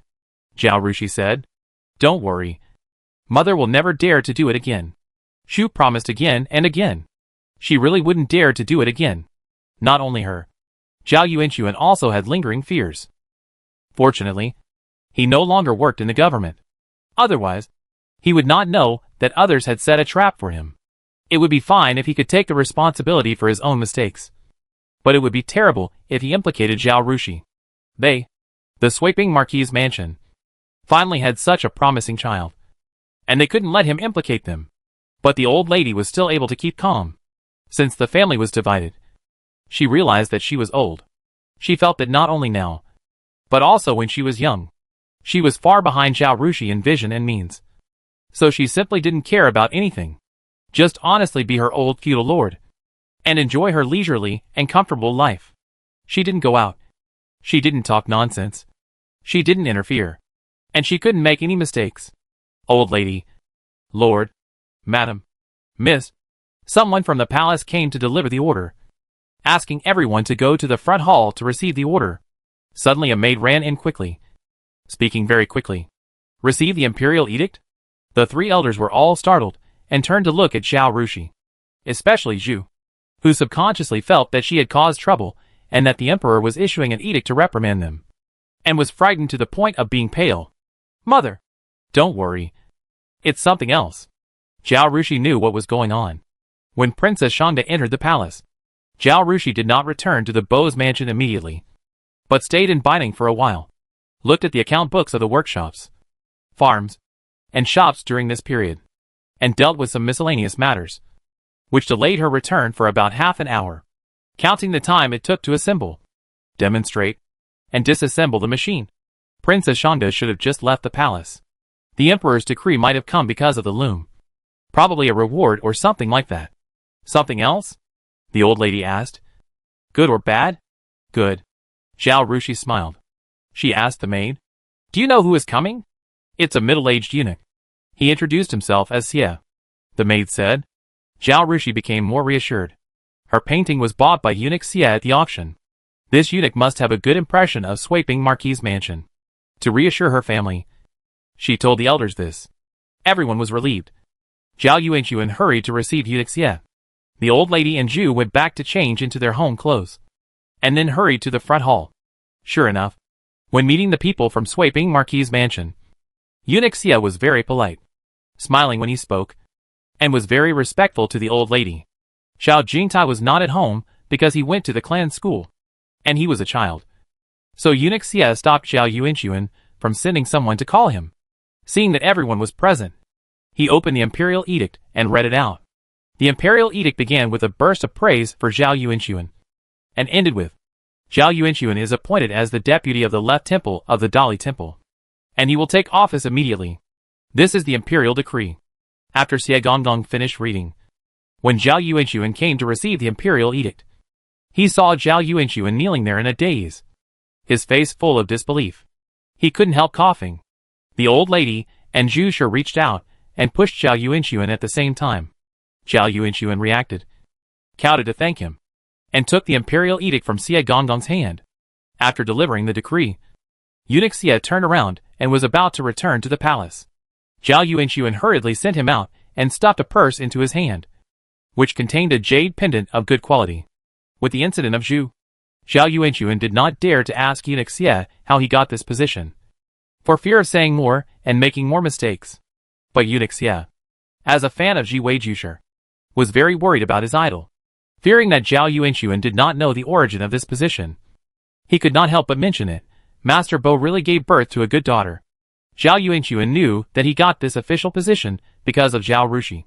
After sending off eunuch Xie, he came back and asked Zhao Rushi, who said, "Didn't I ask my mother to collect a few looms for me to study last year? I improved the looms. When Princess Shangde entered the palace just now, she brought the looms into the palace. I think it was because of this that the emperor couldn't reward me, so he gave my father an official position." The old lady and Zhu Shi only then knew the origin of this official position. People say that raising a son brings honor to the family. I think it's better to raise a daughter. The old lady sighed. Our sister, she has become a famous scholar at a young age, and she also got such an official position for your father. The good life of our sweeping marquis mansion is all thanks to Sister Shi. That's right. Mrs. Zhu agreed happily. Zhao Rushi said, Dad, the emperor gave you this official position, which is really thoughtful. Mr. Zhang of the Dali Temple is a very upright person. My third senior brother also works there. I am relieved that you go to the Dali Temple to work. I will write a letter to my third senior brother later and ask him to tell his colleagues in the Dali Temple to take care of you. If you have any questions, you can go to him to ask after he leaves the court tomorrow. Zhao Yuanxuan was both happy and nervous just now. He was happy because he was given a 6th rank official. He was nervous because he was worried that he would not be able to do his job well. He originally served in a military position and had to deal with rough people. Now he was going to work in a government office like the Dali Temple, and he was going to be a 6th rank official. He was worried that he was not capable enough to do his job well and bring shame to his daughter. He was also worried that people would be jealous and make trouble for him. It didn't matter if he suffered some losses, but he was afraid that his daughter would be implicated. Hearing Zhao Rushi's words, Zhao Yuanxuan's heart was immediately relieved. Chapter 481. The notice has been posted. As for the prefect of the capital, Zhang Li was dragging his feet on posting the notice, and he was also very worried. He had been sending people to keep an eye on the intersection of Baining and the movement of the sweeping marquis mansion. So he got some news. Princess Shangde used 2 carriages to pull a big thing into the palace.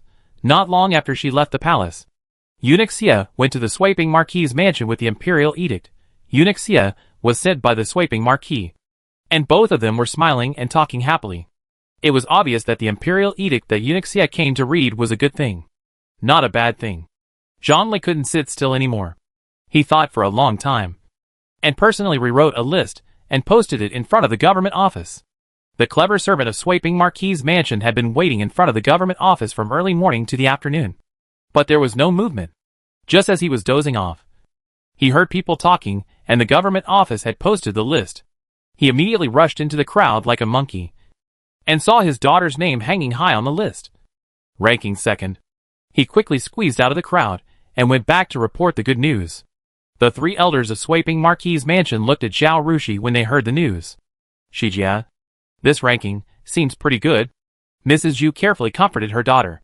Yes, the first place is just an empty title. Passing the exam and getting a good reputation is the most important thing. Zhao Yuanxuan also said. Zhao Rushi heard the system broadcast the moment the list was posted, and knew the ranking, and also received 600 points rewarded by the system. Seeing her parents comforting her, she waved her hand. I'm fine. She then looked in the direction of the capital government office and chuckled. This Zhang Fuyin is not a smart man. Zhao Yuanxuan was going to be an official, and the fighting string in his heart was tightened. Hearing Zhao Rushi's words, He hurriedly asked, "What do you mean? Since he made a mistake, he should just let it go and put me in the third or fourth place, so that no one can say anything." But he found out that he was wrong and wanted to correct it. But he overcorrected. "Look, there must be candidates who are asking to see the test paper." Zhao Yuanxuan frowned and thought for a while, then shook his head. "I don't think so. In the first round, because the first place was a woman, they were dissatisfied and made a scene. Everyone thought it was justifiable and didn't bother with them. But if they make a scene again now, the nature of the scene will change. This is disrupting the imperial examination, which is a serious crime. They will be arrested and imprisoned, and their exam titles will be deprived. With such serious consequences, who dares to make a scene? They don't dare. But what if someone from above instigates them to go?" Zhao Yuanxuan was startled. He looked around and found that the servants had been sent out. Then he lowered his voice and asked, "Who?" Zhao Rushi didn't point it out, but just said, "Just wait and see." Zhao Yuanxuan immediately sent the clever servant to the gate of the government office and told him to report back if there was any movement. Sure enough, half an hour after the list was posted, someone shouted at the gate of the government office, saying that Zhao Rushi was 7th in the third round. Why was he selected as 2nd in the end? It was unfair. And asked to see the test paper. Zhang Li was about to arrest him, and Wu Huixi, who was passing by, happened to hear this and said to Zhang Li, "Then post the test paper." Wu Huixi was the Minister of Personnel and Zhao Jiwei's senior. He heard someone slandering his junior sister, and in order to protect her reputation, he asked to post the test paper. It was reasonable, and Zhang Li racked his brains, but couldn't think of any reason to refuse. In the end, he had to post the test paper. There were already many people who came to see the list, and with this commotion, more people came to watch the excitement, and even passers-by stretched their necks to look at the wall. "Hey, why do I feel that Zhao Jiwei's articles and poems are much better than the first place?" someone said. "I think so too. Although Jiwei Jisher is a woman and not very old, this article is as majestic and powerful as her paintings. The most important thing is that it is meaningful and to the point. Such an article can rank among the top in the county examination, provincial examination, and imperial examination. Right? That's what you think. I think the first one is good, with sophisticated writing and plain style. Jiwei Jisher's article is too sharp and aggressive, and it is not as comfortable to read as the first one." Some people wanted to flatter the prefect and quickly defended him. No one else said anything. The style of the first place was indeed as that person said. The writing was sophisticated and plain. But this style of writing is usually written by older people. It is stable, and there is nothing wrong with it. But because of this, it lacks distinctive features, and does not look outstanding. It is okay to select such an article, but they are not very convinced that it will be the first place. The second, third, and fourth place have the same style as the first place. It looks stable, but it's actually mediocre compared with their articles. Zhao Rushi's writing style and content are both novel and unique, which makes people's eyes light up. This prefectural governor, Lord Zhang, has a very peculiar taste. Although you like to eat radish and cabbage, but don't like abalone and sea cucumber. But both are widely recognized to be far apart in terms of taste and value. Lord Zhang, you insist on saying that radish is better than abalone. Although you have the truth, it is really unacceptable, since Ms. Jiwei ranked 7th in the third round. Even if she ranked well in the first 2 rounds, she shouldn't be ranked 2nd. Right? Someone else raised a new question. Maybe the prefect regretted choosing her 7th place. After all, Jiwei Jisher's essay was really good. So when the final list was compiled, her ranking was raised by 1 or 2 places. Someone explained for Zhang Li. According to Jiwei Jisher's reputation, she deserves the 2nd place. Someone else said, "Why? That's painting, not writing an essay for an imperial examination. How can they be compared? What's wrong with painting? If you have the ability, you can also paint such a good painting." Hearing this, they found that the topic had gone off track, and they began to argue whether famous scholars had any extra benefits when participating in the county examination. The imperial guard sent by the palace, and the servants of Swaping Marquis' mansion stopped listening, and squeezed out of the crowd to report to their respective masters. Xiao He had already received the test paper before it was posted. As an emperor, he naturally preferred Zhao Rushi's essay. In his opinion, The essays of the top 6 were plain at best and mediocre at worst. He called back the Imperial Guard sent out to investigate Zhongli and asked, "How is the investigation of Zhongli going? Which faction is he closest to?" "Your Majesty, after being transferred to the capital, Mr. Zhang frequently visited the retainers of His Royal Highness the Crown Prince, who were from the same hometown as him. He did not go to other places. However, my subordinates found out that Mrs. Zhang had always been very close to the wife of Qin Yunan, the head of the Ministry of Personnel. After further investigation, the Imperial Guard paused for a moment before saying, my subordinates found that Qin Yunan was the third prince's man." Chapter 482 The Mastermind Behind the Scenes. Xiao He laughed in anger. "Humph. They are really good at playing this kind of trick of making a feint to the east and attacking in the west, framing others." The Imperial Guards held their breath and dared not speak. Several princes are very familiar with this routine. For example, Zhongli, who has just been transferred to the capital not long ago, seems to have nothing to do with anyone and is purely neutral. After arriving in the capital, he frequently visited the prince's followers. As long as something happens, others will link him to the prince. They were guards, but suffered several losses. At first, they stopped when they found out about such an apparent relationship. Later, something happened and other princes were involved, and they found out that these were all tricks to deliberately guide them. After going back and forth several times, they became very skilled in finding these things. Don't think that the third prince is the mastermind behind the discovery of Zhang Li's secret involvement with the third prince, and want to frame the crown prince. But who knows if this is the truth? Or maybe this is the truth, or maybe this is still what others want them to see, the so-called truth they have found, and there is someone else behind the scenes. The Imperial Guards, who have only been assigned a few missions and investigated such incidents a few times, all know this truth. And Xiao He understands it even better.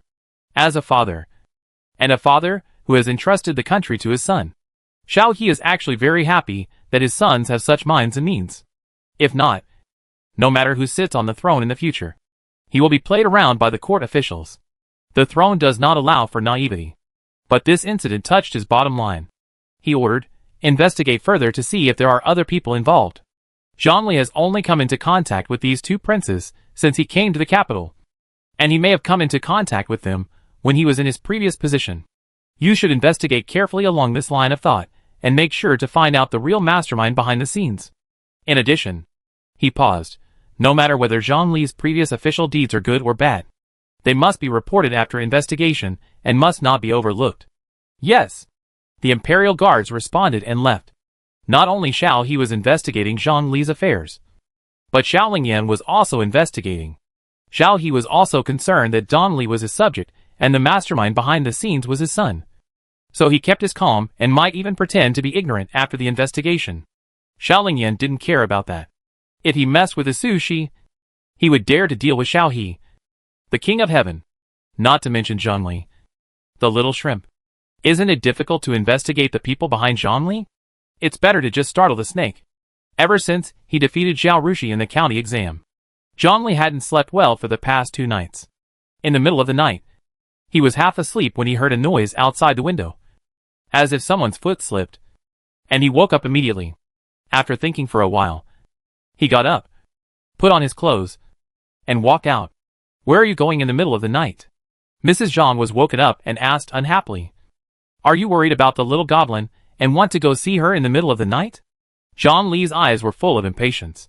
He turned back and frowned at his wife. I say, you women, can you think of something else besides jealousy?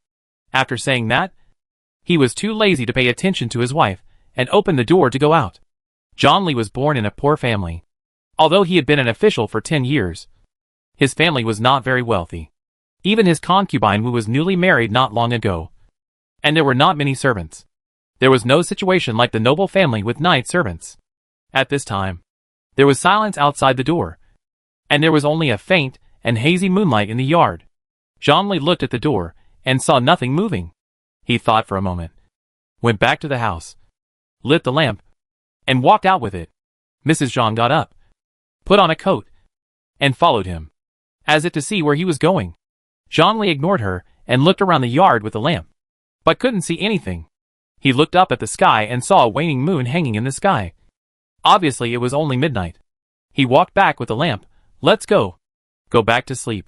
Mrs. Zhang was a little confused by his action. And then she became nervous and asked, What's wrong? It's okay. It might be a wild cat, Zhongli said. The couple returned to the house and went back to sleep. After lying down, Mrs. Zhang fell asleep quickly.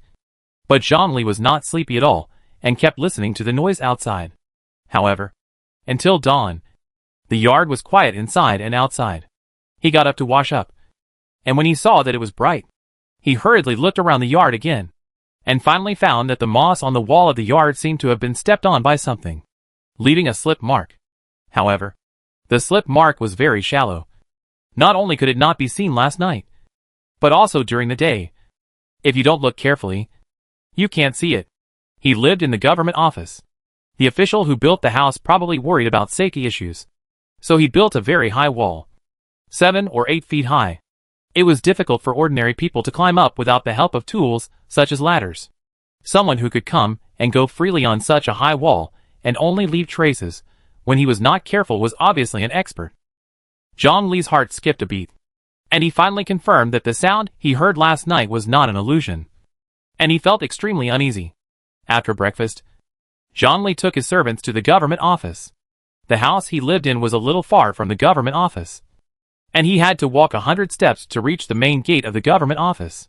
After walking for a while, he suddenly found that the guard who followed him was looking around. What's wrong?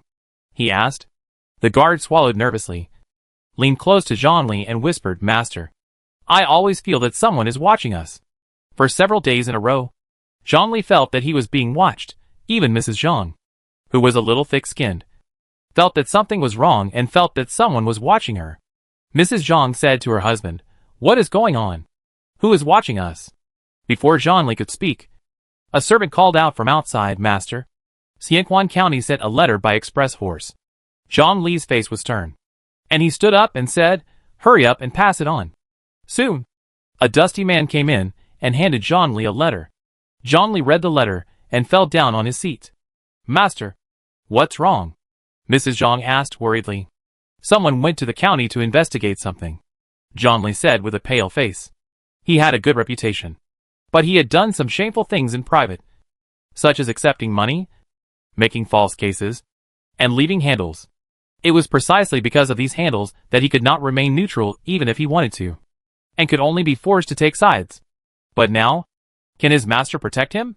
He went to the study with weak legs and feet, wrote a letter, and sent someone to a place he thought was secretly delivered.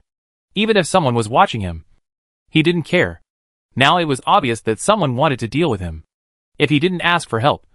Once the matter of Xianquan County was exposed, he would be finished. The next day, the news sent by the guards appeared on the desks of Xiao He and Xiao Lingyan, with 3 words on it, 4th Prince. Chapter 483 I am an official. Xiao He and Xiao Lingyan were very surprised and asked, Why is it him? Among Xiao He's 6 princes, except for the 6th prince who is still a child, the least noticeable one is the 4th prince Xiao Linghan. The other 4 princes, not to mention the crown prince, the 2nd and 5th princes are all born to concubine Si, and concubine Sin has a high position and is in charge of the central palace. The Sin family is also powerful. They are 2 princes that court officials cannot ignore. Although the family of concubine Jean, the mother of the 3rd prince, is not as powerful as the Sin family, she also has a certain influence. In addition, she has been favored by the emperor in recent years, and the emperor has also shown a clear preference for the 3rd prince. Many people have stood with them in recent years. The 4th prince's mother, concubine De, has an unremarkable family background and is not favored. The 4th prince and concubine De have a weak presence. But unexpectedly, he is the mastermind behind this matter. Xiao He stared at the 3 words on the table, raised his head and asked, Besides you, who else is investigating Zhang Li? Who is behind the Xianquan County incident? The Imperial Guard said uncertainly. The subordinates followed several times, but were thrown off by others. Those people's skills are about the same as our subordinates. Judging from the style of doing things, they are very similar to the subordinates. And the affairs of Xianquan County are also very secretive. Xiao understood. No need to say anything. He knew that it was his sons who were the ones to investigate Zhang Li. The Imperial Guard seemed to have something to say. but hesitated. Just say whatever you want to say. I will forgive you, Xiao said. Whenever the Imperial Guard showed such expressions, they must have found out something. But they were reluctant to speak, for fear that he would be angry. The Imperial Guard then said, among the people investigating Zhongli, there is one person I know. He is the third prince's man. The third prince? Zhao's eyes fell on the three words the fourth prince. Again, are you sure that Wang Dinwu is the fourth prince's man, and not the third prince's man? He asked. Wang Dinwu was the one to whom Zhongli sent the message for help. He was just a clerk in the Ministry of Personnel, with a rank of only the 7th grade. A very inconspicuous little character. He did not attend court, and it was not his turn to participate in political affairs, so his factional inclination was not obvious. The Imperial Guards also took a lot of effort to find out that he was the fourth prince's man. But is this really the truth? Isn't it a deliberate trick by the third prince to divert attention and pass the blame to the fourth prince? I'm not sure. The Imperial Guards cowed out quickly. Investigate further. Xiao He gritted his teeth and said, the identities of the people you investigated with us have also been found out. Yes. Xiao He wanted to investigate further. But Xiao Lingyan achieved his goal and asked his subordinates to stop following Zhongli, leaving the Imperial Guards in the palace without any clues to investigate further. But he had everything Zhongli did in Xianquan County exposed and made it public. This immediately caused an uproar in Xianquan County. Xiao He was looking for an opportunity to remove Zhongli. But when the Xianquan County incident came out, he immediately took off Zhongli's official hat, threw him into prison, and sent officials from the Ministry of Justice to thoroughly investigate the Xianquan County incident. For a while, the court and the candidates were talking about it, with all kinds of speculations and sayings. Zhao Rushi looked at the letter of commendation written by Xiao Lingyan, tilted his head and smiled, picked up the pen and replied to him with 2 words, thank you. She and Xiao Lingyan agreed that it didn't matter whether the master behind Zhongli was the third prince, the fourth prince, or the crown prince. Anyway, when the Xiao Lingyan brothers showed their power, these people would become cannon fodder, and all the accounts would be written off. There was no need to bother with them now. After the county exam, she still had to take the prefectural exam. If she passed the prefectural exam and was selected as a student, the academy exam would be just around the corner. She was very busy and had no time to care about these things. In addition to training officials from various provinces, she spent the rest of her time at the Binding Women's Academy, asking the teachers to give her special training before the exam. Zhao Yuanxuan went to the Dali Temple to report on the second day after receiving the imperial edict. When he left the court that night, he wore a brand new 6th rank official uniform to visit the head of the Zhao family, which shocked the Zhao family. Yuanxuan, what are you doing? The head of the Zhao family pointed at Zhao Yuanxuan's official uniform, and was in doubt. You should know that Zhao Yuanxuan's official position was originally dismissed by the emperor's order. No matter how many connections Zhao Yuanxuan had, he could not be an official without the emperor's order. The Zhao family thought that Zhao Yuanxuan would have to stay at home for the rest of his life. Who knew that he would suddenly become an official, and a 6th rank official? Yesterday, the emperor issued an order to grant me the position of deputy of the left temple of the Dali Temple. I took office today and came to tell the clan leader to know. Zhao Yuanxuan raised his hand and arched, full of vigor and energy, and his slightly pale face became rosy. When the clan leader heard that it was the emperor's order, he was relieved, but he became more and more confused. Why did the emperor suddenly issue an order to grant Zhao Yuanxuan an official position, and a 6th rank official at once? Could it be that his daughter Zhao Rushi ranked 2nd in the county exam? But the county exams are held twice every 3 years. There are many people who get the top spot, not to mention the 2nd place. But no one's father has been granted an official position. Congratulations. Congratulations. Ah, now it's good. The Duke must be so happy in the underworld. The clan leader laughed. Although he knew it was not easy to ask, he still couldn't help asking, I just don't know why the emperor gave you this official position? Zhao Yuanxuan bowed in the direction of the palace. Yuanxuan dare not guess the emperor's intention. I only know that the emperor is wise. This sentence blocked the clan leader's many guesses in his throat. As early as when Zhao Yuanquan and the Bo family had a conflict, and the clan leader and elders sided with Zhao Yuanquan, Zhao Yuanxuan had no good feelings towards them. Even if he was bored and wanted to walk around the clan, he would never come to the clan leader's house. He came here now because there was a rule in the clan rules that the Zhao family members had to report major events to the clan. He became a 6th rank official, which was definitely a major event. So he came here to report it. He didn't want to say more to the clan leader. So he stood up and said goodbye. I just came to report to the clan leader. Nothing else. I have something else to do at home. So I'll leave first. With that, he left without waiting for the clan leader to say anything. The clan leader looked at Zhao Yuanxuan's back. His face turned red and blue. Very beautiful. Zhao Yuanxuan walked around the clan in his official uniform. And in less than half an hour, the whole clan knew about it. The gates of the 2nd and 3rd houses were closed to the clan members. And they also heard about it.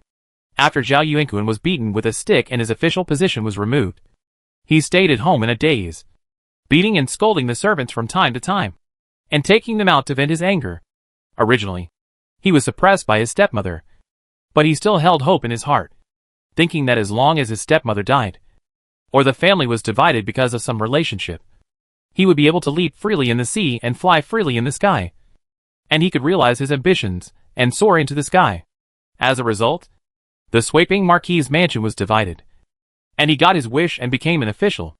Unexpectedly, he was dismissed from his post because of Zhao Rushi's involvement in this official position within 2 months, which ended his road to success. It can be said that he still held hope before the family was divided. But after the family was divided, he was left with despair. For an ambitious person, this was even more painful than killing him. So his wife Su and the servants became Zhao Yuanxuan's punching bags, and they beat and scolded him at any time. And there was no peace in the 3-room house. Chapter 484 The Terrible Zhao Yuanxuan. Even so, it's okay. Time is the best medicine to heal wounds, which can heal all the wounds in the heart. Even if Zhao Yuanxuan's legs are disabled and slightly lame, he can no longer be an official. But if the first wife has no future or even declines, the second wife will also be struggling. Even if Zhao Yuanxuan has no chance of becoming an official, he can carefully cultivate his son Zhao Jingning at home, and cultivate several more sons carefully. The third wife may have a chance to succeed in the future. After all, Zhao Yuanxuan was in poor health, and even if he took a concubine, he might not be able to give birth to a son. In addition, he had a good relationship with Xu, and when he already had Zhao Jingtai, the legitimate son, he might not even take a concubine. And Zhao Jingtai was 11 years old now, and he didn't look promising. The twins Zhao Jingli and Zhao Jinggan from the 2nd house were originally raised as children of aristocratic families, and now they have become established at the age of 15. After the family was separated and became commoners, it was very difficult for them to change their path.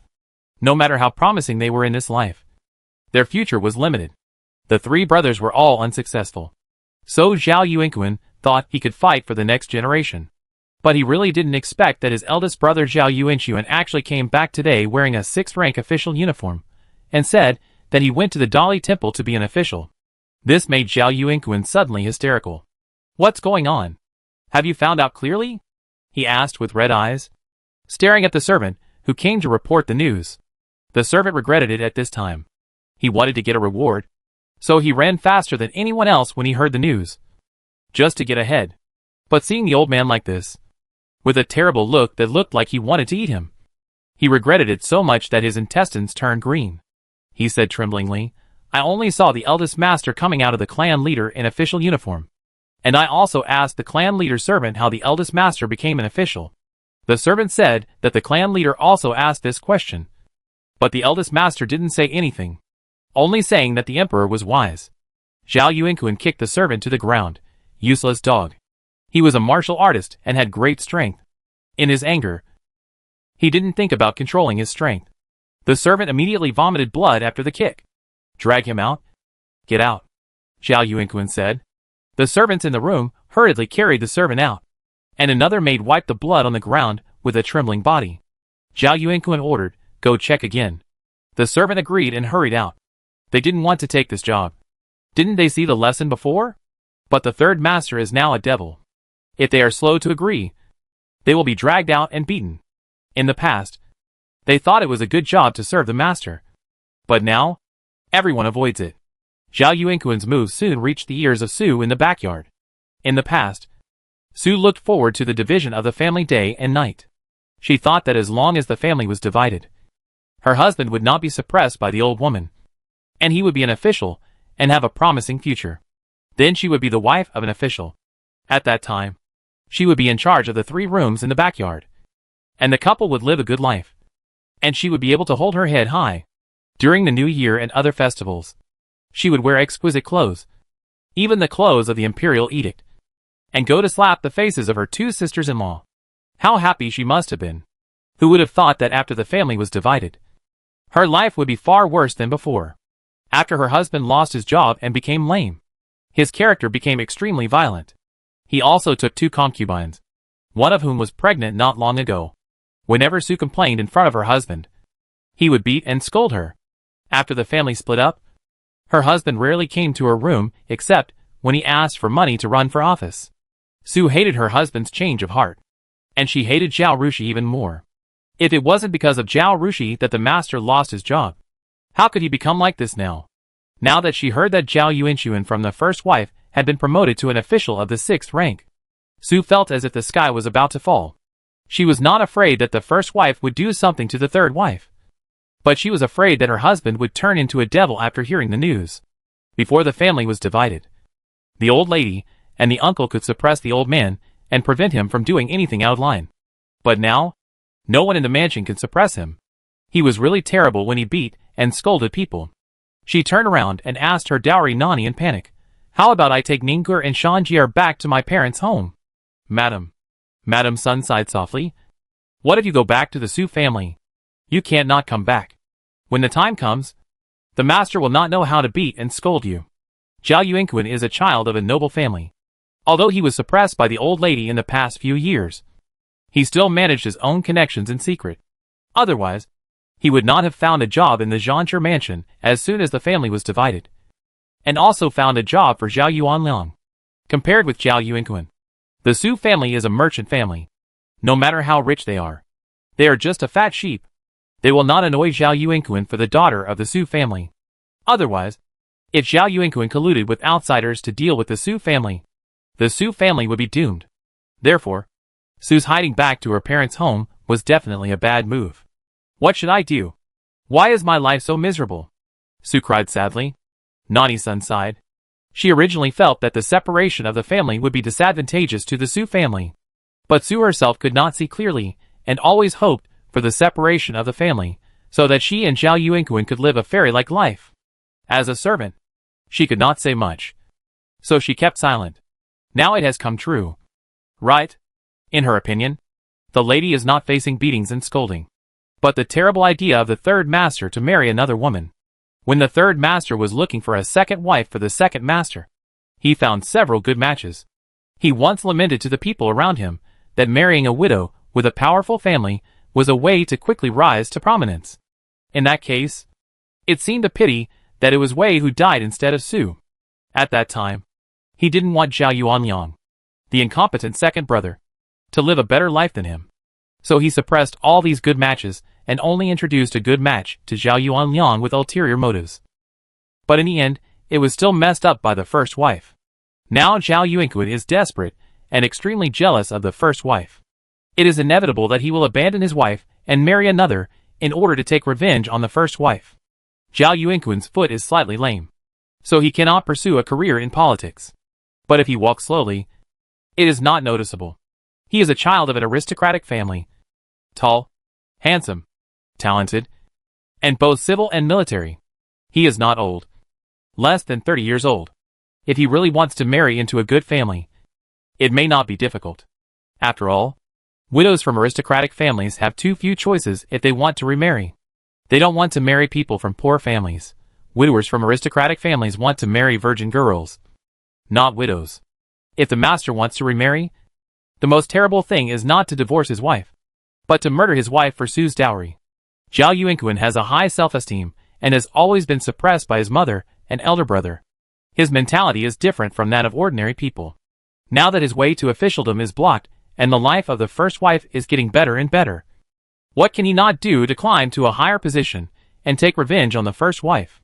Chapter 485 Second Room. Madam, why don't you go to the first lady under the pretext of paying respects to the old lady and talk to her about these things? And let the old lady and the uncle take care of the master. The master is not in a good condition now. What if he accidentally hurts you one day? You still have a pair of children to take care of, Madam Sun advised. Sue was stunned for a moment, then shook her head like a rattle, and said angrily, Madam, I have always treated you well. How can you give me such an idea? The master hated the first wife so much that his eyes turned red when he heard about her. If I go and mess with the first wife now, he will definitely break my legs. She covered her mouth and nose with a handkerchief and shed tears. It's fine if he beats me, but I let those two little sluts laugh at me. How can I have any face? Seeing that Sue was only entangled in small matters and couldn't figure out big things, she was still obsessed with the third master and fought like a black chicken eye for the two concubines all day long. At this moment, she still couldn't tell good from bad and refused to listen to anyone's advice. Naughty Sun sighed and had to give up. No matter what. You can't let the master beat you like this. To put it bluntly, in this mansion, what food and things are not from the Sue family? The master eats and drinks your food, but beats you at every turn, and coldly watches the two concubines being unruly. This old servant really can't stand it. Speaking of this, Sue became even more sad. That's right. He is too heartless. Thinking of how good he was to me back then. But now his conscience has been eaten by a dog, Sue said sadly. Madam Sun sighed. Madam, scolding is useless. They can't hear you. You might as well go back to your parents' home and ask the old master and old lady to find you two strong and powerful wives who know martial arts and a few guards. If the master hits you, you can ask them to protect you, so that he won't bully you for nothing. At the very least, for the sake of the two children and this family, you have to protect your body and life and take good care of yourself. Otherwise, if something happens to you, won't this family be given to other little demons for nothing? When she heard that the little demon couldn't get away with it, Sue's fighting spirit was ignited. She wiped her tears and grasped Sun's hand. Madam, go back to the Sue family and tell the master and the mistress about my situation, and ask them to send a few people to me. Okay. Sun's mother also had this idea. Others might not be able to convince Master Sue and Mrs. Sue. She went back to analyze the pros and cons for the Sue couple, and told them that once Sue was tortured to death, Zhao Yuanquan, the son-in-law, would be completely unreliable. They will definitely protect Sue. Unlike Zhao Yuanquan, who was furious when he heard the news, Zhao Yuanliang was overjoyed when he heard the news that Zhao Yuanquan was appointed as an official. He walked out of the house and shouted to the servants standing in the corridor, "Hurry up and find the eldest master and ask him to prepare a gift. Tell the second young master and the two girls to change their clothes. And our family will go to the main room to congratulate the eldest master later." Annie Wang was originally making a fuss with Annie Shui at home, and was later sent directly to the farm by Zhao Jingli. Now that she is pregnant, the mansion has taken her back. After coming back, she is much more obedient than before. She walked to the door holding her belly, and said to Zhao Yuanliang, "Master, why are you so happy that you got an official position? Don't forget that our two mansions are separated. No matter how good they are, we can't benefit from them." Zhao Yuanliang turned around and gave her a blank look. "What do you know? Even if we are separated, he is still my eldest brother. If he has a promising future, he will definitely help me. Even if he doesn't support me, if I ask him for help, won't he help me? My elder brother is the one who cares most about brotherhood." Zhao Jingli was near the main courtyard. He came over when he heard the servant's words. He just heard Zhao Yuanliang's words when he entered the courtyard. He couldn't help but roll his eyes. Zhao Yuanliang was excited for a few days when he started to be an official. But he was bored in less than half a month. Every day, he had to get up early and couldn't go home at noon. He had to stay in the yamen until Xinjiang time before he could leave. There are still many things to do every day. Sometimes I am so busy that I don't even have time to have a cup of tea. For the first 30 years of his life, Zhao Yuanliang slept until he woke up naturally, and ate, drank and had fun every day. He was so happy. How could he bear this hardship? Therefore, Zhao Yuanliang said that he would not go to the government office before Zhao Yuanquan was dismissed. He wanted to give this official position to his son. But Zhao Jingli was not yet 16 years old. Even if he was 16 years old, he would have to spend a lot of money to take over. And the second house could not afford such money. Zhao Yuanliang simply ran to Zhao Yuanquan and asked for the 200 taels of silver he had given him, and threw the official position back to Zhao Yuanquan, which made Zhao Yuanquan very angry. When Zhao Yuanquan was seeking an official position for Zhao Yuanliang, Zhao Jingli was still immersed in the pain of not being the son of Zhao Yuanxuan and Zhu, and ignored Zhao Yuanliang. Later, he started to manage the household, and when Zhao Yuanliang wanted to return the official position to Zhao Yuanquan, he did not stop him. Although he was not Zhao Yuanliang's son, he had been an uncle and nephew for more than 10 years, and he knew what kind of person Zhao Yuanliang was. This is a lazy and unambitious person. Even if he becomes an official, he won't be able to achieve anything. He might even be cheated by others and lose the little wealth left in his family. Therefore, he strongly agrees that Zhao Yuanliang should not become an official, but stay at home honestly, drink a little wine with his aunt, have fun, and just don't cause trouble.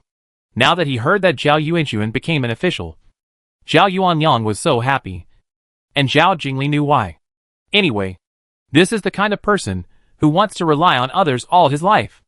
The more successful Zhao Yuanxuan is, the more Zhao Yuanliang can rely on him. He sincerely hopes that Zhao Yuanxuan will do well, although such a father is very useless and useless. But compared with Zhao Yuanquan, Zhao Jingli thinks it is good to have a father like Zhao Yuanliang. Dad, the gifts are ready. Let's go, he said. Okay. Zhao Yuanliang straightened his hat, went down the steps, walked to his son, and asked, and didn't say he didn't want to go. Did he? Yes. I didn't agree, Zhao Jingli said. Zhao Jingdan barely made it through the first round of the county exam, and completely failed the second round, and was unable to take the third round. Zhao Jingdan could accept this result. After all, he knew that his level was not enough. Even if he knew that Su Chongwen had successfully passed 3 rounds, Zhao Jingdan was not dissatisfied. The teacher of the clan school had long said that Su Chongwen was better than him. But what he couldn't accept was Zhao Rushi. Half a year ago, Zhao Rushi was still a girl who had never been to school properly, although she had entered the Binding Women's Academy for the past half year. He roughly knew how busy she was. Zhao Jingtai talked about this a lot. She really didn't have much time to read books. But even so, she still got the first and second place in the exam, which was a big blow to Zhao Jingdan, and he began to doubt his life. Chapter 486. I'll teach you a trick. Fifth sister. Let Zhao Yuanliang flatter Zhao Yuanxuan himself. Zhao Jingli took Zhao Jingdan to Xiuzhu courtyard to find Zhao Rushi. As for Zhao Rurui and Zhao Ryu, after paying respects to the old lady together, they said they would go to the main courtyard to talk with Zhu, and did not follow to Xiuzhu courtyard. Come in. Zhao Rushi's voice came from the study. When the two entered, they saw Zhao Rushi practicing calligraphy. Zhao Jingtai, who had grown a lot taller in less than half a year and looked like a young boy, was practicing calligraphy on the other side. Seeing Zhao Rushi's beautiful calligraphy, Zhao Jingdan was jealous again. This calligraphy has 70% of the style of Master Ming Song.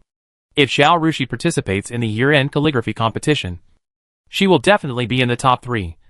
Not to mention the first place. How can she learn everything so easily?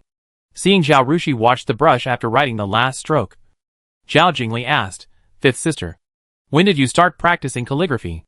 Last summer, Zhao Rushi said. At that time, she had just come here and practiced calligraphy desperately for points. 0 points. 1. Accumulating points by points. How pitiful. System. I am the young and helpless poor one. Zhao Jingdan. Another blow. Compared with Zhao Jingdan, Zhao Jingli has already recognized the reality. He said, Jingdan did not do well in the county exam this time. I brought him here to ask you for advice on how to study. Zhao Rushi did not speak. Walked to the sofa she had made and sat down, motioning Zhao Jingli and the others to sit down as well. After Ginjiang served the tea and left, she looked up at Zhao Jing'an and said in a light voice, Second brother, is your throat sore? Zhao Jing'an's face flushed. Zhao Jingli secretly knocked Zhao Jing'an and smiled at Zhao Rushi. He got anxious and angry when he heard that he failed the exam. Isn't it because of a sore throat? I told him to talk less. He intimidated Zhao Jing'an with his eyes. Second brother, since you are asking for advice, you must be sincere. Even if your throat hurts, you have to speak. Zhao Jingdan then spoke awkwardly. Please teach me. Fifth sister. As he spoke, he stood up and bowed to Zhao Rushi. Zhao Rushi then laughed and waved to Zhao Jingdan. We are brothers and sisters. Why should we be so polite? She pointed to a corner of the bookshelf. Ginjiang, move that rattan box over here. when Dianjiang moved the rattan box over and opened it, revealing the test paper inside. Zhao Rushi said to Zhao Jingdan, "Studying only requires diligence. There is no shortcut. This is the county examination paper from previous years.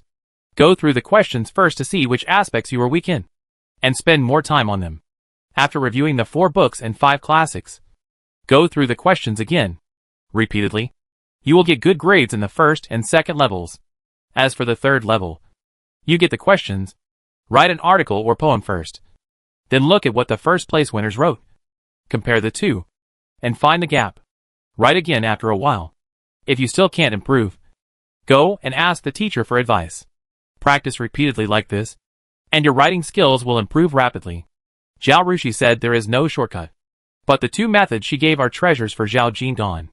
Originally, Zhao Rushi accepted his gift without avoiding or returning it, and Zhao Jingdan felt a little uncomfortable. But as soon as he said this, his discomfort disappeared immediately. Zhao Rushi deserved his gift. He stood up and bowed deeply to Zhao Rushi sincerely. "Thank you, 5th sister." After Zhao Jingli and Zhao Jinan left, Zhao Jingtai came over and said to Zhao Rushi with a face full of grievance, "Sister, you treat my second brother better than me. You didn't tell me these methods." Zhao Rushi gave him a slap on the head. "Are you stupid? You haven't participated in the imperial examination yet. Just like the bricks for building a wall haven't been made yet. What's the point of building a wall if I don't tell you the method first? You will only want to take shortcuts and ignore the basics. How far can you go? You will go to participate in a county examination next year. You should work hard this year and compete with your brother Jing'an next year. If you do better than your brother Jing'an, I will give you a painting," Zhao Rushi said. Zhao Jingtai felt like the sky was falling when he heard it, and wailed, "Dad said that I am the prince, and I don't need to take the imperial examination." Zhao Rushi rolled his eyes. "The prince of the lord? What title did you inherit?" "A viscount. You are embarrassed to say that you have a title when you go out. Is this worth inheriting? Can you have some backbone?" Zhao Jingtai. Everyone envies him for having a powerful sister, but he is the only one who knows the pain. Is it really hard? Zhao Rushi knows what Zhao Jingtai is thinking at a glance. She slowed down her tone and said in the tone of the wolf grandmother seducing Little Red Riding Hood, "Jingtai, you and I have the same parents. Everyone says I am smart. So are you stupid? That's impossible." Zhao Jingtai shook his head firmly. "How is it possible? We have the same parents. How could he be stupid when his sister is so smart? Haven't you seen that he can memorize books very quickly?" "That's right. You are smart and can memorize books very quickly. As long as you work hard, you can become a scholar or even a jiren." She turned her head and looked around, pretending to be sneaky, and whispered to Zhao Jingtai, "Look at the brains of your second uncle and second aunt. The genes your second brother inherited are far worse than yours. He worked hard for half a year and was able to get close to the county exam. What can't you do?" If you talk to Zhao Jingtai about the truth, he will definitely not listen to it because he is in the rebellious period. But after Zhao Rushi said this, with Zhao Jingdan as a reference, he suddenly became enlightened. "Sister, don't worry. I am also in the clan school now, in the same class with my second brother. I will definitely not be worse than him. You just wait and see the county exam next year. If nothing else, I will definitely get you a tasheng." Zhao Rushi gave him a thumbs up. "My brother is awesome. Keep it up." Zhao Jingtai nodded vigorously and walked away in a heroic and proud manner. Dianjiang, who was standing in the corner, almost couldn't help laughing out loud.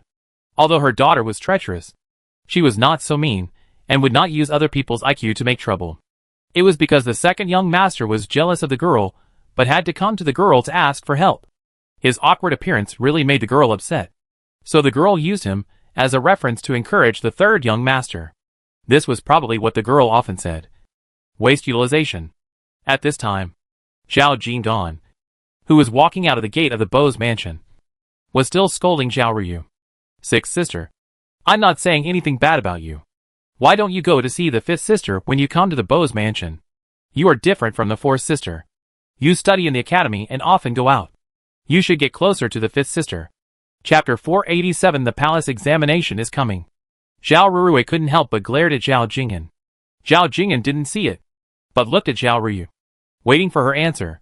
"But, fifth sister doesn't like me. Zhao Ruyu said frustratedly. She actually wanted to be friends with Zhao Rushi. Ever since Princess Pingyang was stripped of her management rights of the Beijing Women's Academy. She was horrified to find that this world was different from her previous life in many ways. Although she didn't know how it was done, she believed that Zhao Rushi must have done it. This shows that Zhao Rushi is very powerful now. If she could befriend Zhao Rushi and cling to her thighs, she would not be stronger in this life than in the previous life. But at least not worse than in the previous life. But she offended Zhao Rushi first. Zhao Rushi never spoke well to her, and was unwilling to pay attention to her. If she approached, she would not only humiliate herself, but also annoy Zhao Rushi and make Zhao Rushi attack her. She didn't need to do anything. Just say a few words in front of Fu Yukai, and maybe her marriage with Fu Yunlang would be ruined. After talking to Zhao Rushi last time, she still couldn't calm down and was still very frightened. Since her rebirth, her biggest reliance has been her experience in her previous life. But if the plot doesn't follow the previous life and becomes completely different, what advantage can she still have? During this period, Zhao Ryu also paid close attention to the political situation.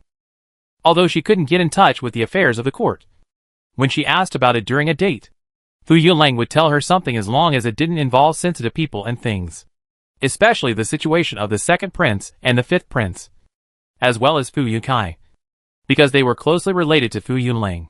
Fu Yunlang had many opportunities to mention them. Zhao Ryu knew that once Zhao Rushi wanted to change the political situation, or had a compassionate heart, she would definitely intervene in the war that took place this winter, and save 100,000 border soldiers. At that time, Fu Yunkai's fate of death would also change. If Fu Yunkai didn't die, Fu Yunlang would not be able to inherit the title, and could only be the second son of Pingnan Marquis Mansion forever. Even if she did everything she could to marry Fu Yunlang, she could only be the second wife, and would never have the glory of her previous life.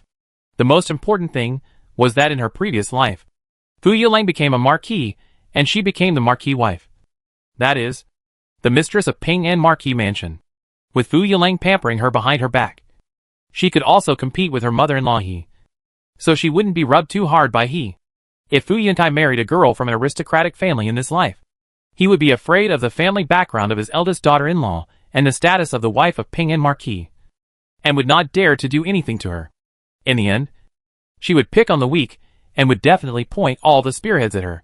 At that time, she would not know how miserable her life would be. In her previous life, she had status and identity, and was loved by her husband. But what he did still made her feel uncomfortable in this life. If she married Fu Yunlang and lost the glory of her previous life, why would she have to endure his torture? Should she move her eyes away from Fu Yunlang and look at other young talents? With her past life experience and memories, as long as she doesn't demand too much for status, it's not difficult for her to find a man with good character and no bad mother-in-law. With this thought, Zhao Ryu's mind drifted away, and she couldn't suppress it no matter how hard she tried. Zhao Jingdan was still trying to persuade Zhao Ryu, but when he saw that she was absent-minded and didn't seem to listen to him at all, he simply shut up. Zhao Jingli glanced at the two of them, turned around and continued to talk to Zhao Rurui about the topic just now. He's really a good person. You should consider it. Zhao Rurui said with red eyes. Brother? Why? Why should I marry such a man? Look at my aunt. How hard her life is.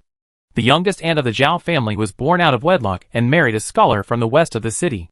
When she got married, Duke Suigwa had passed away, because the family's wealth was emptied by Duke Suigwa's medical treatment. The old lady could not use her dowry as a dowry for an illegitimate daughter she did not like. So the youngest aunt of the Zhao family did not have a rich dowry and married into a family with very ordinary financial conditions. Her husband's family has been going downhill in recent years. Although they can eat and wear warm clothes and have 3 or 4 servants at home, they are still far behind the Swaping Marquis mansion. The young aunt had a grudge against her natal family, and she would not visit the Swaping Marquis mansion unless necessary. Zhao Jingli's face turned ugly when he heard what Zhao Rurui said. He was the eldest son of the second branch of the Zhao family, but he was only 15 years old, younger than Zhao Rurui. He was able to arrange a marriage for Zhao Rurui, and the candidate was carefully selected. The family was not bad. The person was very motivated, and the appearance was not bad. This condition was his best effort to arrange for Zhao Rurui. As a result, Zhao Rurui just said so lightly, erasing all his efforts in this period of time. and she was not even interested in listening to him more and understanding this family. He decided not to care about Zhao Ruiwei anymore. Let her stay at home. Zhao Rushi then turned a deaf ear to the world outside the window and focused on reading the books of sages. Apart from reading, she taught painting and didn't worry about anything else. Zhang Li's matter aroused her competitive spirit, and she wanted to get a good ranking in the next imperial examination. Before she knew it, April came, and the provincial examination began. The only female candidates who took the exam this time were Zhao Rushi and 2 students from the Beijing Women's Academy. If the 2 female students still had some arrogance in their eyes when they faced Zhao Rushi in the first round of the county exam, then this arrogance disappeared when Zhao Rushi won the first place. The county exam was so chaotic that even Van Li was dismissed from office. Although the court said that Zhang Li was punished and dismissed because of the things he did when he was the county magistrate, people said all kinds of things. Many people privately thought that the emperor was dissatisfied with Zhang Li's performance in the county exam and dismissed him. The 2 female students had also heard these remarks. During this provincial examination, when Zhao Rushi entered the room, the 2 of them smiled and greeted her, looking very enthusiastic. Zhao Rushi smiled and nodded, then took out the 4 treasures of the study in her hand, poured water and ground ink, and had no intention of chatting with them at all. So the 2 of them had to give up awkwardly. The format of the provincial examination is similar to that of the county examination. And there are also 3 examinations, divided into postscript, essay, and policy essay, respectively testing memorization, rhetoric and political views and current affairs. The first 2 examinations are 1 day each, and the last one is 2 consecutive days, and you need to spend the night in the examination room. Of course, you can submit the exam papers ahead of time for the prefectural exam. If you can finish the last exam paper in 1 day, you can also take the exam in just 1 day. The difference from the county exam is that the papers for the prefectural exam are covered with names. When you hand in the papers, pull the small bell next to you, and 2 people will come to cover your names. Put the papers in a special box, and the candidates can leave. However, although the papers are covered with names, they are not copied. The examiner not only looks at how well the essay is written, but also whether the handwriting is neat and beautiful. Zhao Rushi is still the one who finishes the fastest and submits the paper ahead of time. Chapter 488, still the 2nd place. Are you tired? Hurry up and eat something. Then take a bath and have a good sleep. Zhu looked at her daughter getting off the carriage, her face full of fatigue, and said distressedly, the policy questions of the 3rd round of the provincial examination cannot be completed in 1 day, even if Zhao Rushi could finish it. She didn't want to be too conspicuous and handed in the paper 1 day in advance. So she stayed in the examination room for a night and handed in the paper at about noon the next day. In modern times, it is common for her to stay up late to catch up with the drawings. But in ancient times, life was too healthy and green. People went to bed as soon as it got dark and got up as soon as it got light. They never stayed up all night. This time, she stayed in the examination room for a whole night. Although she could sleep on the table, she was still very uncomfortable. When she came out, she felt unbearable. She agreed, ate something, took a bath, and went to bed. Alas, the prefectural examination is like this. If I take part in the academy examination, the provincial examination, and the metropolitan examination, wouldn't I have to stay in the examination room for several days? Not eating well and sleeping well is not only hard, but also very inconvenient, Zhu said to Zhao Yuanxuan. Although there were maids in the examination room, and the women went to the toilet with them, the big men who supervised the examination stared at them covetously, and the female candidates felt uncomfortable no matter what they did. Even if they wanted to lie down on the table to take a nap when they were tired, they had to consider etiquette and manners. So even though the examination room for girls was much better than the small and simple examination room for boys, the mental fatigue they experienced was not comparable to that of boys. Our family is considered to have a small business, and Shijia has a lot of business under her name. She can earn several years' income from selling a painting. So why does she need to work so hard? Zhu continued, after Zhao Rushi auctioned the painting to the palace. He gave Zhu 10,000 taels of silver. Zhu used it to buy 3 shops in the capital and a large farm in a nearby county, intending to give it as a dowry when Zhao Rushi got married. The original farm of Swaping Bofu made rice into dry vermicelli, which was not sold in the capital but shipped to Jiangnan. Southerners like to eat rice. This kind of vermicelli is convenient and tastes good, and is especially popular among locals. Seeing the huge profits, Zhu asked the manager to collect rice from the local area for processing, bought a few small shops, and opened a rice noodle shop according to Zhao Rushi's model in the capital. After asking the Su family whether they planned to sell roasted nuts outside the capital, she opened a roasted nut shop next to the Jiangnan rice noodle shop. The manager sent by Zhu to Jiangnan was also very capable. He found that the rice noodle shop and roasted nuts business were really good. After returning to report, he opened these two shops in the surrounding cities and towns of Jiangnan.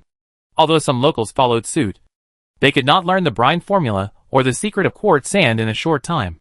Therefore, this item alone has made a lot of money for the Swaping Marquis mansion in the past 6 months.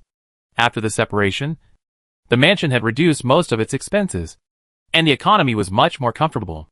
With these incomes, the Swaping Marquis mansion suddenly went from deficit to a small surplus. Every year, the surplus money was used to purchase family property, and the Swaping Marquis mansion lived a better life. This did not include the property in Zhao Rushi's hands and the old lady, Zhu's own dowry. Now that her husband has been given an official position, Zhu is very confident when she says this. What Shijia wants to do has her own reasons. She doesn't mind the hard work, so let's not nag her, Zhao Yuanxuan said. Zhu nodded. I'm just saying that, and I definitely can't persuade her. 2 days later, the day of the prefectural examination was announced. The couple was listening to the news from the old lady, and they heard the excited voice of the servant coming from the gate of the courtyard. Old lady. Lord. Madam. The results are announced. The girl is ranked second in the exam. Mrs. Yu stood up and said happily, come in quickly. The clever servant was sent to check the list again. After entering the room, he bowed and explained the situation in detail without waiting for his master to ask. He added this time. The list was posted with the test paper. I listened to everyone's discussion for a long time. Everyone was convinced by the girl's ranking and praised her essay. No one had any objections. As he said this, he took out a stack of papers from his arms and handed them to the maid next to him. This is the list I copied, and the 2 essays posted by the first place. Zhu was very satisfied with the boy. She signaled to Madame Zhou, give him a seal. The seal was worth 10 taels of silver. The boy was so happy when he heard it. It was worth it for him to copy the article in the crowded crowd. It was really not a human thing to do. The 3 of them took turns to look at what the boy copied back, and found that they could not tell whether the article was good or not. And they could not recognize the names of the people on the list except Su Chengwen. Okay. You can't understand it either. Send it to sister, she quickly. She must be waiting anxiously. The old lady spoke. Zhu quickly asked the maid to send the list and articles to Xia Ziyuan. She also told Madame Zhou, prepare a gift and send it to the Su family to congratulate Wengur on passing the examination. Madame Zhou went out in response. Looking at Madame Zhou's back as she walked away, Zhu sighed. Wengur passed the examination in one go, and his ranking is not low. The Su couple can be said to have made it through. Su Chengwen ranked 31st in the prefectural examination. If you pass the prefectural examination, you will be a Tongsheng. It is very good for him to pass the Tongsheng examination at his age. At least his future prospects are promising.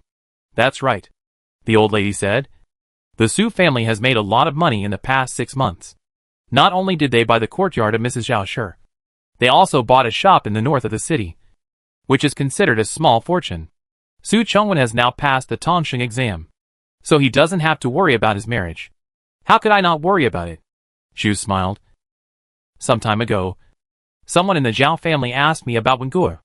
It seems that they will ask someone to propose marriage to him after he passes the Tongsheng exam. Su Shui even had several matchmakers come to her house. The Su family was patient and wanted to wait until Wengur passed the examination before arranging a marriage for the brother and sister, so that they would have more confidence. Hearing the gossip between the mother-in-law and the daughter-in-law, Zhao Yuanxuan couldn't help but sigh when he thought of the 4 nephews and nieces of the same age in the second house, who not only had no official title, but also no marriage. In the bamboo courtyard, Zhao Rushi saw the copied ranking list and didn't think much about her second place. She had only been focusing on the 4 books and 5 classics for half a year, and she didn't spend much time on it during this half year. Being able to rank second in the provincial exam was a testament to her good memory and high comprehension. There were many people with high IQs among the ancients, She looked through the list and found that Su Chong would pass the exam, and was very happy for him. Miss, are the names of the 2 people from the Beijing Women's Academy on the list? Chi Feng stretched her neck to look at the list and asked. Zhao Rushi had finished reading it and handed the list to Chi Feng. No. I guess they didn't pass the exam. Chapter 489. The safe was pried open.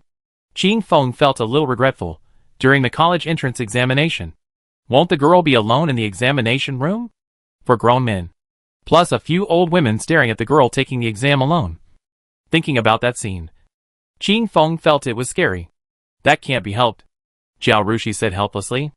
The 2 people from the Beijing Women's Academy were ranked at the bottom in the county examination, so it was normal for them to fail the prefectural examination. From now on, Zhao Rushi will have to go on alone, without a female companion. However, the scene that Chi Feng imagined might be scary for other women. In Zhao Rushi's eyes, it was nothing. Didn't she experience many big scenes in her previous life? This was nothing at all.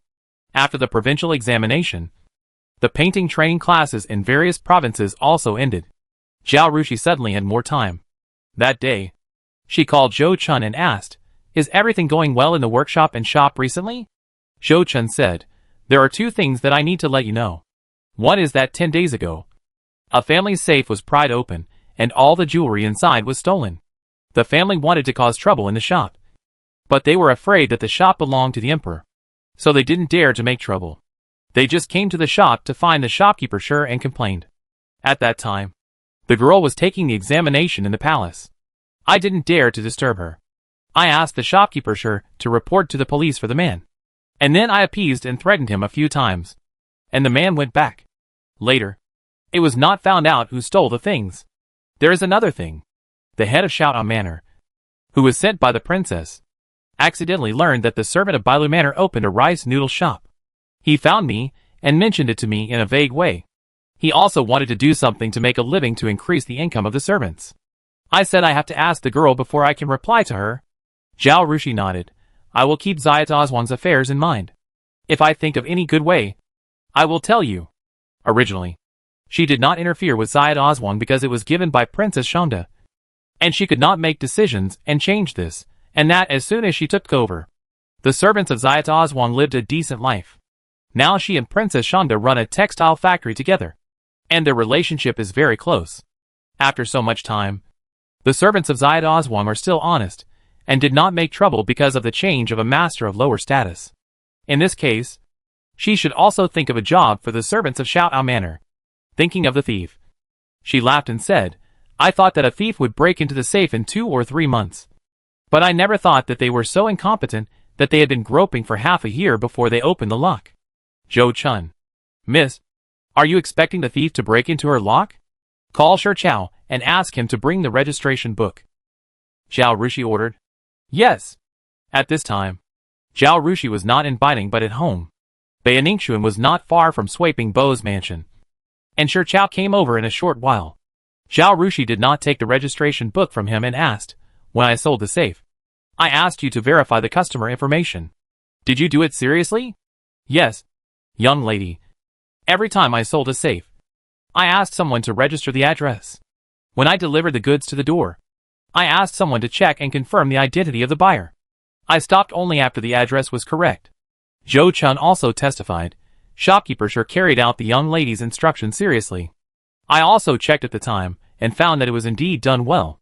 Zhao Rushi asked again, "Did you do the registration and verification yourself? Or did you ask someone else to do it?" "I was afraid of making mistakes, so I asked a guy named Chung Hongyun to take care of it. I also kept an eye on it all the time, and the 2 of us checked each other to avoid mistakes," Shi Chao said. "Did you find anything strange during the registration process?" Zhao Rushi asked again. Shi Chao thought for a moment and nodded. "Yes. It was probably around the Chinese New Year. Someone wanted to buy a safe, and he had to come by himself and refused to ask someone to deliver it.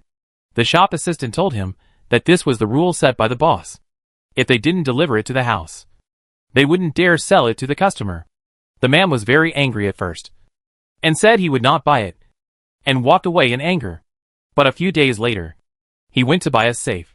The assistant who delivered the safe came back and reported to me that the family was very strange. They lived in a shabby alley in the north of the city. The house was not big and was shabby. The family wore cloth clothes and didn't even have a servant at home. It was his 2 sons, who came out to help lift the safe. How could such a family be willing to spend 800 silver coins to buy a safe? What valuable things does he have to put in his house? Because we sell safes? We have seen many customers like this. Some people don't want to show off their wealth. They look ordinary on the surface, but they are actually very rich. Or they have something they think is very important to put in. So they are willing to spend money to buy a safe. But at least this kind of customer wears silk and satin, has a few servants at home, and the house he lives in is not very good. But at least the location and maintenance are not bad. There really is no family as poor as this one. Zhao Rushi nodded. Is that all? Are there any other strange things? Shirchow said, yes. What's even stranger is that less than a month later, another family came to buy a safe. This family was not far from the other family. And their family conditions seemed even worse, because this matter was rather strange. I personally checked twice, and found that the families of these 2 families were very ordinary. The former family had a small business and earned their money through hard work, and they lived frugally. The latter family, who bought a safe, had only one person in their family, and this person did not run a proper business, and seemed to be the leader of a street gangster, because they were so impressed. I remember them well. It is said that when Zhao Rushi first asked them to register and verify the information of the buyers of the safes, Shirchow and the shop assistants did not understand her intention. They felt that Zhao Rushi was doing too much and made them do a lot more work for nothing. And they were a little complaining in their hearts. You have to know that those who can afford safes have servants and carriages at home. They can just take the safes home after buying them. Why do they need the shop to deliver them? The girl made such a rule. She used the excuse of insufficient supply to not deliver the goods on the spot. Instead, she asked the customer to leave the address and asked the clerk to deliver the goods to the customer's door the next day. She also verified whether the address registered by the customer was consistent with the delivery address, and took a look at the family's financial situation. I didn't understand it at the time. When Zhao Rushi asked just now, Shirchow had already vaguely known her intention. I immediately admired my girl's foresight. You go to the government office now, and tell the head of the police about the situation of these 2 families. Just say that you think their situation is a bit strange at the time, and ask them to check these 2 families. Zhao Rushi said. Yes, girl. Shirchow bowed respectfully and withdrew. Chapter 490 New Locks.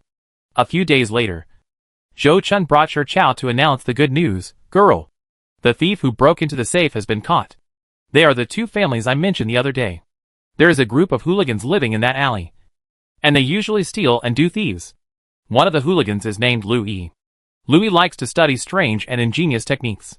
When he asked someone to open the lock in front of the Dali temple, he had tried to open it twice. Because he didn't open the lock, he was itching to study the lock again. For this reason, he even sent his men to our shop to inquire if there were any individual locks for sale. But the shop assistant refused. He and his men searched everywhere, and found that the families who could afford safes had guards and servants at home. The safes were either kept in the warehouse with heirs guarding them, or kept in the master's room with maids and old women watching them coming in and out. The gangsters under his command saw him like this, and thought that if they could really open a safe, they could make back their money by stealing from a family. And they could even make more. So they just gritted their teeth, and pooled their money to buy Louis a safe to think about. Louis thought about this safe for more than a month. He even made a special little tool to pick the lock. But before he could open the lock broke. This time, Louis couldn't stop himself. He directly bought the house left to him by his parents and bought a safe. Only then did he finally pry open the lock of the safe. They had already found out the family they wanted to steal from. The first rich family they attacked was rich, but they had no power. Even if they lost money, they didn't dare to go to the government office or Bayaningshuan to make trouble. They also arranged for the next families to be pried open, all of whom were in similar situations to this one. If it weren't for your reminder, the government didn't catch this group of people in time, and countless families would have suffered. When the public was excited, they might come to our safe shop to make trouble and demand compensation from us. Speaking of this, Shirchow was still frightened, although the shop was nominally owned by the emperor. But the law does not punish everyone. If everyone makes trouble, the emperor cannot punish them. Maybe he will turn around and blame the girl, saying that the things she made were not reliable and affected his reputation. My daughter is talented, And my uncle has just become a sixth-rank official. If they are ruined by such a deal, it would be a loss. Spread this matter, Zhao Rushi said. Daughter? Shi Chao was shocked. He was still thinking about whether to pay some money to keep the Yamen runner silent, so as not to let them spread this matter, so as not to ruin the reputation of Bayaningshuan and make the emperor unhappy. Although Zhou Chun didn't know what Zhao Rushi was up to, he had long been mysteriously confident in Zhao Rushi. The girl is a person who looks ahead 10 steps ahead. How can they guess what she is thinking? He said, Manager Shi. The girl has her reasons for ordering this. Just do as the girl orders. Half a year ago, when the girl asked you to register the buyer's information, didn't you also not understand? Now let's see what the result is. After Zhou Chun said this, Shi Chao suddenly came to his senses and immediately saluted Zhao Rushi. Yes. Girl. I will publicize this matter. Lu Longcheng is a wealthy family in the west of the city. The Lu family has worked hard for several generations. And with some luck, they have accumulated some wealth. Although they are not as rich as those wealthy families, they are still well-dressed and well-fed, and live a very rich life. This day, Lu Longcheng came back from the shop and saw his father, who was always cheerful, now frowning. He hurriedly asked, Dad, what's wrong with you? Hey, do you know Wang Fugui's family in Yiqian Street? I went out for a walk today and heard someone at the street corner saying that his family was robbed. The safe was pried open, and all the gold, silver and jewelry inside were stolen. In addition to these, there are also house deeds and land deeds. Lu Longcheng was shocked. How could it be? So many people tried to open the safe in front of the Dali temple, but they couldn't. How did those thieves pry open the safe? They saw that the safe was indeed solid, and it was made of iron.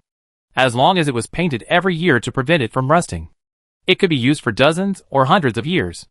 The hundreds of taels of silver were worth spending, so they also bought one and put it in old Master Lu's house. Unexpectedly, this cabinet can be pried open. All their valuables are stored in it. If it is stolen by a thief, the loss will be huge. No, I have to go out and ask around. Lu Longcheng couldn't sit still anymore, and went out without eating. He came back half an hour later, looking very unhappy. Send more guards to guard the house. Especially your room. Send more people. The thief can't steal the things in front of the guards. Right? Lu Longcheng said. Old Master Lu nodded. It's the only way. Having said that, Old Master Lu couldn't sleep that night. He felt that someone had entered the house and stolen things.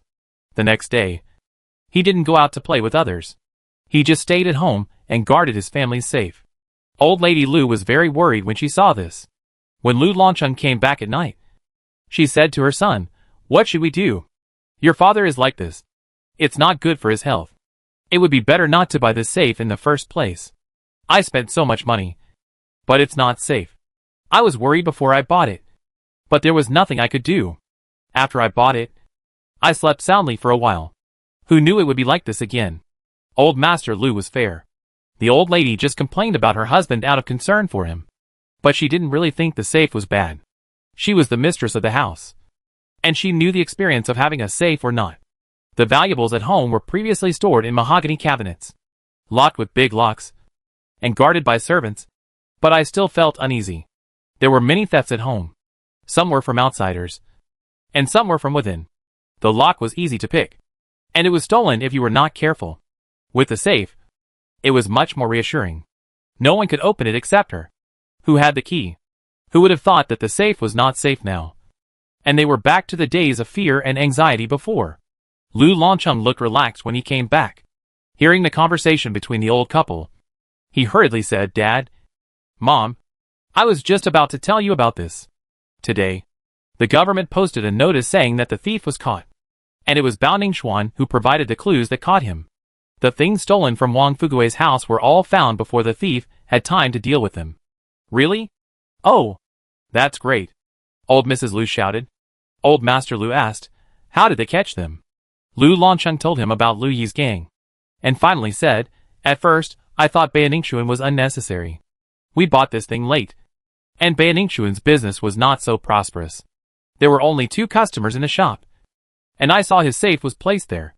But they said they had no stock and asked me to leave my address and send it to me the next day. Chapter 491 A New Wave of Purchases. I took a few guards with me and had a carriage. So I wanted to bring the goods back directly. It's really unsettling to pay for them, but not get the goods. Who would have thought that their intention was here? Old Master Lu nodded and said, "This is the ultimate in business. Selling things is not the end of the story. You have to make long-term plans for your customers, so that you can do business for a long time. Longcheng, you have to learn from this. This is someone else's uniqueness. If you realize it, it's yours." Lu Longcheng stood up and listened. Old Lady Lu sighed, although the thief has been caught. But this safe doesn't seem to be safe. Mom, don't worry. I haven't finished talking yet. Lu Longcheng smiled and said, the notice of the government office also said that Banningshuan has launched 2 new locks, both of which are stronger than the original ones. The Yamen runners explained that we don't need to spend money to buy a new safe. We only need to spend money to buy a new lock. And Banningshuan has a guy to help install the lock. This lock is not sold alone, but only to those who buy safes. And they will install it in person, without any help. Oh, this is good. This is good? Old Lady Lu was delighted. How much is the lock? Old Master Lu asked. One is 100 taels of silver. The other is 200 taels of silver. The expensive one is more solid than the cheap one, Lu Longcheng said. Old Master Lu nodded. That's reasonable. Those who can afford a safe don't mind spending 100 or 200 taels of silver. The original lock was so strong that the thief had to sell his house before he could figure out how to pick the lock. Now the new lock should be even stronger. So it is worth spending 100 or 200 taels of silver. At least it can give you peace of mind. Just buy the 200 taels. Go quickly and ask someone to install it.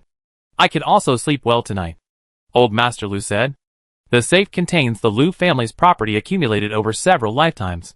He would not feel at ease if he did not guard it himself. So he naturally could not put it in the warehouse. Besides, the family has not been divided yet. In addition to Lu Longcheng, he has another son. That son is capable, passed the imperial examination, and is now a county magistrate in another place. He has to keep all these properties safe before the family is divided. I asked the housekeeper to go when I heard the news, but I think there are too many people, so it won't be our turn for a while, Lu Longcheng said. Well, wait. Old Master Lu sighed. 2 days later, the Lu family's safe was installed with a new lock. And Old Master Lu finally breathed a sigh of relief and slept well. The next day he ordered, go buy another safe. And buy the one with a new lock. Putting things separately can also reduce risks. A thief can't break into both safes in a short time. Right? Along with a new lock, Banningshuan launched a safe with a new lock. One priced at 900 taels, and the other at 1,000 taels. This scene of the Lu family was staged in the homes of all the powerful people in the capital. Because of the saturation, the safe business had already become quiet, and most of the people who came to buy safes were merchants from other places. Now, because of Lu Yi's incident, everyone changed their locks, and Banningshuan made a lot of money. In addition, the reputation of the safe became more famous.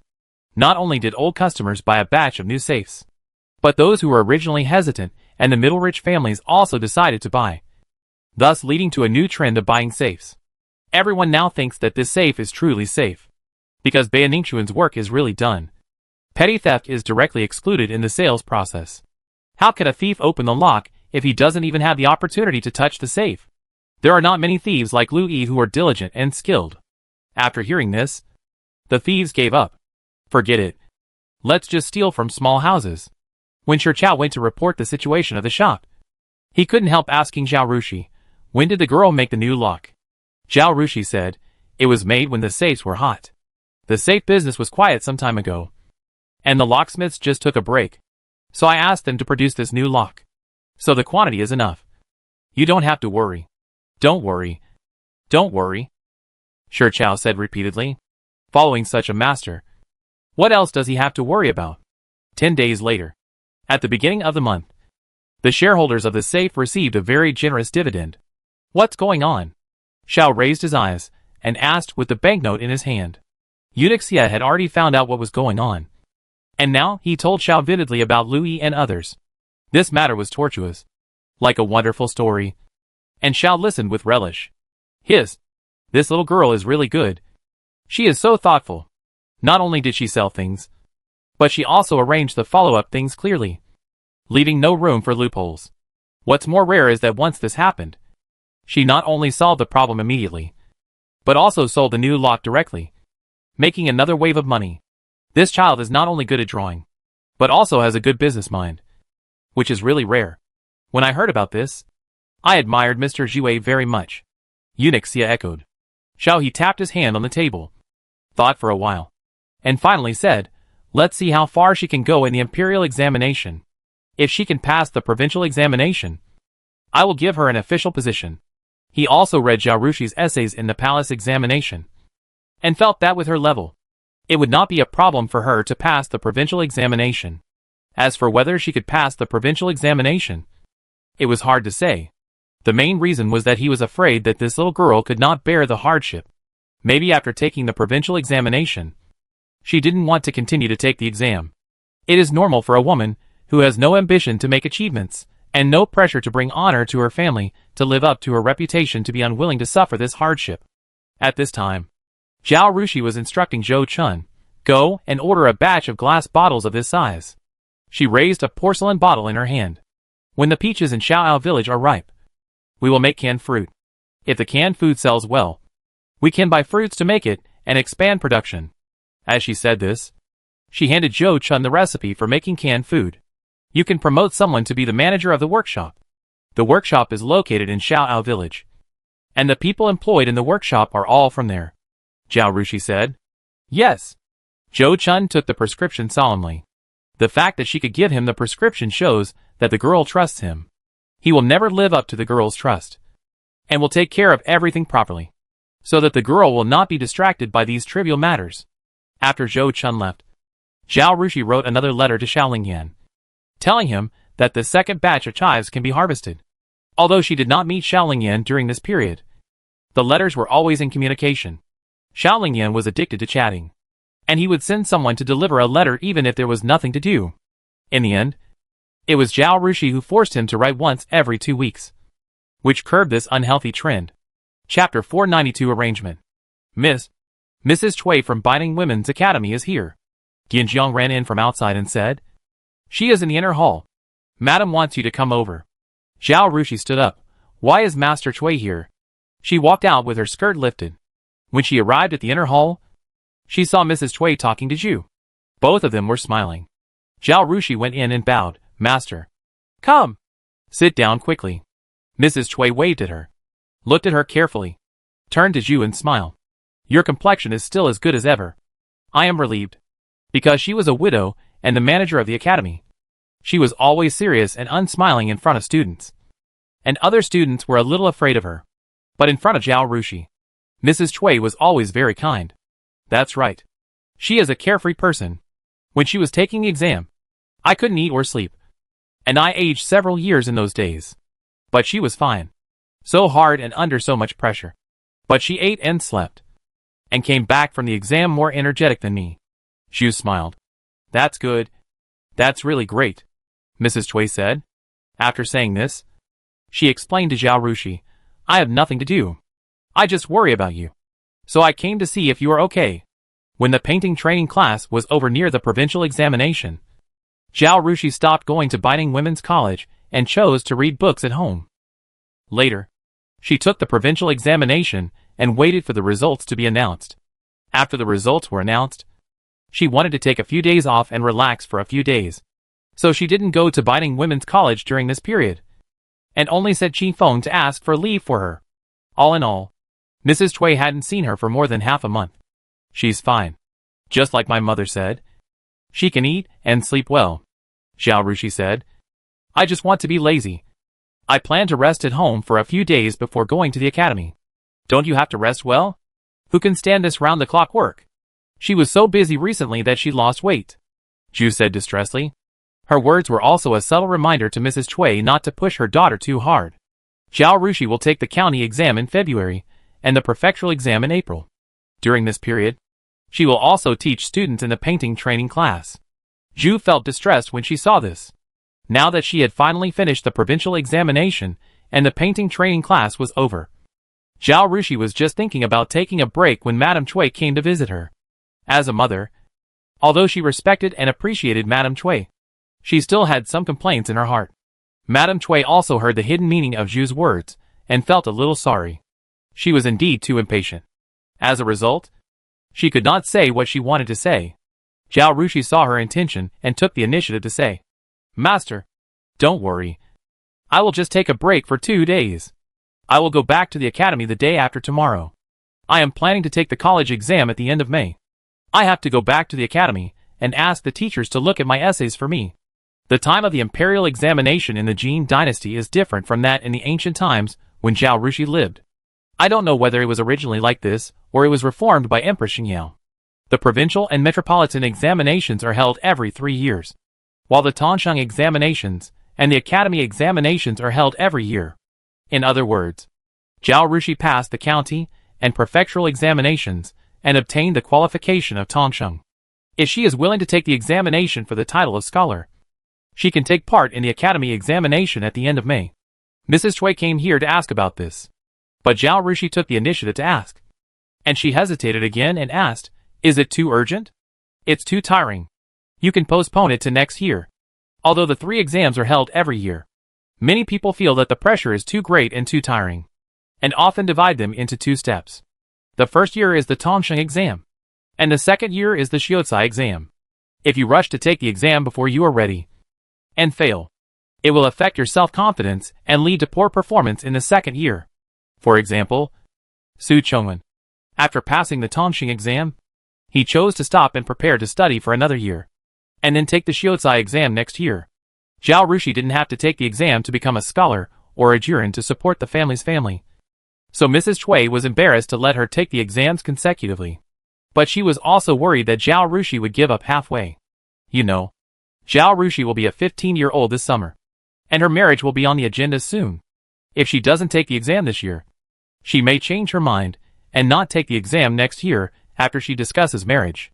Shijia, if you really want to take the exam, just take it all this year, Mrs. Zhu suddenly said. Mrs. Cui looked at Zhu in surprise. She didn't expect that Zhu would feel sorry for her daughter while encouraging her to work non-stop. She really didn't understand what Zhu was thinking. Zhu's idea was very simple. She knew Zhao Rushi's temper. Once she decided to do something, she couldn't be pulled back by 9 oxen. Instead of dragging the battle line for so long, it's better to finish the exam in one go. No matter how the exam went, it didn't matter. Anyway, she passed the exam and had no regrets. So Zhao Rushi didn't care about it. After the imperial examination, I will arrange marriage for her next year. Zhao Rushi knew what Zhu was thinking, but she was too lazy to argue and nodded, yes. I will finish the examination this year, after taking the college examination in May. If I can pass it smoothly, I will take the provincial examination in August. As for next year, she didn't say. Plans often can't keep up with changes. She has planned well now. Maybe after the battle this winter, the court will be in turmoil and the situation will change drastically, and her plan will change accordingly. Okay. Mrs. Cui smiled brightly. I'll ask a few teachers to sort out the examination papers from previous years when I get back. You can take a few days rest first. And when you have rested enough, you can go back to the academy and look at and do the examination papers. If there are any weak points, make up for them while you have time, she said. Yes, that's what I plan to do too. Zhao Rushi nodded. The two looked at each other and smiled knowingly. By the way, how is the newspaper going? Zhao Rushi asked. She has been busy recently and has no time to pay attention to the situation of the newspaper. When talking about the newspaper, the smile on Mrs. Cui's face disappeared. She sighed and said, "It's not as good as we thought." Then she talked about the sales of the newspaper. They originally planned to publish a weekly magazine, but later found that whether it was collecting manuscripts or typesetting, proofreading, printing, and sales, they were all in a mess. So they simply changed it to a monthly magazine. Therefore, they have only published 4 issues of the newspaper since the Chinese New Year. 300 copies were printed for the first issue. But Princess Shangda held a banquet and gave each person a copy of the newspaper. So almost 100 copies were given out. The remaining 200 copies were bought by students and teachers of the Backnan Women's Academy. At a price of 30 coins each, she printed 300 copies for the second issue, but did not give them out. Students of the Women's Academy were also free to buy. Those who wanted to buy sent people to the Backnan Women's Academy to buy them.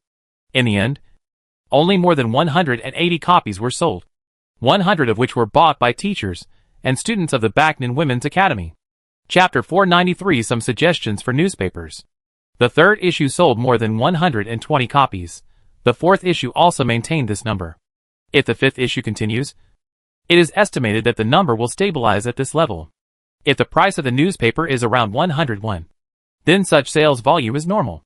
But now the price has dropped to 31, and the sales volume is still so low. Princess Shangda and Mrs. Cui are not very satisfied.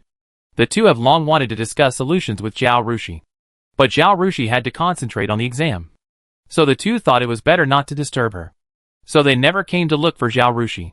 If Zhao Rushi hadn't asked about it now, Mrs. Cui wouldn't have mentioned it.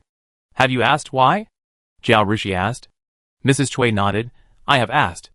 Everyone said that the content was attractive and the price was not expensive. But there was too little content to read, and even less content to attract them. And they could finish it in a short time. Sometimes everyone gathered together and passed it around. And they could finish reading the entire newspaper in a short time. After reading other people's newspapers, I naturally lost interest in buying them. The reason why the Academy sold so many copies was because students wanted to support the Academy's newspaper. Zhao Rushi seemed to be thinking about something. Mrs. Cui continued, originally, the serialized stories could attract people to buy them. But the students said that the content of the story was only a little bit, and they had to wait a whole month to read the next part. After a month, they bought a new newspaper and forgot all the previous plots. If you want to read the storybook, it would be more convenient to go to the bookstore and buy the storybook directly. Another problem is that it is troublesome to buy. We need to send servants to go from the capital to Baining by carriage. We can solve this problem. The next two issues will be sent to the Shen Mansion in the capital for sale, so that everyone doesn't have to travel so far. The husband of Princess Shangda is surnamed Shen, and the Shen Mansion is the husband's mansion. Zhao Rushi nodded. I have a few suggestions. Please see if they are useful to Her Royal Highness the Princess. Wait. Mrs. Cui quickly took out a notebook and charcoal pencil and prepared to take notes. Zhu was a little stunned when she saw this situation. Who is the teacher and who is the student? First, you need to confirm with Her Royal Highness the Princess whether the newspaper can be changed from a women's newspaper to a newspaper that can be read by both men and women. If it can be changed, then my suggestion will be useful. If it can't be changed, you can selectively listen to the following suggestions. Mrs. Cui was stunned. Why change it? Aren't we targeting women? Yes, we are targeting women. But this market is really too small and has little influence. With low sales, the cost will go up, which is not conducive to the development of newspapers. Seeing that Mrs. Cui didn't understand, Zhao Rushi explained, the rulers of this world are men. Changing women's ideas sometimes doesn't work. Only by changing men's ideas can women's situations be fundamentally changed. For example, Hiyuchi, although her and her mother's ideas are important, it is her father's ideas that can completely change her situation. So, Zhao Rushi winked at Mrs. Cui playfully. Our newspaper seems to be read by both men and women. But in many places, we can smuggle our own ideas and quietly change men's ideas in a silent way. Mrs. Cui's eyes lit up and her expression was excited. Yes. Yes. You are right. I am narrow-minded. But this matter is not something we can decide. The princess has to go to the palace to ask the emperor. Zhao Rushi said. The newspaper is the mouthpiece of the court. So it is okay to publish a women's newspaper.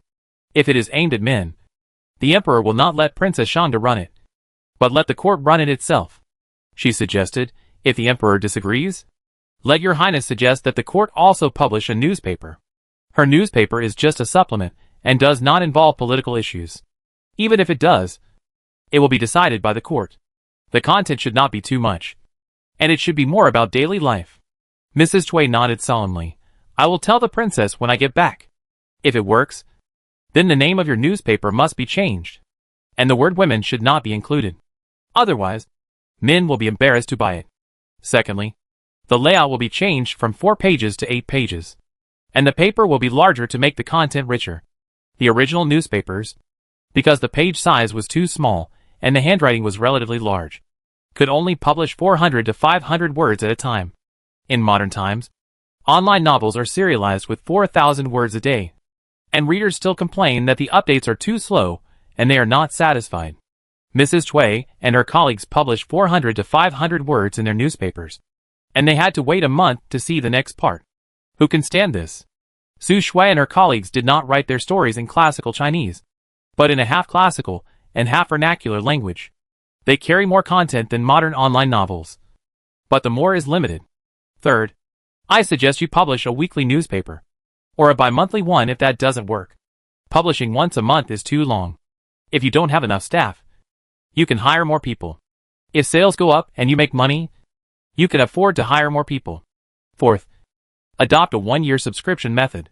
If customers are willing to subscribe to the newspaper for 1 year and pay in advance, then you can send someone to deliver the newspaper to their door every time the newspaper comes out.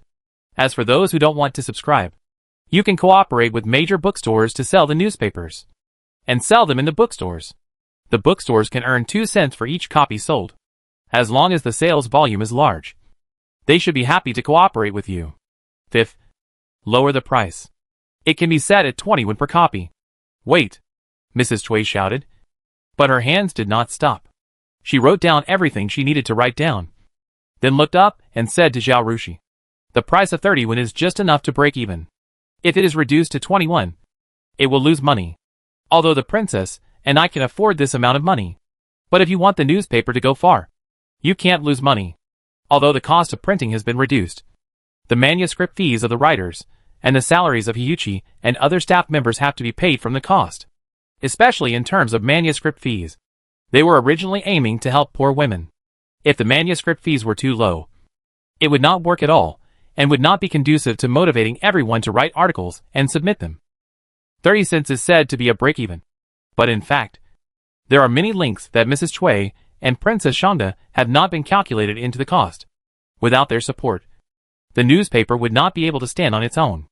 Zhao Rushi smiled and said, Master, don't be impatient. I haven't finished yet. Please listen to me. Mrs. Cui stopped talking immediately and looked at Zhao Rushi expectantly, waiting for her to speak. The sales of newspapers have increased, and advertising can also keep up. We make money from advertising instead of from newspaper buyers. Advertisement? What is advertising? Mrs. Cui asked. Zhao Rushi explained the meaning of advertising to her, and Mrs. Cui's eyes suddenly lit up, and she stood up excitedly. This is a good idea. Oh, it's really great. Chapter 494 Golden Avenue. As her right-hand man, Princess Shonda would never forget Madame Cui when she had something good to do. Madame Cui became a shareholder of Wang Jiseal's shop. Madame Cui knew that Wang Jiseal's shop was in fierce competition with other aristocratic seal shops. She said, let's not talk about anything else. Just talk about Wang Jiseal's shop. If more people know about Wang Jiseal's shop, they will come to Wangji if they have something to print, which will make Wangji's business better. Even if it costs some money, they are willing to do it. And those silver shops and stores in the capital are also willing to run the advertisements you mentioned. Mrs. Cui just didn't think about it. When Zhao Rushi mentioned it, she realized that this was an excellent way to solve the cost problem. You know, people who can read and buy newspapers are not short of money. Those silver shops and stores mainly sell to this kind of people. If there is a place to publish advertisements, the cost is not particularly high. And those silver shops and silk shops will definitely be willing to spend money. Mrs. Cui seemed to see a golden road. Not a golden road to make money, but a golden road to make the newspaper develop healthily. With a source of funds, the cost problem of the newspaper can be solved.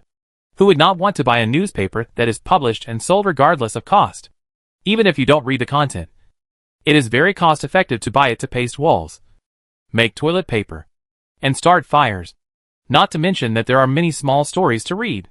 Speaking of excitement, Mrs. Cui couldn't sit still. No, I have to go back and discuss it with Princess Shonda and get this done quickly. Master, please wait a moment. Zhao Rushi stopped her. To advertise, the sales of the newspaper must be greatly increased first. In addition to redesigning, there are several other tricks. Then, Zhao Rushi told Mrs. Cui all the ways to increase stickiness, such as lottery, adding crossword puzzles, serializing suspense novels, etc. Mrs. Cui quickly took out her little notebook and wrote down everything she said. And then she said goodbye and left excitedly. Zhu had been stunned by what she heard. Zhao Rushi's big business was hidden in the dark, and it was the first time that Zhu saw her daughter's ability to make money. This is a lot of ideas. I don't know how she can come up with so many ideas. When she turned around and saw her mother like this, Zhao Rushi walked over and took her arm, and said coquettishly, "Mom, do you want to do business to make money? If you want, I can also give you some advice." Zhao Rushi is a person who is used to being independent, strong, and capable. So she is used to carrying everything on her shoulders alone and charging towards the highest goal. Even if she traveled to ancient times and shouted to the system that she wanted to be a salted fish, she would never be a salted fish. Not only in the last life, but also in this life, and probably in the next life. The same goes for making money. She felt that her ability to make money was already very strong, and she could make her family live a good life. Madam, Zhao Yuan and Zhu Shi just had to enjoy their lives peacefully and take care of their health. The way they lived before she came here proved that they were not ambitious and capable people. So she didn't expect them to be capable, just to be good and not a drag. Therefore, she never thought of giving Zhu Shi advice and letting her work hard to make money. But if Zhu really wanted to do business, she would not object. Some people are not greedy for money or power, but simply hope to prove their ability through these means and achieve a sense of psychological satisfaction. Who would not want to be a successful person standing at the top and being admired by others? So if Zhu suddenly felt the desire to do something, Zhao Rushi would naturally be willing to help. Really? Well, give me an idea. Zhu said this half teasingly and half expectantly, and pulled Zhao Rushi to sit down. She was originally trapped in the trivialities of Swiping Marquis' mansion, and she was exhausted by having to make ends meet every day to support the family. She had no energy, and did not dare to do any business, for fear that she would make the whole family starve. But now that the family has been divided, the family's expenses are small, and the income is large. She also knows that her daughter has a large sum of money. Her daughter has also said many times that if the family needs money, just ask her for it. With her daughter as a backup, and the successful examples of opening a rice noodle shop and roasted nuts business, she became bolder. Now there was nothing for her to worry about at home, so she wanted to try to make more money. Tell me first, what do you want to do? Zhao Rushi searched for ways to make money in her mind and asked Zhu. She was not smarter or more powerful than others.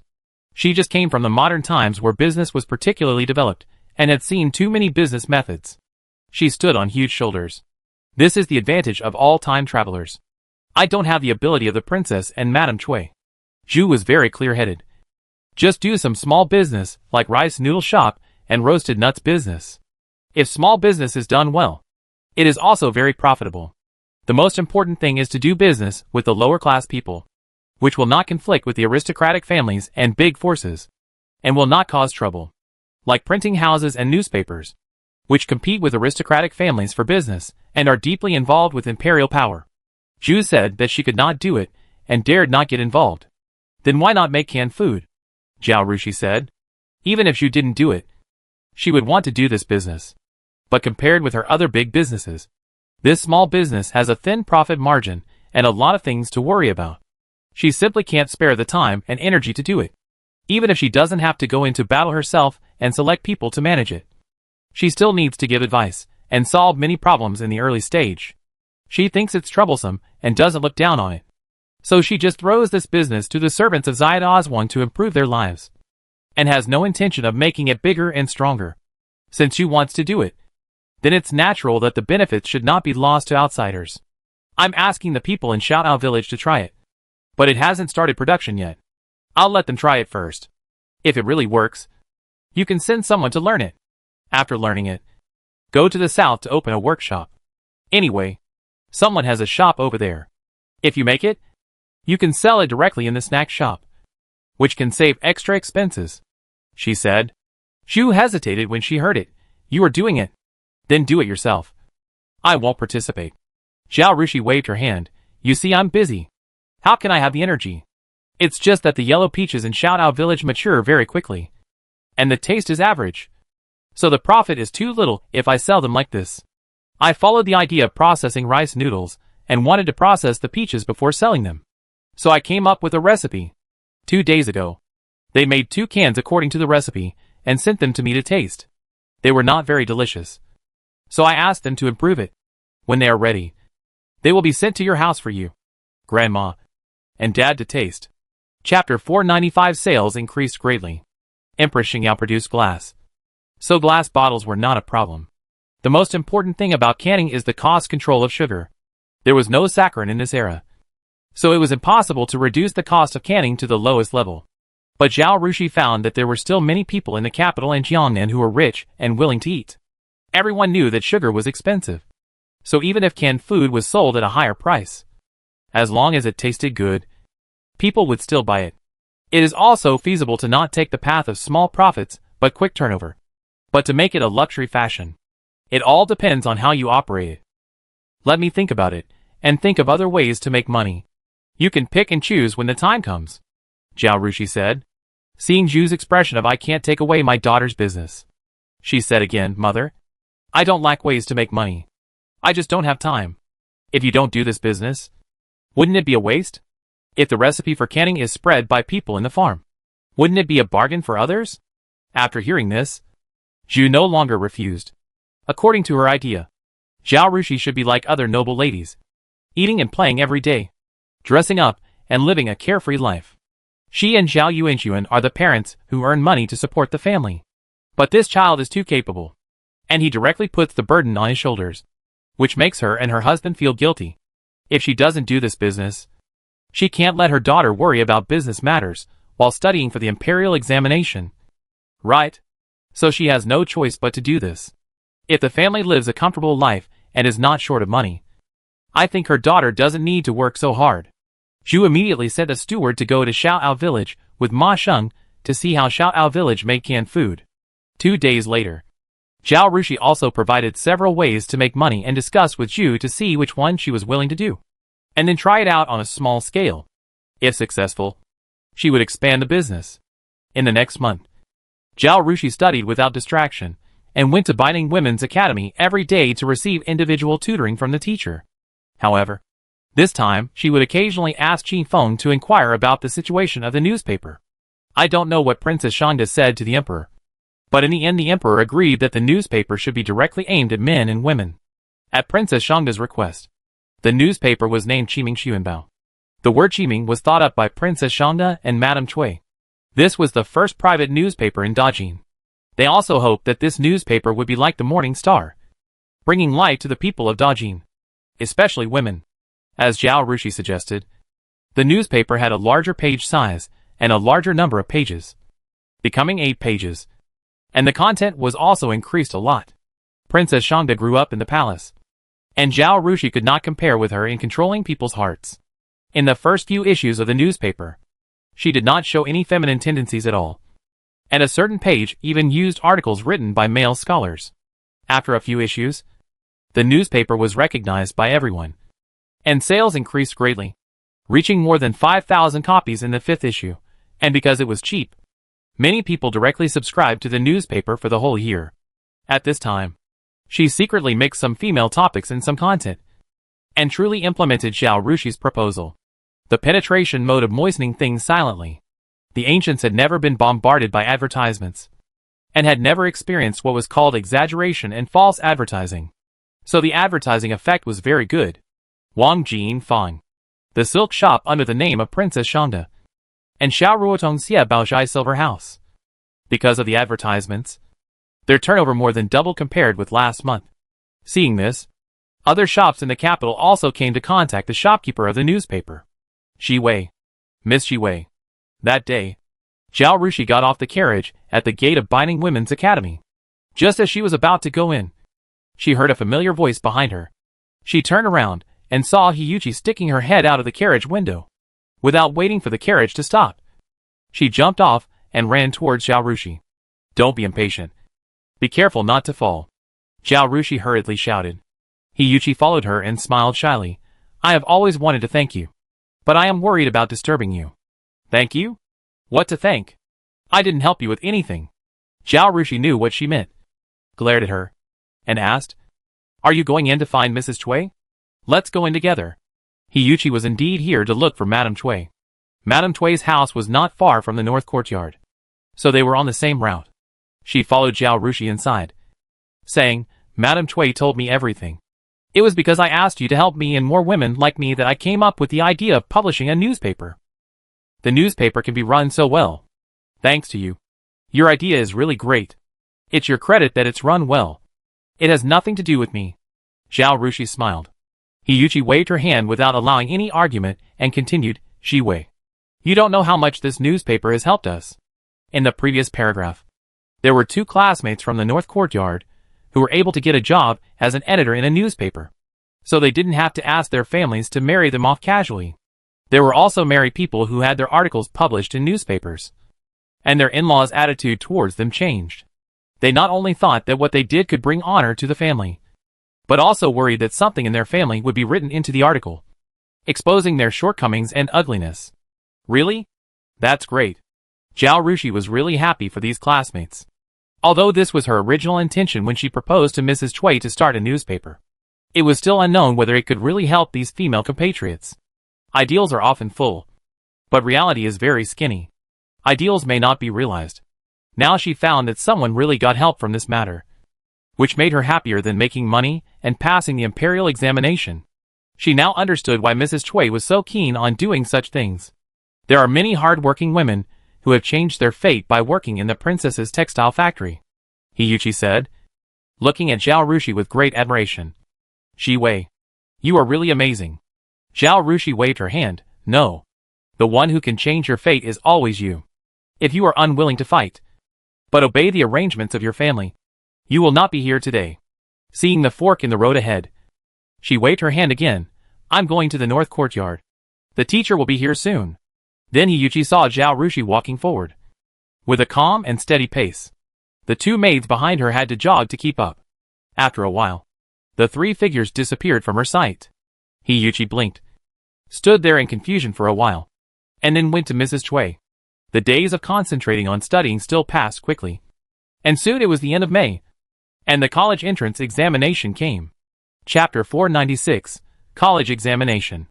In ancient times, there was no heat island effect, and the capital was located in the north. So the weather in late May was not hot, and the temperature was still relatively pleasant. As a seasoned test taker, no matter what the exam was, as long as there was a car at home to take her to the exam site, no one was needed to take her there. But her family was worried. So Zhao Yuanxuan took a leave and took her to the entrance of the examination hall. Zhao Rushi still took the exam in a separate yard next to the examination hall. The examination was still supervised by 4 chief and deputy examiners. There were 2 examinations in the academy examination, and the format of the questions was similar to that of the provincial examination. This time, Zhao Rushi did not hand in her paper in advance, but put down her pen when the examiner announced, "Time is up." She also spent more time on writing the essay than usual, wanting to write it better. When the results were posted, she ranked 6th. 6th place is pretty good. Look at those old students with white hair. They have studied and taken exams all their lives, but they have never been able to pass the examination. How can it be so easy to pass the college entrance examination? Not to mention that we are in the capital, where there are many talented people. Shu comforted her. Since her daughter only ranked 2nd in the last provincial examination, she was silent for 2 days and studied harder afterwards. She knew that her daughter was still very competitive. She only ranked 6th in the college entrance examination, and she was afraid that her daughter would get stuck in a dead end. So she specially comforted her. Zhao Rushi nodded. Mother, I know. In every joint examination, the best Jinshi in the palace examination stayed in the capital. The IQ of these Jinshi is higher than that of ordinary people, and the children taught by them will not be too bad. Therefore, there are more talents in the capital than in other places. How easy is it to get the 1st place in the imperial examination in the capital? Moreover, Zhao Rushi only studied the 4 books and 5 classics for more than half a year. Others started to study at the age of 6 or 7, and studied for at least 10 years. She was lucky to get the 6th place. I think it is also because the focus of her article is different from that of the ancients, which makes people shine, so she can achieve such results. Zhao Rushi didn't have much obsession with ranking. She just regretted not being able to earn more points in this exam, although the college exam was higher than the prefectural exam, because she only ranked 6th. The points she earned were the same as the prefectural exam. Host, if you don't buy things from the mall, I will start to upgrade. After Zhao Rushi left the main courtyard, the system began to jump in her mind non-stop, with a tone of irritation. It hasn't been credited for a long time. Obviously, The host has accumulated a lot of points on the account. It can only watch but cannot move. This really makes it feel unhappy. What makes it even more unhappy is that the host doesn't pay much attention to it. It squats in the corner and draws circles every day. And it is about to grow mushrooms. Alas, there is no Tongzi who is more miserable than it. Zhao Rushi didn't say anything, pulled out the light curtain, and frowned slightly at the points on it. After accumulating for this period of time, her points have reached 100,000. Enough to buy the recovery pill she wants.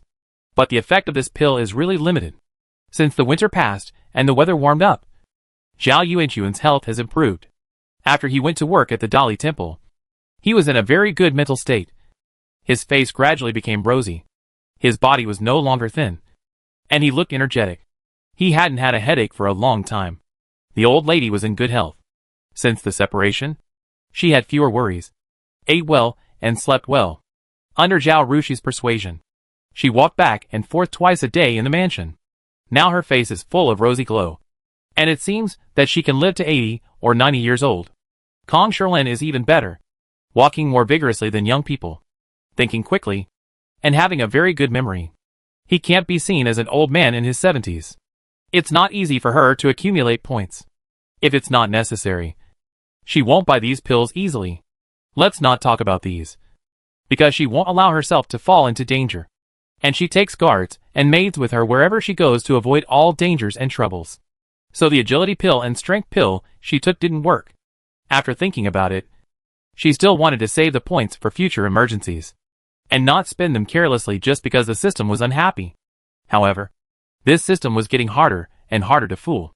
She asked, "Can I still buy things from your mall during your upgrade? If I buy them and put them on the shelf, you can buy them. Otherwise, you have to wait until I finish upgrading before you can buy them," the system said, because it was afraid that it would not be sold and would be in stock. The system did not dare to purchase goods before Zhao Rushi decided to buy. Ever since Zhao Rushi bought the powerful pill, the entire screen has been bare. "What about the news?" Zhao Rushi asked again. "I will be asleep during the upgrade, so I can't help you find out the news." The system's voice was flat, and it seemed to have no emotions.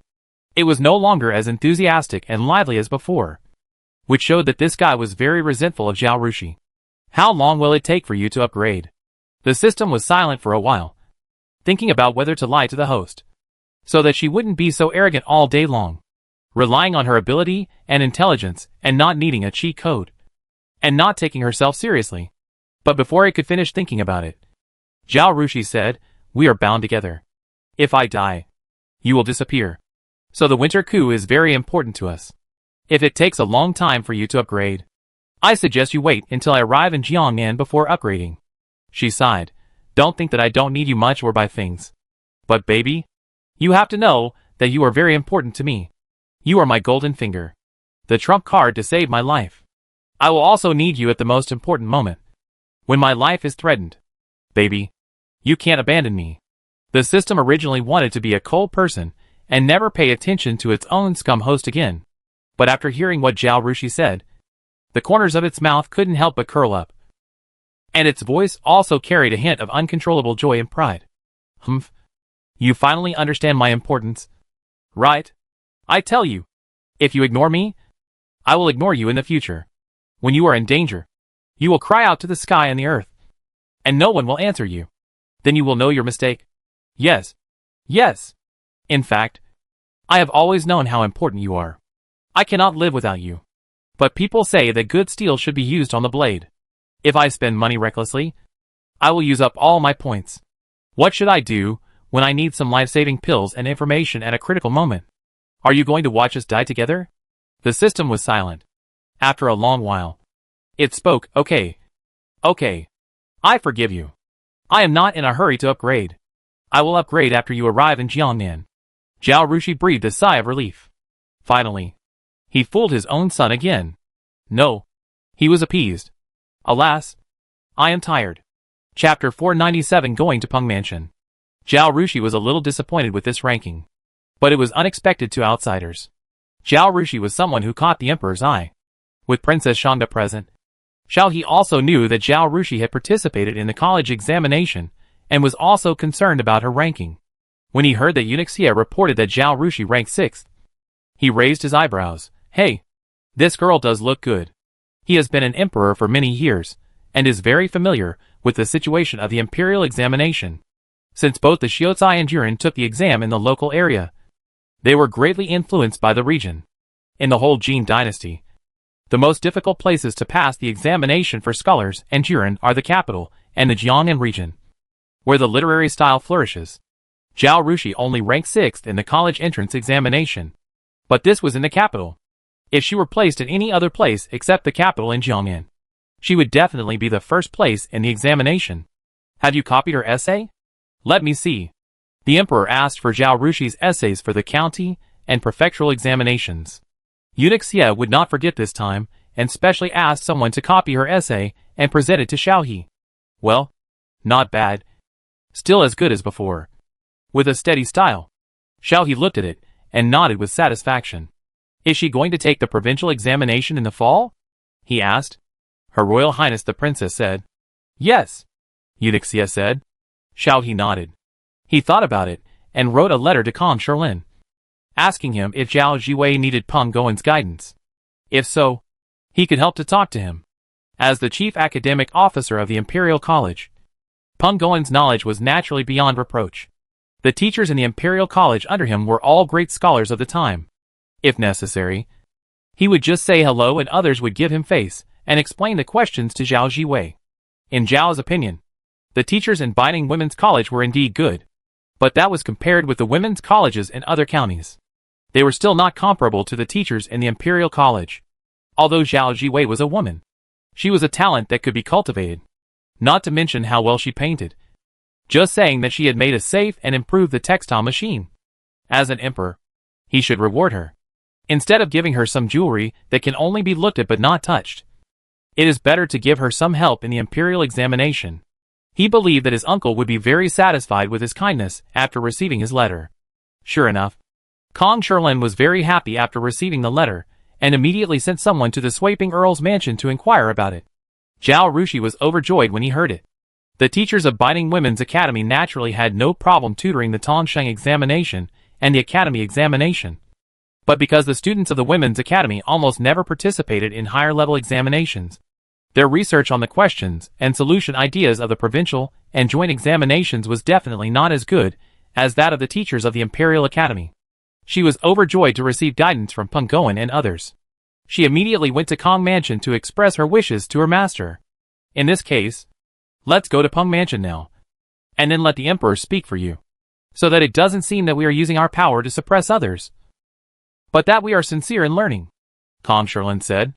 As he said that, he first wrote a letter to reply Xiaohe, and then asked Zhao Rushi to send his servants to the street to buy some gifts. And the master and apprentice went to Peng Mansion. As the chief priest of the Imperial College, Peng Goen has always cherished talents the most. Ever since the last painting competition, when Peng Goen saw Zhao Rushi's paintings and learned that she was the unknown painter he admired very much, he wanted to take her into the Imperial College as a student. After the painting competition, he specially called his second son and gave him a good advice, asking him to get close to the Yu family and try to help them if they had any difficulties. His ideas were different from those of the old lady of the Duke of Wei. The old lady of the Duke of Wei thought about prosperity, honor and disgrace, and the warmth and coldness of the world. Peng Goen simply thought that Zhao Jiwei was a rare talent and a relative by marriage. For such a person, they had the responsibility and obligation to help her, so that she could go further and become the glory of the great Jin, instead of being suppressed by others for some objective reasons and being lost among the crowd. Now Kong Shilin brought Zhao Jiwei to his house and asked him to look at Zhao Jiwei's article and give some advice. Naturally, he agreed without hesitation. The emperor didn't need to ask at all. Come over on the 10-day holiday. He changed his usual seriousness and was very kind to Zhao Rushi. I will give you some advice. Because it is an exam, you need to train your sense of time and must finish an article within a certain period of time. Therefore, I will let you write on the spot and comment on it on the spot after you finish writing. Therefore, you may stay here for half a day, so you should be prepared. Fortunately, your sister is here, so you won't feel constrained. Thank you, Lord Peng. It's hard to rest for a day in 10 days, but I have to take up half a day. I'm really sorry to make you tired. Zhao Rushi smiled shyly. Peng Goen waved his hand. Why call me Lord Peng? I'm your sister's father-in-law. You should call me uncle. Yes, Uncle Peng. Zhao Rushi changed his words immediately. Peng Goen was satisfied and turned to Kong Sherlin and said, Mr. Kumu, I really envy you for having such a good apprentice. Kong Sherlin knew that Peng Goen was always serious and upright, and would not say flattering words. Since he said envy, he must be really envious. He immediately smiled until his squinting eyes disappeared. Well, to be honest, I also admire my eyes. How could I see that my little apprentice had a unique bone structure and extraordinary talent at the first sight, and immediately decided to take her in as my apprentice? Facts have proved that I do have a keen eye. Whether it's painting, studying, or being a person, she never disappoints me. Zhao Rushi rolled her eyes in her heart. Her master is so arrogant. If he wasn't her master, if she wasn't the one being praised, she would definitely want to put a sack on him and beat him up. How can you praise yourself and your apprentice like this?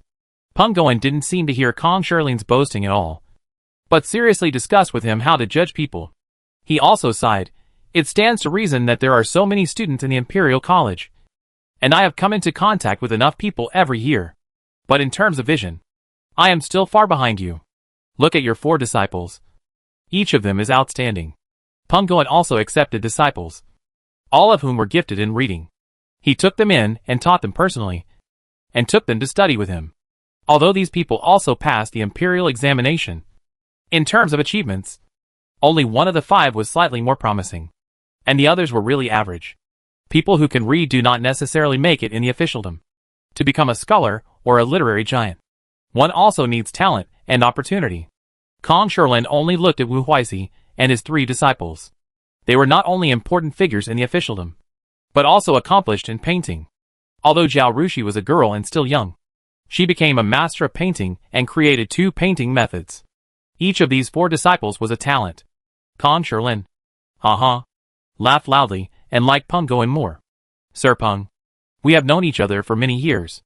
I just realized today that you are like Yuboya and Zhong Ziki, he said. Zhao Rushi rolled her eyes again. Chapter 498 Chatting. After chatting for a while, Peng Goen saw a servant outside looking around, and he knew that his second daughter-in-law was worried about her own sister and sent someone to inquire about her. He called the servant in and asked him, What's the matter, master? The servant bowed and said, The young mistress heard that Miss Zhao Wu was here, and wanted to wait until you finished your business and let her go over to chat.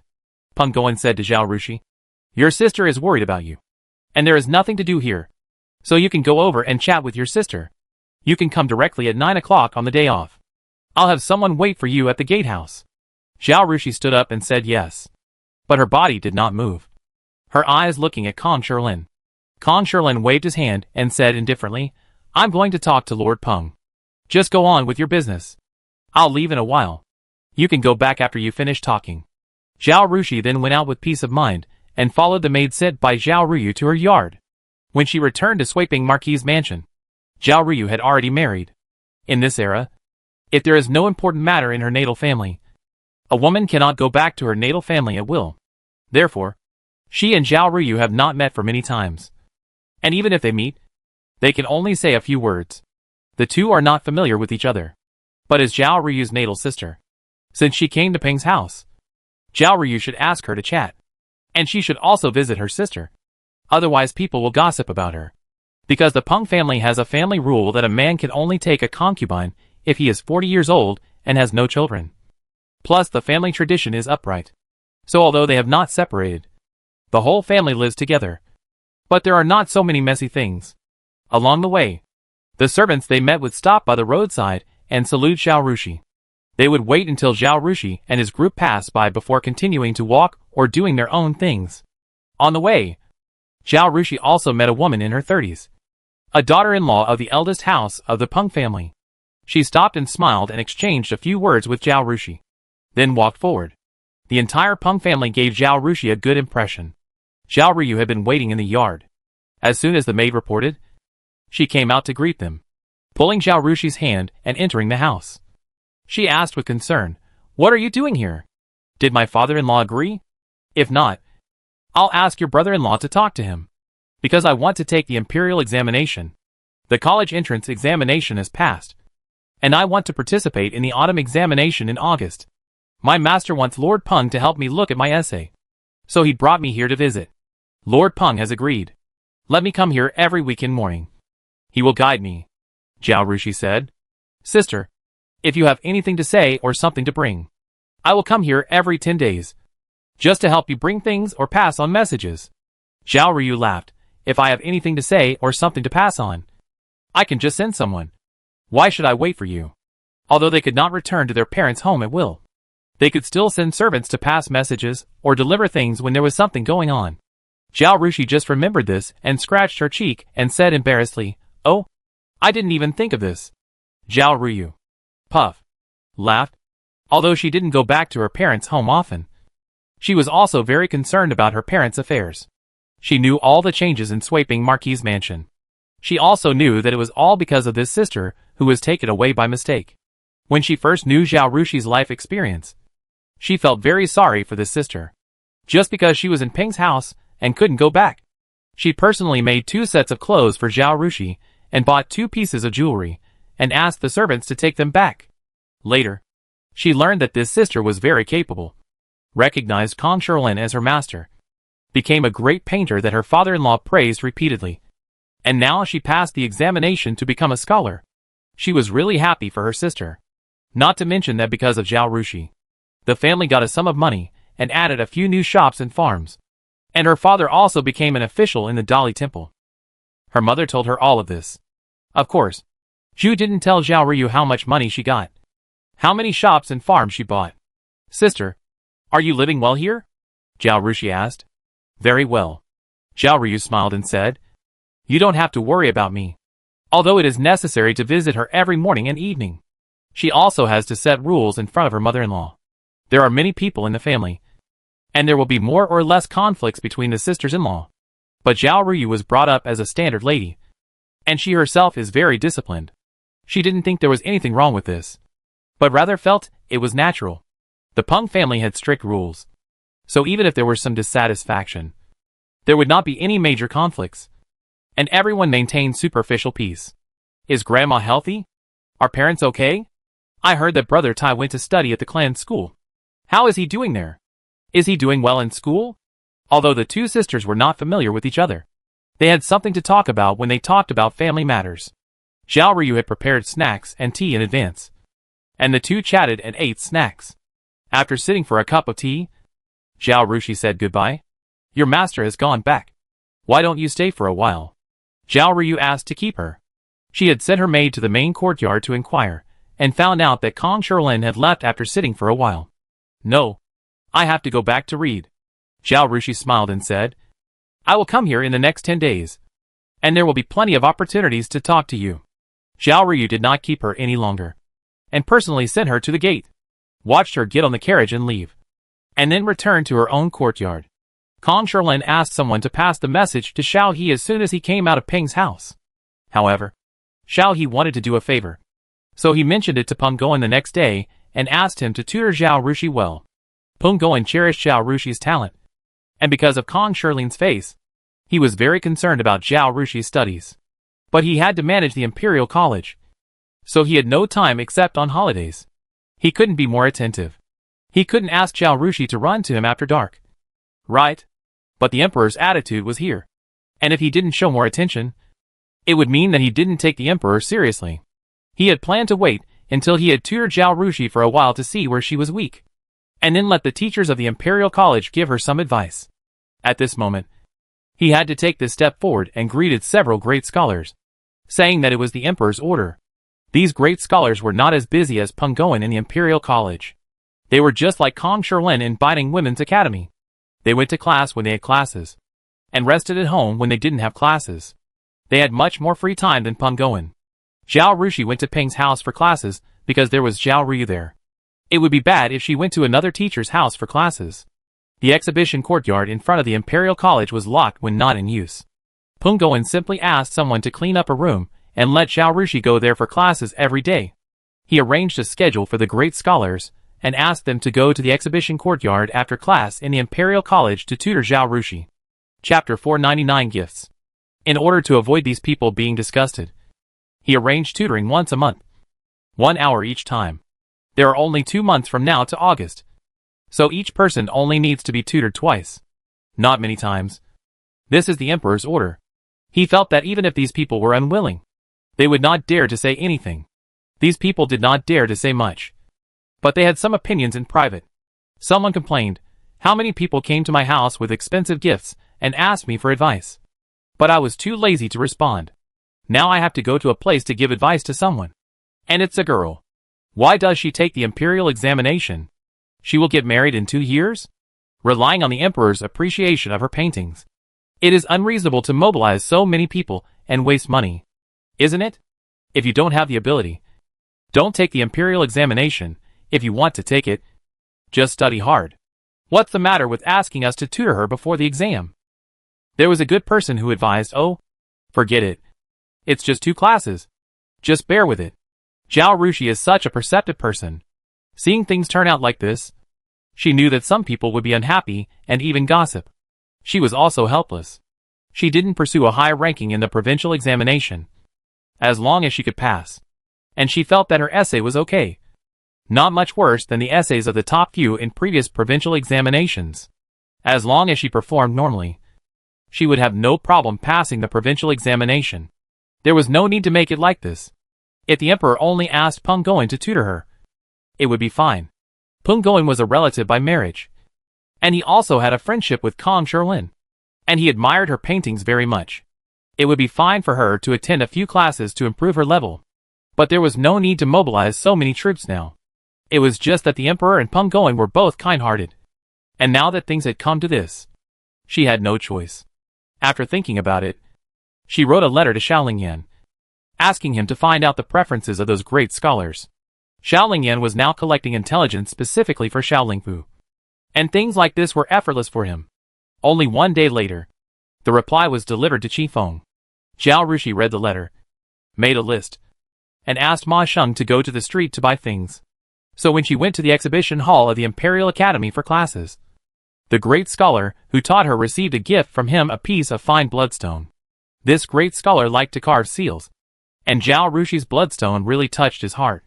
The old man, who had some opinions about Zhao Rushi, could no longer put on a bad face in front of Zhao Rushi.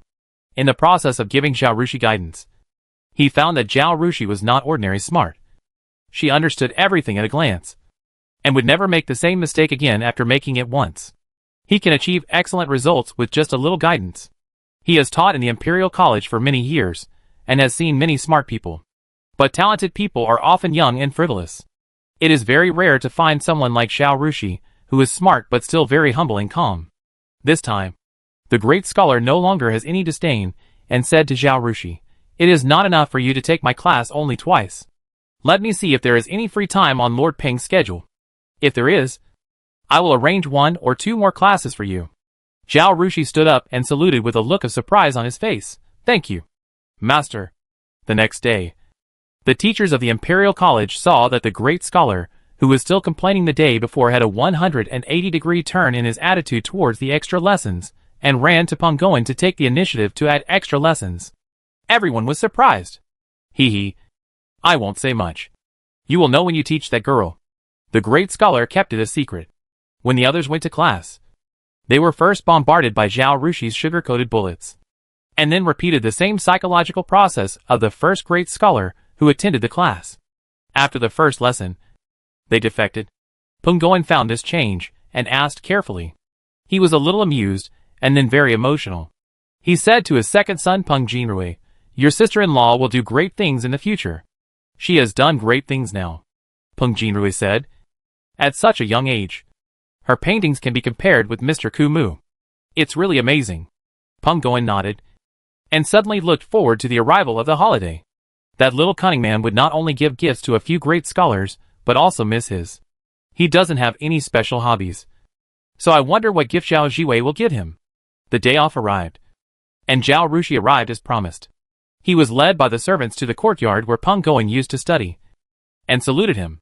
"Are you here? Sit down." Peng Goen pointed to the chair next to him. The weather was pleasant at this time, neither cold nor hot, and there was no wind. In order to avoid suspicion, he simply asked someone to move the tables, and chairs to the corridor, and tutored in the corridor. Zhao Rushi did not sit down, but took a small box from Qi Feng and handed it to the Peng family maid, Uncle Peng. I am sorry to take up your rest time. Therefore, I prepared a small gift to show my appreciation. I hope Uncle Peng will not despise it. But Peng Goen refused to accept it and said, Didn't you prepare a gift when you and your master came to visit me that day? That was from my master. Not from me, Zhao Rushi said innocently. If they had given a heavy gift to Peng Goen when they came to ask for help that day, people would think that he agreed to it out of greed, which would have tarnished his reputation. So that day, Zhao Rushi asked someone to buy 4 kinds of snacks, plus a set of medium-quality study treasures, and spent dozens of taels of silver in total. Such a gift is nothing in the capital. Peng Goen couldn't help laughing after hearing Zhao Rushi's twisted logic. He was not afraid of receiving gifts, because Zhao Rushi was his junior anyway, and he would return the gift when the time came. He was very curious about what gift Zhao Rushi gave him. He nodded to the maid, Take it. The maid took the box, brought it to Peng Goen, and opened the lid of the box. A golden, round thing was lying in the brocade. What is this for? Peng Goen picked it up, and found that there was a chain on it.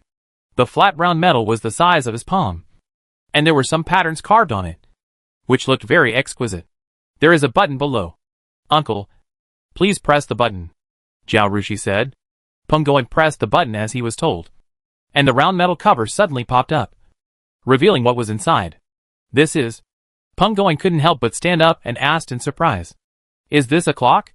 The first generation of clocks had already been sold all over Beijing and Jiangnan. The better-off families in Beijing would buy one and put it at home.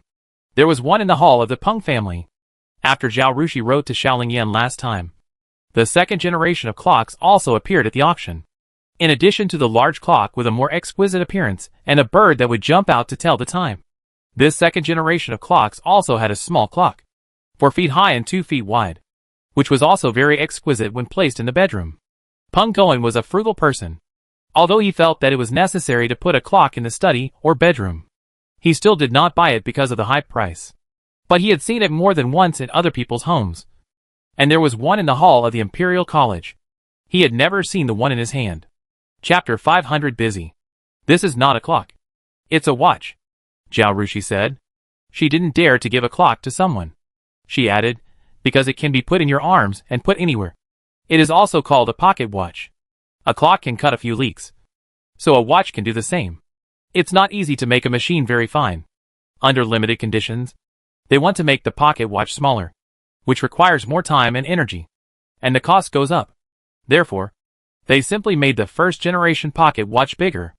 The second generation pocket watch can be smaller and more exquisite. Although this pocket watch is larger, it is still relatively flat. If you wear thick clothes in winter, you can put it in your arms. Although Peng Goen is serious, he also has a childish side.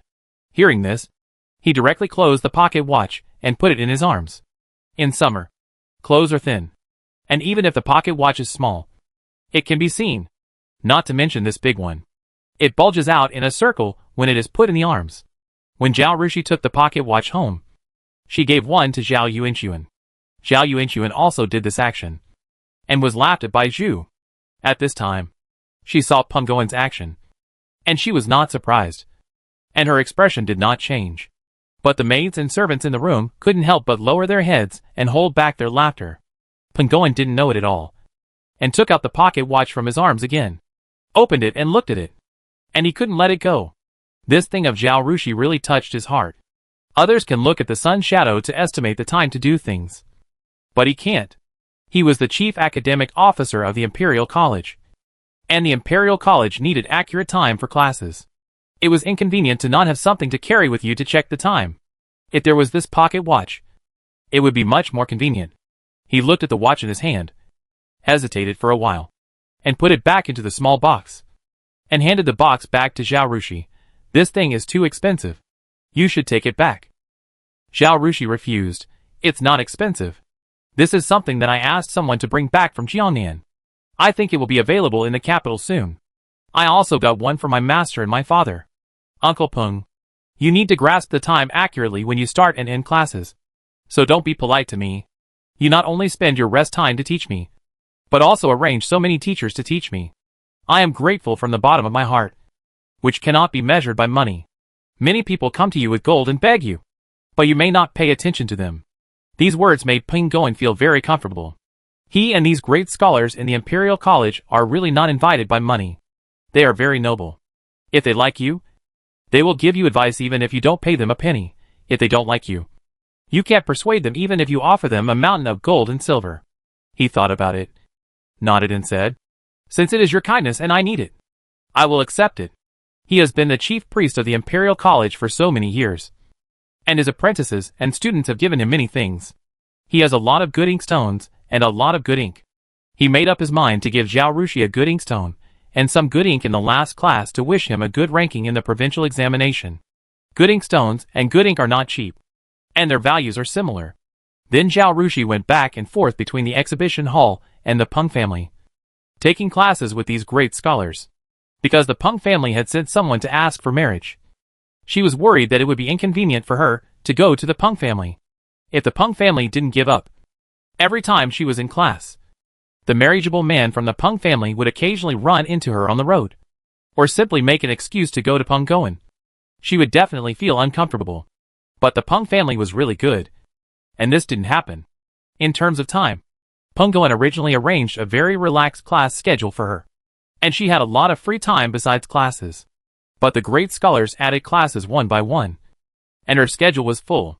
This was the hottest weather in June and July, and Zhu was very distressed.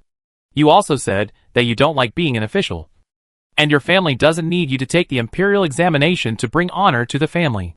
Why do you work so hard? Zhao Rushi was helpless. She didn't want to either. Although she was a top student in modern times, she always knew that there are mountains beyond mountains, and people beyond people. Thinking back to the time when she was the top scorer in the college entrance examination, she was only the third in science in her province.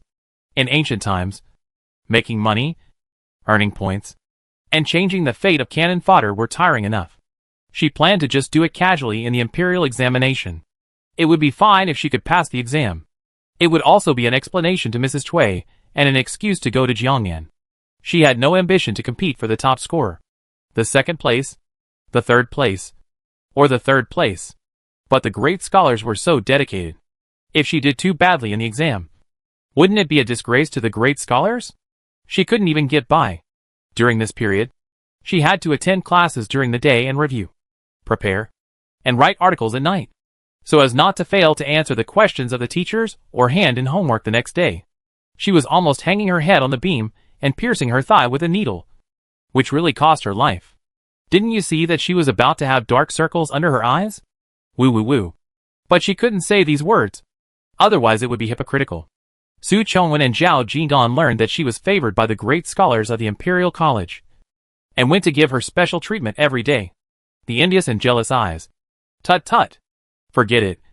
I won't say any more. If I say too much, I'll just cry. Zhu knew all this. Seeing her daughter's face full of grief and anger, she couldn't bear it and changed the subject. Your coming-of-age ceremony will be in a while.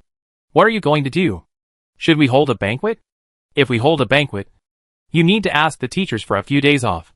You have to make jewelry, clothes, and attend banquets in person. I can't replace you. No. No. Zhao Rushi refused directly. She got a headache when she heard what Zhu said.